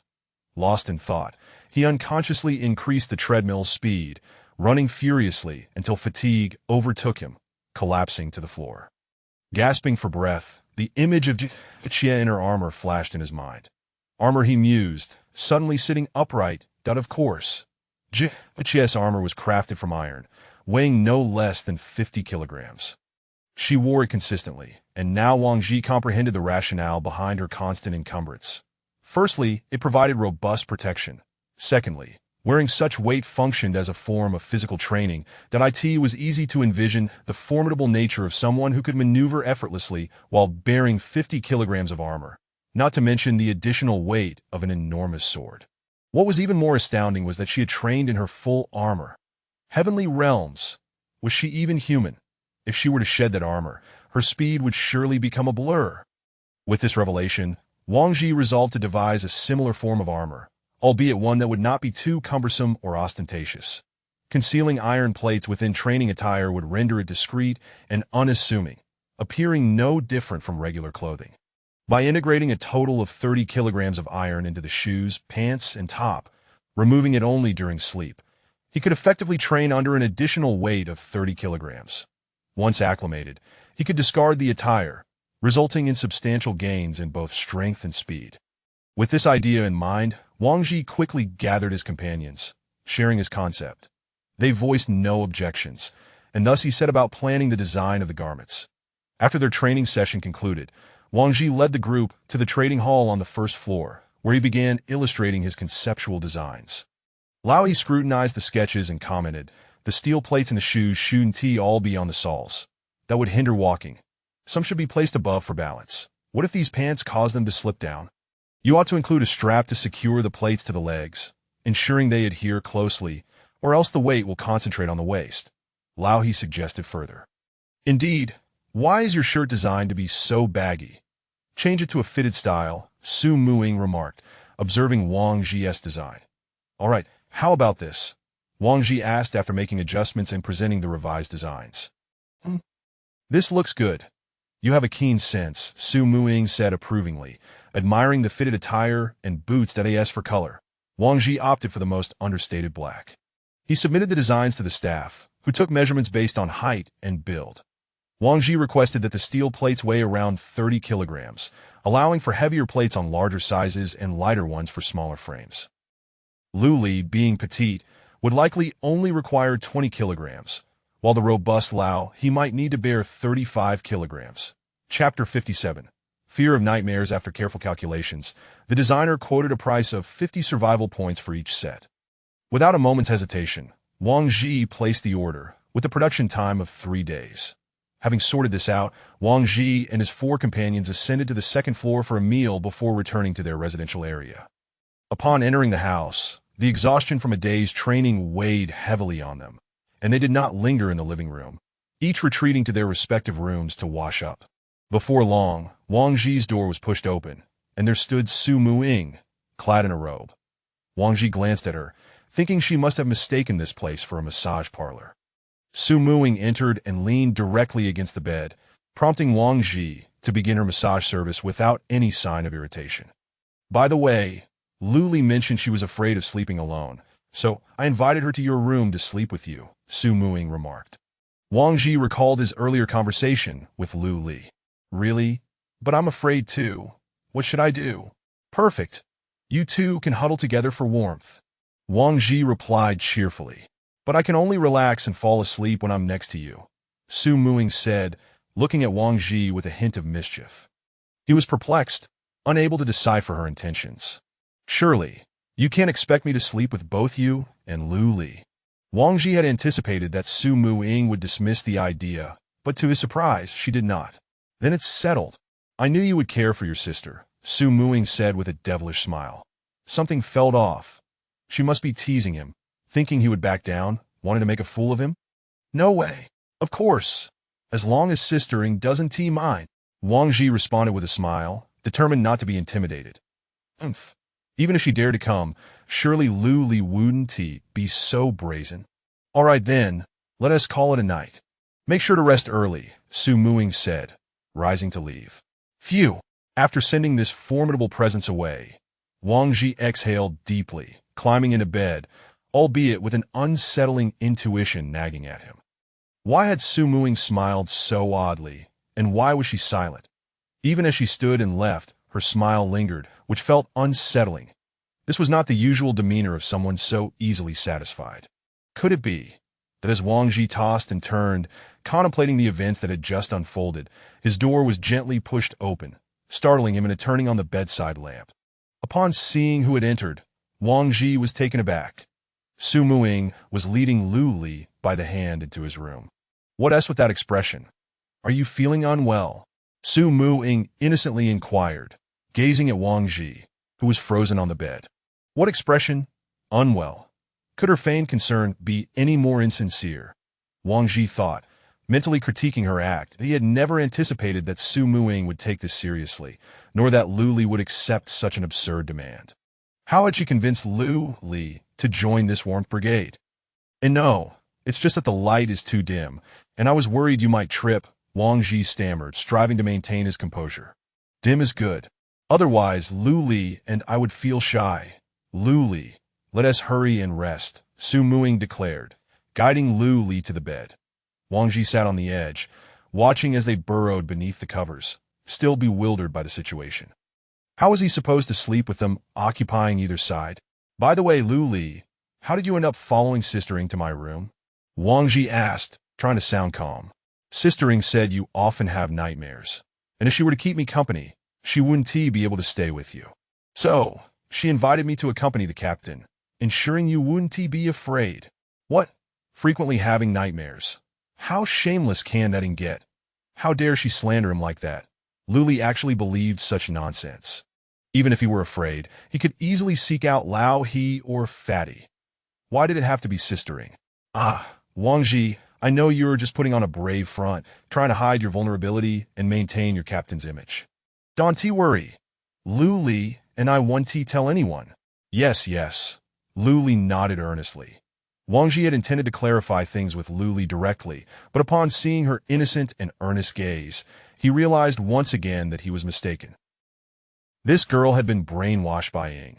Any explanation would likely only reinforce her belief that he was trying to cover up his fears. Ultimately, Wang Ji had no choice but to concede, well, let us just rest quickly. We've all had a tiring day. He switched off the light, relieved that both were relatively obedient, each taking their respective sides and avoiding any physical contact. After some time, Wang Ji awoke, feeling a bit breathless. Upon regaining clarity, he discovered an arm draped over his neck, explaining his difficulty in breathing. The room was pitch dark. He turned on the lamp to find it was Su Muing's arm, while Lu Li was curled up on the other side, sleeping peacefully. Gently, Wang Ji lifted Su Muing's arm, dressed, and quietly left the room, allowing the two to continue their slumber. Once downstairs, he found Lao He awake, seated on the sofa in the hall, watching the news broadcast by Ling Yao. Yawn! Good morning, Lao He, Wang Ji greeted, suppressing another yawn. Morning. You look like you didn't rest well, Lao He observed. Don't even mention it. That crazy Ying actually brought Lu Li to sleep in my room, claiming she was afraid I'd have nightmares. Lao He was impressed. You're quite the character. Hey, Lao He, what else with that look? I'm merely stating facts. It was just sleeping. With someone beside me, I didn't sleep well. What are you insinuating? Wang Ji corrected, noticing Lao He's knowing gaze. I understand. Being able to sleep purely, is even more impressive. What's impressive? Who's impressive? Fatty chimed in, emerging from the room with an air of defiance. It's nothing. What do you want for breakfast this morning? Wang Ji wished to steer clear of the topic, especially with Fatty. Braised pork, grilled lamb chops, pan-fried beef, and rib soup. Stop right there. You should hurry back and catch some more sleep. Perhaps you can make up for that dream. Wang Ji interrupted Fatty's list of desires that in truth, the Dawn Tower Fatty mentioned did exist, but it was pricier and offered poor value for money. What do you mean, Captain Wang? Can't we improve our meals after these days of overtraining? Fatty began to grumble upon realizing there was no hope for his request. Is this really considered overtraining? Wait until our weighted suits arrive. Then you'll know what overtraining truly means. We can always improve the meals later. Chapter 58. Recruitment. Upon hearing that the food situation could improve, the plump man immediately perked up, exclaiming, as long as the meals are better, overexertion is merely a fleeting concern. Wang Ji, look. A new announcement has just been issued, Oldie remarked, gazing at the screen. Effective immediately, in an effort to conserve energy, the Dawn Tower will cease its provision of free electricity and will charge 1 survival point per kilowatt-hour, deducting fees in real time based on each residence. Should a team lack sufficient survival points, power will be suspended. Furthermore, due to a shortage of certain supplies, the prices of various food items in the cafeteria have risen, with an expanded menu. But upon reading this, Wang Ji comprehended that resources within the Dawn Tower were beginning to dwindle, with the rate of supply lagging behind consumption. It seems the situation has become quite dire, Oldie commented. No, this is merely the beginning, Wang Ji interjected, disrupting Oldie's train of thought. Huh, what do you mean this is just the beginning? The plump man inquired. Currently, certain resources in the Dawn Tower have begun to enter a state of negative production. After some time, should resources truly become scarce, the Dawn Tower will gradually eliminate the least valuable survivors. If a team or an individual runs out of survival points, the Dawn Tower will have justifiable grounds to expel you, Wang Ji elucidated. Then shouldn't everyone just conserve their resources and everything will be fine? The plump man asked once more. Wang Ji scoffed. What if food prices skyrocket? What if a bowl of rice costs you 10 survival points? How long do you think you could endure that? The plump man replied, then, if food prices are soaring, why not stock up now? Wang Ji sighed. The Dawn Tower has regulations against bulk purchasing or stockpiling food, medicine, and weapons.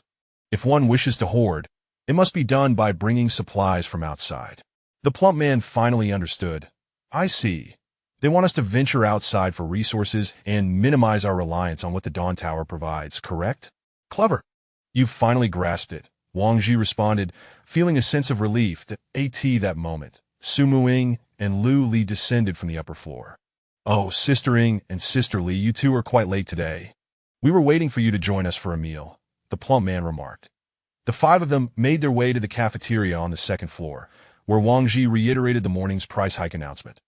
Items with longer shelf lives had become hot commodities, and they should conserve the supplies brought from the outside for future needs.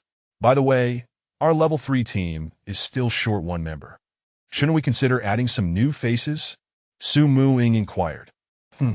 We'll see. Wang Ji replied nonchalantly that he couldn't believe Su Muing would genuinely want to recruit others. She was notoriously suspicious and selfish. Why do you suddenly ask that? Has something happened? Wang Ji queried, puzzled.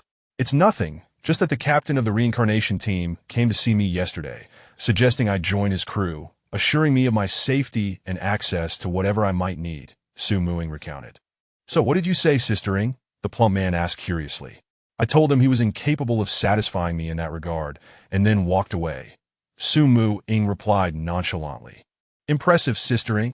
I wish I could be as audacious as you, the plump man admired. However, that man gave me a rather dangerous vibe, but don't be deceived by his deficiencies. He is ruthless when it comes to killing, Su Muing stated seriously. Interesting, now they're even trying to recruit me, Wang Ji mused thoughtfully. Business may not go as planned, but recruitment is quite common here. Wang Ji, don't act impulsively, Oldie cautioned timely. Wang Ji acknowledged verbally, yet he was unwilling to remain passive now that it had come to his doorstep. Though he initially wished to avoid internal conflict, he felt compelled to take some action to safeguard himself against potential threats. After the meal, Wang Ji concocted an excuse to check on intelligence, allowing the others to train while he discreetly departed with Lu Li. When he sought to act independently, he preferred to bring Lu Li along, as at times he could almost regard her as invisible. Lu Li, don't speak out of turn when we return, Wang Ji warned, preemptively advising her against any slip of the tongue. Wang Ji arrived at the first floor of the guard headquarters, feeling somewhat awkward about encountering Jie Shi again after their previous altercation. However, given the unusual circumstances, he steeled himself and approached Jie Shi's room.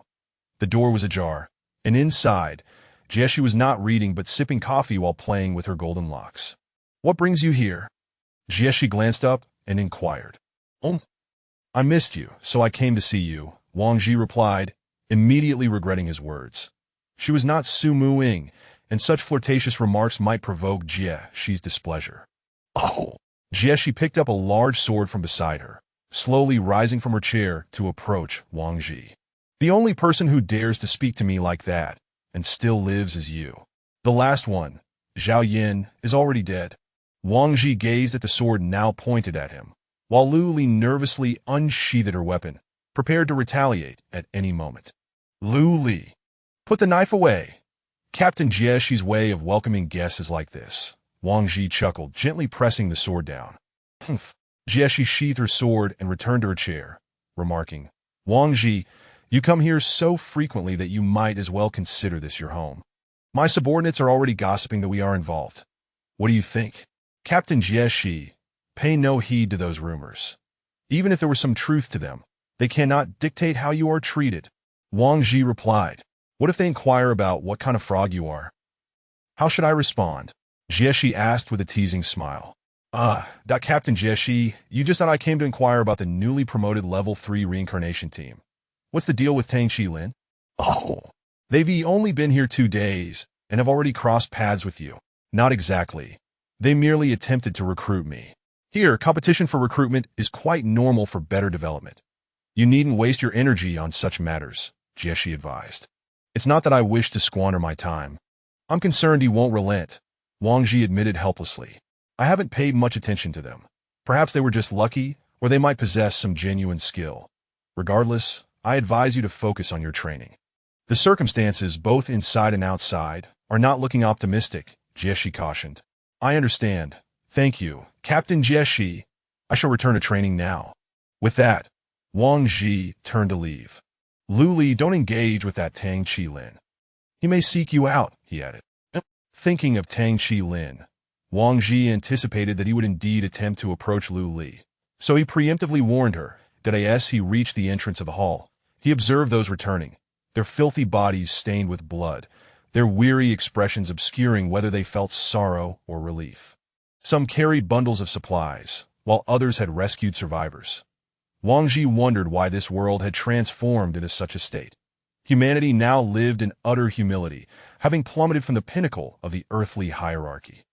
He pondered whether the Tower Master could guide them back to the surface, reclaiming what once belonged to humankind. After training concluded and they returned to the residence, the group engaged in casual conversation before retreating to their rooms for rest. Wang Ji resumed his role as a massage therapist, first attending to Ying and then being commanded to massage Lu Li. Reluctantly, he obliged for an additional hour, as it was Lu Li's first experience of such treatment, causing her to shyly bury her head in the pillow. Chapter 59. Only 2 returned the following day. The specialized training garments that Wang Ji had ordered in advance were delivered to his doorstep. Upon receiving them, he immediately donned his outfit. Wow, this feels rather heavy, Wang Ji remarked, lifting the 30-kilogram attire. The garment performed as anticipated, with small iron weights distributed evenly throughout, ensuring no particular area felt disproportionately burdensome. Wang Ji sensed that his overall movements had slowed. Whether he was lifting his arms or taking steps, there was an undeniable sense of added weight, akin to having an extra 30 kilograms of mass clinging tightly to him. He called the others out to try on their outfits as well. Captain Wang, do we have to wear this all the time? The rotund individual queried, fidgeting with his attire. Apart from when we sleep at night, we must wear this at all other times. Consider this garment as an extension of your own flesh. Hmm, the outfit is rather stylish, and commented, pleased as she practiced a few movements after getting dressed. Thus, the five of them, clad in matching black training uniforms, entered the training ground. From a distance, they appeared no different from anyone else, but upon closer inspection, one could discern that the clothing was quite thick, with the concealed steel plates remaining undetected. The best way to acclimatize to these garments was through running. Wang Ji stepped onto the treadmill and soon found himself gasping for breath, having barely covered half the distance he usually would before stepping off. This state resembled his initial experience at the Dawn Tower, where the exertion was immense, and even minor movements left him breathless. Observing the others, he noted they fared little better. Their faces were flushed, clearly indicating their struggle to adjust. At noon, they ascended to the second floor for lunch. Hey guys, that outfit looks quite unique. Where did you get it? A discordant voice interrupted their meal. Wang Ji turned to see a brash young man with bleached hair, exuding an air of arrogance reminiscent of a street thug. It seemed the Dawn Tower was not devoid of such characters. Hey, I'm talking to you. Are you all deaf? The young man continued, growing bolder as Wang Ji and the others remained silent. I advise you to leave now, Wang Ji said, his voice cold as he regarded the brash youth. He loathed being disturbed during meals. Oh, you think you're tough? Huh. I'm not going anywhere. What are you going to do about it? Just as Wang Ji was about to set down his chopsticks and stand up in response, a few others rushed over. Captain Wang, I apologize. He's new here and doesn't understand the situation. Allow me to apologize on his behalf. I'll take him away. Captain, what are you doing? The young man protested to his superior as they stepped outside. Listen, if you stir up trouble again, you better get out of here, the captain admonished, his expression dark. Why? I haven't done anything wrong, the young man replied, looking somewhat aggrieved. The captain shot him a glance and stated, they're the members of the Sunset Squad. The only team that is actually killed here. I've never seen them. The young man began to panic. Of course, they've been a Tier 3 team for ages, always on the third floor, only coming up to eat. How often do you think you'd see them? If I hadn't intervened, we'd have been in serious trouble. You nearly caused a disaster. The captain's voice rose in anger, and the young man, realizing his mistake, bowed his head in shame as the captain continued his reprimand. Enough! From now on, keep a low profile. Very few here are easy to provoke, especially in this post-apocalyptic world. No one will tolerate your nonsense. Now get back to training. Captain Zhang turned to the sulking youth, who wore an expression that begged for trouble. I'm sorry, Captain. But they won't hold a grudge, will they? The young man now truly feared for his safety. Since they let us go, they likely harbor no ill will. Captain Zhang sighed in relief. Well, look at that. Is Captain Wang so renowned now? They all seem to hold you in high regard. Su Muing teased from the side. Let's not dwell on that. Hurry up and eat. We have training soon, Wang Ji interjected, cutting off her playful banter. After 7 days of training, the group had nearly acclimated to their outfits. Captain Wang, I have explosive news. People from the former dynasty have returned. So what if they have? What is the big deal? Wang Ji replied, eyeing the breathless individual beside him. No, they returned, but only 2 of them. What? Wang Ji, fearing he might have misheard, asked for clarification. I mean, only 2 have come back, the rotund man reiterated cautiously, startled by Wang Ji's reaction.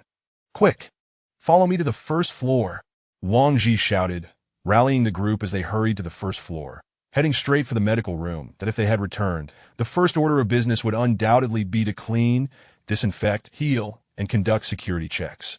Upon reaching the medical room and inquiring about the situation from Sophie, he learned that the 2 were lying in the treatment area.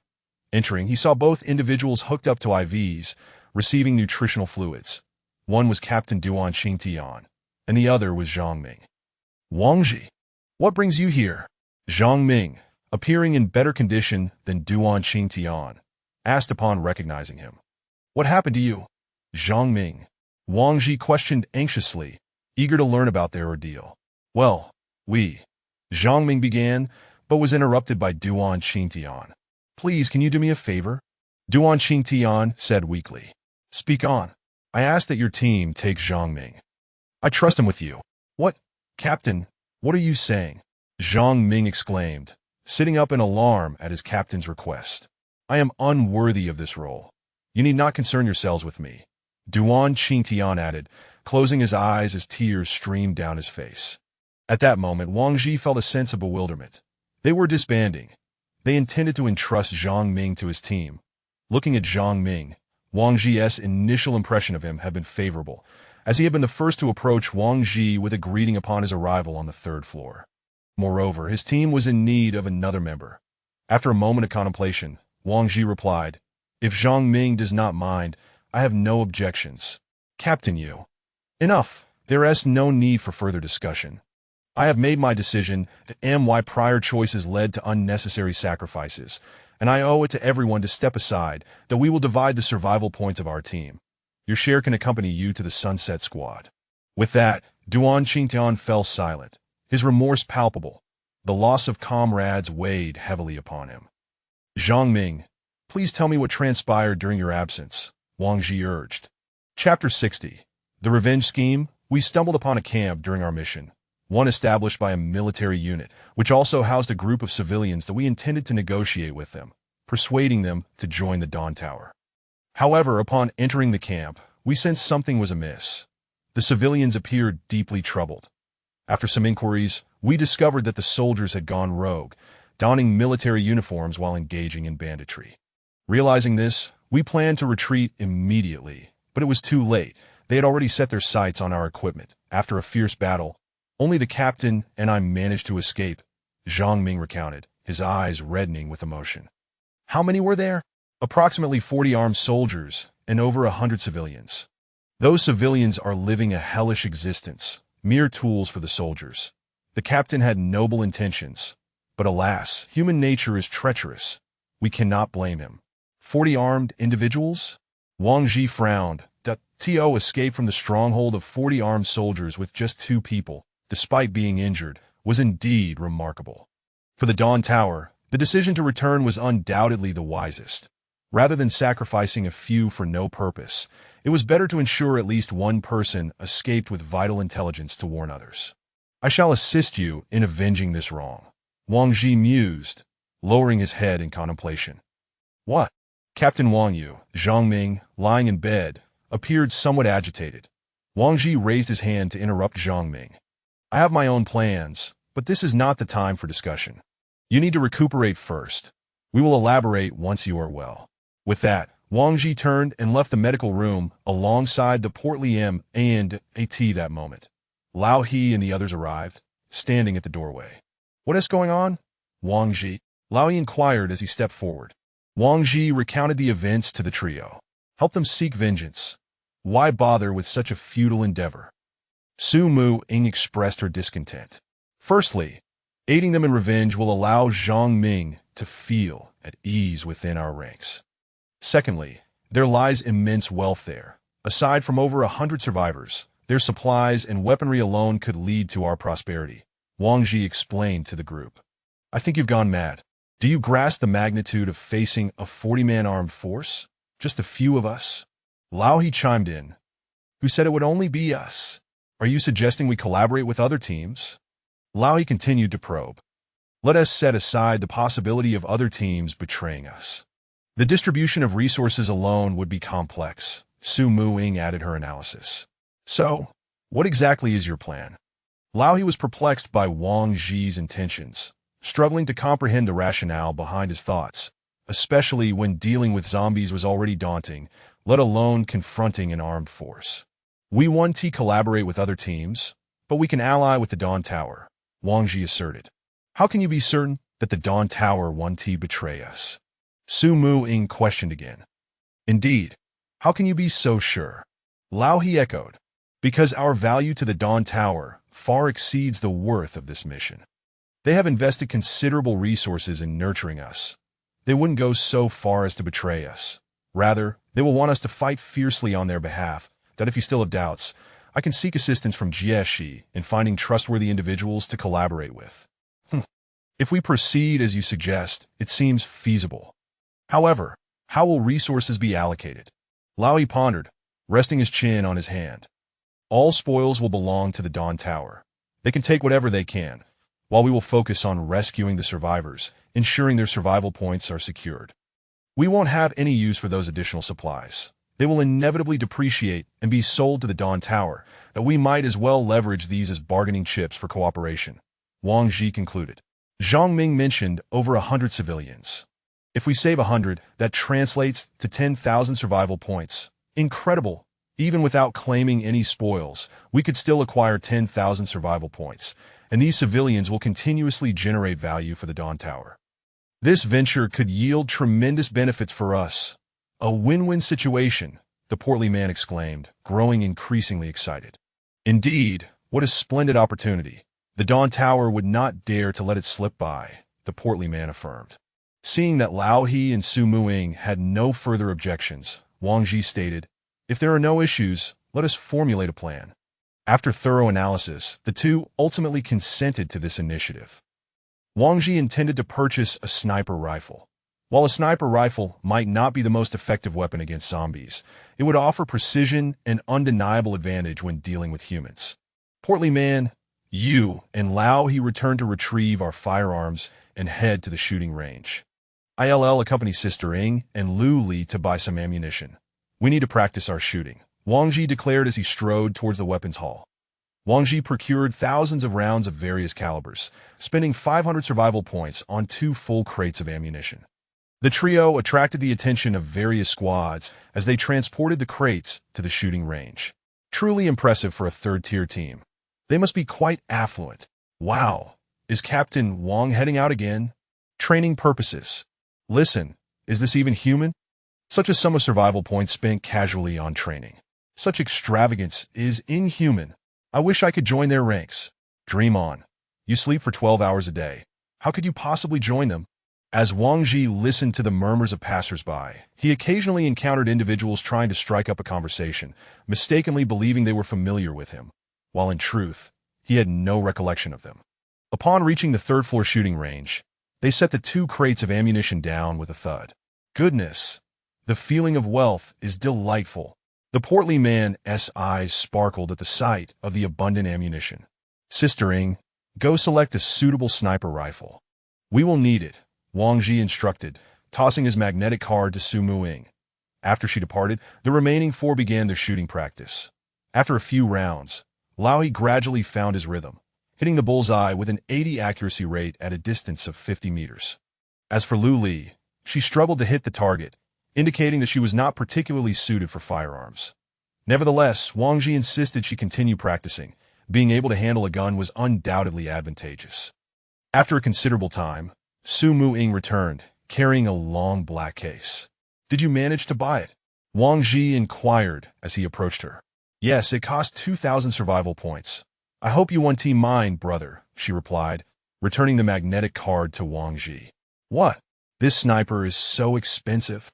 Wang Ji exclaimed in surprise. What do you know? This model is one I've consistently used before the apocalypse. Besides, this one is a classic camo pattern, complete with a scope, suppressor, and bipod. Ah, the familiarity is intoxicating, she said, opening the case and caressing the sniper rifle with delight. Chapter 61.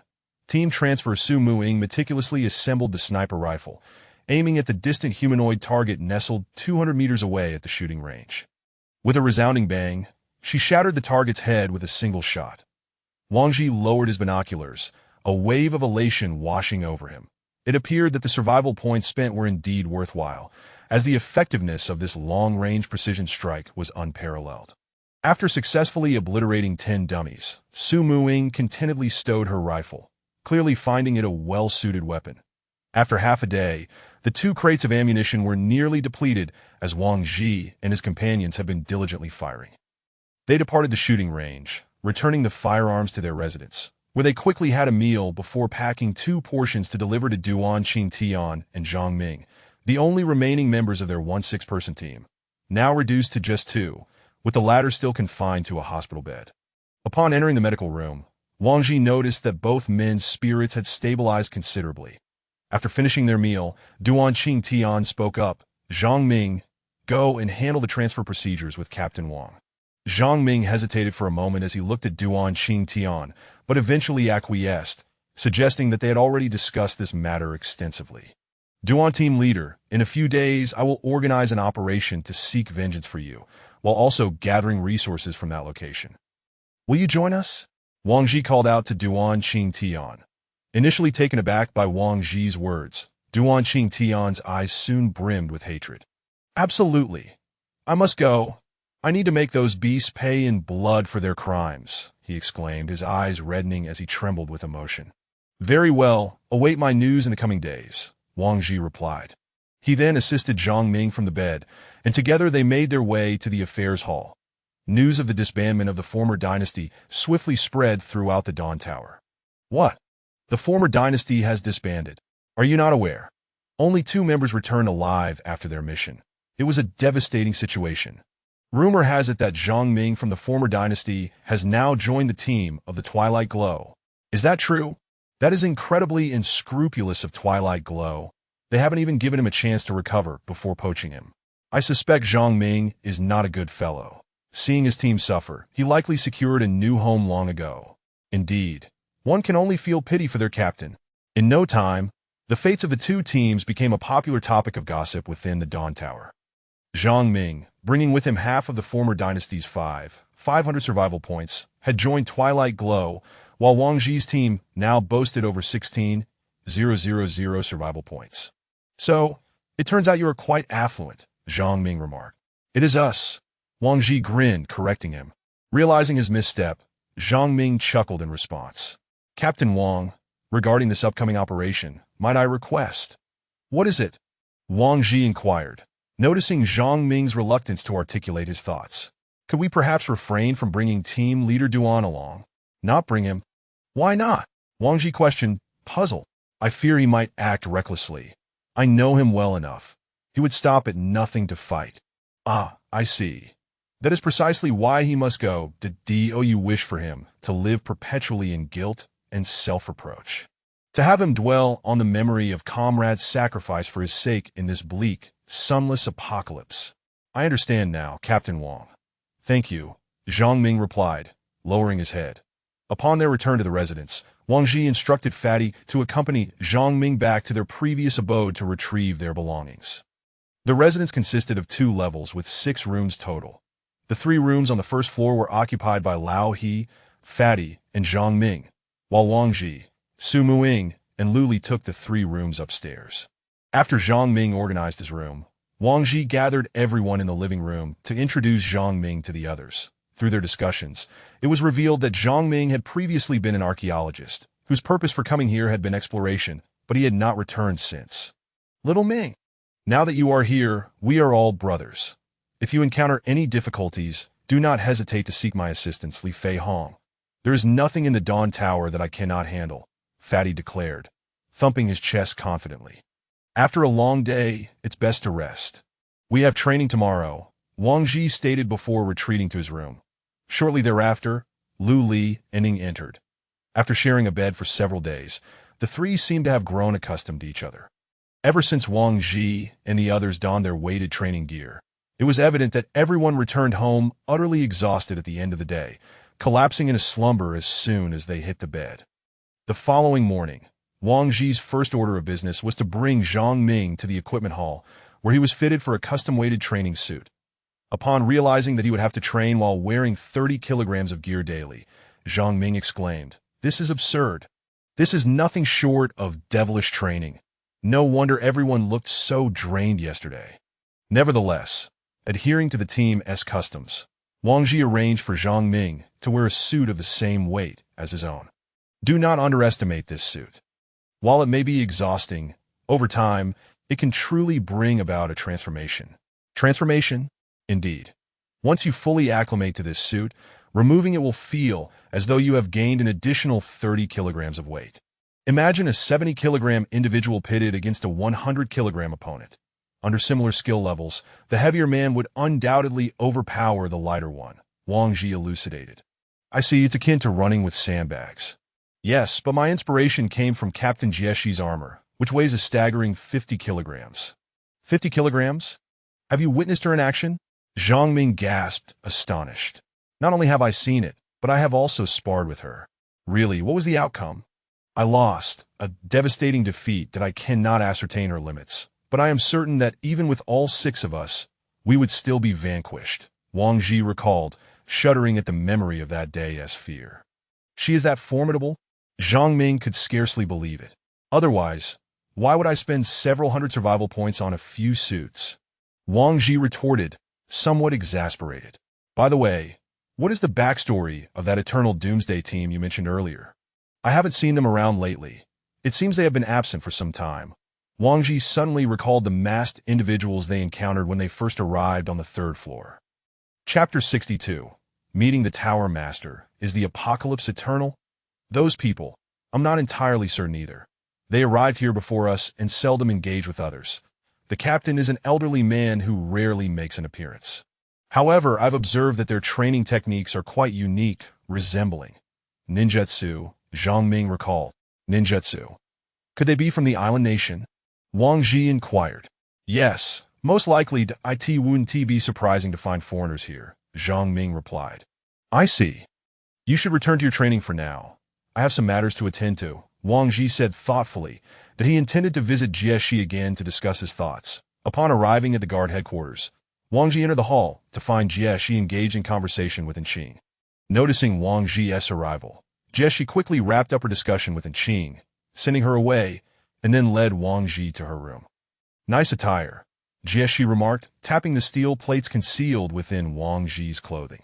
If Captain Jieshi likes it, I could design a set for you as well, Wang Ji suggested, scratching his head. No need for that. I heard that Zhang Ming from the former dynasty has joined your team? Jieshi asked as she took a seat. Indeed, I didn't expect Captain Jieshi to be so well-informed. Haha, Wang Ji remarked, unfazed by her knowledge, as it was to be expected from someone in her position. So, you are here for them?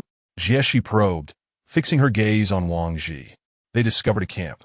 Wang Ji recounted the ordeal encountered by Duan Qingtian and his team. So you wish to lead a team to eliminate that camp? Jieshi asked. Wang Ji, taken aback by Jieshi's astuteness, realized that she had deduced his purpose from his brief recounting of the events. Indeed, but they are numerous and consist of trained soldiers. I intend to collaborate with the Dawn Tower to eliminate the camp, Wang Ji confessed, sharing his intentions. Oh, collaborating with the Dawn Tower. Jieshi raised an eyebrow, intrigued by Wang Ji's forthcoming details. Yes, all spoils will belong to the Dawn Tower, while we will be responsible for escorting the survivors back, Wang Ji explained. Well, that sounds promising. However, such matters require the Tower Master's resolution. I am merely a guard, Jieshi stated. Do you think the Tower Master will agree? Wang Ji asked tentatively. As long as it benefits the Dawn Tower, I believe she will acquiesce, Jieshi replied. How can I meet the Tower Master? Wang Ji inquired. I will report to her. You should wait outside, Jieshi instructed. Wang Ji exited the room and waited in the corridor. After a while, Jieshi returned to his side. Let us go. The Tower Master wishes to see us. Feeling a twinge of anxiety as Jieshi prepared to introduce him to the Tower Master, they proceeded to the elevator. Jieshi pressed the button for the 5th floor, and Wang Ji felt a surge of excitement. The 5th floor was the only level he had yet to visit. Captain Jieshi, is it necessary to relinquish weapons to meet the Tower Master? Wang Ji asked, holding his handgun. Huh? Do you think the Tower Master would concern herself with such toys? Yegi Sotfet. Toys? Wang Ji echoed, bewildered. Do you believe you could outgun me? Jieshi challenged, noting his reluctance. Wang Ji shook his head, obediently tucking his handgun behind his waist. In Jieshi's presence, his firearm indeed felt like a mere toy. Not only was he unlikely to hit her, but he wouldn't even have the chance to draw his weapon. If the Tower Master was stronger than Jieshi, there was truly nothing to worry about. They arrived at the 5th floor, stepping out of the elevator into a lavish and solemn environment. Wang Ji's first impression. Is the Tower Master alone in such a vast place? Wang Ji asked, surveying the opulent hall. Do not ask questions that do not concern you, Jieshi replied sternly.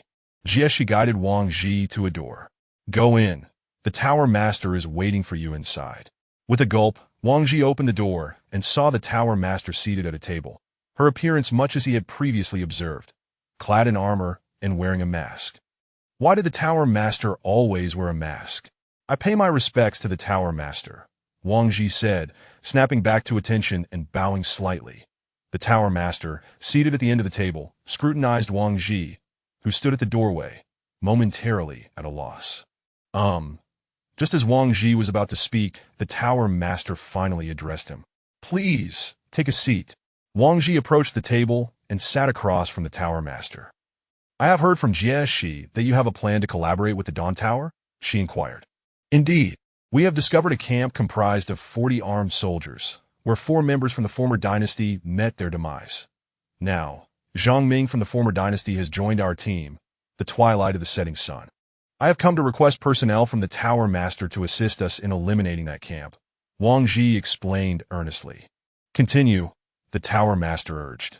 There are over 100 survivors in the camp, with ample food and resources, including various equipment and ammunition. Our team's primary goal is vengeance, with the rescue of survivors as a secondary objective.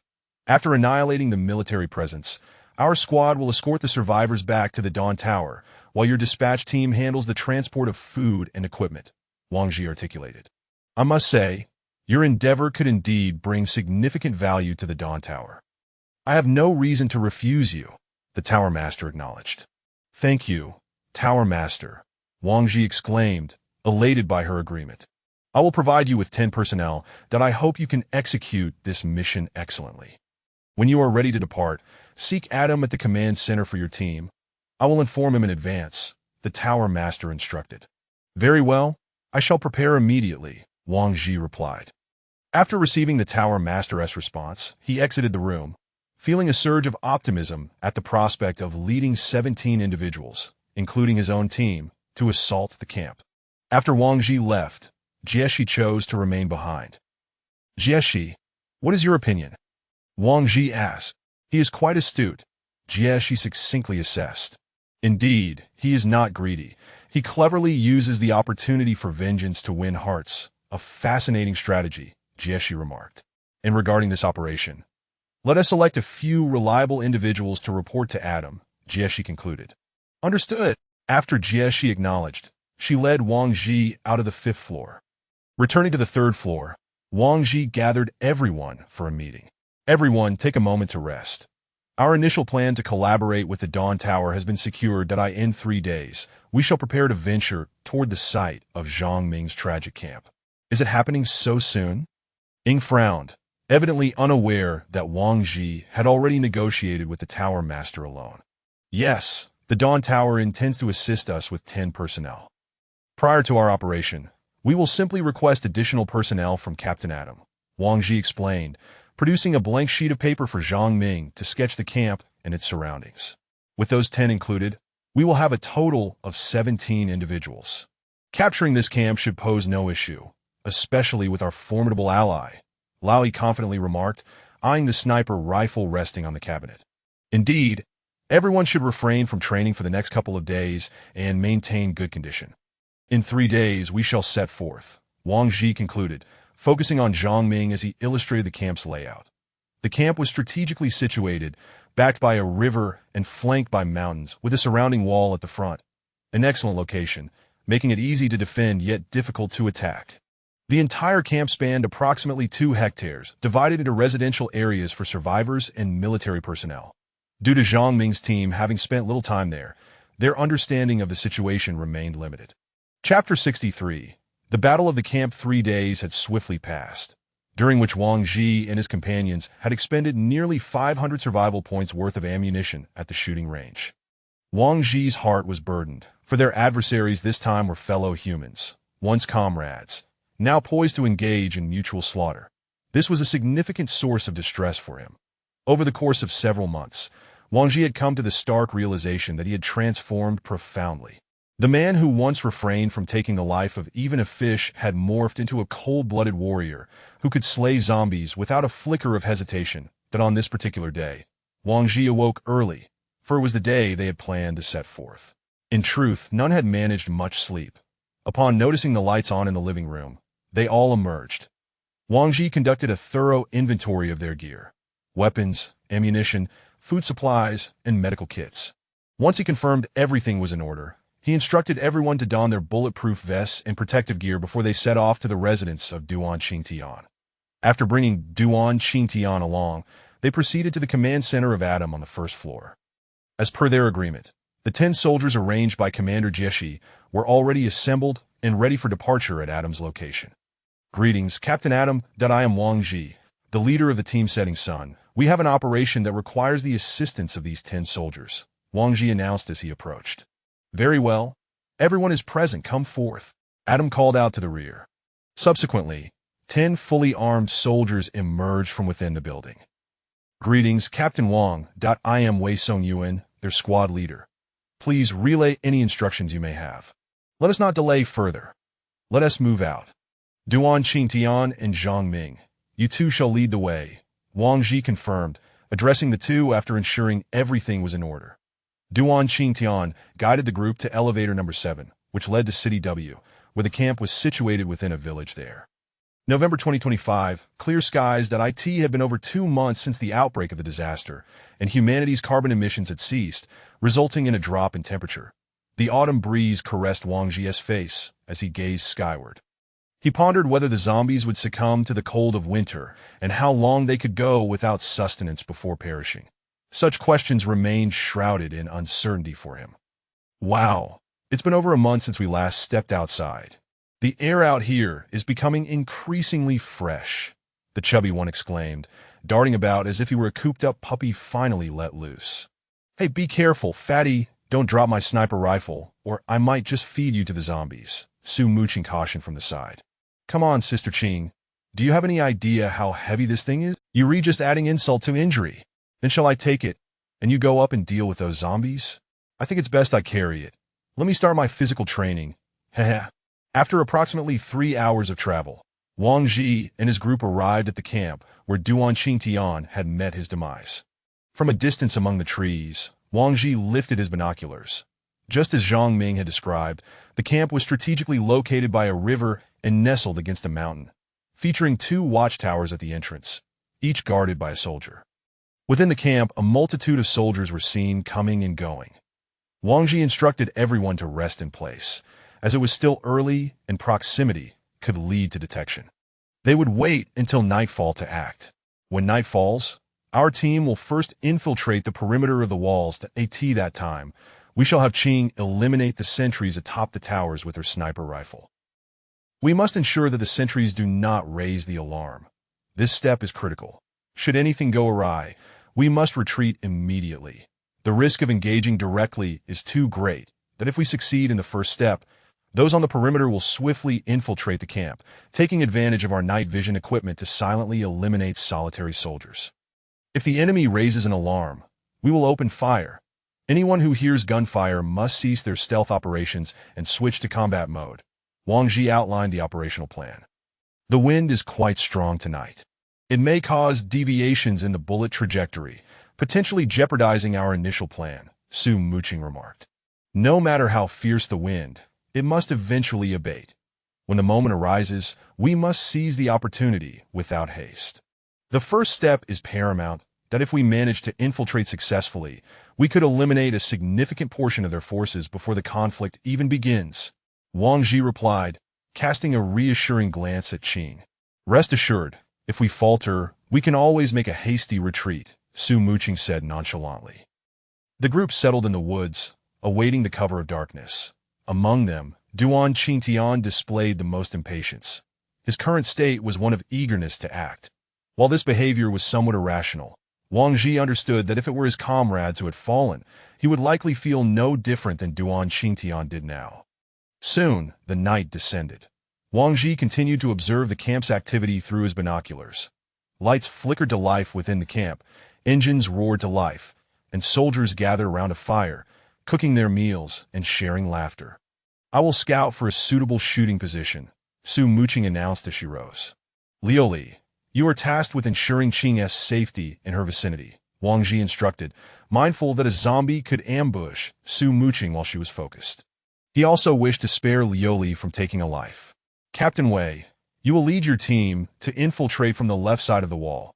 Report any unexpected developments immediately via radio, Wang Ji directed as they confirmed their radio frequencies. 2 teams then approached the camp's walls from opposite sides. Since Duan Qingtian and Zhang Ming had previously visited the site, Wang Ji assigned Duan Qingtian to accompany Captain Wei. "Sister Qing, are you prepared over there?" Wang Ji inquired through the radio. "Yes, I have found a position, but the wind is rather strong at the moment. We need to wait a bit longer," came Su Muqing's response. After waiting a while by the wall, Wang Ji heard Su Muqing's voice. "I've taken one down. No one noticed." "Good. Hold steady on the remaining one," Wang Ji replied. After some time, seeing that Su Muqing had yet to respond, he began to feel anxious. "Qing, are you ready yet?" "The wind speed remains unstable. There hasn't been a good opportunity," she replied. Upon receiving her answer, Wang Ji and the others settled quietly against the wall, awaiting their moment. As the seconds ticked by, Wang Ji felt that if they delayed any longer, they would surely be discovered. He had prepared himself for an immediate retreat. Should Su Muqing miss her shot, he would promptly issue the order to withdraw. Just then, footsteps echoed from the other side of the wall. Someone was approaching. Chapter 64. The Battle of the Camp. 2. Upon hearing the footsteps, Wang Ji and his companions felt a surge of anxiety. Would they be discovered? Target neutralized. The voice of Sakura echoed in their ears. With the sentry eliminated, Wang Ji finally breathed a sigh of relief. Just as he contemplated the situation behind the wall, the sound of urination reached his ears. It turned out to be a soldier taking a moment's respite. Wang Ji exchanged a glance with the others.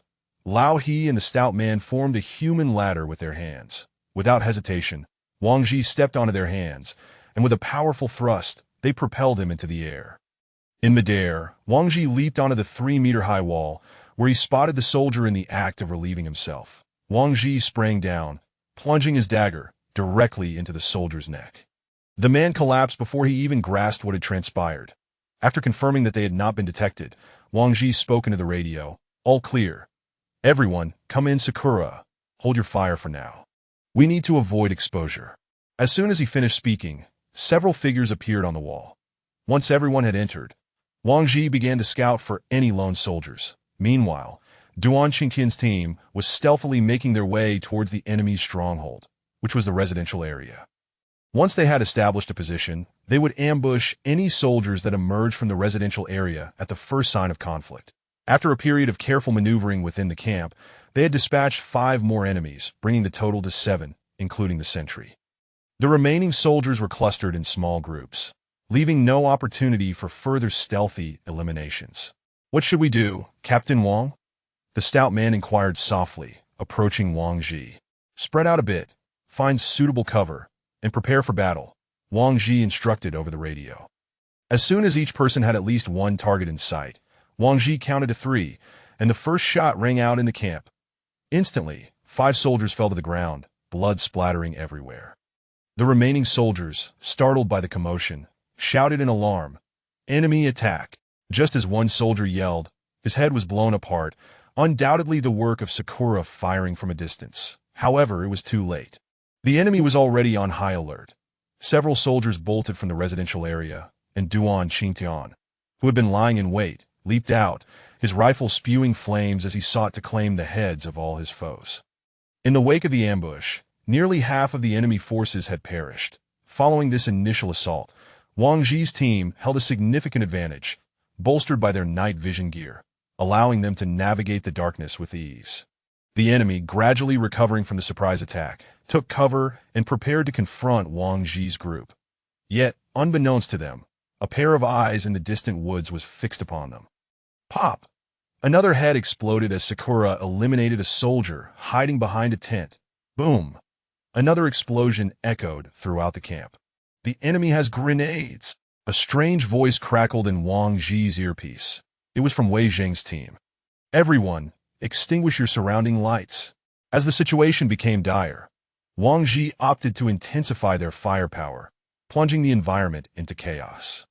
Gradually, the camp's lights dimmed, and the enemy, now deprived of visibility, began to panic. They hurled grenades indiscriminately, no longer caring about precision, as long as they didn't harm themselves.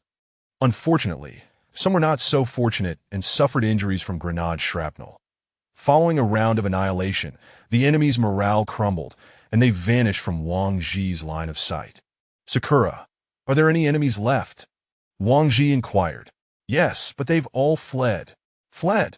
Where did they go? To the area designated for survivors. This was concerning.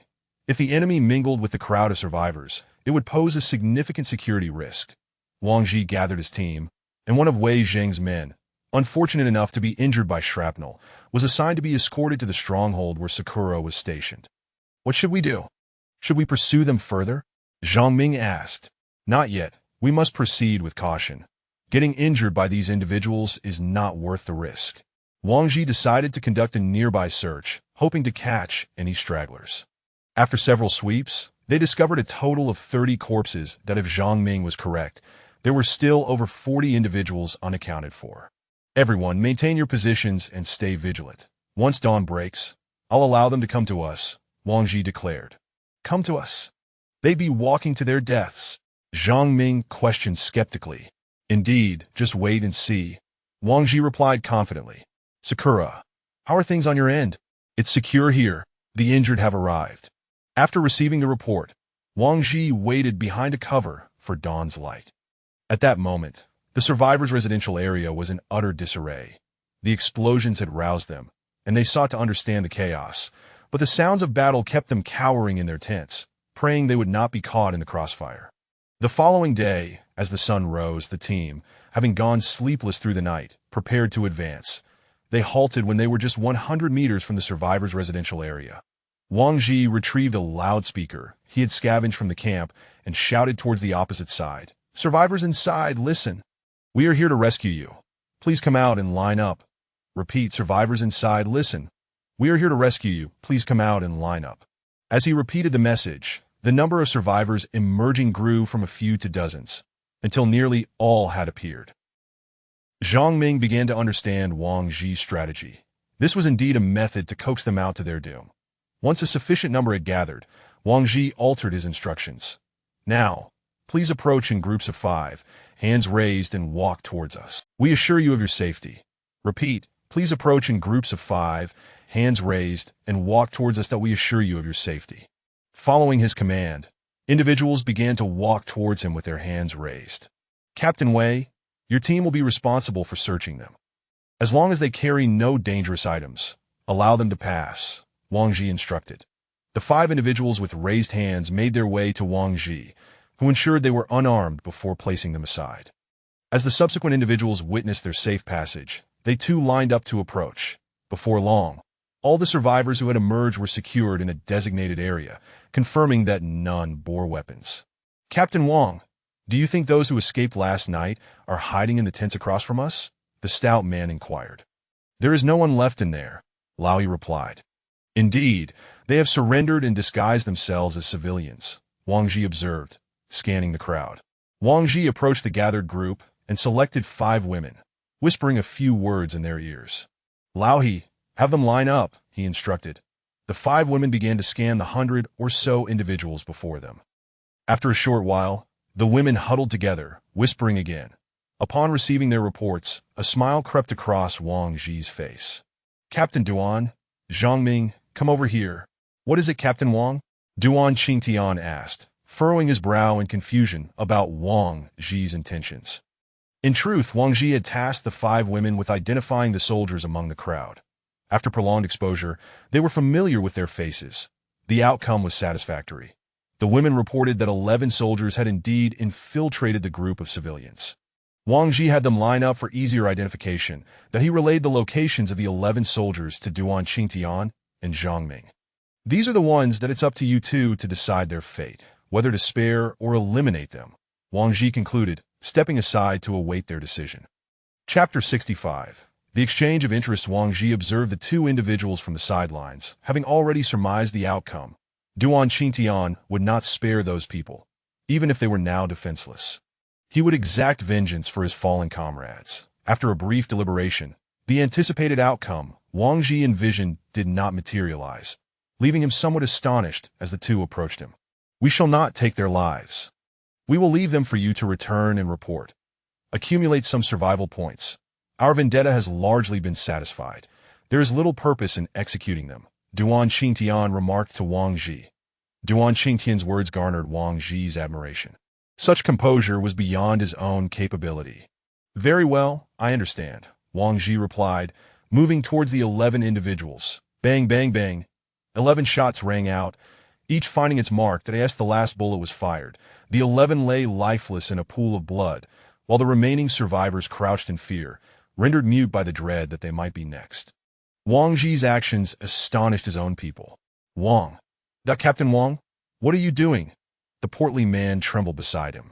Everyone remained calm. These 11 were former soldiers. They have been eradicated, and you need not worry any longer, Wang Ji declared as he holstered his weapon, addressing the crowd. Since Duan Qingtian had chosen to show mercy, Wang Ji felt compelled to take matters into his own hands, eliminating any potential future threats that he despised the notion of leaving loose ends, uncertain if any among them belonged to a suicide squad. The presence of even one such individual could lead to mutual destruction within the Dawn Tower. Better to err on the side of caution than to allow them to escape. Should those who fear nothing drag him down with them, it would be a grave loss. Sakura, you all come here, Wang Ji called to Su-Mu Sakura and her companions as the battle neared its conclusion. At Captain Wei's side, Wang Ji instructed them to gather useful spoils of war. The supplies within the camp belonged to the Dawn Tower, and Wang Ji had little interest in assisting them with equipment collection. He preferred to oversee the more than 100 survivors. Due to their proximity to the river, these individuals were not excessively dirty, and among them were many women. Without needing to ask, Wang Ji understood their inherent value, while the men were predominantly robust, suited for laborious tasks. Observing this scene, Wang Ji sighed. Such refugee camps were undoubtedly numerous in this world, with countless individuals suffering from similar indignities. After a while, Su-Mu Sakura returned to the camp with Lu Li, both smeared with blood. Wang Ji approached and inquired, "What happened? What else could it be? You were tossing grenades and causing explosions, attracting a horde of zombies." Lu Li and I had no choice but to deal with them, Su-Mu Sakura replied, playfully kicking Wang Ji in the rear. Wang Ji, feeling slightly embarrassed, retreated, avoiding further provocation of Su-Mu Sakura. The portly man, witnessing Wang Ji's predicament, stepped forward and mockingly presented his rear. "Sakura, it was I who threw the grenades. Kick me instead." Su-Mu Sakura's gaze turned icy as she regarded the foolish man, who remained oblivious to the gravity of the situation, as he anticipated a similar fate as Wang Ji. Su-Mu Sakura unsheathed her dagger and advanced towards him. Realization struck the portly man too late. He bolted, but within 50 meters, Su-Mu Sakura swiftly caught up and knocked him to the ground. "Sakura, don't. I was joking. The grenades were thrown by the enemy. Please don't stab me. The knife has zombie blood on it. I could get infected," he pleaded, pinned down as he groaned in despair. Only after releasing him did Su-Mu Sakura turn away. Wang Ji, observing the scene, gave a thumbs up from a distance. "I hereby declare you a warrior. Next, we shall escort you to a safe location. During our journey, please refrain from speaking. If we encounter zombies, remain calm. With us, they shall not harm you." Wang Ji addressed the crowd of over 100. Shortly thereafter, Captain Wei's team arrived, each carrying large boxes of supplies to gather at the camp entrance, including firearms, ammunition, food, and tools. Wang Ji eyed the bounty with envy. These goods, once brought to the Dawn Tower, would surely hold value exceeding his current collection of over 10,000 survival points. Once all were assembled, Wang Ji led the group out of the camp and onto the path home. He cast a glance back at the camp, acknowledging its advantageous location and seclusion. It was a pity to see such a place squandered. "From where did you escape into that camp?" Wang Ji inquired of a woman among the group. "We fled from a nearby town. Initially, we constructed the camp ourselves, but when that group arrived, they seized our camp and killed many of our people," she replied, her head bowed. You won't be like that previous group, will you?" she asked anxiously after a pause. "Absolutely not. That's wonderful. Thank you so much," the woman said, deliberately loosening her collar and leaning towards Wang Ji. Seeing this, Wang Ji quickly pushed her away. "Rest assured, we will do our utmost to escort you to safety." He then hastened ahead, positioning himself at the front of the line, wary that if he lingered, more women would gravitate towards him. In truth, this world had long since abandoned justice. All that remained was the exchange of interests, a relentless pursuit of self-benefit. Similarly, had Wang Ji not anticipated any rewards from the Dawn Tower for saving these people, he would not have offered his assistance, nor would he have emerged at all. Everyone shared the same desire to survive, necessitating the cultivation of their own worth and the establishment of leverage for bargaining. After some time, Wang Ji signaled for a brief respite to replenish their supplies. Having gone a day without sleep, fatigue began to set in among them. That as Wang Ji munched on a biscuit, he suddenly sensed a pair of eyes upon them. Instantly, he rose, scanning the surroundings with unease. The sensation was disquieting. "What's wrong, Wang Ji?" Lao He asked, noticing Wang Ji's anxious demeanor. "This place feels off. We must leave immediately, hurry," Wang Ji instructed over the radio before setting off. Only moments ago, Wang Ji realized they had encountered remarkably few zombies along the way. That unsettling feeling indicated something was amiss. Chapter 66. The Python. As Wang Ji pondered, a sudden scream erupted from the radio. "Run! There's a monster!" "Ah!" After a chilling cry, the radio fell silent, that a shiver coursed through Wang Ji. His earlier instincts had proven correct. Turning to glance back, he beheld a colossal python slithering towards them from not far behind. The serpent was nearly 20 meters long, its girth comparable to a man's waist. "What the hell is that?" the portly man exclaimed in horror upon seeing the creature. Over 100 survivors began to panic and flee aimlessly. In a moment of dread, the python opened its maw wide and devoured a soldier standing at the rear. "Everyone, open fire!" came the voice of Captain Wei over the radio. Wang Ji swiftly drew his rifle and unleashed a volley at the distant python. However, the results left the onlookers in despair. The bullets merely embedded themselves in the serpent's flesh, having no effect whatsoever. "Damn it. How can it be so enormous? Has it mutated from consuming zombies?" Wang Ji remarked, gazing at the python. "We can't stay here. We must flee. Forget about those people." At that moment, the portly man tugged at Wang Ji, urging him to escape. "This is futile. Wang Ji, hurry," Su Muqing said, already pulling Lu Li ahead. "Damn it." Wang Ji glared at the throng of over 100 people behind him, gritting his teeth. They had fought valiantly to rescue these individuals, only to have their efforts thwarted by a mere snake. "Everyone, retreat at full speed. The rest of you, follow us.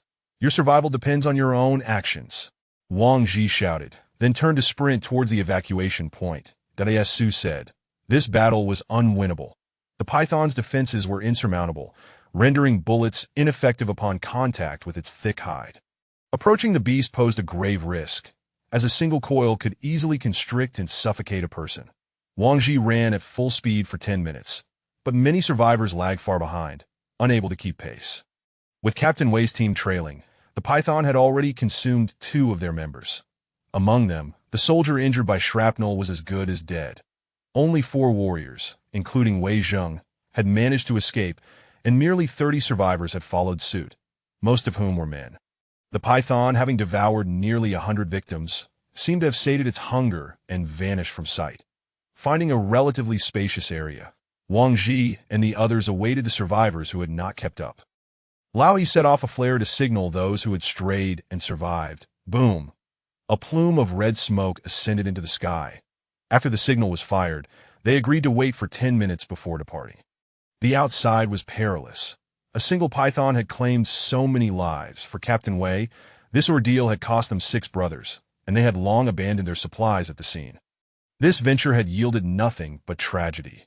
For Wang Ji, it was a narrow escape. The remaining survivors were insufficient to cover the costs of training. 10 minutes later, a few more survivors trickled in, but Wang Ji refused to wait any longer for those who had not returned. They were likely doomed. The number of survivors had dwindled to less than 40. The rest appeared to have fallen prey to the python. As Wang Ji surveyed the remaining survivors, he felt a flush of shame. He had just claimed he would protect them, yet these individuals had fled faster than anyone else. Seeing Captain Wei's somber expression, Wang Ji refrained from approaching. The captain was undoubtedly harboring resentment towards him, perhaps even contemplating his demise as an outlet for his anger. Reality confirmed Wang Ji's fears. Their relationship was not as intimate as he had imagined. They were merely a temporary alliance, assembled for the mission, and he would have to face the consequences upon returning. "Sister Qing, please keep an eye on those from the Dawn Tower." I'm concerned they might ambush us, Wang Ji whispered to Su Muqing. Did you really need to say that? Su Muqing shot him an exasperated glance that a careful observation revealed that both groups maintained their distance, each side keeping a watchful eye on the other's movements, harboring their own ulterior motives. During this period, the python did not pursue them further. Only a few zombies wandering the wasteland crossed their path. Compared to the python, these creatures were mere trifles. After a 3-hour trek, Wang Ji led the remaining survivors to the entrance. The moment the iron gate closed behind them, Wang Ji let out a sigh of relief. The journey had been fraught with tension, as if walking on thin ice, fearful of another monstrous creature emerging. Wang, next time we go out, can we delay until the last moment? Running outside every day is too much for anyone to endure.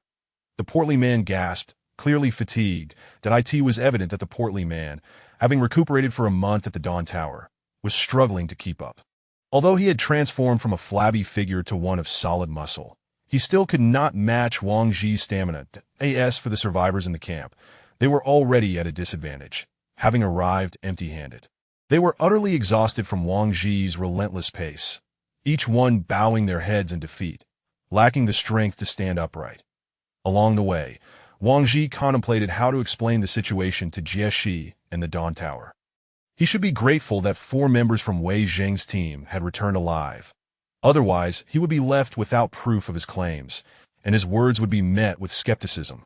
Upon entering the Dawn Tower, he and his companions quickly underwent safety checks and handed over the survivors to the task hall personnel, but he instructed the others to return to their quarters while he remained behind with Lu Li to visit Jie Shi. It was imperative he clarified this incident. Their first collaboration with the Dawn Tower had ended in failure. Arriving at the security headquarters, Wang Ji knocked on the door and entered Jie Shi's room directly. "What is the rush?" Jie Shi inquired, cradling a steaming cup of coffee. "There was an unexpected incident during the operation," Wang Ji replied, lowering his gaze. "Only 4 of my men returned. Out of the promised 100, merely 39 have come back. I was aware of this from the moment you entered the medical room," Jie Shi stated coolly. Upon hearing that Captain Wei's men were under Jie Shi's command, Wang Ji's head snapped up, his expression a mixture of confusion and concern. "I'm sorry, Captain Jie Shi. It is my fault." Before he could finish, Jie Shi raised a hand to interrupt him. "I want to know what this incident entails," Jie Shi demanded coldly. It's a giant python," Wang Ji admitted hesitantly. "A python? How large?" "Over 20 meters long, with a diameter of about half a meter." "Did you manage to kill it?" "Our bullets were ineffective. To prevent unnecessary casualties, we had no choice but to retreat," Wang Ji confessed, still averting his gaze. However, before encountering the python, there were no casualties. The camp operation was quite successful. Seeing Jie Shi's silence, Wang Ji looked up again and continued, "Interesting. I would very much like to see this creature," Jie Shi remarked with a hint of a smirk. Chapter 67. The Battle with the Python. "What? Captain Jie Shi, are you really going out?" Wang Ji expressed his surprise upon hearing that Jie Shi intended to confront the fearsome python. "You will accompany me to seek out that serpent," Jie Shi declared as she rose and donned her armor. "But Captain Jie Shi, is this truly necessary?" Wang Ji questioned, perplexed by her decision. Even if Jie Shi felt confident in her ability to slay the python, there seemed to be no reason to engage in a confrontation with a beast of such magnitude. "Summon your team. We shall depart immediately." Jie Shi offered no reply to Wang Ji's concerns that he had intended to gather additional supplies, but Jie Shi firmly insisted that he merely lead the way. In a flurry, Wang Ji returned to the residence, where his companions had just settled down for a brief respite. Upon seeing him burst through the door, they were taken aback. "Gear up, we are preparing for action," Wang Ji instructed as he stepped inside. "What? Haven't we just returned? Why must we mobilize again? Our equipment is still being cleaned in the medical room," Fatty lamented from the sofa. "We will don our gear on site. Jie Shi has requested us to escort her back to locate the python. She wishes to confront it personally." Wang Ji recounted the events that had transpired with Jie Shi. "Is she out of her mind? That python could easily send us flying with a single swipe. What does she intend to use against it? I know not. She has simply instructed us to guide her, and the rest is her concern." "Then, why does she not seek out Captain Wei and his team?" Su Muqing inquired from the side. "Indeed, why not them? Old, he echoed. Those accompanying us this time are Jieshi's subordinates, and 6 of them have already perished. Perhaps Jieshi does not wish to expose them to further danger. But can we trust Jieshi? Does she truly believe she can challenge that python alone? Zhang Ming expressed his apprehension, fearing that should Jieshi encounter peril, their own escape might be compromised. Wang Ji shook his head, indicating his uncertainty. However, he was confident that Jieshi would not recklessly court death. Her determination suggested she possessed a hidden advantage. Let us not dwell on it. Take a few smoke grenades and adrenaline boosters. When we encounter the python, we shall all inject ourselves beforehand. If the situation turns dire, we will retreat at full speed. With that, they departed the residence and headed to the medical room to retrieve their still damp gear. Meanwhile, Jieshi awaited them in the hall, wielding only a large sword. Upon seeing Wang Ji, she made her way to the elevator he had previously operated.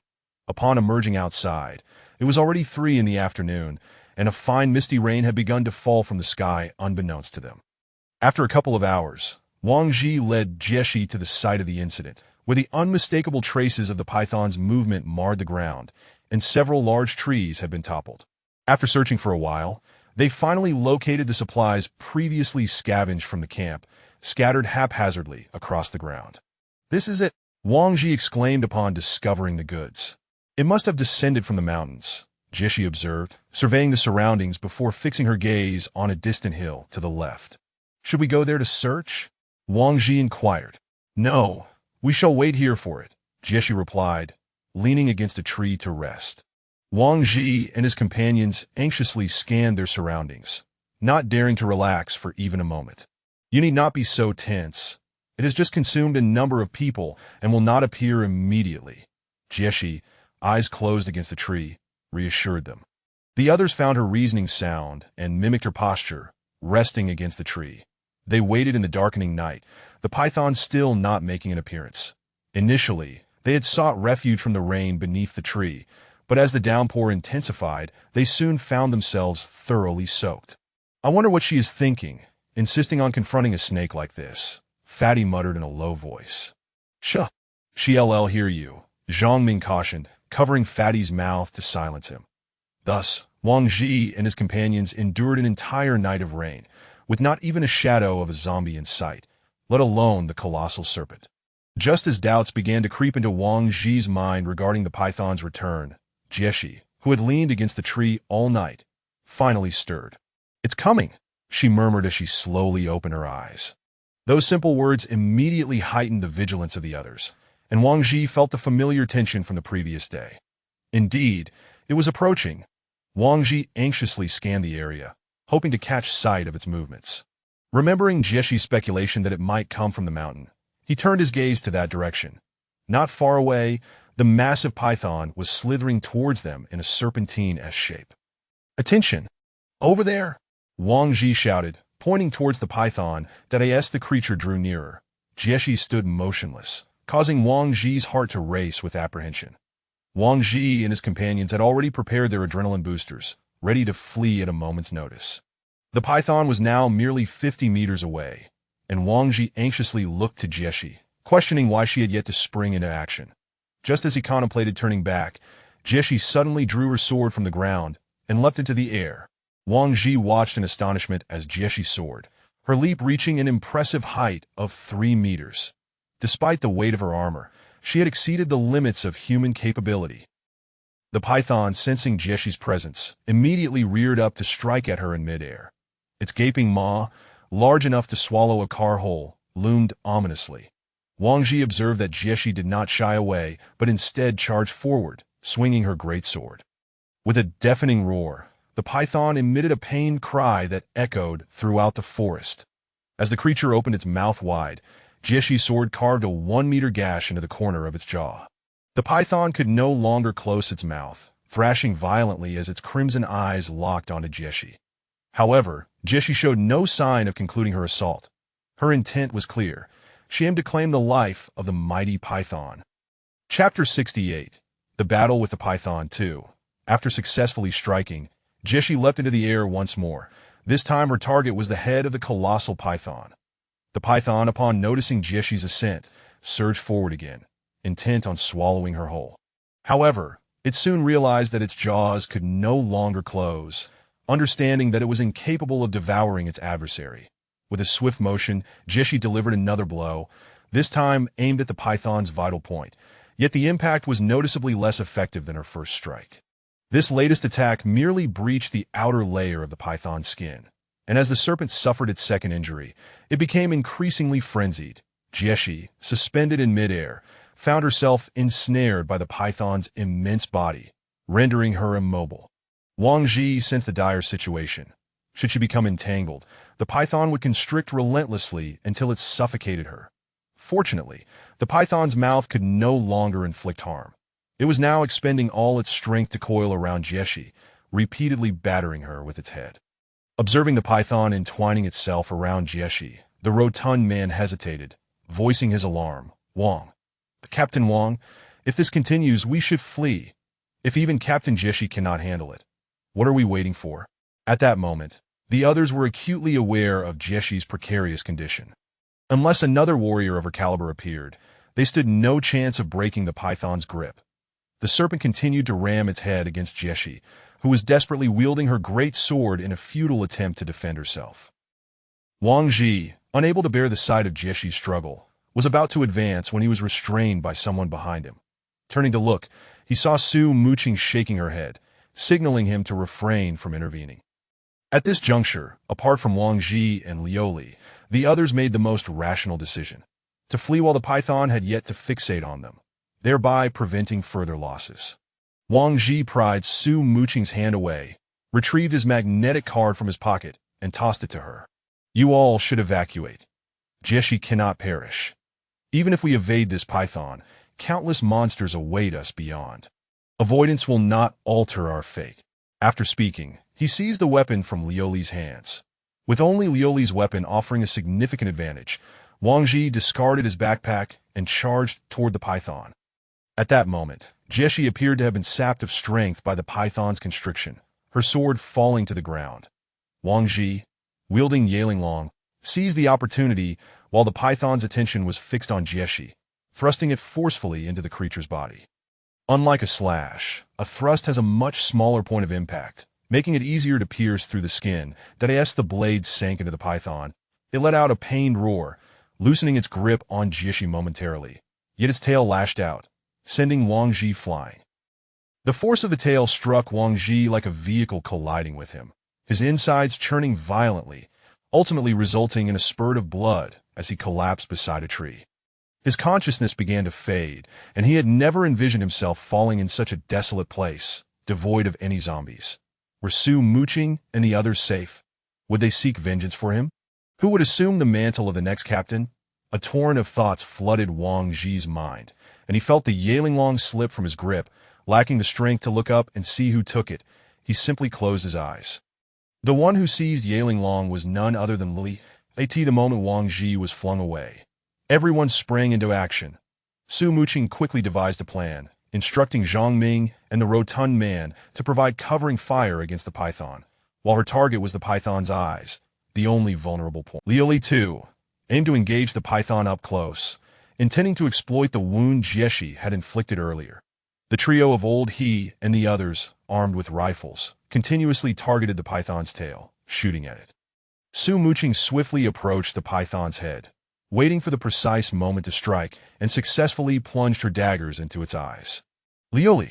After her successful strike, Su Muqing signaled to Liuli and promptly retreated.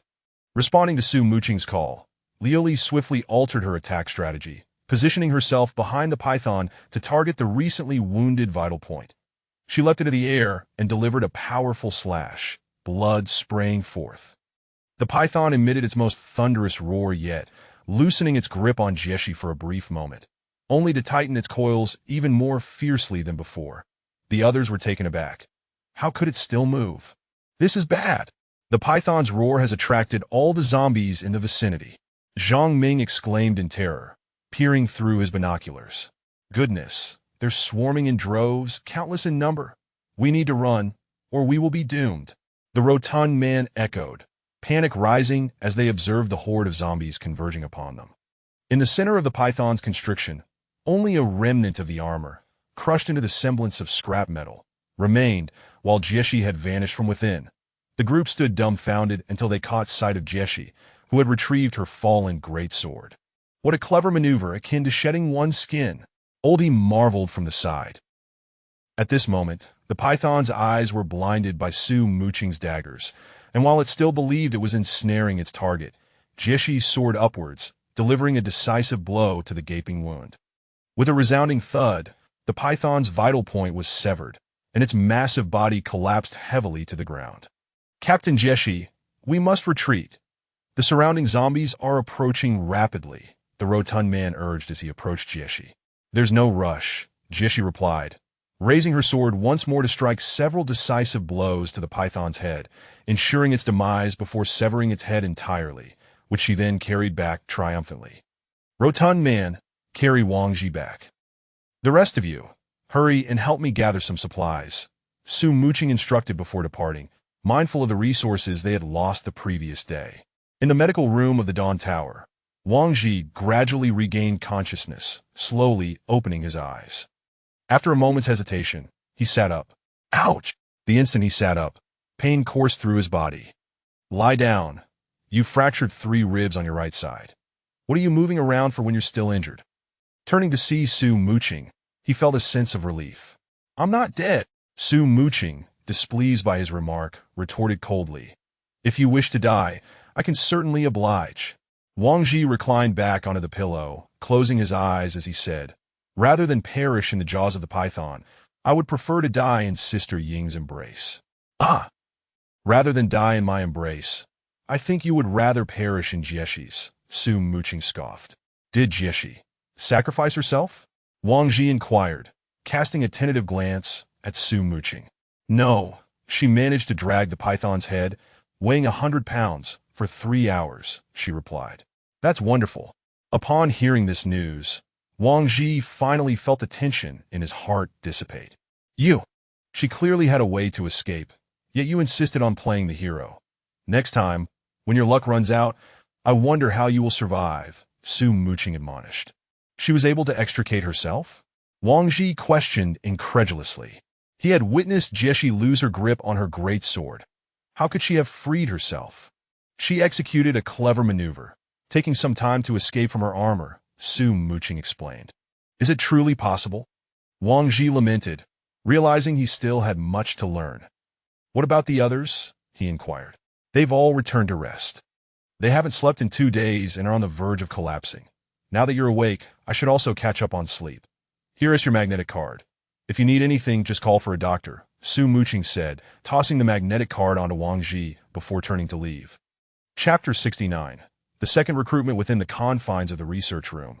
Director Yang Lifan was engrossed in an antibody gene experiment alongside Dr. Chun and Dr. Yang Lu, when Jieshi unexpectedly strode in, dragging an enormous severed head behind her, startling the trio engaged in their scientific endeavors.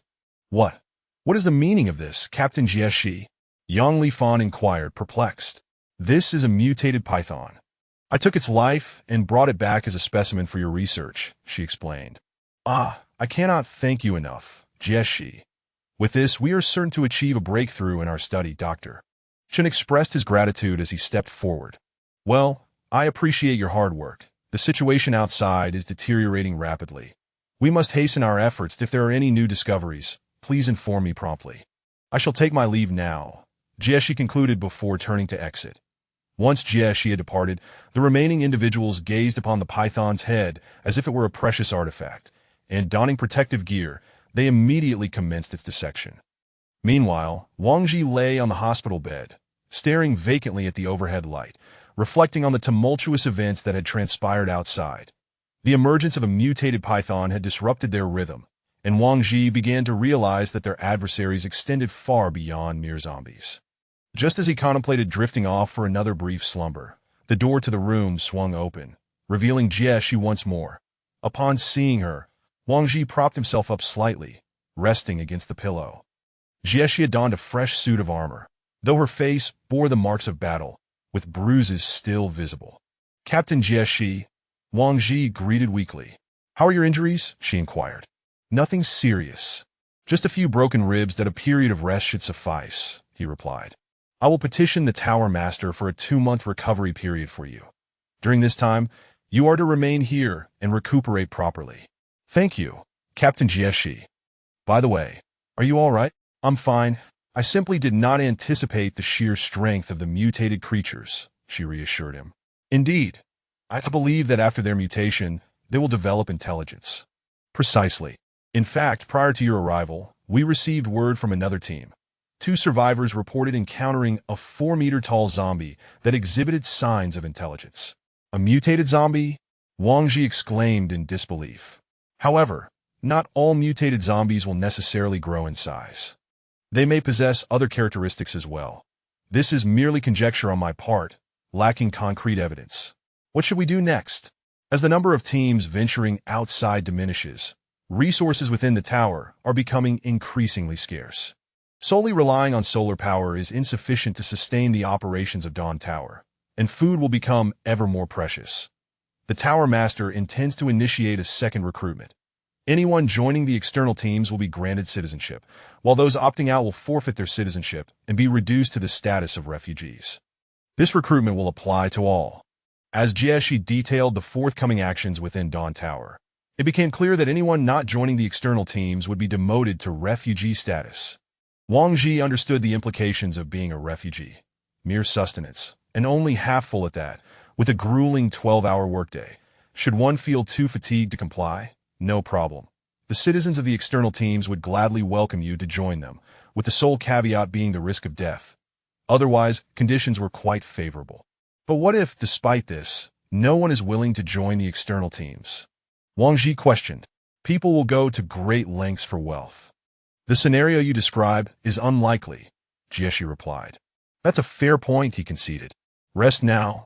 I must return, she said. All right, Wang Ji replied.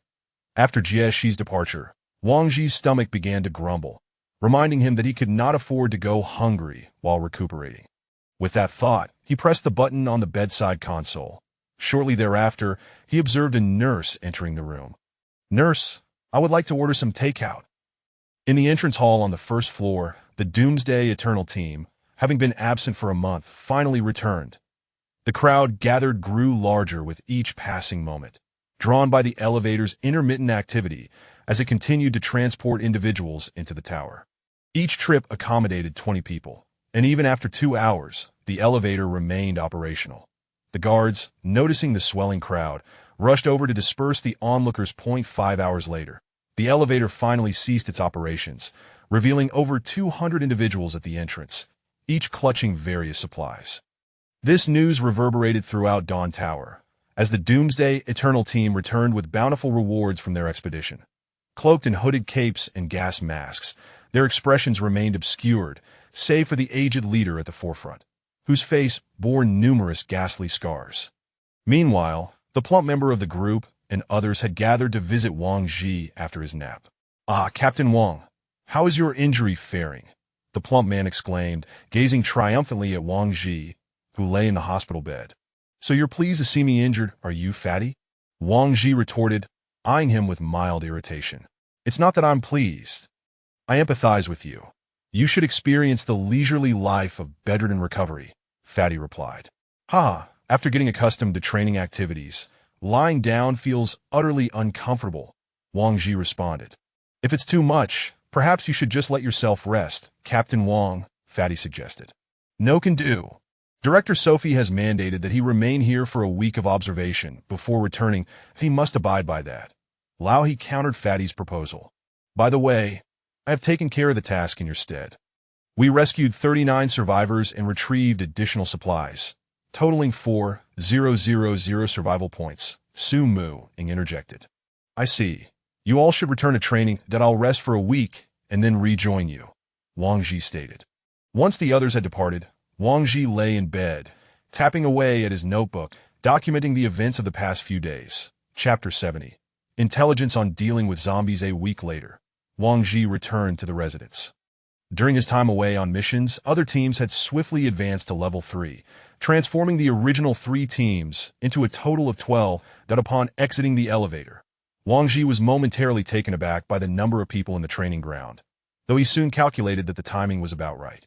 To achieve level 3, A team merely needed to accumulate 10,000 survival points, rather than expend them. Wang Ji also spotted Tang Qilin training alongside 5 young women, evidently having charmed another girl into his company. However, this alleviated Wang Ji's concerns regarding any further disturbances to Lu Li. Upon entering the residence, he found it shrouded in darkness. They must have been asleep, as he had not encountered them outside. Navigating in the dark, he returned to his room and switched on the light, only to discover Su Muqing and Jia Luli peacefully slumbering on his bed. I must ask, what brings the two of you to my room while I'm away? Wang Ji addressed the 2 girls on the bed. What do you mean, your room? Su Muqing, still groggy, replied. Indeed, if it is not my room, could it possibly belong to you? Wang Ji retorted, a wry smile on his face. Of course, isn't this our room? Su Muqing murmured before drifting back. Noticing that Qing was utterly exhausted, Wang Ji refrained from disturbing her further. Dropping his luggage and leaving the room, he made his way to the living room, activating Ling Ling Yao to check for the latest news from the Dawn Tower. Among the updates, there were 3 favorable announcements and 2 unfavorable ones. Favorable news 1.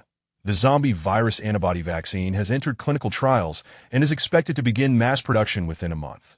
Favorable news 2. To encourage the outdoor team's enthusiasm for missions, the prices of military equipment have been slightly reduced. Favorable news 3. Incoming refugees wishing to join outdoor teams will be promoted to citizens, with citizen training resuming and survival point subsidies being provided. After accumulating 12 hours of training, one will receive 10 survival points. Unfavorable news 1. Citizens who do not join outdoor teams will be demoted to refugees. Unfavorable news 2. Due to a shortage of electrical energy, the price per kilowatt has increased from 1 survival point to 2. Wang Ji reviewed these announcements, which largely aligned with his expectations, save for the surprising fact that food prices had not risen. Was this a matter of gritting one's teeth and enduring, or an indication of ample reserves?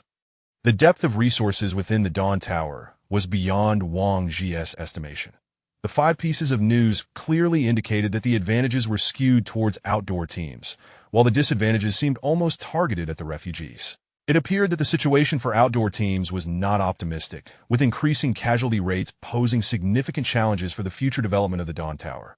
After reading the announcements, Wang Ji checked his account, noting that the total survival points accrued by the team amounted to 33,500, with a remaining balance of 19,500. They needed an additional 16,500 points to advance to a level 4 team. Wang Ji then reviewed his intelligence earnings, realizing that his outdated information was no longer yielding any profit. It seemed the time had come to procure new intelligence. Wang Ji approached the plump fellow's room and roused him from slumber. "Wake up, fatty," Wang Ji exclaimed, giving him a playful slap on the backside. "Huh? What is going on?" The plump man grumbled as he awoke. "Come on, accompany me for a stroll." "Are you serious? It's the middle of the night, and you want to wander about?" Fatty replied, visibly distressed. "I've been sleeping in the infirmary for a week.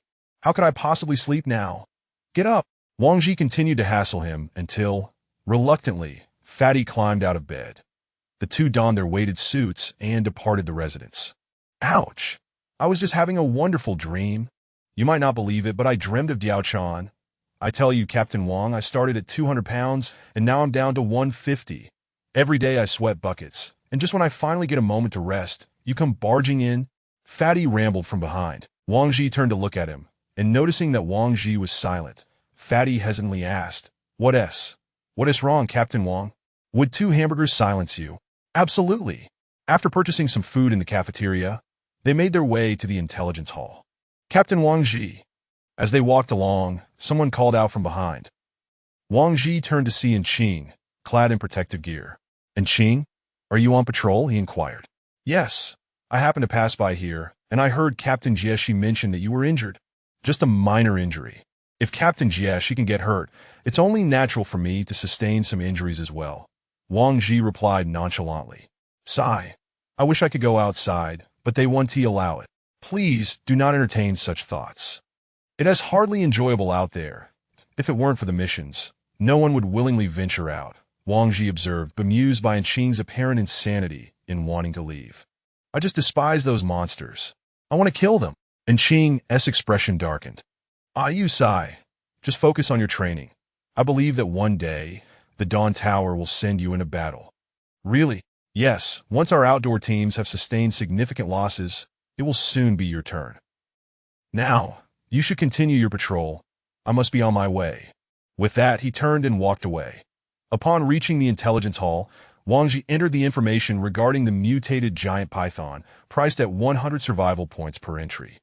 After completing this task, he browsed through other intelligence reports that as more outdoor teams emerged, the volume of intelligence gradually increased. Wang Ji initially sought information on mutated zombies, only to find no reports containing the keyword mutated. This left him somewhat at a loss. After a while, he stumbled across a report concerning strategies for combating zombies, priced at 200 survival points. Wow, that is quite steep, Wang Ji remarked. Why don't we unlock this intelligence and then craft a similar report based on it to post ourselves? Fatty suggested with a hint of cleverness. Submitting intelligence requires approval. Do you think the Dawn Tower personnel are fools? Intelligence is all about the order of submission. Why should someone benefit from the hard work of others? Wang Ji shot a glance at Fatty. Oh, I see.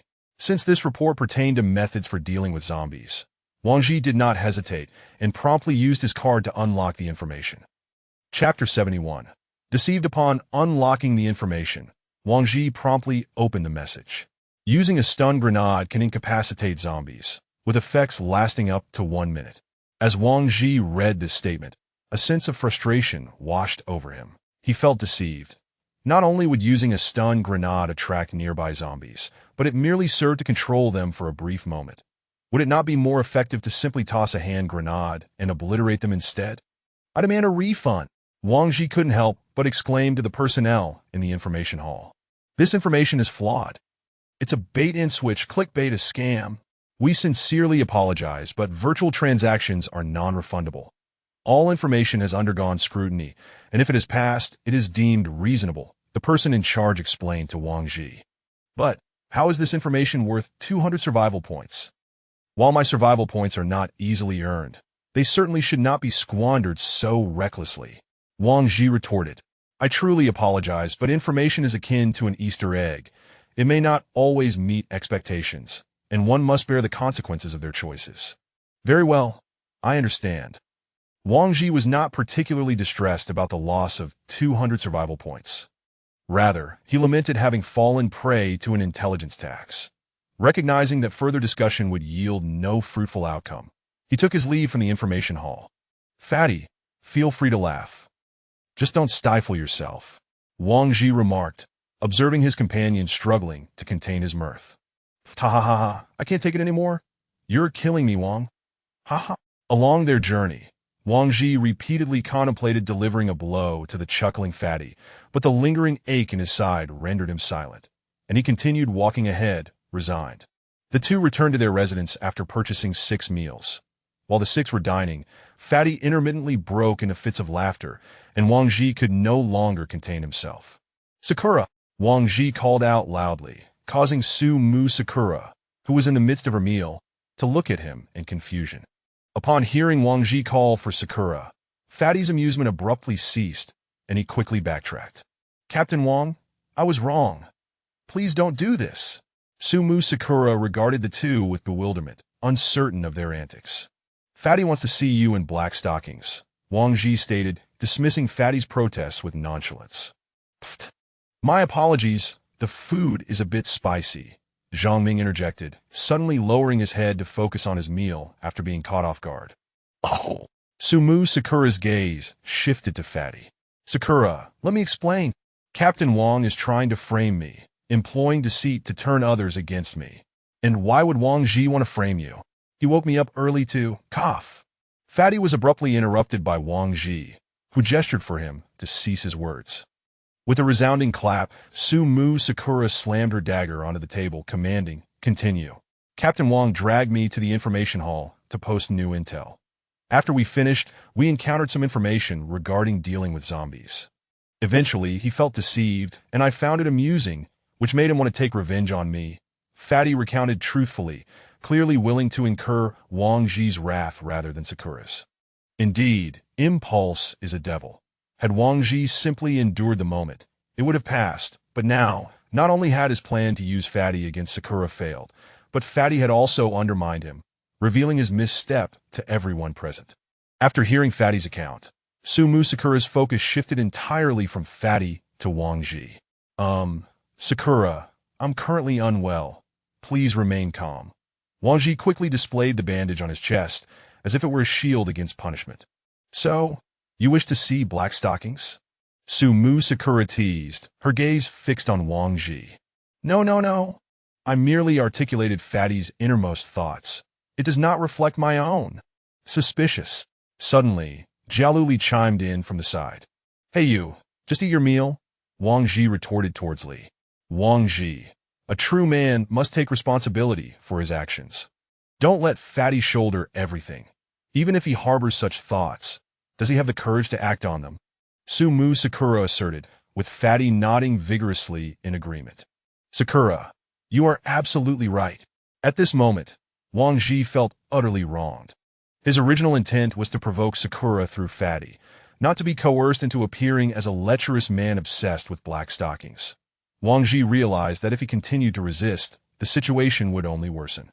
Indeed, it is I who wishes to see them. With that admission, Wang Ji felt a weight lift off his shoulders. He merely wished to conclude this meal swiftly. Sakura refrained from further comments, and the atmosphere grew tense as everyone hastened their eating. Chapter 72. Consumption after their meal. Wang Ji and his 5 companions donned their weighted suits and proceeded to the training grounds to continue their rest. Due to Wang Ji's injuries still not having fully healed, he was unable to partake in any vigorous activities and could only observe the others as they trained. Coincidentally, he noticed Tang Qilin also watching several members of the team train from a distance. Feeling a bit bored, Wang Ji approached and greeted him. Captain Tang, how goes the training? Tang Qilin glanced back at Wang Ji, but offered no reply, merely turning his head away to resume watching the women in the arena. Infuriating. Once again, he had been snubbed. He nearly forgot Tang Qilin's haughty demeanor that seemed to disregard anyone around him. I heard that you encountered a mutated python. Just as Wang Ji was about to leave, Tang Qilin spoke up. How did you come to know that? That is of no concern to you. Surviving an encounter with a mutated beast and returning alive is no small feat. Though Tang Qilin said this, he was unaware that they had sacrificed dozens of lives to secure their chance of escape. It seems you possess considerable knowledge about them? I know a thing or two. Then would you care to share? Wang Ji inquired. Why should I divulge anything to you? Tang Qilin shot a sidelong glance at Wang Ji. Indeed, he had no obligation to share such information. Wang Ji could only leave in disappointment that he did not expect Tang Qilin to be aware of the mutations. His tone suggested he had first-hand experience. Hours later, during the break, Wang Ji decided to take advantage of the reduced prices on weapons and lead everyone to select some better armaments, as most of the weapons they currently possessed were damaged. Prior to heading to the armory, Wang Ji had already established a budget limit of 1,000 survival points per person, allowing them the freedom to choose whatever they wished, provided they did not exceed this limit. Having set the ground rules, the group arrived at the armory. Upon seeing Wang Ji and his companions, the staff members greeted them with enthusiasm. Wang Ji's team could be considered significant patrons of the Dawn Tower, frequently visiting to purchase ammunition and weapons. If VIP status could be conferred here, they would undoubtedly award Wang Ji's team a VIP card. Most of the weapons here have seen a slight reduction in price. What do you require? You go about your duties. We will browse for a while and find you when we are ready, Wang Ji instructed, dismissing the staff member before browsing the weapon menu in the system. In the end, Wang Ji selected a Desert Eagle with a caliber of 0.5, accompanied by 2 military-grade daggers, expending a total of 300 survival points. The portly individual procured a P90-inch Tiger Roar submachine gun, renowned for its rapid rate of fire and substantial magazine capacity, making it an exceptional weapon for medium to close-range combat. It came equipped with a silencer, a holographic sight, and a generous supply of 500 rounds, costing him 900 survival points. Jiali did not purchase any weaponry. She merely opted for the maintenance and reforging of her exquisite Ling Long, which incurred a fee of 50 survival points. Zhang Ming acquired an M10-inch Lashington pistol, meticulously crafted by the Dawn Tower, featuring a magazine capacity of 18 rounds and possessing firepower comparable to that of standard handguns. costing 500 survival points. Lao He had long coveted the sniper rifle possessed by Su Muing. Thus he purchased a Duskblade sniper rifle, developed exclusively by the Dawn Tower, with a magazine capacity of 25 rounds, capable of delivering precise shots at medium to long distances, albeit lacking the firepower typically associated with sniper rifles, costing 1,000 survival points. Su Muing, upon discovering that the Azura sniper rifle she had previously purchased had undergone a price reduction from 2,000 to 1,600 points, a staggering 20 discount, regretted her hasty acquisition and ultimately chose a dagger named Heaven's Burn. This dagger was said to be forged from meteorite iron at a scorching temperature of 5,000 degrees, with a discounted price of 2,000 survival points. Goodness, Sister Ing, did we not agree on a budget of 1,000 survival points each? Wang Ji lamented upon seeing the 2,000 survival points dagger listed in the order. Indeed, we comprised a budget of 6,000 survival points for the six of us, and we have only spent 3,850 points thus far. Why the panic? Su Muing replied innocently, gazing at Wang Ji. Is this dagger crafted from gold? Why is it so exorbitantly priced? Wang Ji questioned skeptically, eyeing the dagger in the system's order. It is far more valuable than gold. It is made from meteorite iron. I simply seized the opportunity while the weapons were on sale. My previous Azura is now 1,600 points. Wang Ji, exasperated by Su Muying's extravagant spending, decided against further argument and hurried to settle the account, keen to prevent her from spending the full 6,000 survival points. After the six individuals contributed a total of 3,850 survival points to the weapons haul, their team's account still held 15,650 survival points.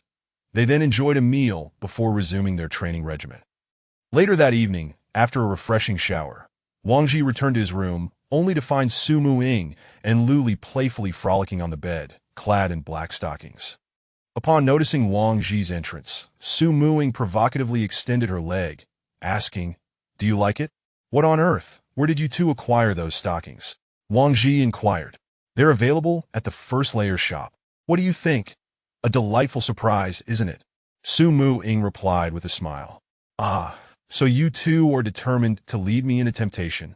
Haha, should you dare to succumb to temptation, Lu Li and I shall personally ensure your downfall," Su Muing declared ominously, with Lu Li nodding in agreement. "Hey, Lu Li, when did you start siding with Ing?" Wang Ji felt utterly isolated. As for the portly fellow, he was of no help. Lao He and Zhang Ming were undoubtedly maintaining a neutral stance, yet in such an unjust scenario, their neutrality had effectively aligned them with malevolence. The silence of good men often renders them as complicit allies in wickedness. Tonight, the two of us will don black stockings for your servitude. You should consider it an honor, Su Muing proclaimed, reclining on the bed with an air of superiority. With no alternative, Wang Ji resigned himself to the overwhelming temptation and spent an hour providing foot massages to both ladies. Once finished, he dashed to the bathroom for a cold shower, the icy water extinguishing the fervent flames within him, before finally returning to his room to retire for the night. Chapter 73. Another trump card in December 2025, Xiaoxu that a month had quietly elapsed, and Wang Ji sat on the floor of the sunroom, gazing through the glass at the swirling snow outside. After a month of training and recuperation, Wang Ji's body had largely recovered. Typically, few individuals visited the sunroom, and this occasion was no exception. Only a dozen or so people, including Wang Ji, occupied the expansive space, their vacant eyes fixed upon the sky, as if each harbored unspoken burdens within.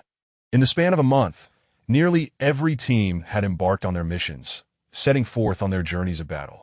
Wang Ji had witnessed a complete team depart, only to return with but 1, 2, or 3 members remaining. Since Wang Ji last encountered Jie Shi in the medical room, she had informed him 3 days later that her request for leave from the Tower Master had been denied, without any clarification provided. Since that moment, Jie Shi had not sought him out, nor had he pursued her, as the Dawn Tower was preoccupied with a second conscription, enticing a multitude of new citizens to the second tier under a one-sided policy support. Out of curiosity, Wang Ji ventured to the area where the displaced lived.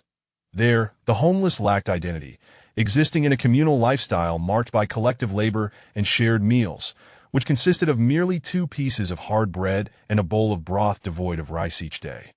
Upon witnessing this, Wang Ji seemed to comprehend that the choice to become citizens and venture in a battle was not born from a desire for heroism or valor, but rather from an exhaustion of the life of a refugee.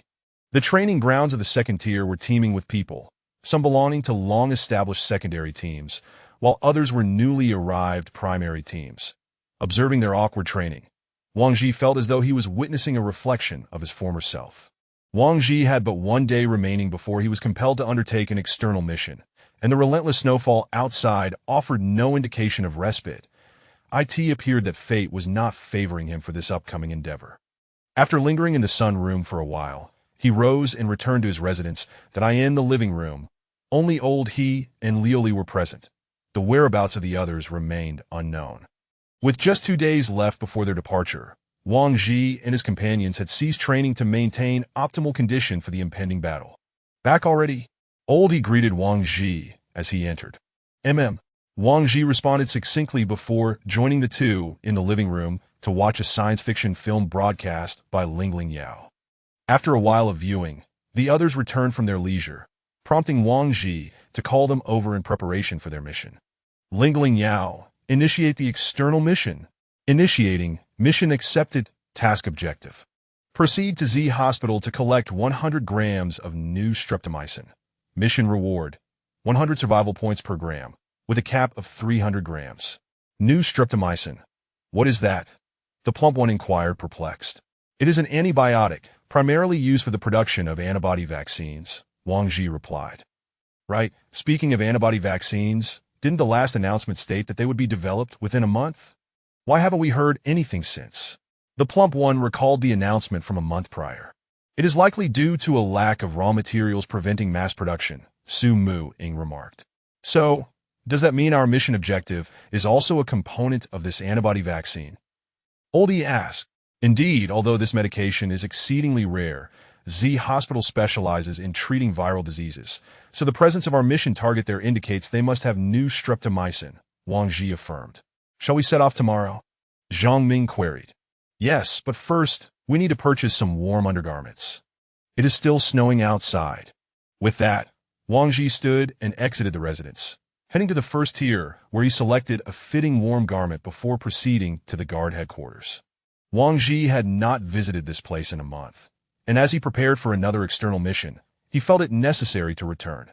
Ever since his initial external mission, he had always met with Jieshi beforehand, as if her presence brought him good fortune.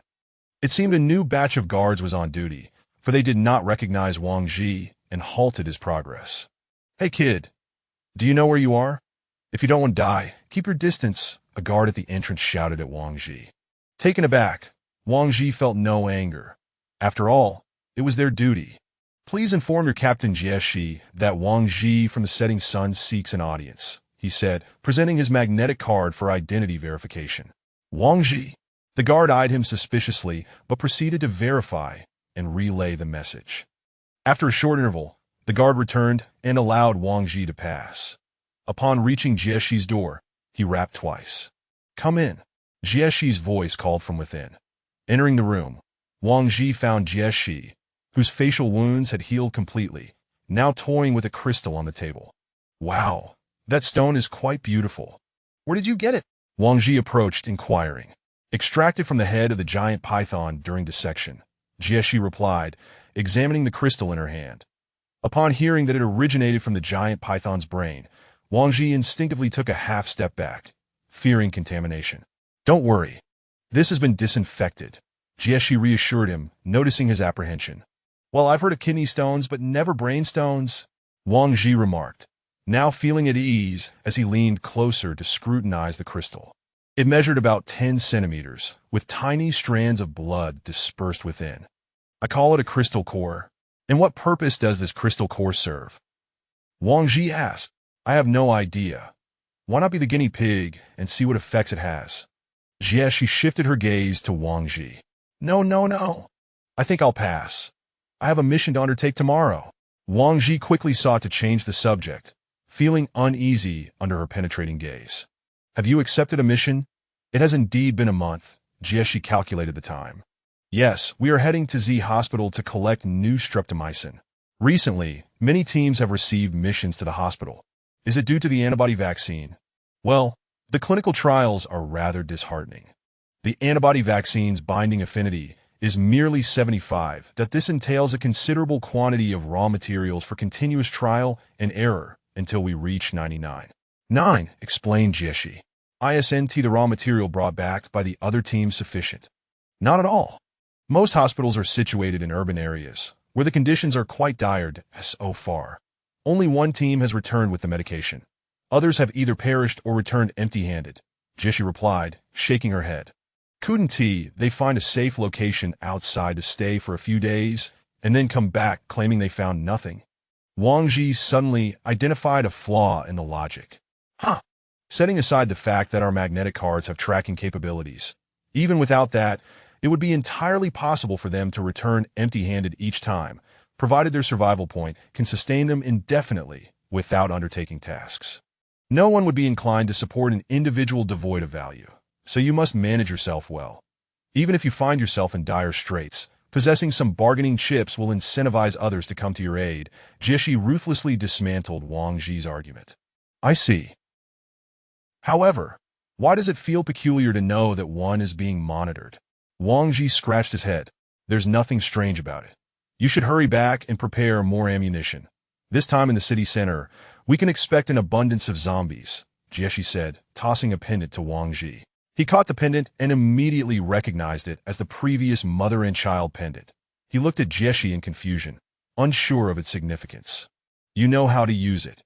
Consider it a reward for your last venture outside, Jieshi remarked, then lowered her gaze to continue examining her crystal core. Wang Ji understood that she was referring to the incident with the giant python. After leaving the room, he contentedly hung the pendant around his neck, adding another trump card to his arsenal. Chapter 74. The scorching sky. Wang Ji stepped out of the guard headquarters and proceeded to the armory to purchase ammunition worth 500 survival points in preparation for the impending battle.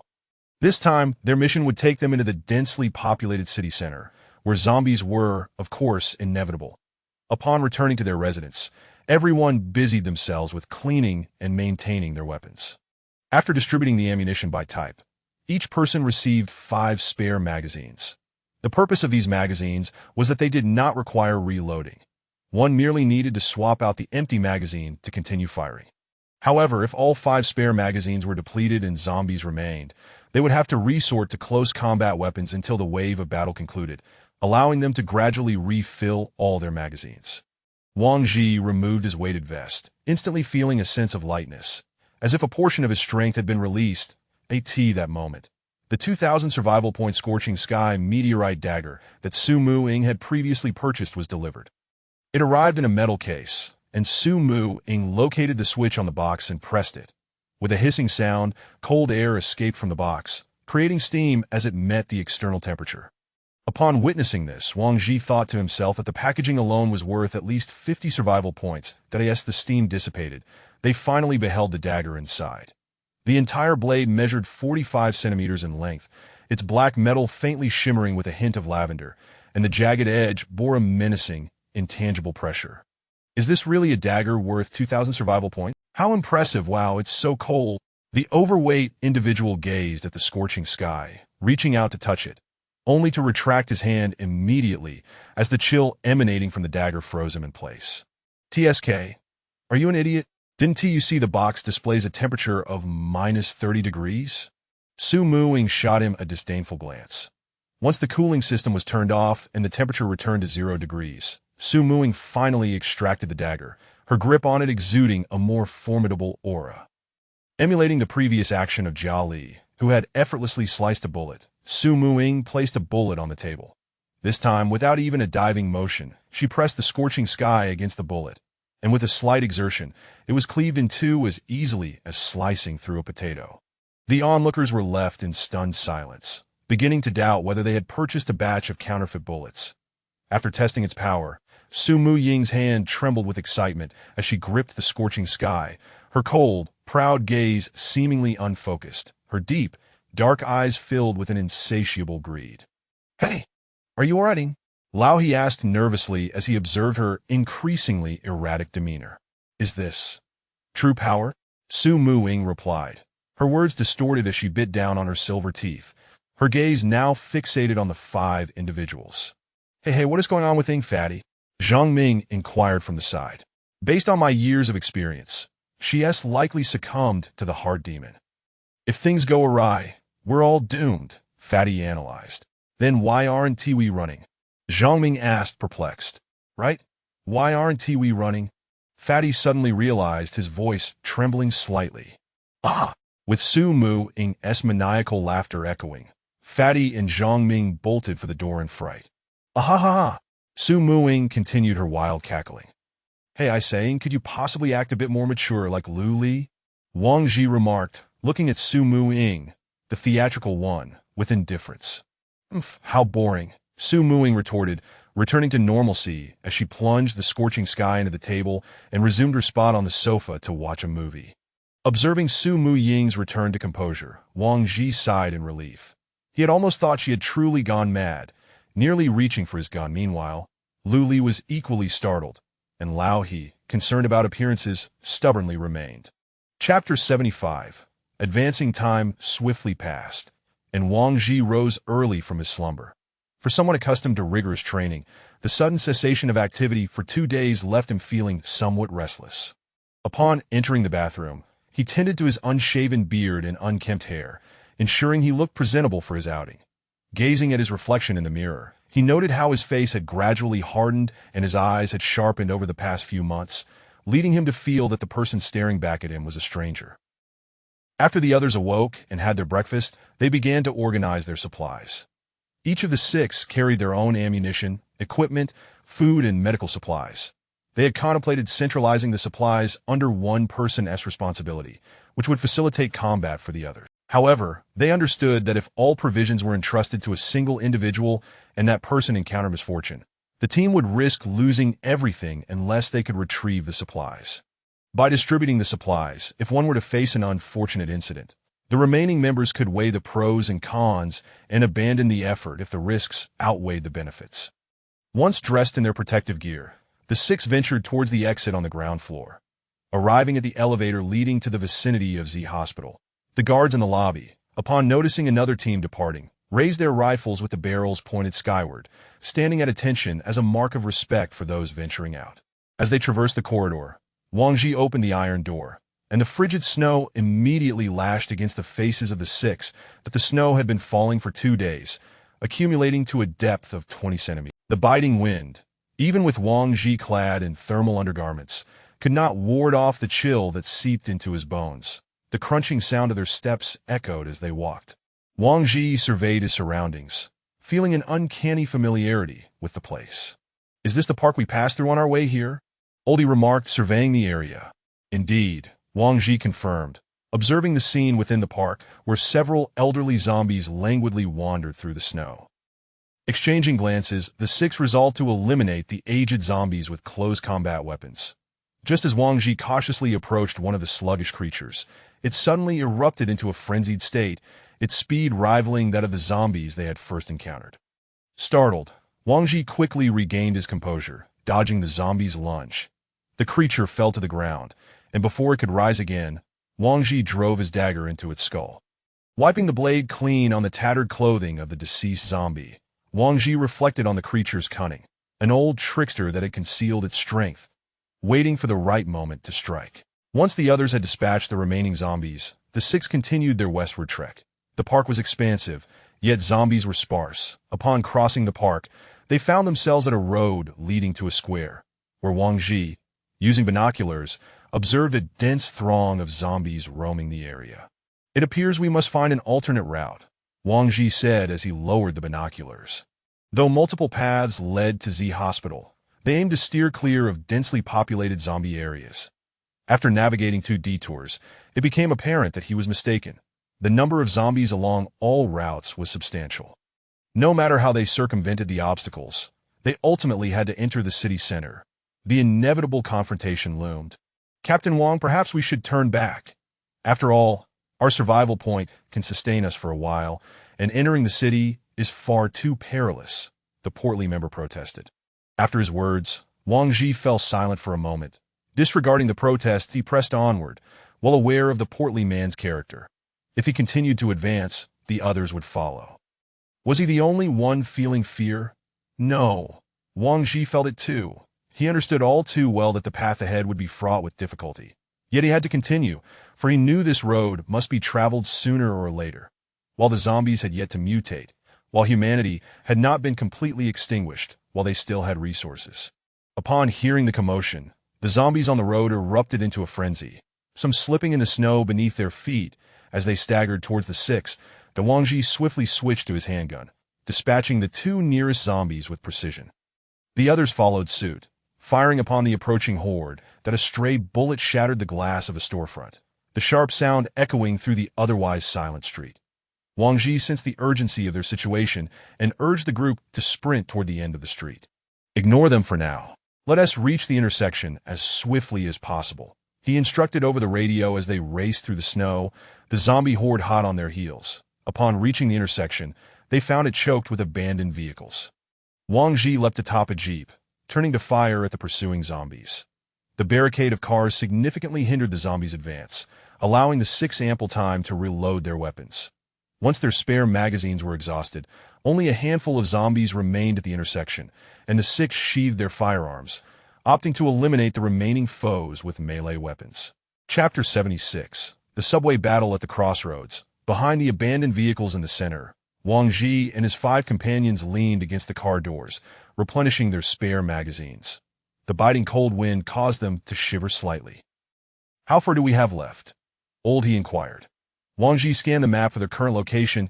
"We are approximately 15 kilometers from Z Hospital." "How much?" 15 kilometers? Are you sure you're not mistaken?" The chubby man asked, a hint of panic in his voice as he leaned in to examine the map. Wang Ji fell into contemplation as he studied the map. 15 kilometers is indeed quite far, and that's just in a straight line, Zhang Ming remarked, also looking at the map. "What if we take the subway station?" Wang Ji suddenly suggested. "The subway station? What for?" Oldie queried. "Look, from our current position, the next intersection leads directly to the subway station entrance. The next stop in the subway tunnel is right near Z Hospital. We just need to walk 1 station inside the tunnel." Wang Ji pointed at the map. "No way. The subway station will be swarming with zombies. It's far too perilous," Su Muing countered. "That is still preferable to traversing the streets that we've only crossed 1 block and already expended nearly 300 rounds that we can't afford to engage in a war of attrition at every intersection," Wang Ji replied. "Let us proceed through the subway station. If it becomes unfeasible, we can always retreat." He agreed with Wang Ji's plan. Seeing that everyone was in accord, Su Muing reluctantly acquiesced. After the 6 of them finished replenishing their magazines, they stealthily made their way to the next intersection. Having learned from their previous experience, they refrained from using their firearms, instead opting for close combat weapons to dispatch the zombies, staying close to the walls.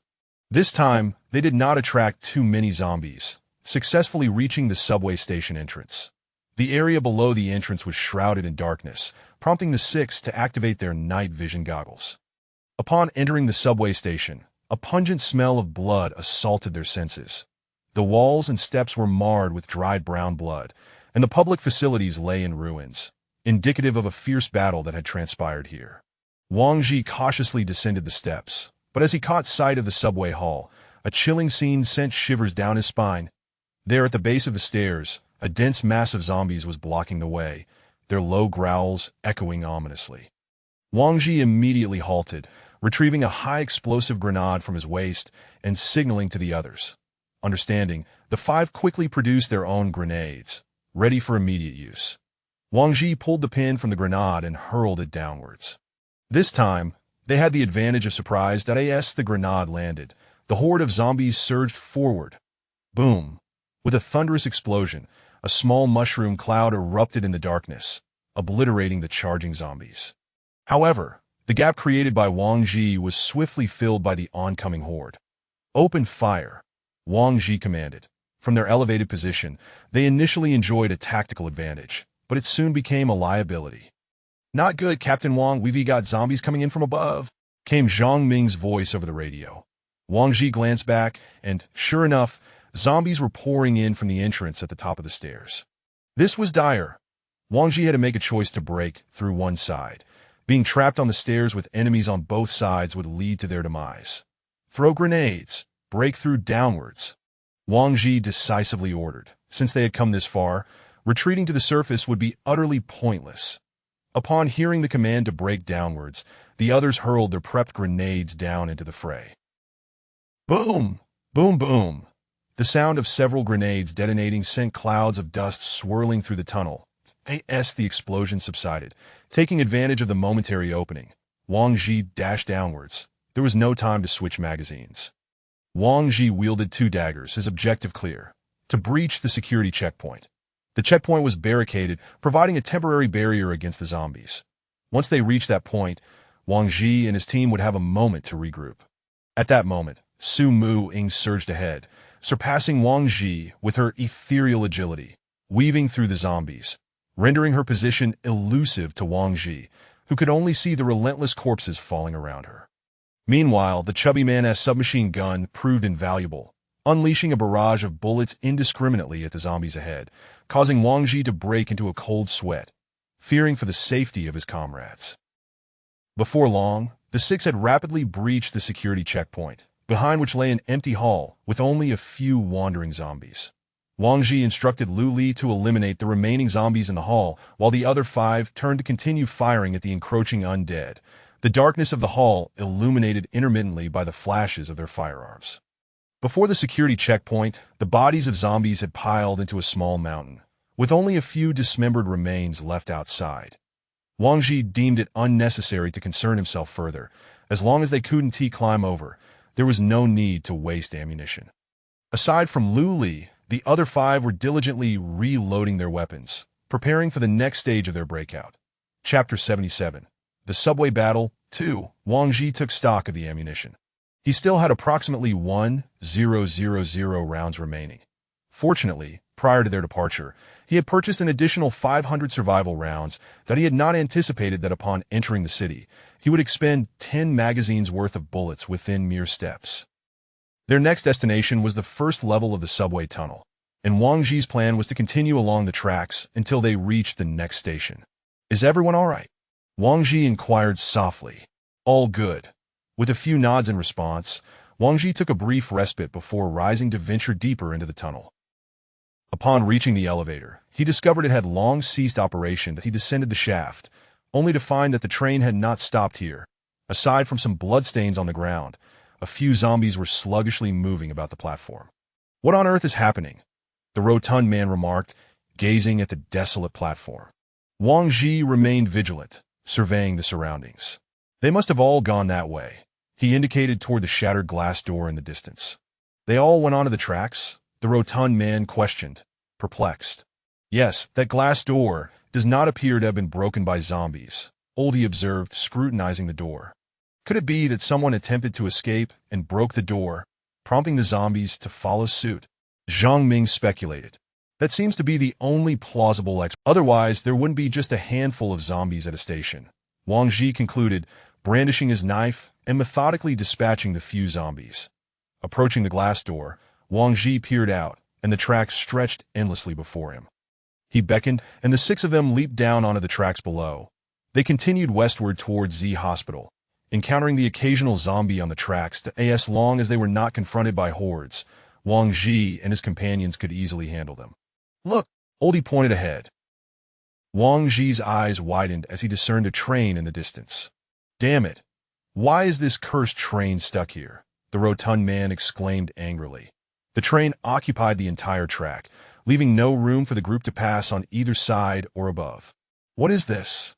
Wang Ji remarked, taken aback by the train's unexpected halt. What does it matter? Let's just go, Su Mu-Ying declared, thrusting her weapon, the flame piercer, into the rear of the train. Wait, aren't you worried there might be zombies inside? The rotund man cautioned. Even if there are, we have to go in. We can't just turn back, Su Mu-Ying retorted, driving her knife forcefully into the train's metal exterior, creating a gash. Indeed, having good weaponry allows one to act with impunity, Wang Ji observed as Su Mu-Ying continued her aggressive assault on the door. Once Su Mu-Ying had carved a small opening, The sight within startled everyone. "Oh my God!" The rotund man gasped at the sight of a train car filled to the brim with zombies. "What now?" The six stared into the car, momentarily at a loss for action. "How many grenades do you have left?" Wang Ji asked, and after a quick tally, they realized they had only 4 high-explosive grenades remaining. "That will suffice." Wang Ji collected all 4 grenades and approached the rear of the train, striking the metal with force. The zombies inside were now drawn to the commotion, and one had already extended its arm through the gap, flailing wildly. After a short while, believing it to be sufficient, Wang Ji instructed the group to step back a distance before tossing a grenade through the opening. Boom! Flames erupted from the train car's opening, and at least 20 zombies were obliterated in the explosion. Observing the train's rear swell outward, Wang Ji estimated that another explosion would entirely breach the opening. After the blast, Wang Ji no longer needed to strike the train deliberately. The zombies inside had naturally congregated at the rear, creating a bottleneck. "Prepare for battle," Wang Ji commanded, and after hurling the second grenade into the breach, he swiftly retreated to join the others, who were now 20 meters away. Boom! The ensuing thunderous explosion, as Wang Ji had anticipated, enlarged the gap at the rear of the train, allowing the zombies to begin leaping down from the car. Although there were numerous zombies, the opening was limited, forcing them to emerge one by one. Thus, Wang Ji permitted only Old He to engage in shooting, as his sniper rifle was devastatingly accurate, with nearly every shot resulting in a headshot. Only when Old He needed to reload would Wang Ji step in to fire a couple of rounds. After a while, the rotund man, feeling an itch to shoot, suggested they take turns firing, treating it as target practice. Time slipped by, and the tracks were soon littered with corpses, while no more zombies dared to emerge from the train car. The group was still reluctant to cease their practice, relishing the rare opportunity to hone their skills on live targets. Chapter 78. Startled move, watch your step. There may still be undead lurking, Wang Ji cautioned, surveying the corpses strewn across the tracks. He cautiously advanced, scanning the surroundings, ready to dispatch any remaining zombies with a swift shot that as he tread upon the lifeless bodies. A thought flickered through his mind. Great achievements often come at the cost of countless lives. The 6 of them boarded the carriage, where apart from a few skeletal remains, the rest of the zombies had been dispatched. They reached the front of the carriage, and Su Muqing continued her fierce assault on the door. Bang! With a swift thrust, Su Muqing created a rectangular opening, and Lao He kicked the metal sheet aside with force, revealing the tracks once more. However, on the other side, the number of zombies had noticeably increased. After several bouts of combat, the group's stamina had significantly waned, prompting Wang Ji to suggest a brief respite to replenish their energy. Upon removing his mask, the overpowering stench of blood nearly caused him to regurgitate his last meal, but a sip of water helped subdue the nausea. "Captain Wang, how much farther do we have to go?" the hefty man gasped. "I'm uncertain. There are no landmarks here. We can only proceed until we reach the next station," Wang Ji replied. "Ugh, I'm utterly exhausted. The thought of encountering another horde at the next stop is daunting," he lamented, biting into a piece of biscuit. Wang Ji methodically loaded his magazine, and seeing that the others were somewhat rested, he rose to continue their relentless journey into the unknown point. 2 hours later, they finally glimpsed the platform to their side, where the glass remained intact, a stark contrast to the hordes of zombies wandering about. "Ah, I knew it, another wave." The hefty man seemed numb after their relentless slaughter. Observing the situation, Wang Ji opted to employ the same strategy as before, instructing Su Muqing to create a small breach, allowing them to exploit the zombies' behavior. However, aspirations often clash with reality. The quality of the glass doors on the platform paled in comparison to the train's iron shell. Just as Wang Ji dispatched 5 zombies, the glass began to crack ominously. "Oh no! They all coming at once!" the hefty man exclaimed. "Fall back!" Lao He shouted from the front, covering their retreat. With a resounding crash, the glass doors shattered as the horde surged forward, hundreds of zombies tumbling onto the tracks, only to rise again, charging towards Wang Ji and his companions. The 6 fought while retreating, the relentless onslaught of the undead pressing them back. Did I end such dire circumstances? Falling behind would mean certain demise, and the remaining members could only watch helplessly as one of their own was encircled. "Watch out for grenades!" Wang Ji called out, pulling the pin and hurling a grenade into the throng of zombies. Boom! A deafening explosion scattered flesh and bone. Damn it, Captain Wong. Can you throw it a bit farther? I just had a limb rain down on my head, the hefty man exclaimed, immediately discarding the severed appendage. Enough chatter. Fall back quickly. Even after the blast, approximately 50 zombies remained. Wang Ji felt the weight of urgency and continued to fight while retreating. The horde pushed the six back nearly half a kilometer, the path ahead now a gruesome carpet of corpses. Is it over? Zhang Ming inquired, peering into the distance. It's over, it's over.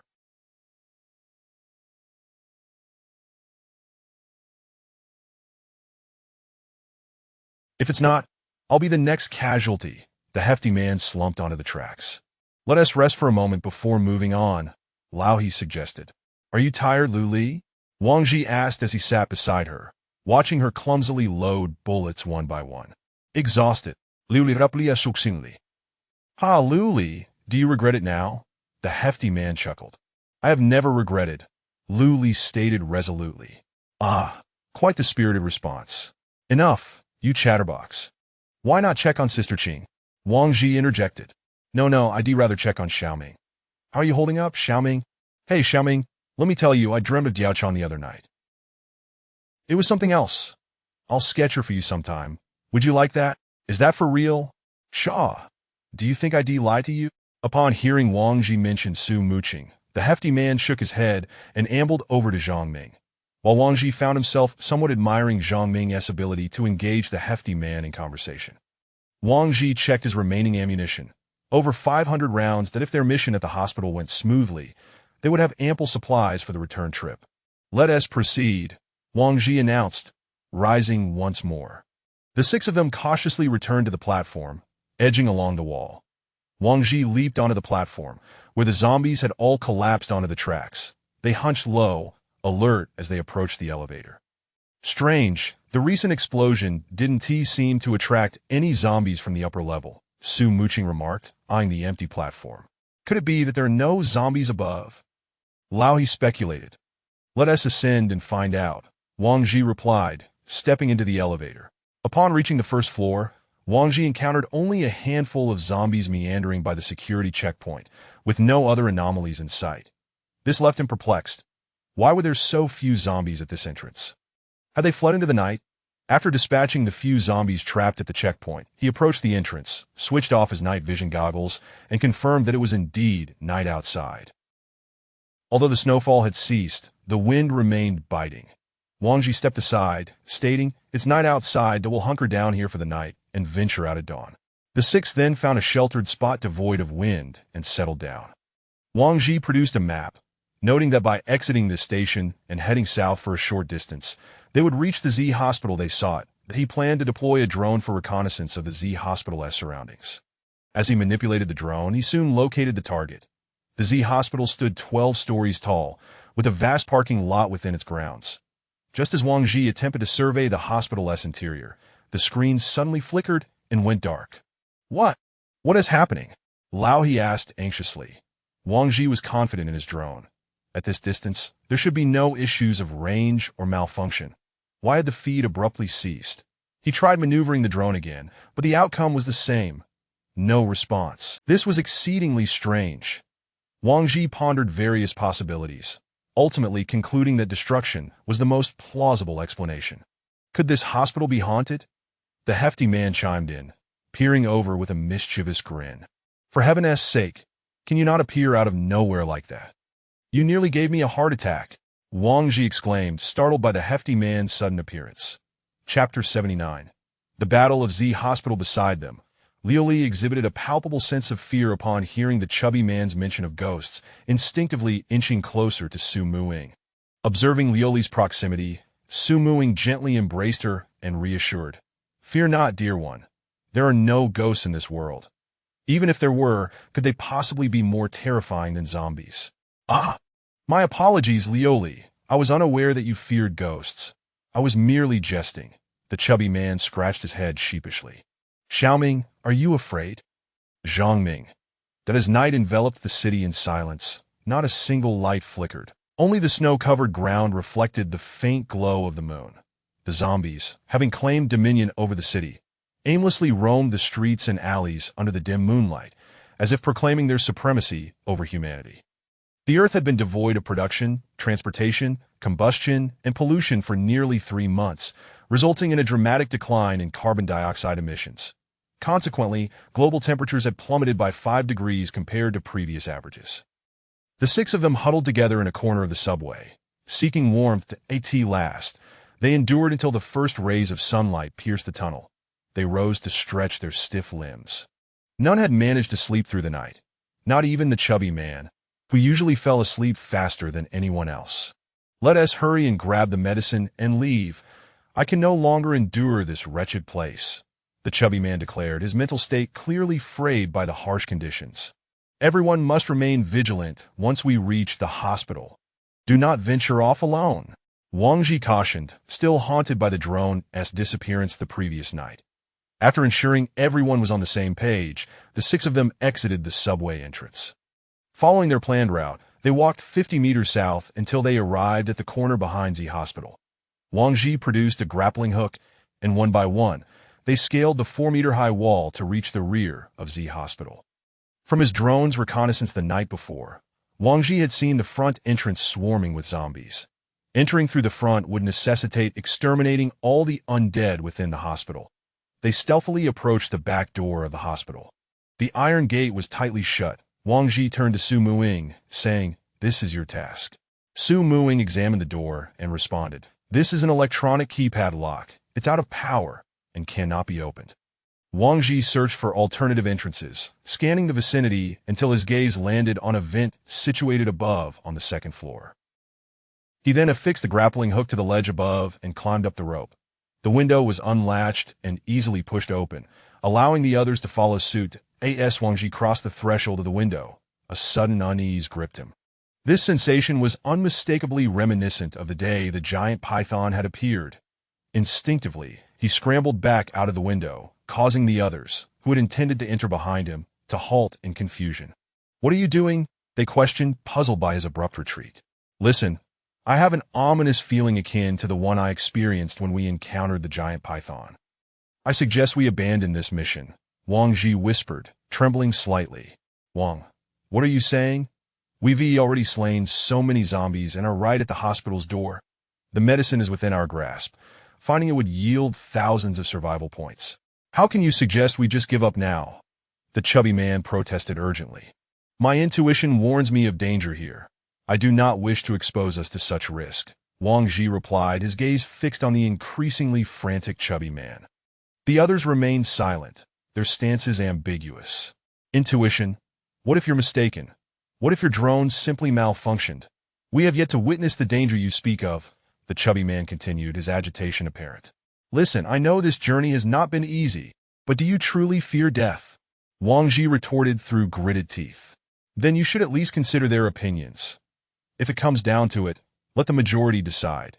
If 3 of us agree to retreat, we will," the chubby man suggested, looking towards the others. Wang Ji acquiesced to the chubby man's proposal, and they convened a vote, deciding to adhere to the will of the majority. Ultimately, only Wang Ji voted for retreat, while the others expressed a desire to proceed, including the usually compliant Jiao, who now stood with Su Muing. Seeing that everyone else wished to continue, Wang Ji began to question his own instincts, wondering if he was being overly cautious. "Wang Ji, the chubby man makes a valid point. Since we have not observed any danger, to return empty-handed would be unsatisfactory for anyone," Su Muing said, regarding the conflicted Wang Ji. "Very well, let us proceed according to the original plan. We shall find the medicine and withdraw immediately," Wang Ji replied, regaining his resolve. With the decision made, the 6 of them entered the 2nd-floor corridor. This time, Wang Ji felt none of the previous trepidation. They planned to search systematically, starting from the 2nd floor, as the 1st floor lacked any clinical laboratories. Wang Ji gently pushed open the corridor door, revealing several zombies clad in nurses' uniforms and white coats wandering aimlessly. Blood splatters marred the white walls, while claw marks adorned the surfaces, creating a grim tableau. Oldie raised his sniper rifle and silently dispatched the wandering zombies. Wang Ji, disregarding the patient rooms, stealthily infiltrated the pharmacy at the nurse's station. The six searched the pharmacy for their target, new streptomycin. After a brief search, they found only some injectable and oral medications, with no sign of the streptomycin they sought. Wang Ji realized that such a medication would not be located in a common area. "Stop searching. We need to relocate." Wang Ji whispered that he had already deduced the likely location of their target. Since it was a component of the virus antibody vaccine, it would undoubtedly be found in the biological virus laboratory. They merely needed to locate that laboratory to obtain the streptomycin. With a clear objective in mind, their search became more efficient. Upon reaching the 6th floor, Wang Ji noted that most rooms were patient wards, and laboratories would not typically be situated amongst them. They were more likely to be found in secluded areas. Given that it should be in a less populated, independent space, the 12th and 11th floors are our best bets for the laboratory. Oldie reasoned, following Wang Ji's logic. Exactly. Let us head to the 11th floor first. If it's not there, we'll check the 12th. Wang Ji instructed as he proceeded toward the staircase. Unbeknownst to them, since the 4th floor, they had not encountered a single zombie. Chapter 80. The Battle of Z Hospital 2. The 6 individuals ascended the staircase leading to the 11th floor. "I told you, Captain Wang, you can't always rely on your instincts. With just these few little zombies, Li Fei Hong, could take care of them all by myself." The stout man boasted audaciously on the stairs. "Shh! Keep your voice down, fatty. It's best if there are no dangers. Do you think I wish to return empty-handed?" Wang Ji retorted irritably. Creaking, Wang Ji pushed open the door to the 11th floor, and the 6 entered the corridor, which appeared no different from the floors below. The walls were marred by numerous claw marks, and to Wang Ji's bewilderment, he noticed a zombie lying on the ground in the distance, while another sat beside it, its back turned to them. Just as he prepared to shoot and dispatch the zombie, the seated creature turned its head a full 180 degrees, fixating its gaze on Wang Ji and his companions, still chewing on the entrails of the fallen zombie. Wang Ji's pupils constricted. He shoot now. Just as he was about to pull the trigger, the seated zombie vanished into the shadows at the end of the corridor. "Did I just imagine that? It disappeared?" The stout man exclaimed in terror, staring at the spot where the zombie had been. "Could that be a mutated zombie?" Oldie said, gun raised, his eyes still locked ahead. Wang Ji remained silent, contemplating whether they could confront the mutated creature. Thankfully, it was not one of those colossal aberrations. Otherwise, he would have certainly fled. Could it be capable of invisibility? Zhang Ming speculated. Invisibility? Upon hearing Zhang Ming's conjecture, the group became alert, scanning their surroundings. If that zombie could indeed become invisible, it could appear beside them at any moment. Suddenly, Wang Ji heard a low growl. "Be careful, it's nearby." No sooner had Wang Ji spoken than the mutated zombie leaped down from the ceiling, its target being Wang Ji himself. "Watch out!" Zhang Ming, standing behind Wang Ji, instinctively shoved him aside, but it was too late for him to dodge. The creature's serrated teeth slashed into Zhang Ming's forearm.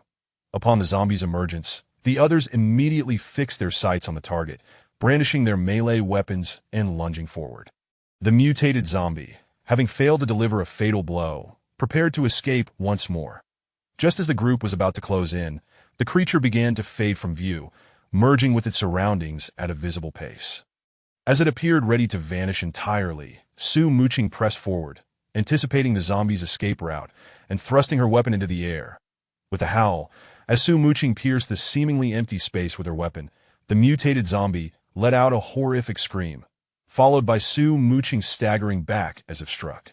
Seeing that Su Muqing had hit the mutated zombie, Wang Ji and the others quickly drew their firearms and opened fire at that location. "Stop shooting, it has fled!"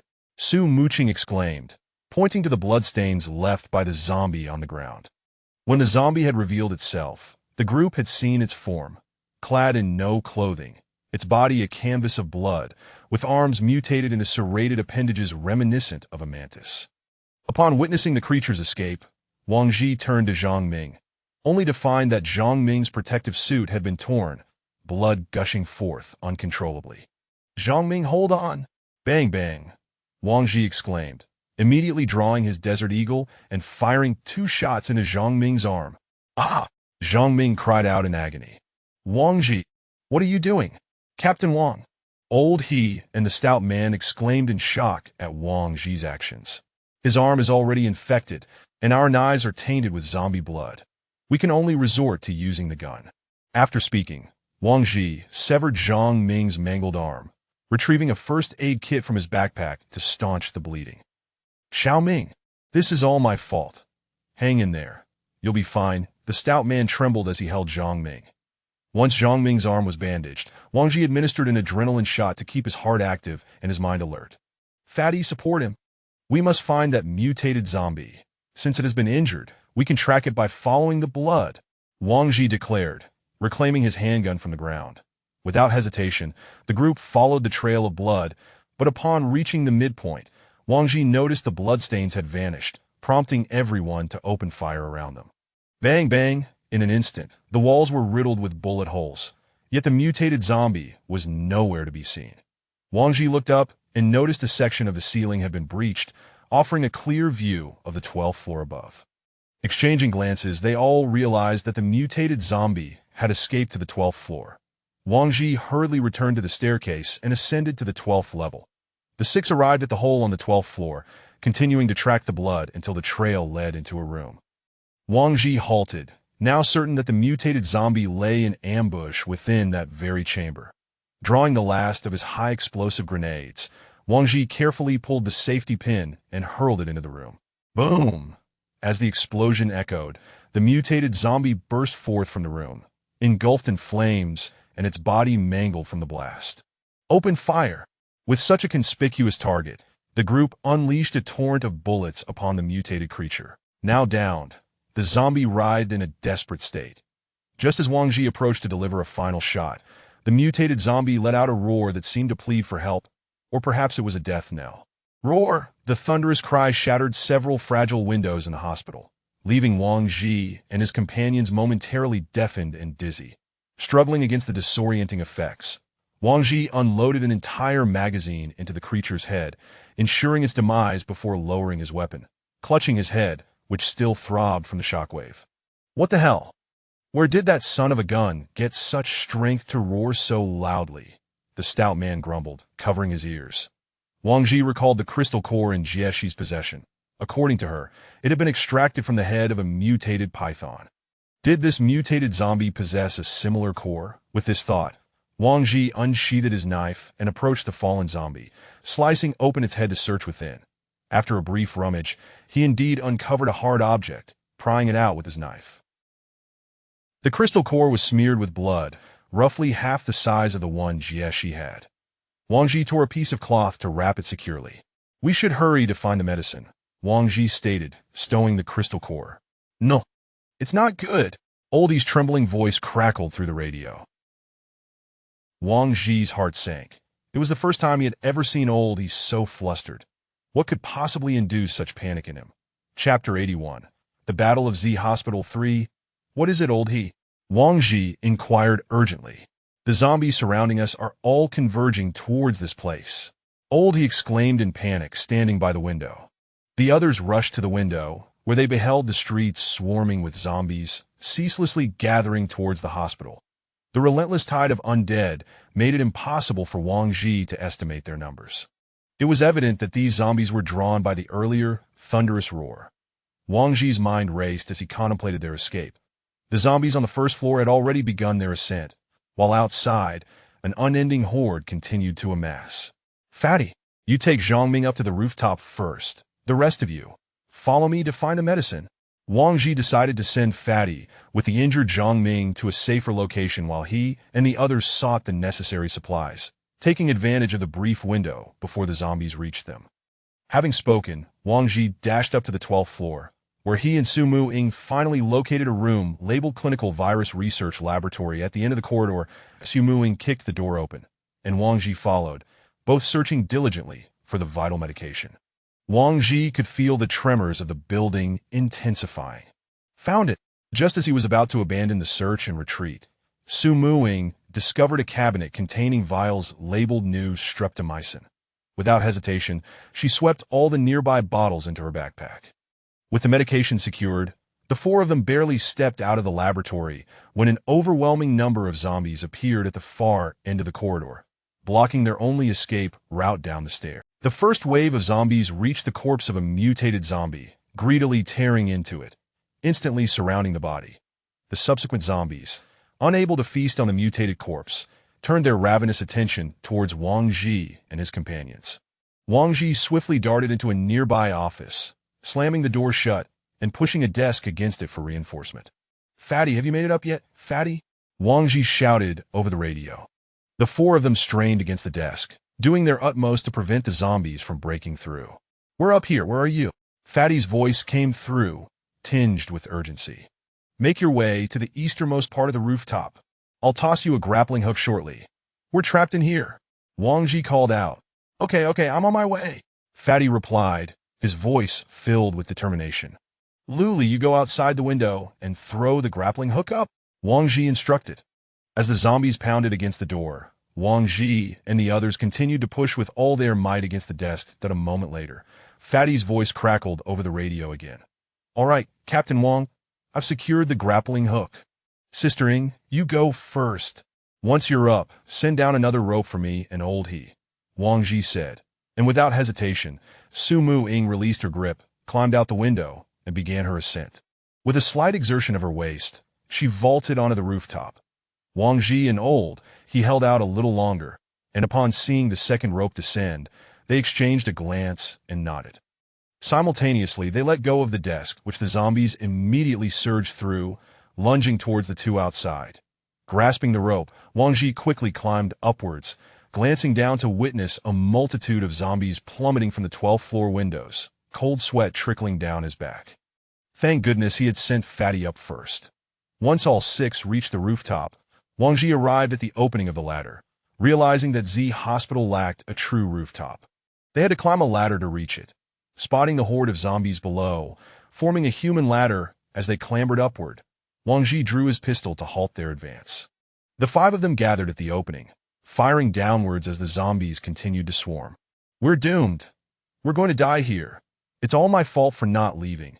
If only I had listened to Captain Wang, Xiao Ming wouldn't have lost an arm," Fatty lamented, his voice breaking.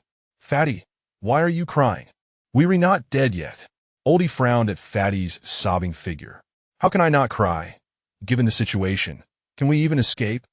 Are we expected to fly away?" Fatty choked out. Old he, hearing this, fell silent. Having made his choice, he could only bear the consequences in silence. After Wang Ji emptied his last spare magazine, he retreated momentarily to rummage through his backpack, hastily gathering the remaining 100 or so bullets. He observed the streets below, where the zombies showed no signs of relenting, the entire hospital trembling under the weight of thousands of undead. Indeed, as Fatty had said, unless they could fly away, neither holding the rooftop nor jumping down offered any hope of survival.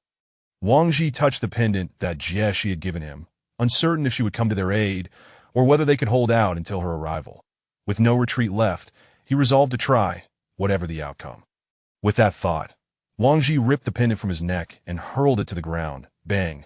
He chambered a round in his pistol and shot the pendant into shards. "Wang Ji, what are you doing?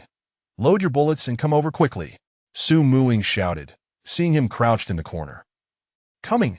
Everyone hold on! I've called for reinforcements," Wang Ji declared, needing to instill a sense of hope within the group. "Reinforcements? Where are they?" Upon hearing of potential aid, Fatty's eyes widened with renewed hope as he questioned Wang Ji eagerly. "Don't rush. We must hold the position that I've sent a distress signal to Jie. She should be on her way," Wang Ji informed the group. "You bustats." Fatty, fueled by the possibility of rescue, fired his submachine gun into the throng below. After several rounds, the bodies had piled high at the opening, and aside from Zhang Ming and Jia Luli, the others had nearly exhausted their ammunition. Oldie dashed aside to retrieve Zhang Ming's Listerine and continued firing at the encroaching zombies, while Luli handed her pistol to Su Muing, and the others refilled their spare magazines. 20 minutes had elapsed since Wang Ji sent the signal, and they now had just over 100 rounds left between the two of them. Wang Ji gazed down, realizing that if this pace continued, in less than 5 minutes, the corpses would reach the opening, allowing the zombies to ascend without the need to climb. As despair washed over him while loading his last few bullets, a dark shape appeared in the distant sky. Wang Ji, spotting it, quickly seized his binoculars, and through the lens, he beheld a helicopter. "We can truly escape now," Wang Ji shouted with joy, lowering the binoculars and retrieving a signal flare from his backpack to fire into the sky. Chapter 82. Who granted permission before long, the helicopter hovered above the rooftop, following the signal flare, and lowered a soft ladder. "Fatty, carry Zhongming up first," Wang Ji shouted loudly. Without hesitation, Fatty secured Zhongming tightly around his neck and climbed the ladder towards the helicopter. Once Fatty ascended, Wang Ji and Lu Li followed suit onto the ladder. "Hurry up," Wang Ji urged, turning to Old He and Su Muing as he grasped the ladder. After expending the last few rounds from their magazine, the two swiftly turned and leaped upwards, grabbing hold of the ladder just as the helicopter ascended, leaving behind a horde of zombies leaping from the building in pursuit. Beneath the ladder, the two clung to it with one hand, swaying in the air, and as the ladder was gradually retracted, they ultimately climbed aboard the helicopter. "Did you find the items?" "On board," Jieshi inquired, her expression devoid of emotion as she gazed downwards. "Yes. We found them." "Good, what happened to him?" Jieshi cast a glance at the injured Zhongming. His forearm was slashed by a mutated zombie. "To prevent infection, I had to amputate it and I'm sorry, Zhongming. Wang Ji spoke with a pang of guilt, knowing that if Zhongming had intervened to save him, he wouldn't have been injured. "No. I don't blame you, it was my choice. We all chose to continue the mission." Zhongming weakly chuckled, his eyes closed in a dazed smile. "Mutated zombie," Jieshi echoed, then turned her gaze out the window, lapsing into silence. Wang Ji looked at Zhongming, fully aware that the loss of his arm was irretrievable, and no matter how hard he trained in the future, the disability would prevent him from continuing to fight. The fate awaiting him would likely involve leaving the team to remain within the confines of the Dawn Tower. Yet perhaps this was for the best. He could live out the remainder of his days in peace. Wang Ji also resolved that he would allocate a portion of his survival points each month to support Zhang Ming's sustenance within the Dawn Tower. Minutes later, the helicopter landed at the base. Upon disembarking, the group immediately ascended the elevator back to the Dawn Tower. Once inside, Wang Ji rushed out of the elevator and directed Zhang Ming to the medical room before proceeding to the disinfection area for a checkup. Emerging from the disinfection room, Wang Ji hurried to the medical room to inquire of the nurse. "How is he? Has he shown any signs of infection?" "As of now, there are no indications of infection. He needs to remain here for observation for a week," the nurse replied, shaking her head. "All right, Fatty, go buy some congee and rice to bring to Zhang Ming," Wang Ji instructed Fatty. "You all head back first," he added, turning to glance out the window at the now slumbering Zhang Ming, opting not to disturb him. After a while, when Fatty returned with a bag of food, the two entered Zhang Ming's room. They sat by the bedside, uncertain of what to say, and seeing that Zhang Ming remained asleep, Wang Ji placed the food aside. After a brief stay, they rose to leave, and before departing, Wang Ji made a point to instruct the nurse to notify him as soon as Zhang Ming awoke. Upon leaving, Wang Ji rummaged through their backpacks to retrieve the medication that Su Muing had brought back, then headed to the mission hall to hand over the mission items. Ultimately, it was confirmed that they had successfully brought back 150 grams of new streptomycin, along with a deposit of 15,000 survival points. Despite the influx of survival points, Wang Ji found no joy in the increase. If given a chance to start anew, he would willingly forego these points, adamantly refusing to allow them entry into Z Hospital. Wang Ji stowed away the magnetic card and returned home with Fatty.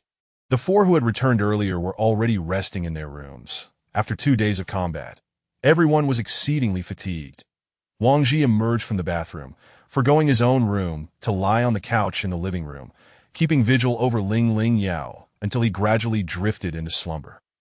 On the 5th floor, in a certain room, Jieshi, you have ventured outside the tower twice without permission. Do you truly not comprehend the consequences? The speaker was the tower master, Guang, while Jieshi stood before him, her head bowed in silence. "Sigh. I understand that you have the best interests of the Dawn Tower at heart, but have you considered what might happen if those people discover we are still alive? Do you believe the Dawn Tower could continue to exist?"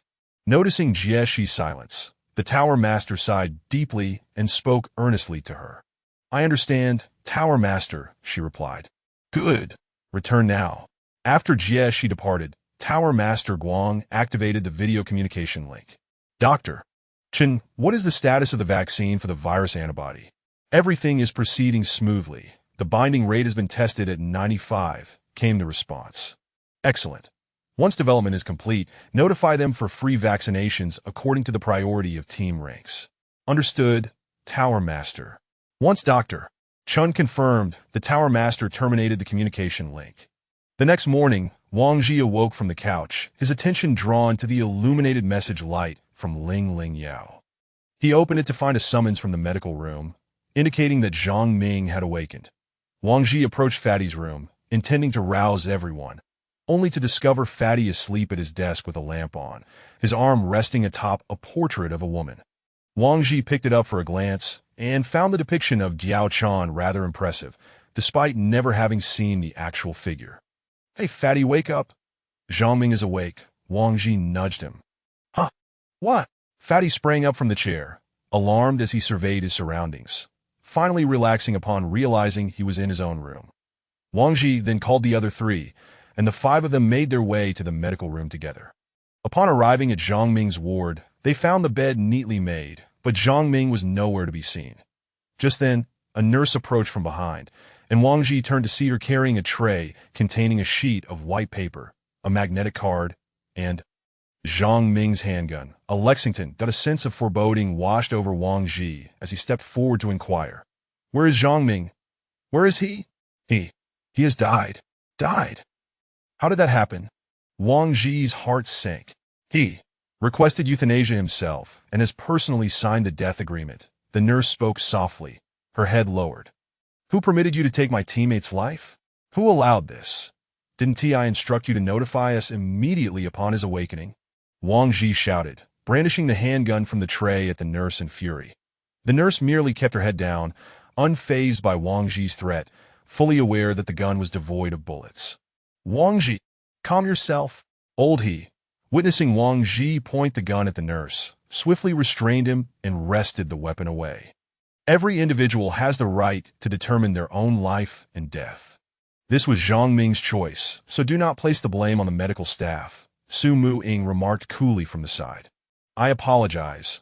Wang Ji realized his overreaction and offered an apology to the nurse before taking the magnetic card and the white paper from the tray. Once the nurse saw that all items had been taken, she hastily departed. Chapter 83. News. Wang Ji lifted his hand to gaze at the white paper, inscribed with the handwriting left by Zhang Ming. Captain Wang, Brother Fei Hong, Brother He, Sister Ing, Little Liu Li, and Captain Duan. My dear friends, I am truly sorry. I can accompany you only this far. Please forgive me for concluding my life in such a cowardly manner, and thank you for granting me the opportunity to depart in peace. I know I can no longer continue the fight.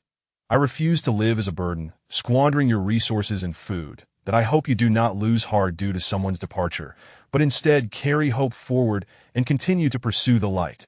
The chubby man stood in place, at a loss as he stared at Zhang Ming's words, tears having long since soaked the image of Diao Chan in his hands. Let us return, Wang Ji said heavily after folding the paper and placing it along with his magnetic card into his pocket. At that moment, he finally understood Duan Qingtian's feelings. Meanwhile, whispers of the incident spread like wildfire through the Dawn Tower. For the first time, the once sacrosanct team, the Setting Sun, had suffered a casualty during a mission. Friends, what exactly is this Setting Sun situation you are discussing? A young man approached a group in the second-floor training ground to inquire. You must be a new citizen, right? A middle-aged man scrutinized the youth with disdain. Ah well, I just became a citizen 7 days ago, the young man replied, somewhat embarrassed. No wonder you are unaware. Let me tell you, the Setting Sun arrived at the Dawn Tower 3 months ago.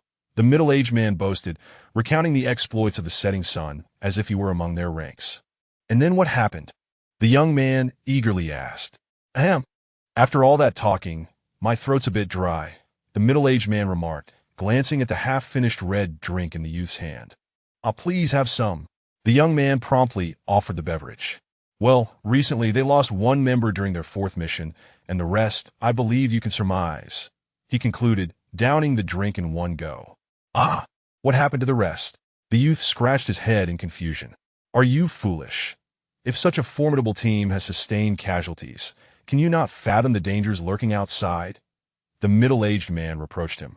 Hey, old Yin, stop boasting. There are many teams, and it's not just the setting sun that has suffered losses. It's merely bad luck to lose one occasionally. You're making it sound far too serious. At that moment, another middle-aged man joined the conversation. Hey, old Zhao, if you disagree, why not step outside and give it a go? What are you arguing with me for? I'll give it a try, old Zhao retorted defiantly. The news sparked much controversy, with the greatest dissent arising from the panic faction. This faction believed that the level of danger outside had escalated to the point where even the setting sun had faced casualties. Conversely, another group, the arrogant faction, maintained that the setting sun was merely a name without substance, claiming that their previous lack of losses was due to luck and that the recent casualty was nothing to make a fuss about.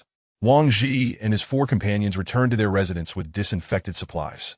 Wang Ji lay on the sofa, staring blankly at the crystal core he had extracted from the head of a mutated zombie. What do you have in your hand? Su Muqing asked, noticing the crystal core. I dug it out from the head of that mutated zombie. I call it a crystal core. How did you know it was there? Previously, Jieshi had also extracted one from the head of a mutated python, which made me wonder if all mutated creatures possess such cores, so I decided to give it a try, Wang Ji explained. What purpose does this crystal core serve? Su Muqing mused as she held it up for examination.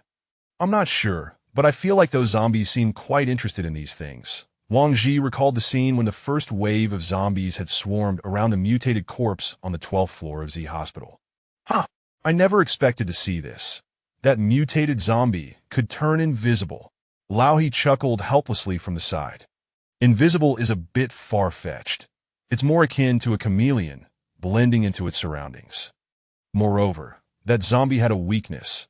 You could hear its low growl when you got close, Wang Ji said wearily, resting his arm on his forehead. Let us name this type of mutated zombie the Phantom Zombie, Su Muqing suggested casually. I think that's a fitting name. Sister Ing is quite reliable in naming things. Liu Li, go fetch the chubby guy. It's time for dinner, Wang Ji said, propping himself up from the sofa. The 5 of them made their way to the 3rd floor dining hall, which had recently opened due to the increasing number of teams. Wang Ji teased the chubby man, whose eyes were slightly red and swollen.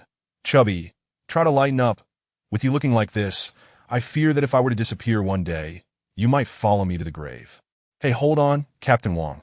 If Sister Ing were gone, perhaps I would feel that way, but you. No, no, no, the chubby man shook his head while biting into a bun. Still the same old chubby. Here, Sister rewards you with a bun, Su Muqing said, giving her bun to him. Thank you, Sister Ing, the chubby man exclaimed joyfully as he accepted the bun. Ugh! Love-struck fool, Wang Ji scoffed. After the meal, Wang Ji decided to grant the team another day of rest, allowing everyone else to engage in their own activities while he took Liu Li to the 1st floor guard headquarters. Upon arriving at the entrance, Wang Ji noticed the same guard from last time was on duty. Thinking he might remember him, he greeted him as he tried to enter. However, he was still stopped. Wang Ji, not irritated, continued to present his magnetic card for verification.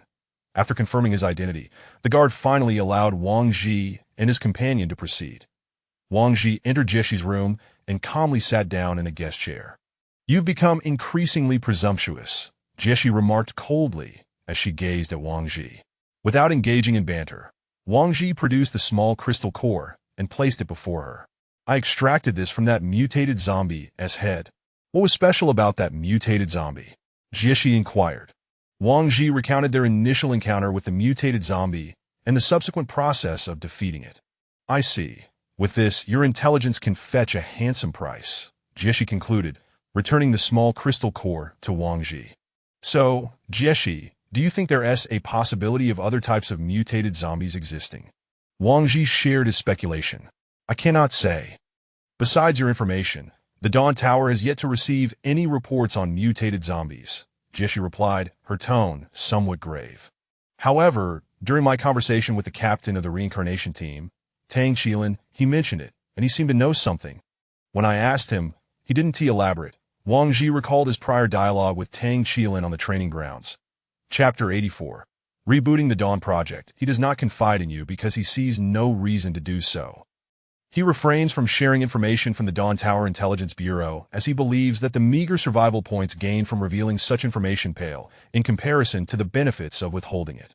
In his view, if everyone were to acquire the knowledge and manage to survive, the value of his own existence would diminish.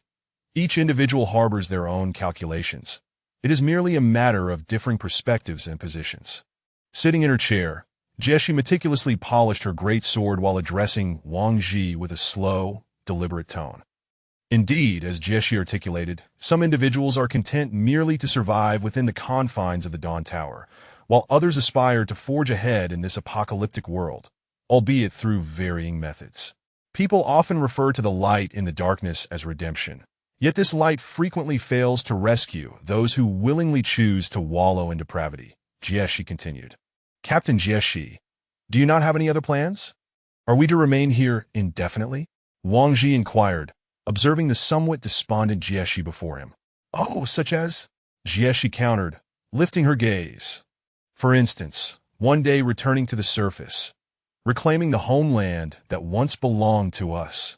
Wang Ji expressed with fervent enthusiasm. Then perhaps this formidable task should fall to you.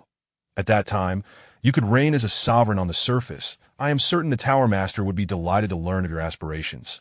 Jieshi replied with a playful smile. No. I lack the capability for such a feat. I wish to survive down here a little longer. Wang Ji hastily retorted, finding even a single mutated zombie to be more than sufficient for his endurance, let alone actively seeking to confront them. However, what you mentioned is already in the planning stages at the Dawn Tower, Jieshi disclosed. What? Wang Ji exclaimed, a mix of surprise and uncertainty washing over him. It is called the Reboot Dawn Project. I can divulge no more, as it is the Tower Master's top-secret initiative. Jieshi's smile vanished, replaced by a somber expression as she spoke to Wang Ji. Moments later, Wang Ji exited the headquarters with Jiao Li, the notion of the Reboot Dawn Project swirling incessantly in his mind. Li, what are your thoughts? Wang Ji turned to inquire of Jiao Li. Well, I believe we should inform Sister Ying and the others. Jiao Li replied contemplatively, raising her gaze to Wang Ji. Wang Ji regarded Jiao Li's wise demeanor, questioning why he had posed such an inquiry to her. Quite astute. You are indeed on the same wavelength as I. Today's events must not be disclosed to outsiders, Wang Ji continued. Upon returning to their residence, they discovered the trio of portly individuals huddled on the sofa, engrossed in watching a soap opera with Su Muing. Wang Ji observed the trio.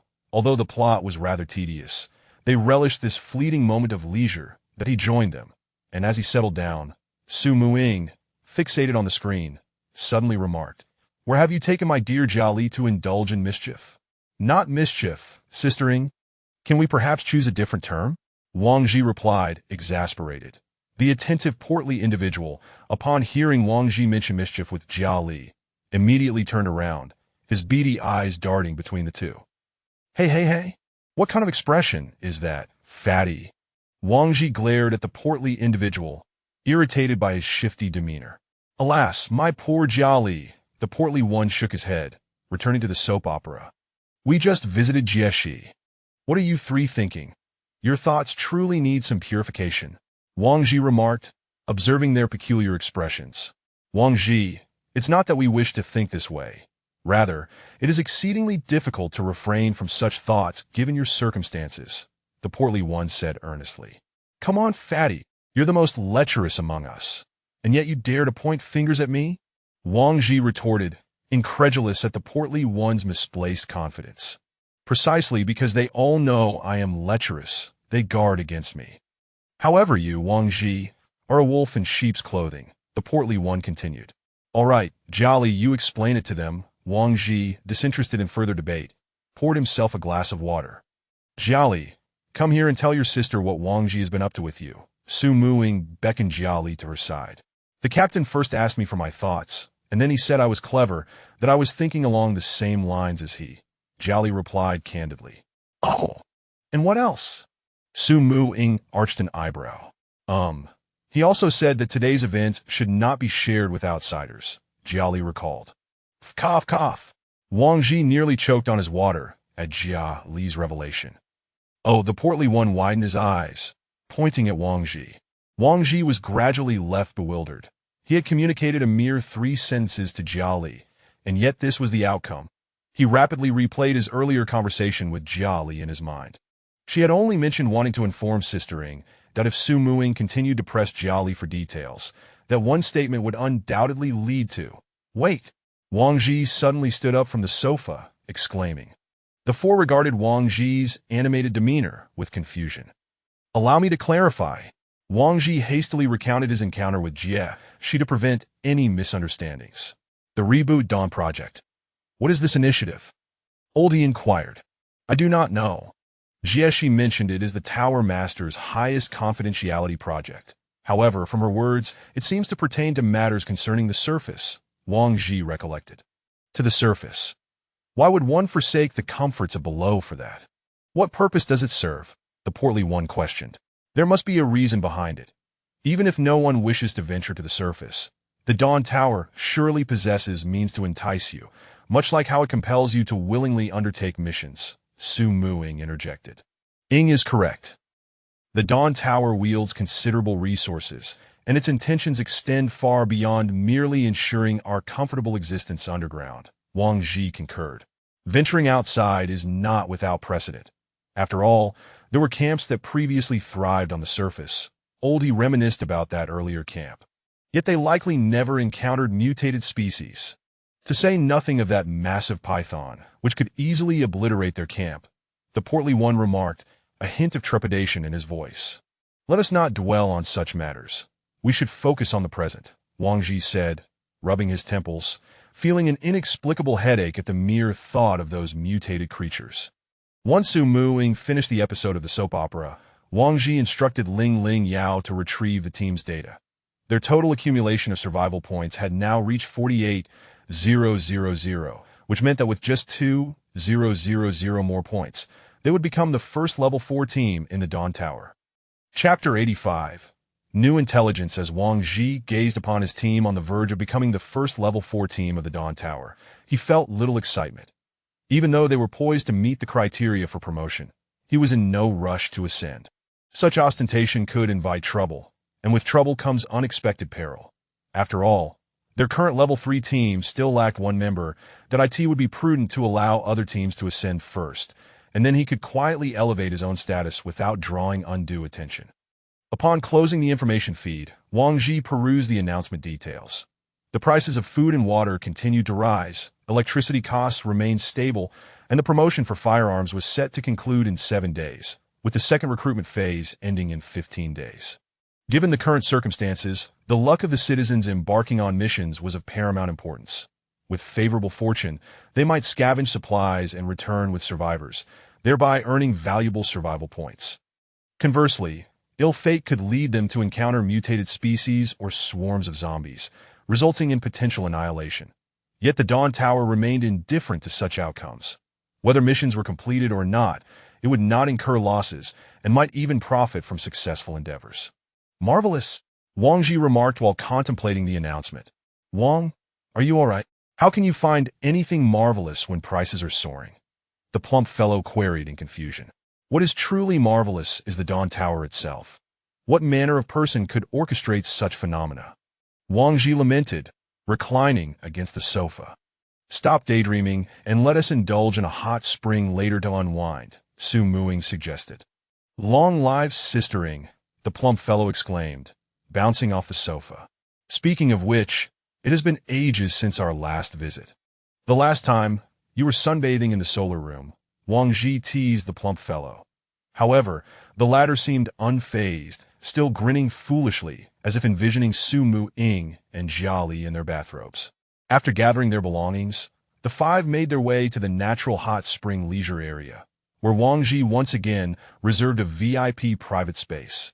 Upon entering the hot spring, a warm towel enveloped his face, and he lay back comfortably against the stone edge, feeling as if he had returned to a time before the apocalypse. In those days, he indulged in myriad pleasures, spending nearly all his earnings on food, drink, and entertainment that by the time he arrived at the Dawn Tower, his savings barely exceeded 50,000. Yet upon reflection, he felt no regret. At least he no longer lamented why he hadn't spent his money sooner, but he realized he was gradually growing fond of the present, relishing the sensations of this post-apocalyptic existence. Before the apocalypse, he had been profoundly lonely. His computer was his sole companion, as he found it impossible to connect with others due to a lack of shared language and common goals. However, entering the Dawn Tower introduced him to a diverse array of individuals: mercenaries, soldiers, students, mechanics, and archaeologists. People who had once been strangers now gathered with a shared purpose. Survival, that as Wang Ji reminisced. He unknowingly drifted into slumber. Wang Ji dashed into the underground parking lot, his vision blurred. He could perceive his surroundings yet remained unable to focus. Blood flowed incessantly from his arm, and the gun in his hand was out of ammunition that he had become separated from his teammates. The more he strained to see clearly, the more his vision clouded, only able to hear the screams and low growls of zombies echoing from the corners of the parking area. He stumbled forward like a headless fly, ultimately colliding with an unknown figure. As he lifted his gaze, he beheld a familiar, yet indistinct silhouette. For figures stood twisted, facing away from him. Just as he felt a glimmer of hope for rescue, the four turned to confront him, their faces grotesque. That was then he realized that they had transformed into zombies. With a resigned smile, he lay peacefully on the ground. He sensed his breath growing weaker, knowing he was on the brink of departing this world, yet he could not recall who these four individuals were. After a while, it seemed the four were drawn away by something, and as his breath grew faint, he saw another figure rushing towards him, kneeling by his side. Zhang Ming? He recognized this person as Zhang Ming called out his name with urgency. Wang Ji? Wang Ji? Ah! Wang Ji jolted awake, fear gripping him as he surveyed the mist-laden surroundings, with Lao He calling out to him from beside. Did you fall asleep? Lao He asked, regarding Wang Ji with curiosity. Whoops! I accidentally dozed off, Wang Ji replied, exhaling deeply as he removed the towel from his face. It had inadvertently covered his nose, and he felt a twinge of apprehension recalling the dream. Did you have a nightmare? Su Mu Ying inquired, her gaze fixed on Wang Ji. Wang Ji nodded, not denying it. What kind of dream could scare our Captain Wang so? The plump fellow chimed in. It was merely a dream, nothing to take seriously, Wang Ji said, rubbing his temples and shaking his head, choosing not to divulge the details of his nightmare. It's getting late. We should head back, Wang Ji announced as he leaped from the hot spring and made his way to the changing room. The five departed. Tang Qilin fortuitously arrived with his five companions at the natural hot spring. The two groups did not make eye contact, merely passing by each other as shadows in their peripheral vision. I'm increasingly irritated by that bespectacled guy, that he parades around with five women like he's afraid the world doesn't know he is women. The plump fellow grumbled once they had distanced themselves. If you're so displeased with him, find an opportunity to challenge him to a duel and give him a thrashing, Wang Ji suggested. I'm not boasting, but I could easily take him down with just 2 hits, the plump fellow continued defiantly. They arrived at the intelligence hall, where Wang Ji intended to upload information regarding the mutated zombies, ensuring that more individuals were aware of the characteristics. Approaching the system, he meticulously entered the details of the mutated zombies and submitted the application for review, maintaining the price at a modest 100 survival points. In truth, he could have priced the information higher, knowing many teams would be interested, yet he chose to keep it accessible, considering some teams were not in favorable conditions. Wang Ji then reviewed the earnings from previous intelligence submissions, discovering he had an additional 500 survival points awaiting collection, with the giant python information purchased 4 times.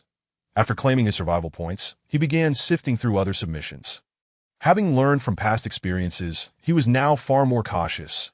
He understood the importance of first checking the information about the publishing teams. If they were level 1 or level 2 teams, he would typically disregard them, as he sought intelligence from level 3 teams, which, to some extent, would maintain a sense of dignity. After an extensive search, he finally stumbled upon a report regarding mutated zombies amidst the plethora of information. However, he refrained from celebrating prematurely, as he was yet unaware of which team had published this report. The price alone sent a jolt through him. 1,000 survival points. That was significantly quicker than scavenging. Upon clicking the details of the report, he discovered the publishing team was the reincarnation team. Chapter 86. Annihilation. Wang Ji gazed at the intelligence released by Tang Qilin, noting the timestamp. It coincided with the period when they had been soaking in the hot springs. This alignment meant there would be no conflict with what Jieshi had informed him about the absence of any teams reporting on mutated zombies. Jie, Lao He, come over and take a look at this intelligence on a mutated zombie. Wang Ji called out to the two that after a thorough discussion, everyone agreed to purchase the information. Thus, even if Wang Ji were to be deceived once more, no one would mock him. The deduction of 1,000 survival points was successful. That as Wang Ji unlocked Tang Qilin's intelligence, he eagerly delved into the content. After all, this information had cost him 1,000 survival points. If it turned out to be another ruse, he would be compelled to confront Tang Qilin. Hypothesis. Mutated zombies often possess their own territories and will attack their kind. Discovery. The currently known type of mutated zombie is the Swift variant. Characteristics: smaller in stature, extremely fast, capable of long leaps, and can consume flesh to restore themselves. Wang Ji scrutinized the intelligence.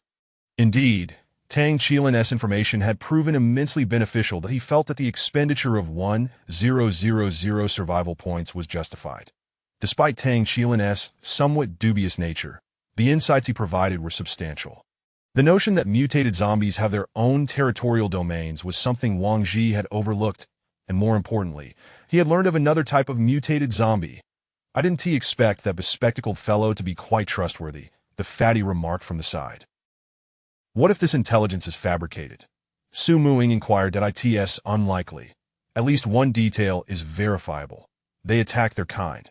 When we were at Z Hospital, we witnessed a phantom zombie feasting on the corpse of another zombie, Wang Ji replied, transmitting the intelligence content to Ling Yao. It seems the types of mutated zombies are far more diverse than the ones we encountered. This complicates matters, Lao He said with a furrowed brow. Let us head back. We should rest early tonight and commence training tomorrow, Wang Ji concluded, turning to exit. That night, Wang Ji lay in bed, tossing and turning. Unable to find sleep, he repeatedly reflected on the recent events, particularly the moment he stepped into Z Hospital and felt an inexplicable sense of crisis. It was evident to him that this was no mere coincidence. He could genuinely sense that looming danger. Jie, I think I've figured out. Wang Ji suddenly sat up in bed. I understand too, but let us discuss it tomorrow. Su Muing frowned, rolling over to embrace Jia Li and drift back to sleep, leaving Wang Ji alone in the darkness, unable to find rest, perhaps due to his earlier nap in the hot springs or his own heightened excitement. Wang Ji rose and made his way to the living room on the first floor, settling into the sofa to watch the movie being played by Ling Yao. The following day, Wang Ji was awakened from the sofa by Su Muing, who brought him a cup of milk while the movie continued to loop in the background. What was it you said you understood last night? Su Muing asked, taking a seat across from him. I meant to say that I seem to be able to sense mutated species, Wang Ji replied as he sat up. Are you sure? Su Muing raised an eyebrow. Yes, my experience at Z Hospital is enough evidence, although it seems my sensing range is rather limited, Wang Ji explained. So we can avoid mutated species? Su Muing queried that if the mutated species do not detect us, theoretically, it should be possible, just as we were able to safely withdraw from Z Hospital, Wang Ji asserted. Not bad. Our Captain-S status is finally on the rise, Su Muing said, moving closer to Wang Ji and caressing his cheek with a mischievous smile. Cough. Lao, seizing the moment when Su Muing turned to glance at Lao He, Wang Ji swiftly pushed her hand away and moved to sit on another sofa. Where are the fatty and Lu Li? Wang Ji inquired, noticing their absence. They've been gone for quite a while to buy food. Where could they be? Su Muing muttered just as the fatty burst through the door. Everyone, incredible news! The fatty exclaimed, rushing into the room. Calm down. Sit and tell us slowly, Wang Ji replied, taking a portion of breakfast from the fatty's hands. That I'm telling you. According to insider information, the team from Eternal Apocalypse has been completely annihilated outside. The fatty whispered. What? Where did you hear this? Wang Ji asked urgently. Although he had no direct contact with this team, they were a veteran group. Even when they were a level 1 team, Eternal Apocalypse had already been a level 3 team, that if this news reached the other survivors within the Dawn Tower, it would undoubtedly incite unimaginable panic. Well, it's a long story, the fatty began to tease them. Jie, Wang Ji shot Su Muing a glance, sensing the fatty's hesitation. Wait. It was Qing who told me. We happened to run into her while buying food, and we chatted for a bit. The fatty quickly clarified upon seeing Su Mu Ying's intent. Did Qing? How did she come to know? Wang Ji asked, puzzled that I asked her, and she said she heard it from Jieshi yesterday. She mentioned that the magnetic card locations of all the members of their team had shown no movement for 2 consecutive days.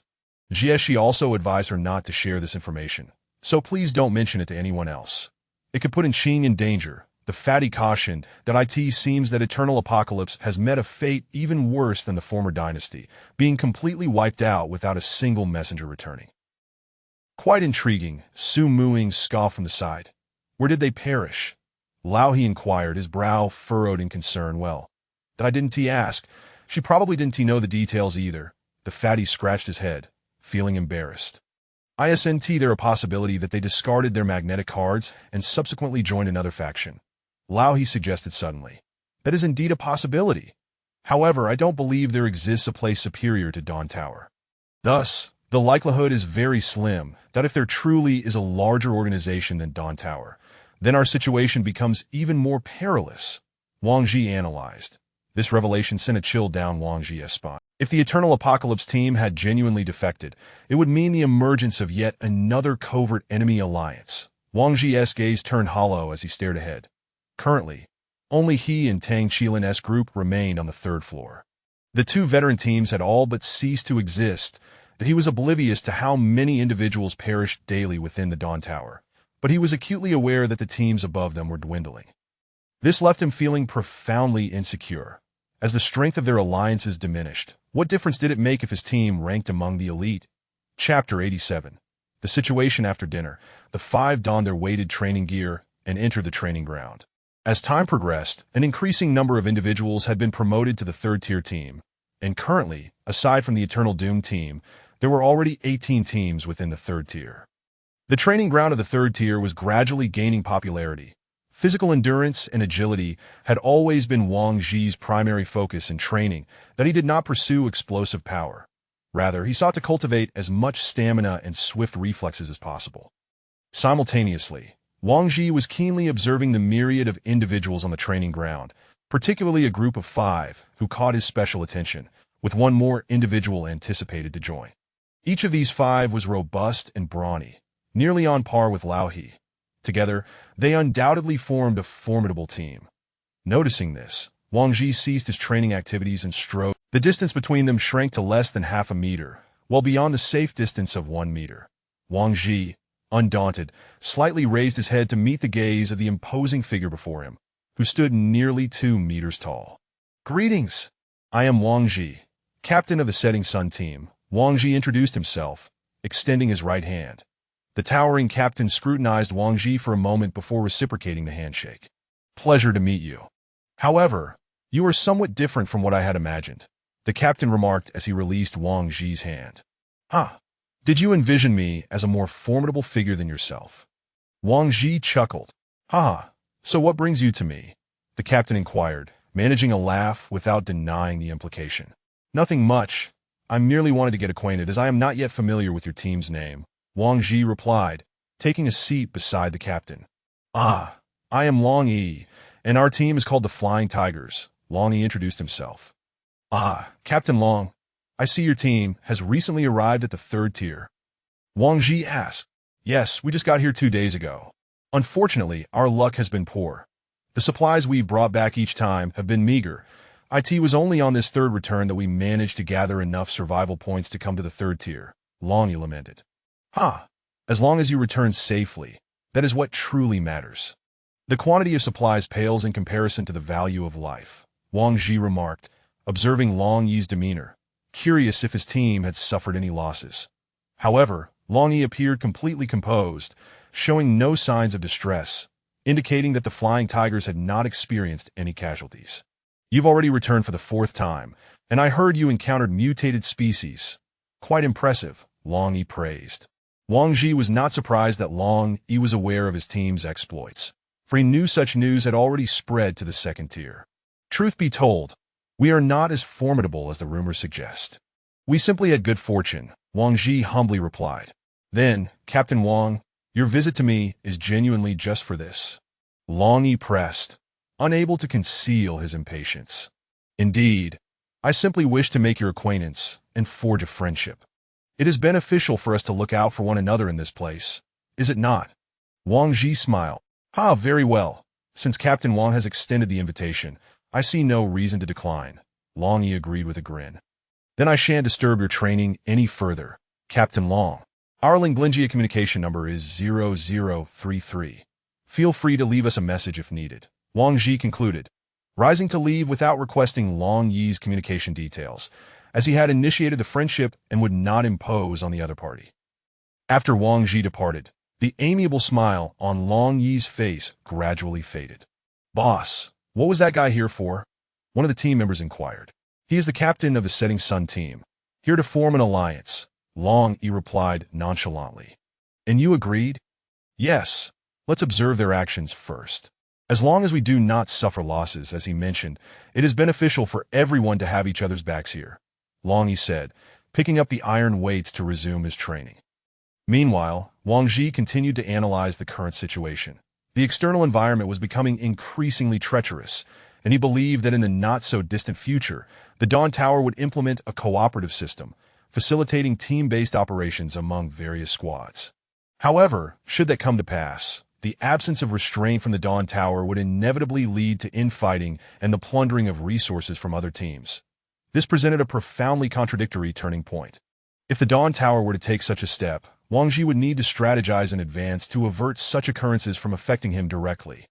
After a day of training concluded, Wang Ji collapsed onto his bed, exhausted. After several days of rest, the sudden intensity of the training was taxing, and scarcely had he lain down when Su Muing and Lu Li entered, requesting a massage from him. Once the massage was completed, a fatigued Wang Ji sprawled on the bed, concluding his arduous day.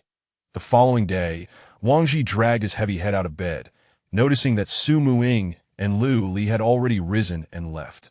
He clasped his head and made his way downstairs to the living room, where Fatty had returned with breakfast, and the others were seated, enjoying their meal. Come and see, Captain Wang. The vaccine for the virus antibody developed by the Dawn Tower has been successful, Fatty exclaimed with excitement. Upon hearing the news of the vaccine's success, Wang Ji hastened. Teams receiving this notification are requested to proceed to the first-tier medical room for vaccination. Note: this vaccine has undergone repeated clinical trials, and its efficacy has been confirmed, so please rest assured when receiving the injection. Excellent. It appears the medicines we brought back have proven effective, Wang Ji remarked as he read the announcement. Alas, if only this virus antibody had been developed sooner, Zhang Ming would not have suffered even a minor injury to his arm. Fatty lamented. No one wishes to become a guinea pig. Even if Fatty receives the vaccine, would he dare to let a zombie take a bite out of him?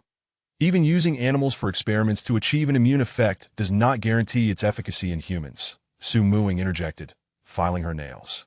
Are you suggesting that this virus antibody vaccine has yet to be validated on humans? Lao Yi asked, perplexed. Merely my speculation. Whether it is effective remains unknown to anyone, does it not? Su Muing replied, her beautiful eyes shifting toward Wang Ji, eager to hear his opinion. Chapter 88. The investigation. Wang Ji lowered his head, savoring his breakfast while contemplating the hypothesis recently proposed by Su Muing. I believe we should first observe the reactions of other teams post-injection. As long as there are no significant side effects, we can still consider trying the injection. After all, there is nothing to lose that if an unfortunate injury occurs, we can then assess its efficacy, Wang Ji expressed, nibbling on the bun in his hand.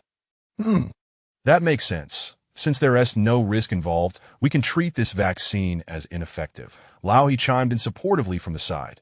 Once Wang Ji finished his breakfast, the five of them proceeded to the medical room, only to discover that very few teams had received the notification to report there. Among them was Tang Chi Lin and his 6 companions, who had just completed their injection and were stepping outside. Fatty, go follow Tang Chi Lin and observe whether they exhibit any abnormal reactions.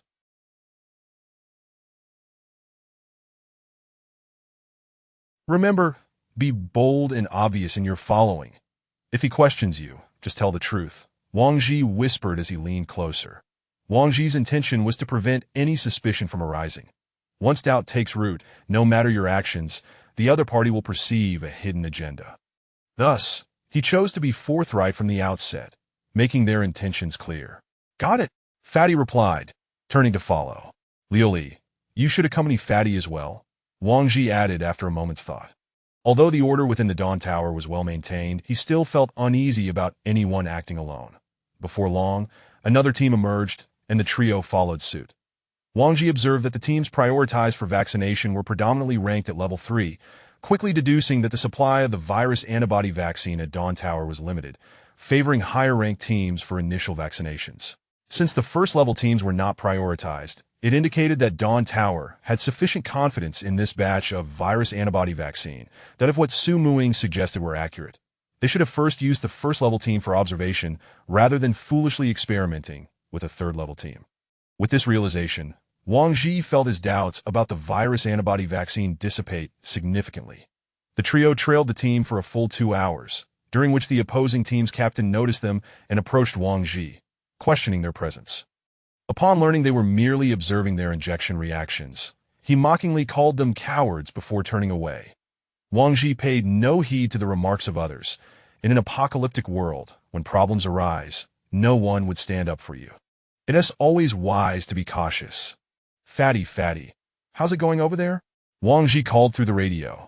Everything is normal, Captain Wang, Fatty replied, momentarily surprising Wang Ji. So, Tang Chi Lin didn't he notice you? He did, but it seems he didn't take care and continued to ignore us. Understood. Let us regroup at the medical room. Since neither of the two teams exhibited any abnormal reactions, they could proceed with their vaccinations with peace of mind. Upon the arrival of the 5 at the medical room, they were greeted by the nurse who had delivered supplies to them previously.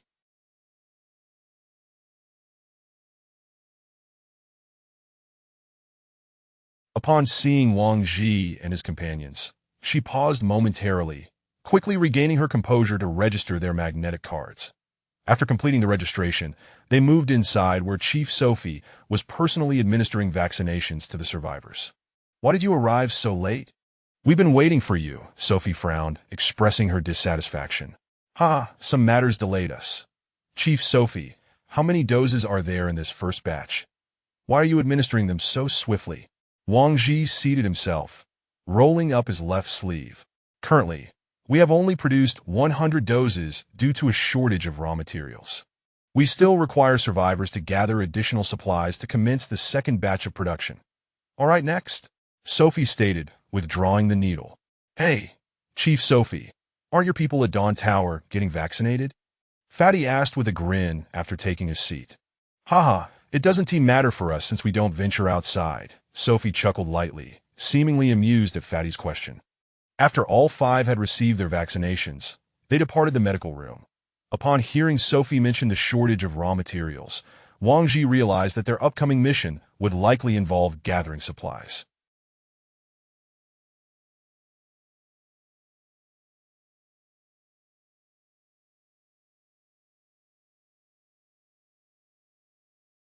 Such materials often resided in urban areas, and given his previous experience in the city, he felt a lingering sense of dread. Had it not been for Jieshi's timely arrival that day, they might have been overwhelmed by a horde of corpses. Wang Ji returned to his quarters, donning a weighted suit before heading to the training grounds.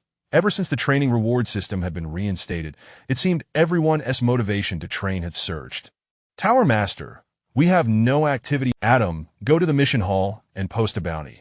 Any team that can retrieve the Eternal Apocalypse magnetic card will be rewarded with 20,000 survival points, the Tower Master instructed slowly.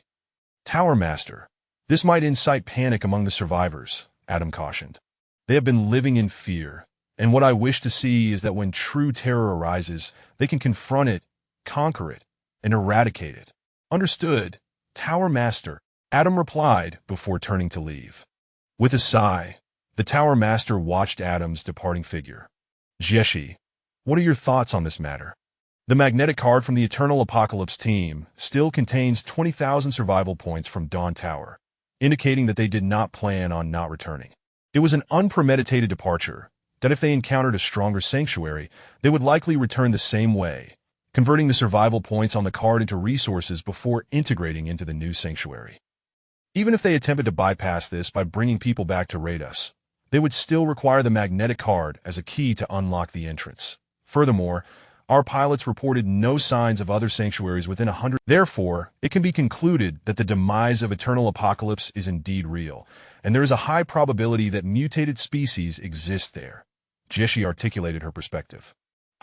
Jeshi, as expected of you. So tell me, why should I not abandon the pursuit? The Tower Master chuckled lightly, turning his gaze towards Jeshi. Chapter 89. Observation. I do not know, replied Jeshi after a moment of contemplation. In her view, it was highly probable that a mutated species was responsible, and there was no need to pursue the matter further, as doing so would only lead to increased losses. However, if one continued the pursuit while fully aware that the adversary was a mutated species, the intention could only be to eliminate it. Yet what could possibly justify shedding so much blood for the sake of a mutated creature? Could it be that at this thought, Jeshi abruptly lifted her gaze to the Tower Master, who, beneath the luminous platinum mask, was staring at her with eyes that glimmered with an enigmatic light. Now that you comprehend, hasten back to make your preparations, the Tower Master stated, returning his focus to the books on the table. Team leader Wang is in trouble again. The plump man hurried over to Wang Ji from a distance.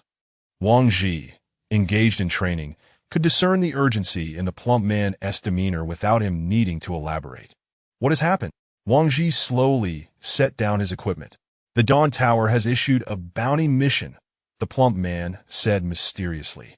Oh, what bounty mission? This is the first time I've heard of the Dawn Tower issuing a bounty, Wang Ji replied. The objective of the mission is to retrieve the magnetic card of the Eternal Apocalypse. What? Doesn't that mean everyone will know that the Eternal Apocalypse has been annihilated? I cannot say for certain, but the reward for completing this bounty mission is a staggering 20,000 survival points. 20,000? The plump man nodded in satisfaction at Wang Ji's astonished expression. Such a sum of survival points would be sufficient for a comparable team to meet the conditions for promotion to a level 3 team. However, a question arose. Wang Ji had learned of the Eternal Apocalypse's annihilation 2 days prior through Enqing. In reality, the demise had occurred even earlier, as Enqing had not been the first to relay the news to the plump man.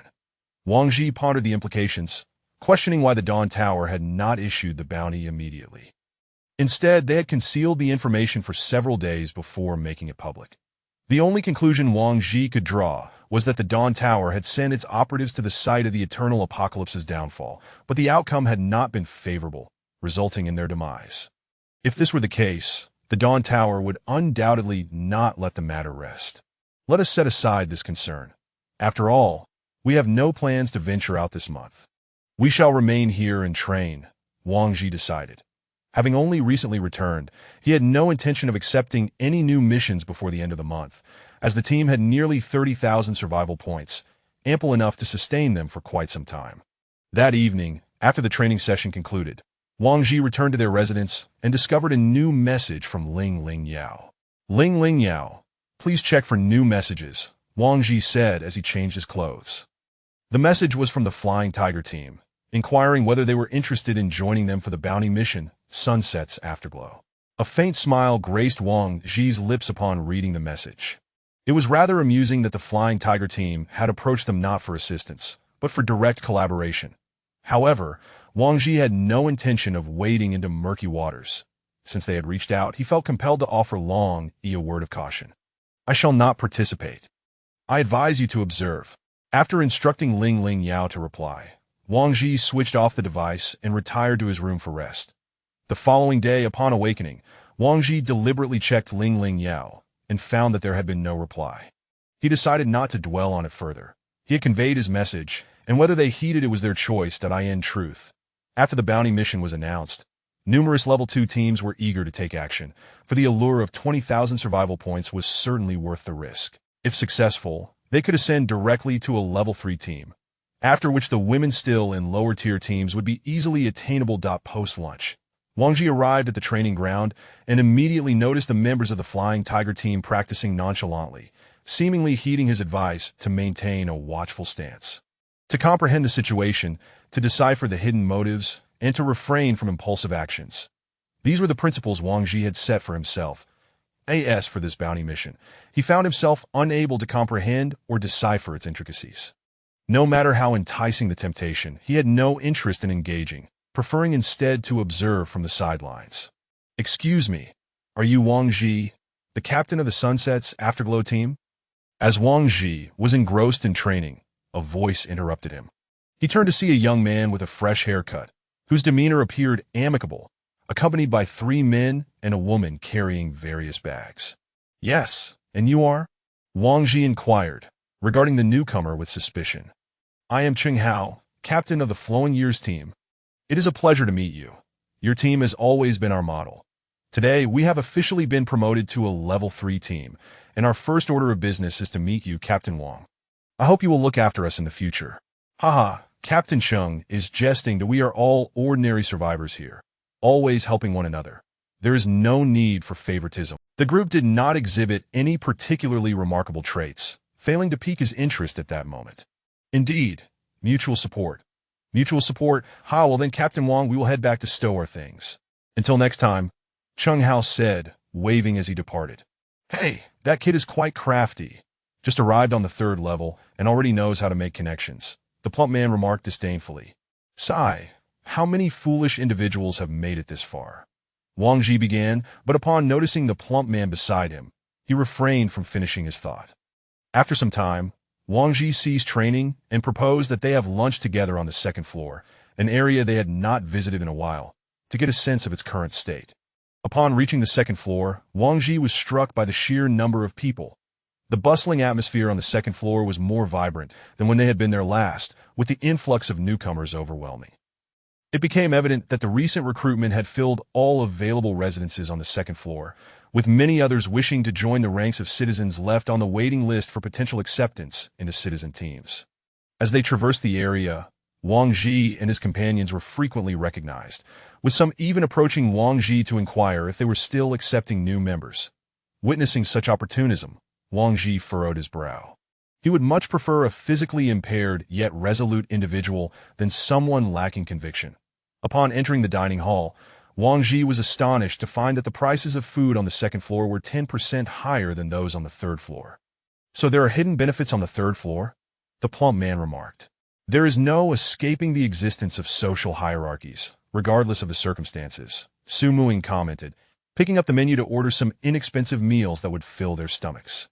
Meanwhile, in the 1st floor war room, 30 individuals were gathered, all clad in protective gear and armed with automatic rifles, their expressions grave and ready for action. Chapter 90. Recruitment. As Wang Ji and his companions dined, the predominant topic of conversation around them revolved around the bountiful rewards associated with the eternal doomsday. The news of the death linked to this event, coupled with the recent sacrifice of one of Wang Ji's team members, has resulted in a palpable atmosphere of dread. The factions of fear and arrogance have crystallized into a stark divide, with the majority of teams succumbing to fear, save for a few who still cling to a sense of luck. Although the allure of the bounty is considerable, when faced with the prospect of action, they become hesitant and timid. That I end the first layer of the combat preparation area. Wu Changzheng, the deputy captain of the guard team, stood before 30 warriors, fervently articulating the significance of their upcoming mission. This mission is not only unique but also of utmost importance. We must confront a relentless and fearsome horde of zombies, and our ultimate objective is to secure the head of the enemy leader at all costs. Do you all understand? Understood, the warriors responded in unison. Excellent. Warriors, join me. Let us embark. With a commanding shout, Wu Changzheng turned and entered the helicopter. After finishing his meal, Wang Ji hastily departed from the 2nd floor with his companions. He felt a sense of discomfort from the attention they garnered. It seemed that news of their presence in the dining hall had spread, attracting a crowd outside, leaving Wang Ji feeling like a monkey on display in a zoo. The most captivating figures among them were undoubtedly Su Muing and Jia Li. While Su Muing remained composed and unfazed, Jia Li blushed deeply, focusing intently on her meal. Wang Ji dismissed the notion that the onlookers were there out of admiration. Rather, they were either curious to verify the rumors or seeking familiarity to avoid future repercussions that I in this setting. There was no room for admiration, only selfishness and jealousy. Upon returning to the third floor, Wang Ji encountered Cheng Hao again at the training ground. Initially, he had not taken Cheng Hao's supposed admiration for their team, the sunset glow, seriously, as he had not perceived any trace of genuine reverence in their gaze. "Hey, Captain Wang, nice to see you again. What have you all been up to?" Cheng Hao inquired as Wang Ji and his team returned. "You're asking too many questions," Wang Ji replied, his brow furrowing in displeasure. "All right then," Cheng Hao shrugged, turning to leave. "Ah! He really thinks too highly of himself," Cheng Hao muttered under his breath as he departed, his voice low enough for Wang Ji and his companions to hear. "Hey!" The stout member of the team glared angrily, wanting to confront Cheng Hao, but Su Muing pulled him back with a firm grip. "Why are you getting so worked up?" "Captain Wang hasn't reacted," she said lightly.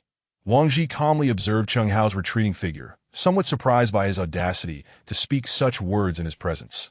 Yet it made sense. One could always expect such hypocrisy from someone like Cheng Hao. Shaking his head, Wang Ji resumed his training, while his attention was drawn once more to the Tiger Squad, where Long Yi appeared to have recruited a new member, a burly man.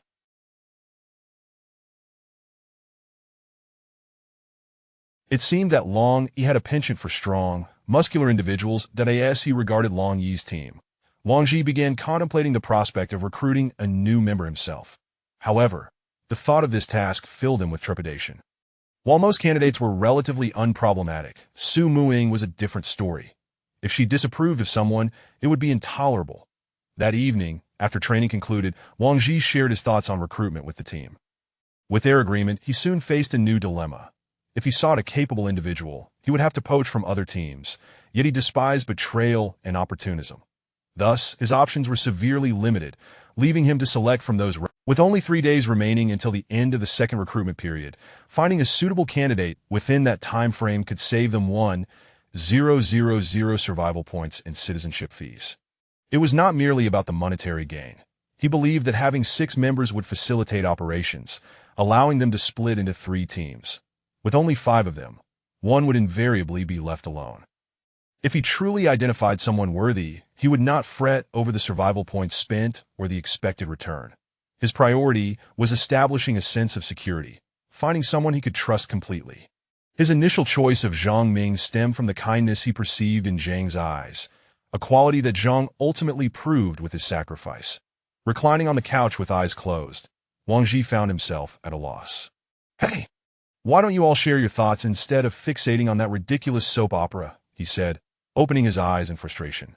My thoughts align with yours," Su Muing replied, her gaze unwavering on the screen. "Same here," Oldie chimed in. "I too," the stout member echoed.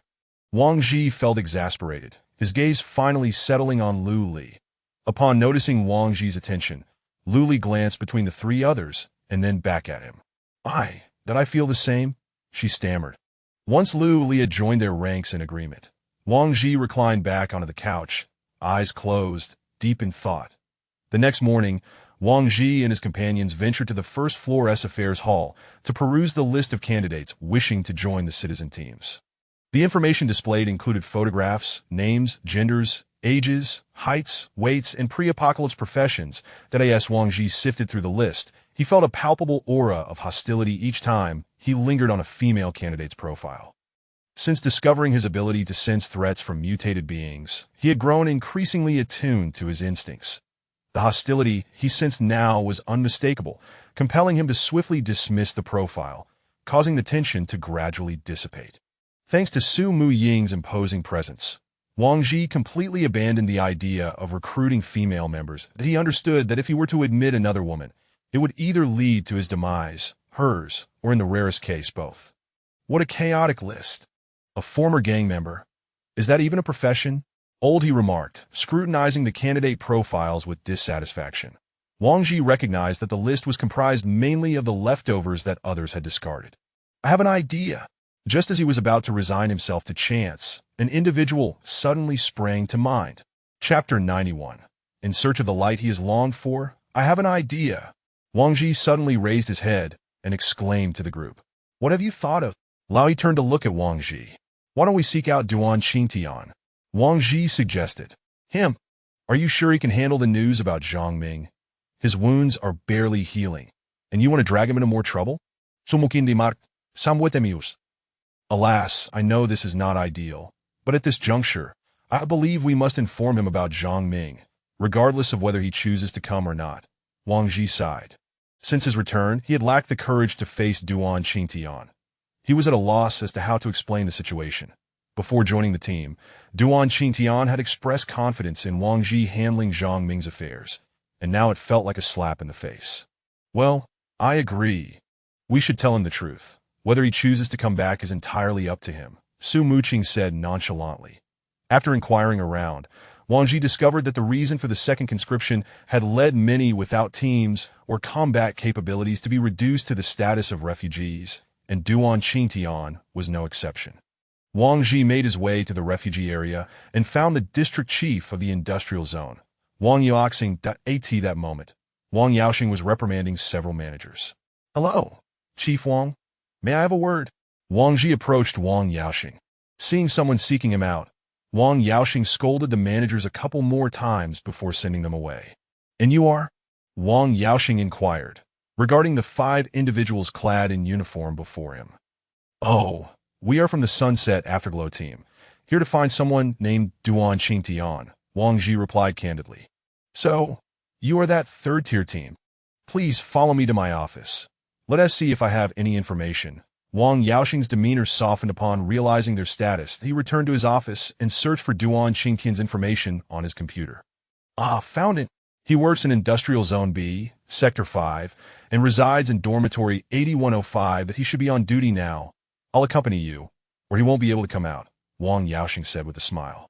Thank you, Chief Wang. Wang Ji expressed his gratitude. Not at all. To my knowledge, Duan Qingtian was once the captain of a third-tier team. It's surprising to see him in such a predicament now, Wang Yaoxing remarked with a hint of sympathy. Are you here to invite him back? After a while, Wang Yaoxing turned to inquire. We're just here to bring him some items and have a chat.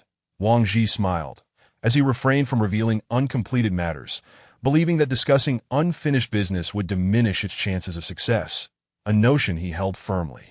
We've arrived. I'll go fetch him, Wang Yaoxing announced before entering Sector 5 from a distance. Wang Ji could see Duan Qingtian working in a dirty uniform, looking significantly thinner than before, his disheveled hair and unshaven stubble starkly contrasting with the spirited man he once was, creating a poignant irony. Wang Ji, Duan Qingtian, led out by Wang Yaoxing, looked at Wang Ji with confusion. You two catch up. I have other matters to attend to. Wang Yaoxing excused himself. It's been a long time, old Duan. Wang Ji managed a strained smile. You, what brings you here? Where is Zhang Ming? Duan Qingtian scanned the group, but noticed Zhang Ming was absent. This isn't the place for discussion. Let us talk in your dormitory, Wang Ji suggested. Duan Qingtian seemed to sense something amiss. The atmosphere among the 6 was heavy, with silence enveloping them, broken only by the sound of their footsteps on the ground. Upon arriving at the dormitory, a cramped, filthy 20-square-meter room barely accommodating 6 beds, filled with a musty odor, Wang Ji's brow furrowed even tighter at the sight of such dire conditions. Speak, what has happened? Duan Qingtian's voice trembled slightly. Wang Ji recounted the events of the past few days, detailing everything from their departure to their return, sharing every detail with Duan Qingtian. This is Zhang Ming's handgun, along with his magnetic card and a message, Wang Ji said at last, presenting Zhang Ming's firearm and handing over the magnetic card and message from his pocket to Duan Qingtian. Duan Qingtian pressed his hand against his forehead, gazing at Zhang Ming's words, his expression obscured. Ah, you foolish child.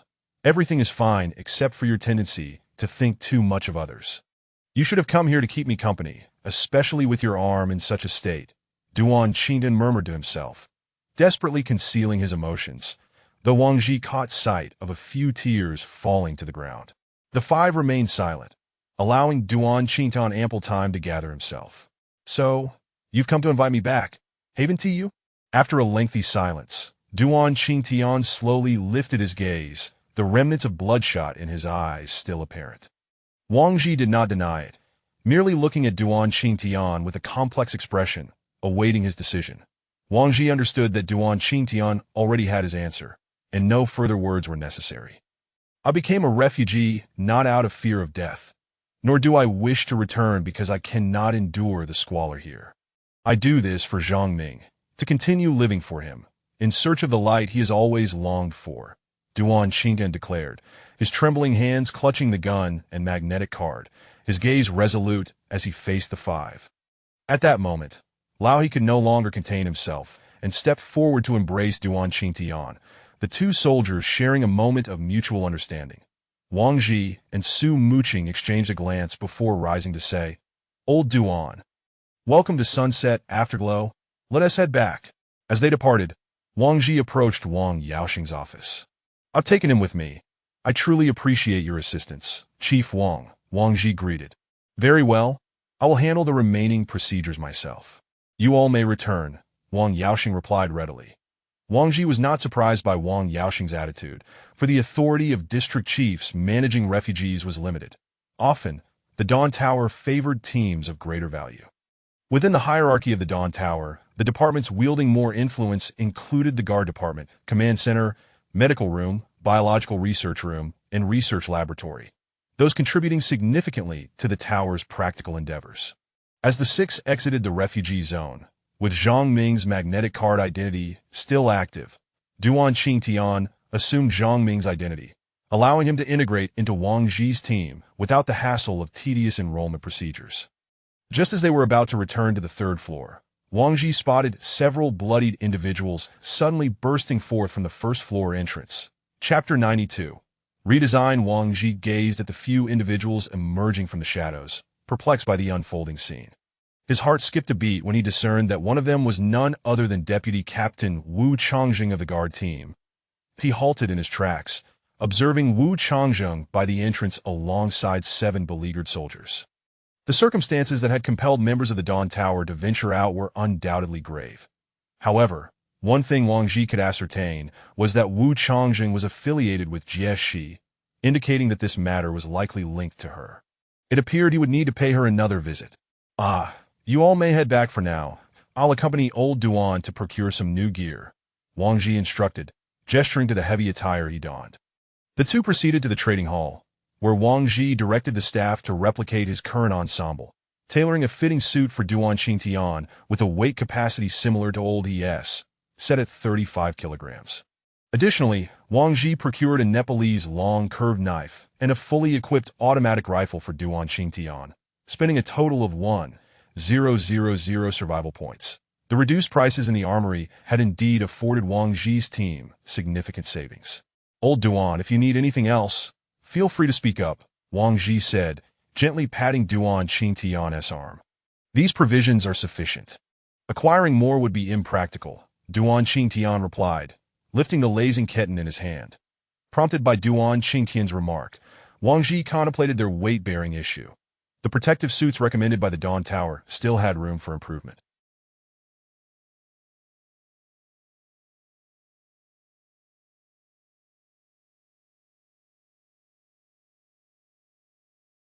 For instance, the current chemical warfare suits could only accommodate 3 grenades and 5 spare magazines at the waist, and the fit of the suits could be more meticulous, as it slightly hindered operational details during combat. With these thoughts in mind, Wang Ji was inspired to redesign a new combat suit. Exiting the trading hall, Wang Ji took Duan Qingtian to the medical room. When Duan Qingtian learned about the existence of a viral antibody vaccine, he was visibly taken aback, fully cognizant of the implications it held. Upon entering, Wang Ji approached Sophie and inquired whether any vaccines remained. Consider yourselves fortunate. The upper management allocated 6 doses for your squad, and since 5 of you have already received them, 1 remains," Sophie said, casting a glance at Duan Qingtian, who was clearly the new member of Wang Ji's team. After receiving the viral antibody vaccine, the two returned to their residence. Wang Ji assigned Duan Qingtian to the room previously occupied by Zhang Ming, then asked Old He to discuss recent events with him, facilitating his acclimatization to the broader environment. In the living room, Su Muqing and the others were engrossed in the previous soap opera, evidently seizing the opportunity to forego training while Duan Qingtian was newly arrived. With a sigh, Wang Ji fetched a notebook and a pen, beginning to conceptualize the new combat suit. He mused that if he could design a suit with superior functionality compared to the prior model, he could submit the design to the Dawn Tower, then mark it up for sale at a higher price above the cost of production. However, most teams already possess protective gear, and generally, those lacking wealth would not pursue such extravagant equipment, even if it outperformed what was recommended by the Dawn Tower. The likelihood of significant purchases was minimal. As Wang Ji sketched his ideas, he initially planned for 5 pockets on each side of the ribcage to hold spare magazines. One side for handgun ammunition and the other for rifle ammunition. The chest should be reinforced, Wang Ji muttered to himself as he sketched. Suddenly, Su Muqing turned around, her curiosity piqued by his words. What is the matter, Sister Qing? Wang Ji, caught off guard by her sudden attention, stammered. What did you just say? I mentioned the chest should be reinforced. Wang Ji began, only to realize the awkwardness of his phrasing. Oh, whose chest are you implying should be reinforced? Su Muqing arched an eyebrow, a teasing lilt in her tone. It's not about anyone's chest. I'm designing our chemical warfare suits, and the chest padding should be enhanced, Wang Ji hurriedly clarified. Oh, then please continue. Just remember to make it black in the end, Su Muqing remarked thoughtfully before returning to her show. Reinforcing the chest of the combat suit could effectively mitigate fatal injuries that if the viral antibody vaccine proved effective, preserving their lives would be paramount, with everything else being secondary to AS for the color. Wang Ji was already inclined towards black. After all, it would be impractical to wander outside at night clad in green or white. Subsequently, Wang Ji designed a pocket on either arm for spare equipment, and on the sides of the legs, he incorporated straps for carrying daggers. A grenade pouch with a capacity for 5 was fashioned on one side of the waist, while on the other, he envisioned a grappling hook propulsion device. This device could launch the grappling hook like a bullet, subsequently extending claws to secure itself in place. When the user pressed the retraction trigger, gas would drive a fan to reel in the cable, pulling the user to the anchor position. Wang Ji had previously encountered this grappling hook device, but due to its cost and limited practicality, he had opted not to purchase it. In retrospect, such a mobility device could indeed prove life-saving. Upon completing his sketch, Wang Ji nodded in satisfaction, admiring the combat suit that only he could decipher. Let us go.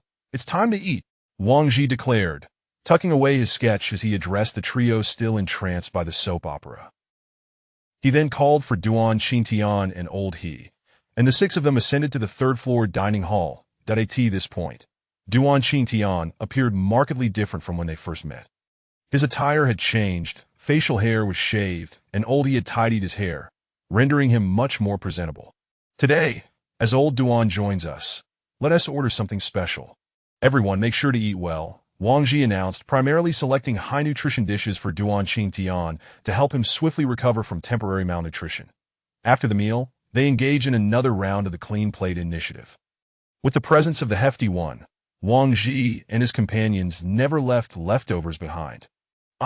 It's been ages since I've eaten this well, the Hefty One said, reclining in his chair and rubbing his belly. Wang Ji had perhaps ordered a bit too much this time. Spending 80 survival points in the wake of rising food prices, their previous meals have been carefully budgeted at around 20 survival points each, 10 for breakfast and 20 for both lunch and dinner, perfectly balancing the 50 survival points earned from their day's training. Upon leaving the dining hall, the 6 entered their free activity period. Wang Ji once again took Liuli aside and made his way towards the guard headquarters on the 1st floor, the image of Wu Changzheng and the 7 soldiers from earlier lingering in his mind. Chapter 93. What will you exchange with?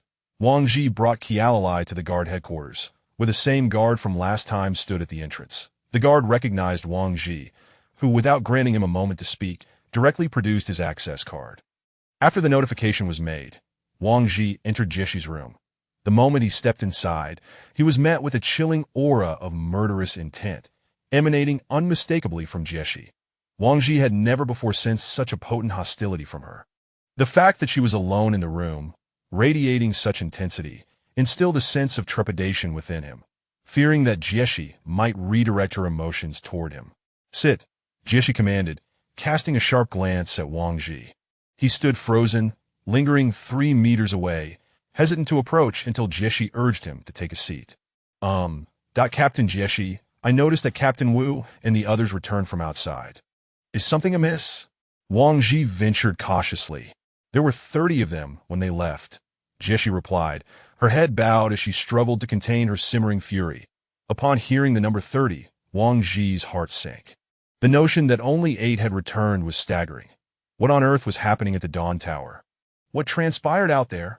Wang Ji inquired, his concern intensifying. Mutated zombies, Jieshi stated flatly. Mutated zombies?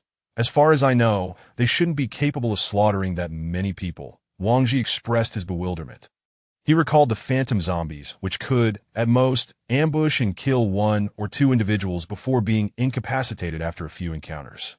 According to the survivors, they encountered a type of zombie with extraordinarily high defense. Ordinary bullets and weapons proved ineffective against it. High defense. But that shouldn't account for so many casualties, right?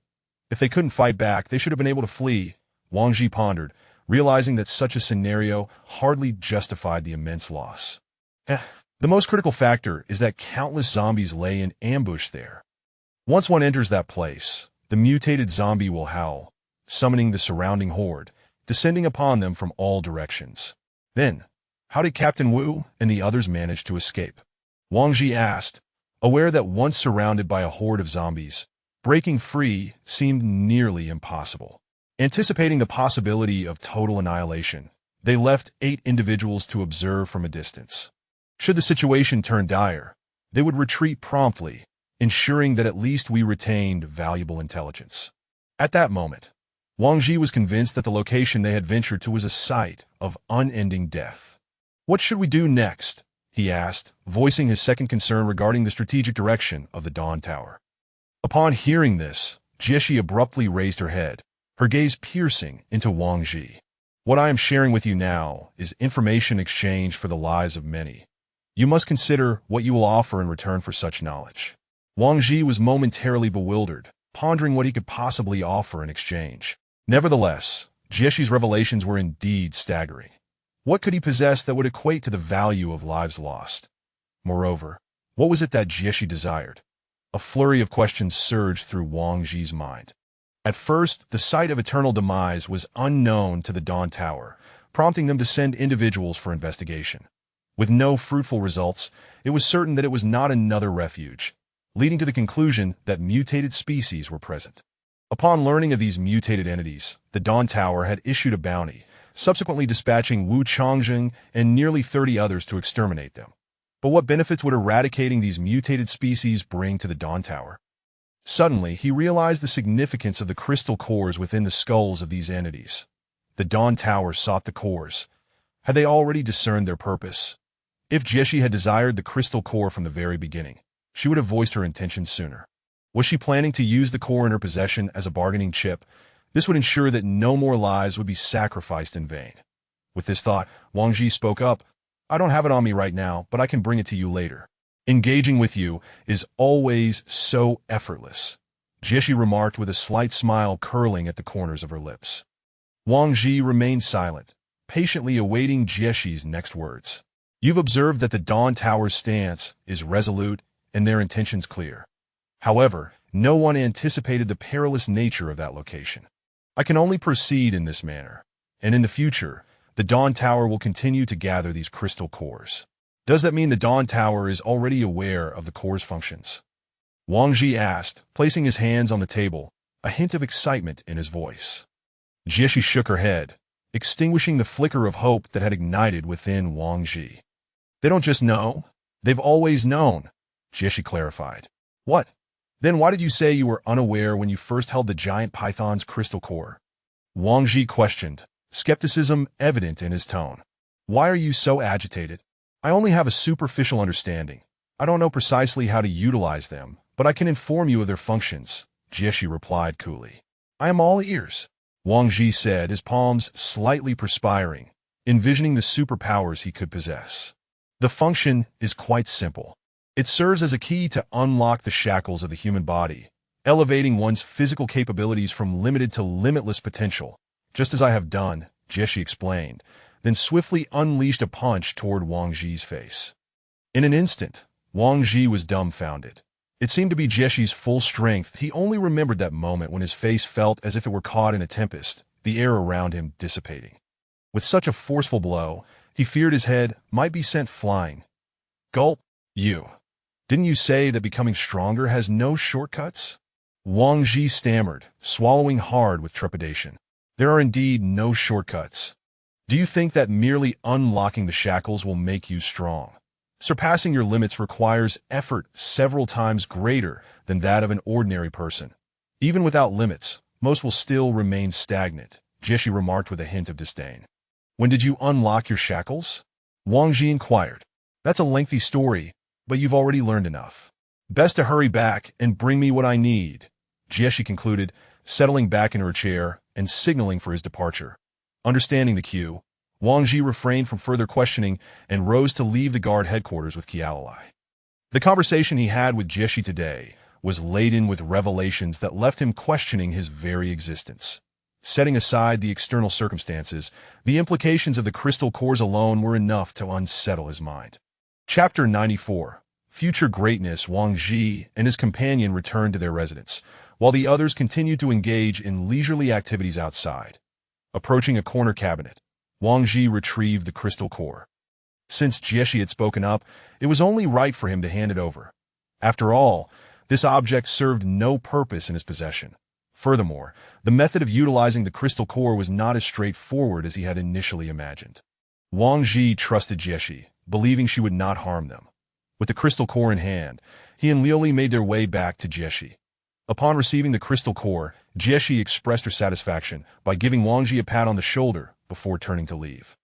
In truth, Wang Ji had noticed long ago, during their encounters, that Jieshi had surpassed the limits of ordinary humans in both speed and strength, but he had always been curious about how she achieved this, only to be led to believe by Jieshi that there were no shortcuts. Nevertheless, her assertion held some truth. One must reach their physical limits before any breakthrough could occur. Among their group, Wang Ji believed that only Su Mu-ing had likely touched upon those limits, while Duan, he and his companion, still had a considerable distance to cover in terms of their physical capabilities. As for the remaining trio, Fatty, Liuli, and himself, they were merely at the threshold of their potential. Although their physical stamina might not exhibit vast differences, in terms of strength and speed, they had a long journey ahead, one that could not be traversed overnight. A sword is honed over a decade. Why should they falter to those who practice at the last minute? Upon returning home, Wang Ji found that no one else had arrived yet, so he reclined on the sofa, sketching his design ideas. After some time, Fatty and Su Mu-ing were the first to return. What do you have there? Wang Ji inquired, observing the multitude of bags and packages in Fatty's hands. Jia wanted to buy some things on the first floor, and I was dragged along as her laborer, Fatty explained, depositing a heap of items onto the table. Wow, what is all this? So much! Wang Ji exclaimed as he surveyed the table laden with bags. Shampoo, body wash, skincare products, toothpaste, and various articles of clothing. There's quite a bit I can't even recall, Fatty replied, rubbing his forehead as he sank into the sofa. After hearing Fatty's account, Wang Ji remembered that their sanitary supplies were nearly depleted. Well, it's good to be clean, he nodded approvingly. These things cost over 1,500 survival points. Fatty whispered, leaning closer to Wang Ji. What? That's... Wang Ji began, but then recalled that Su Mu-ing was still rummaging through the items behind them, so he lowered his voice. Is it really that outrageous? Indeed, Fatty affirmed with a nod. This was no mere sanitary supply. These were luxuries. Hey, what are you two whispering about? Su Mu-ing asked, noticing their secretive demeanor. Oh, nothing. Just appreciating how thoughtful Jie is for remembering our hygiene. Wang Ji replied with a smile. Get lost. These are for me and Liuli. What do you big men need them for? Su Mu-ing retorted disdainfully. Despite her words, Su Mu-ing still purchased sanitary supplies for Wang Ji and the others. Here, you can use this, she said, tossing 4 bars of soap to Wang Ji. Wait, Jie, you don't mean for us to wash our hair with soap, do you? Wang Ji asked, bemused. That's multifunctional soap. It can be used for hair, face, bathing, and laundry. It is perfectly fine. Su Mu-ing shot back, glaring at the two that upon hearing this. Wang Ji found himself at a loss for a retort. Fatty, next time she drags you to the first floor, just take her to get a manicure first. Wang Ji whispered to Fatty. A manicure? Why? Fatty asked, puzzled. Because getting a manicure takes a couple of hours, right? She won't have the time to wander around aimlessly afterward. Wang Ji replied cunningly. Brilliant, Fatty exclaimed, giving Wang Ji a thumbs up. However, Wang Ji, have you noticed that we might be overlooking something? Fatty suddenly said with a serious tone. Overlooking what? Wang Ji asked, puzzled. He slowly turned his head to find Liu Li sitting nearby, staring intently at them with a blank expression. Seeing Wang Ji's movement, Fatty also turned to look at Liu Li. Ah, Liu Li, you're here too? Ha, you heard everything. This was all Wang Ji's idea. It has nothing to do with me. Remember, absolutely nothing. Fatty quickly excused himself and retreated to his room. Liu Li, our relationship is quite good. Isn't it? Wang Ji said, displaying what he believed to be a warm smile. Liu Li nodded. Then you didn't hear anything just now, did you? Wang Ji prompted. Liu Li nodded once more. Excellent. A future great talent, Wang Ji said with satisfaction, giving Liu Li an approving nod before resuming his sketching. After a while, Duan He and his companion returned. Drenched in sweat, it turned out they had been training, and witnessing their discipline filled Wang Ji with admiration. With everyone gathered, Wang Ji called them into the living room. Come, it's time for a meeting. Wang Ji sat upright on the sofa. Speak quickly. We still need to eat, Su Muing said casually, leaning against the back of the sofa. It concerns the Eternal Doomsday team and the Crystal Core, he announced. Eternal Doomsday. What happened to them? Duan Qingtian asked upon hearing the name of the team. Didn't Laoi tell you? Their team was annihilated outside. The WeV also discovered the reason for their demise. That location not only harbored a mutated zombie, but was also surrounded by countless ordinary zombies. Once one enters, they would be buried beneath a horde of zombies, Wang Ji explained to the group. But didn't Tang Qilin say that mutated zombies also attack their own kind? Lao He raised a question. Tang Qilin was likely correct, but that was concerning the swift zombies he described. The mutated zombies in the Eternal Doomsday area might be capable of commanding and controlling the zombies, Wang Ji speculated. So, Wang Ji, how did you come to know this? Fatty inquired. Today, when we returned from the first floor, I witnessed members of the guard team fleeing in horror. I went to Jeshi to learn about the situation. Had they not left a few behind to observe from a distance, it's likely none of the 30 would have returned, Wang Ji recounted. Goodness! If that is the case, isn't that bounty mission a trap? Anyone who jumps in is doomed. Fatty complained. There's nothing that can be done. The Dawn Tower initially had no knowledge of that area's circumstances, Wang Ji replied helplessly. And what about the Crystal Core? Su Muing asked from behind. The matter of the Crystal Core is quite significant, Wang Ji declared. Chapter 95. It is precisely because it is too simple. As soon as the term Crystal Core was mentioned, a few individuals instinctively leaned closer to Wang Ji.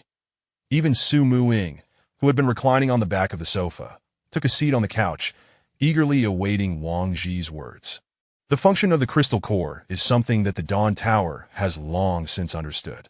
However, they have yet to devise a method for its safe and effective utilization.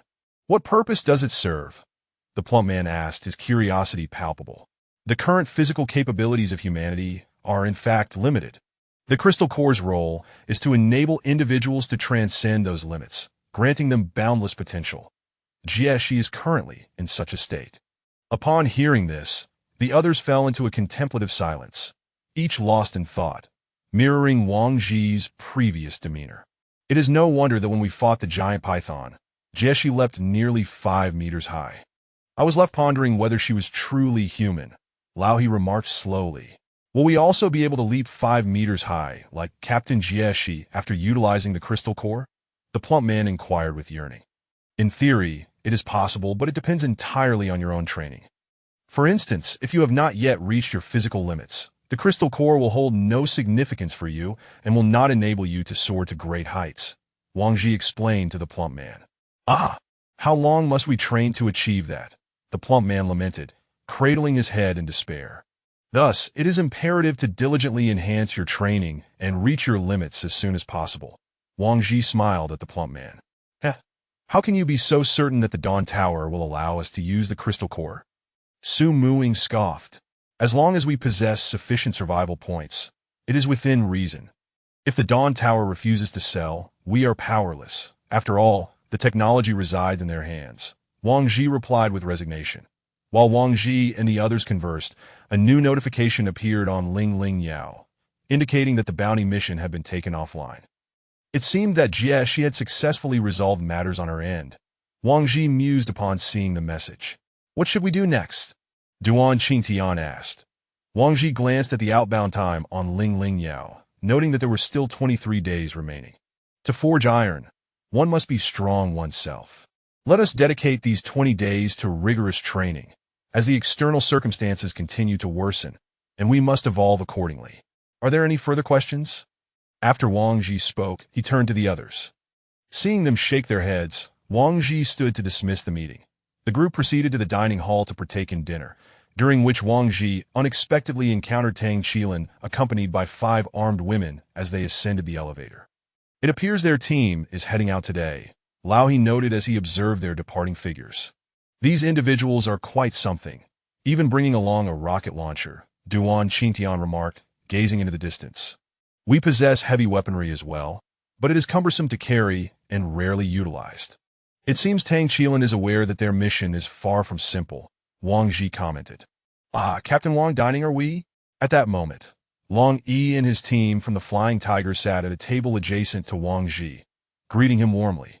What a coincidence, Captain Long, Wang Ji replied with a smile. In reality, there was no standardized mealtime in this place. Each team adhered to their own biological clock. For Wang Ji's group, it was dinner time, but for others, it might have been breakfast or lunch. When are you all heading out again, Captain Wang? Long Yi asked as he enjoyed his meal, engaging in casual conversation. We have only just returned a few days ago, so it will be at least 20 days from now. Alas! We must head out in the next couple of days, Long Yi sighed. In 2 days? Have you already received a mission? Indeed, we need to go out and collect at least half a ton of petroleum products. Wow! You are quite fortunate. This mission seems rather simple, doesn't it? Just find a place with plenty of vehicles and drain their fuel tanks. The task can be completed effortlessly, the plump man remarked enviously from the side. Exactly. With such a good mission, why the long face? Wang Ji also questioned. It is precisely because it is too simple that half-ton only yields 1,500 survival points, which is hardly sufficient for us brothers to spend, Long Yi explained. Wang Ji was taken aback upon hearing this. Half a ton for only 1,500 survival points, that equated to just 3 survival points per liter, which indeed seemed rather meager. Perhaps the Dawn Tower intends for you to gather more, several tons perhaps, to increase your survival points, the plump man suggested. Don't be ridiculous, fatty. Spare them your ill-conceived ideas. How would they transport several tons of fuel back? Most vehicles are practically junked. Are we to expect Captain Long and his team to carry it back barrel by barrel? Wang Ji shot a glance at the plump man. There is no other choice. We've just upgraded to a level 3 team and have very few survival points left. With the prices of everything rising, relying solely on these 1,500 survival points will hardly suffice for the 6 of us over the course of a month, Long Yi lamented. Don't worry, Captain Long. There are still numerous opportunities for additional gains outside. Rescuing survivors or finding other useful supplies can also be converted into survival points upon our return, Wang Ji reassured him. Haha, hearing you say that, it does seem we could indeed gather a bit more survival points, Long Yi replied with a wry smile. At this moment, Wang Ji realized that most teams seem to be struggling financially, that a team like theirs, boasting over 20,000 survival points, had likely reached the pinnacle among level 3 teams. Following Zhao Yan's demise, Jieshi had transferred her entire 10,000 points to them, and later, Zhang Ming had joined with an additional 5,000 points. These resources had allowed Wang Ji and his team to outpace others on several excursions. After dinner, Wang Ji returned to his quarters to check their recent account balance of survival points. Since the reinstatement of the training reward system, the 5 of them had collectively earned 550 survival points, and the 2 pieces of intelligence regarding mutated species they had published had been sold for 1,100 survival points. The total acquisition of survival points for the team had now reached 150, meeting the criteria for upgrading to a level 4 team. After deducting expenses for water, electricity, food, and various other costs, they still had 650 survival points remaining. Gazing at the substantial sum in their account, Wang Ji couldn't help but feel a sense of nostalgia.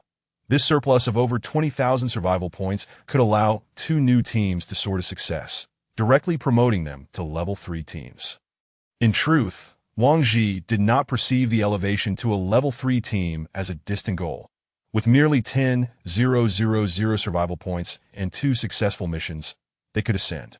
Conversely, he believed that achieving level 3 status was merely a preliminary threshold, with the true core teams being those level 4 teams, which surpassed them by a staggering 40,000 survival points. In a certain sense, a level 4 team represented the cumulative strength of 5 level 3 teams. Chapter 96. Are you not afraid you will feel inferior? In the subsequent days, Wang Ji successfully completed the design of his chemical defense battlesuit. Upon presenting the finalized blueprints, the other 5 were left in awe of Wang Ji's artistic prowess, exclaiming that it would be a waste for him not to pursue a career as a cartoonist. Noticing that there were no objections from the group, Wang Ji took the schematics to the weapons hall, summoned a responsible party, and began discussions to have the battle suit customized based on his designs. With the blueprints in hand, the official readily accepted the commission. Wang Ji then awaited the cost estimation. The materials for the battle suit would remain the same as before, while gloves, knee pads, and elbow guards would all be crafted from carbon fiber. Compared to other metals, carbon fiber composite materials can achieve an 80% reduction in weight and possess a hardness 5 times that of steel. Such exceptional properties make it the undisputed choice for joint protection in battle suits. Thank you for your patience. We have estimated the cost for you. The base price is 420 survival points, with an additional 30 survival points for manufacturing, totaling 450 survival points, the responsible party said with a smile. 6 sets, Wang Ji declared without hesitation. Here, prices were not negotiable like at a market.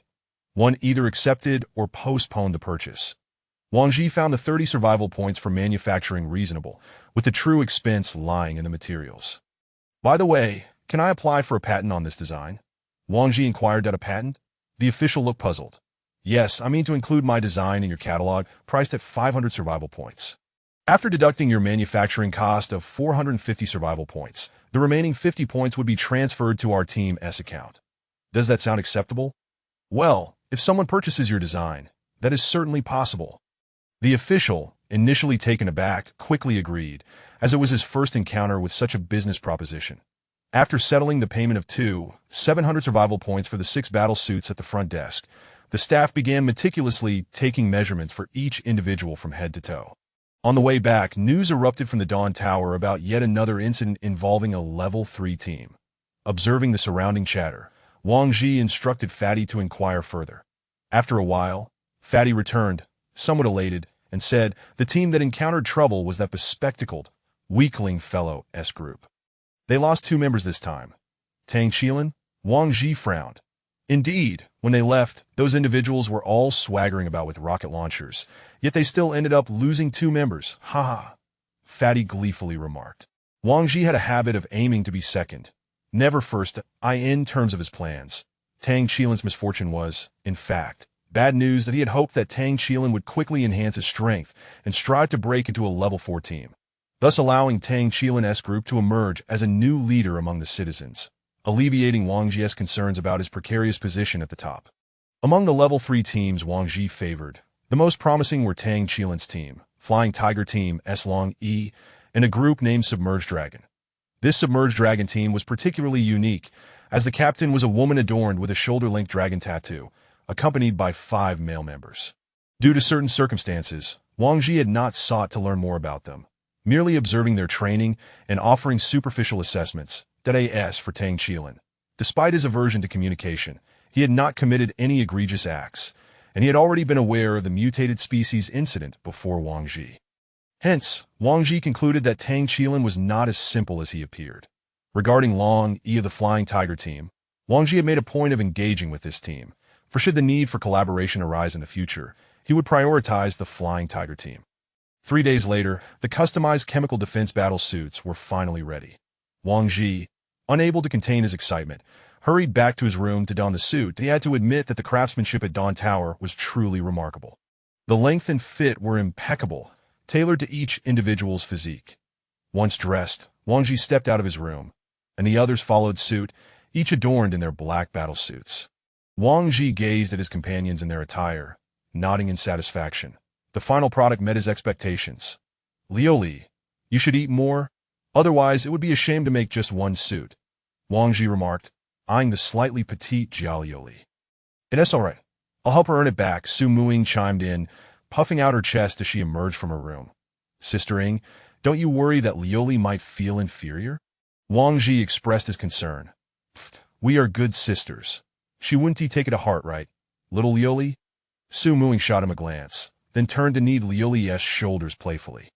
Observing the playful exchange, Wang Ji chose to disregard it. Everyone's battle suits fit perfectly with no further adjustments needed. He confirmed the receipt through Ling Yao. After changing back into his weighted suit, Wang Ji and his team resumed their training regimen. Upon arriving at the training ground, Wang Ji noticed the Flying Tiger team, which had been absent for several days, had returned, still comprising the same 6 members that it seemed their recent mission had not posed much difficulty, merely requiring extensive time to transport resources. Congratulations, Captain Long, on your safe return. Wang Ji approached to extend his congratulations. Haha, not at all. It was merely good fortune. We encountered few zombies, Long Yi replied, turning to see Wang Ji and humbly acknowledged. How was the haul this time? Not bad. We managed to bring back half a ton of oil, along with a bunch of miscellaneous supplies. Long Yi reported, by the way, if I remember correctly, Captain Wang, you will soon be heading out as well. Long Yi continued to inquire. Yes, just over a week left. Time truly flies, sigh, Wang Ji lamented. Then I'll wish Captain Wang an early success in securing a high-reward mission, Long Yi said, clasping his fists. Oh no, I prefer missions like yours that are safe. Wang Ji raised his hand in dismissal. Given their current survival points, Wang Ji was eager to undertake tasks that involved gathering supplies, safely earning a tidy sum of 1,000 or 2,000 survival points. What he dreaded most was encountering mutated species. Although they might possess valuable items, facing them could indeed result in fatalities. Wang Ji firmly believed that it was not merely his bad luck that led to frequent encounters with mutated species. In reality, numerous Level 1, Level 2, and even Level 3 teams had also faced mutated species, yet they had not returned alive, which explained why the Dawn Tower had scanned information regarding them.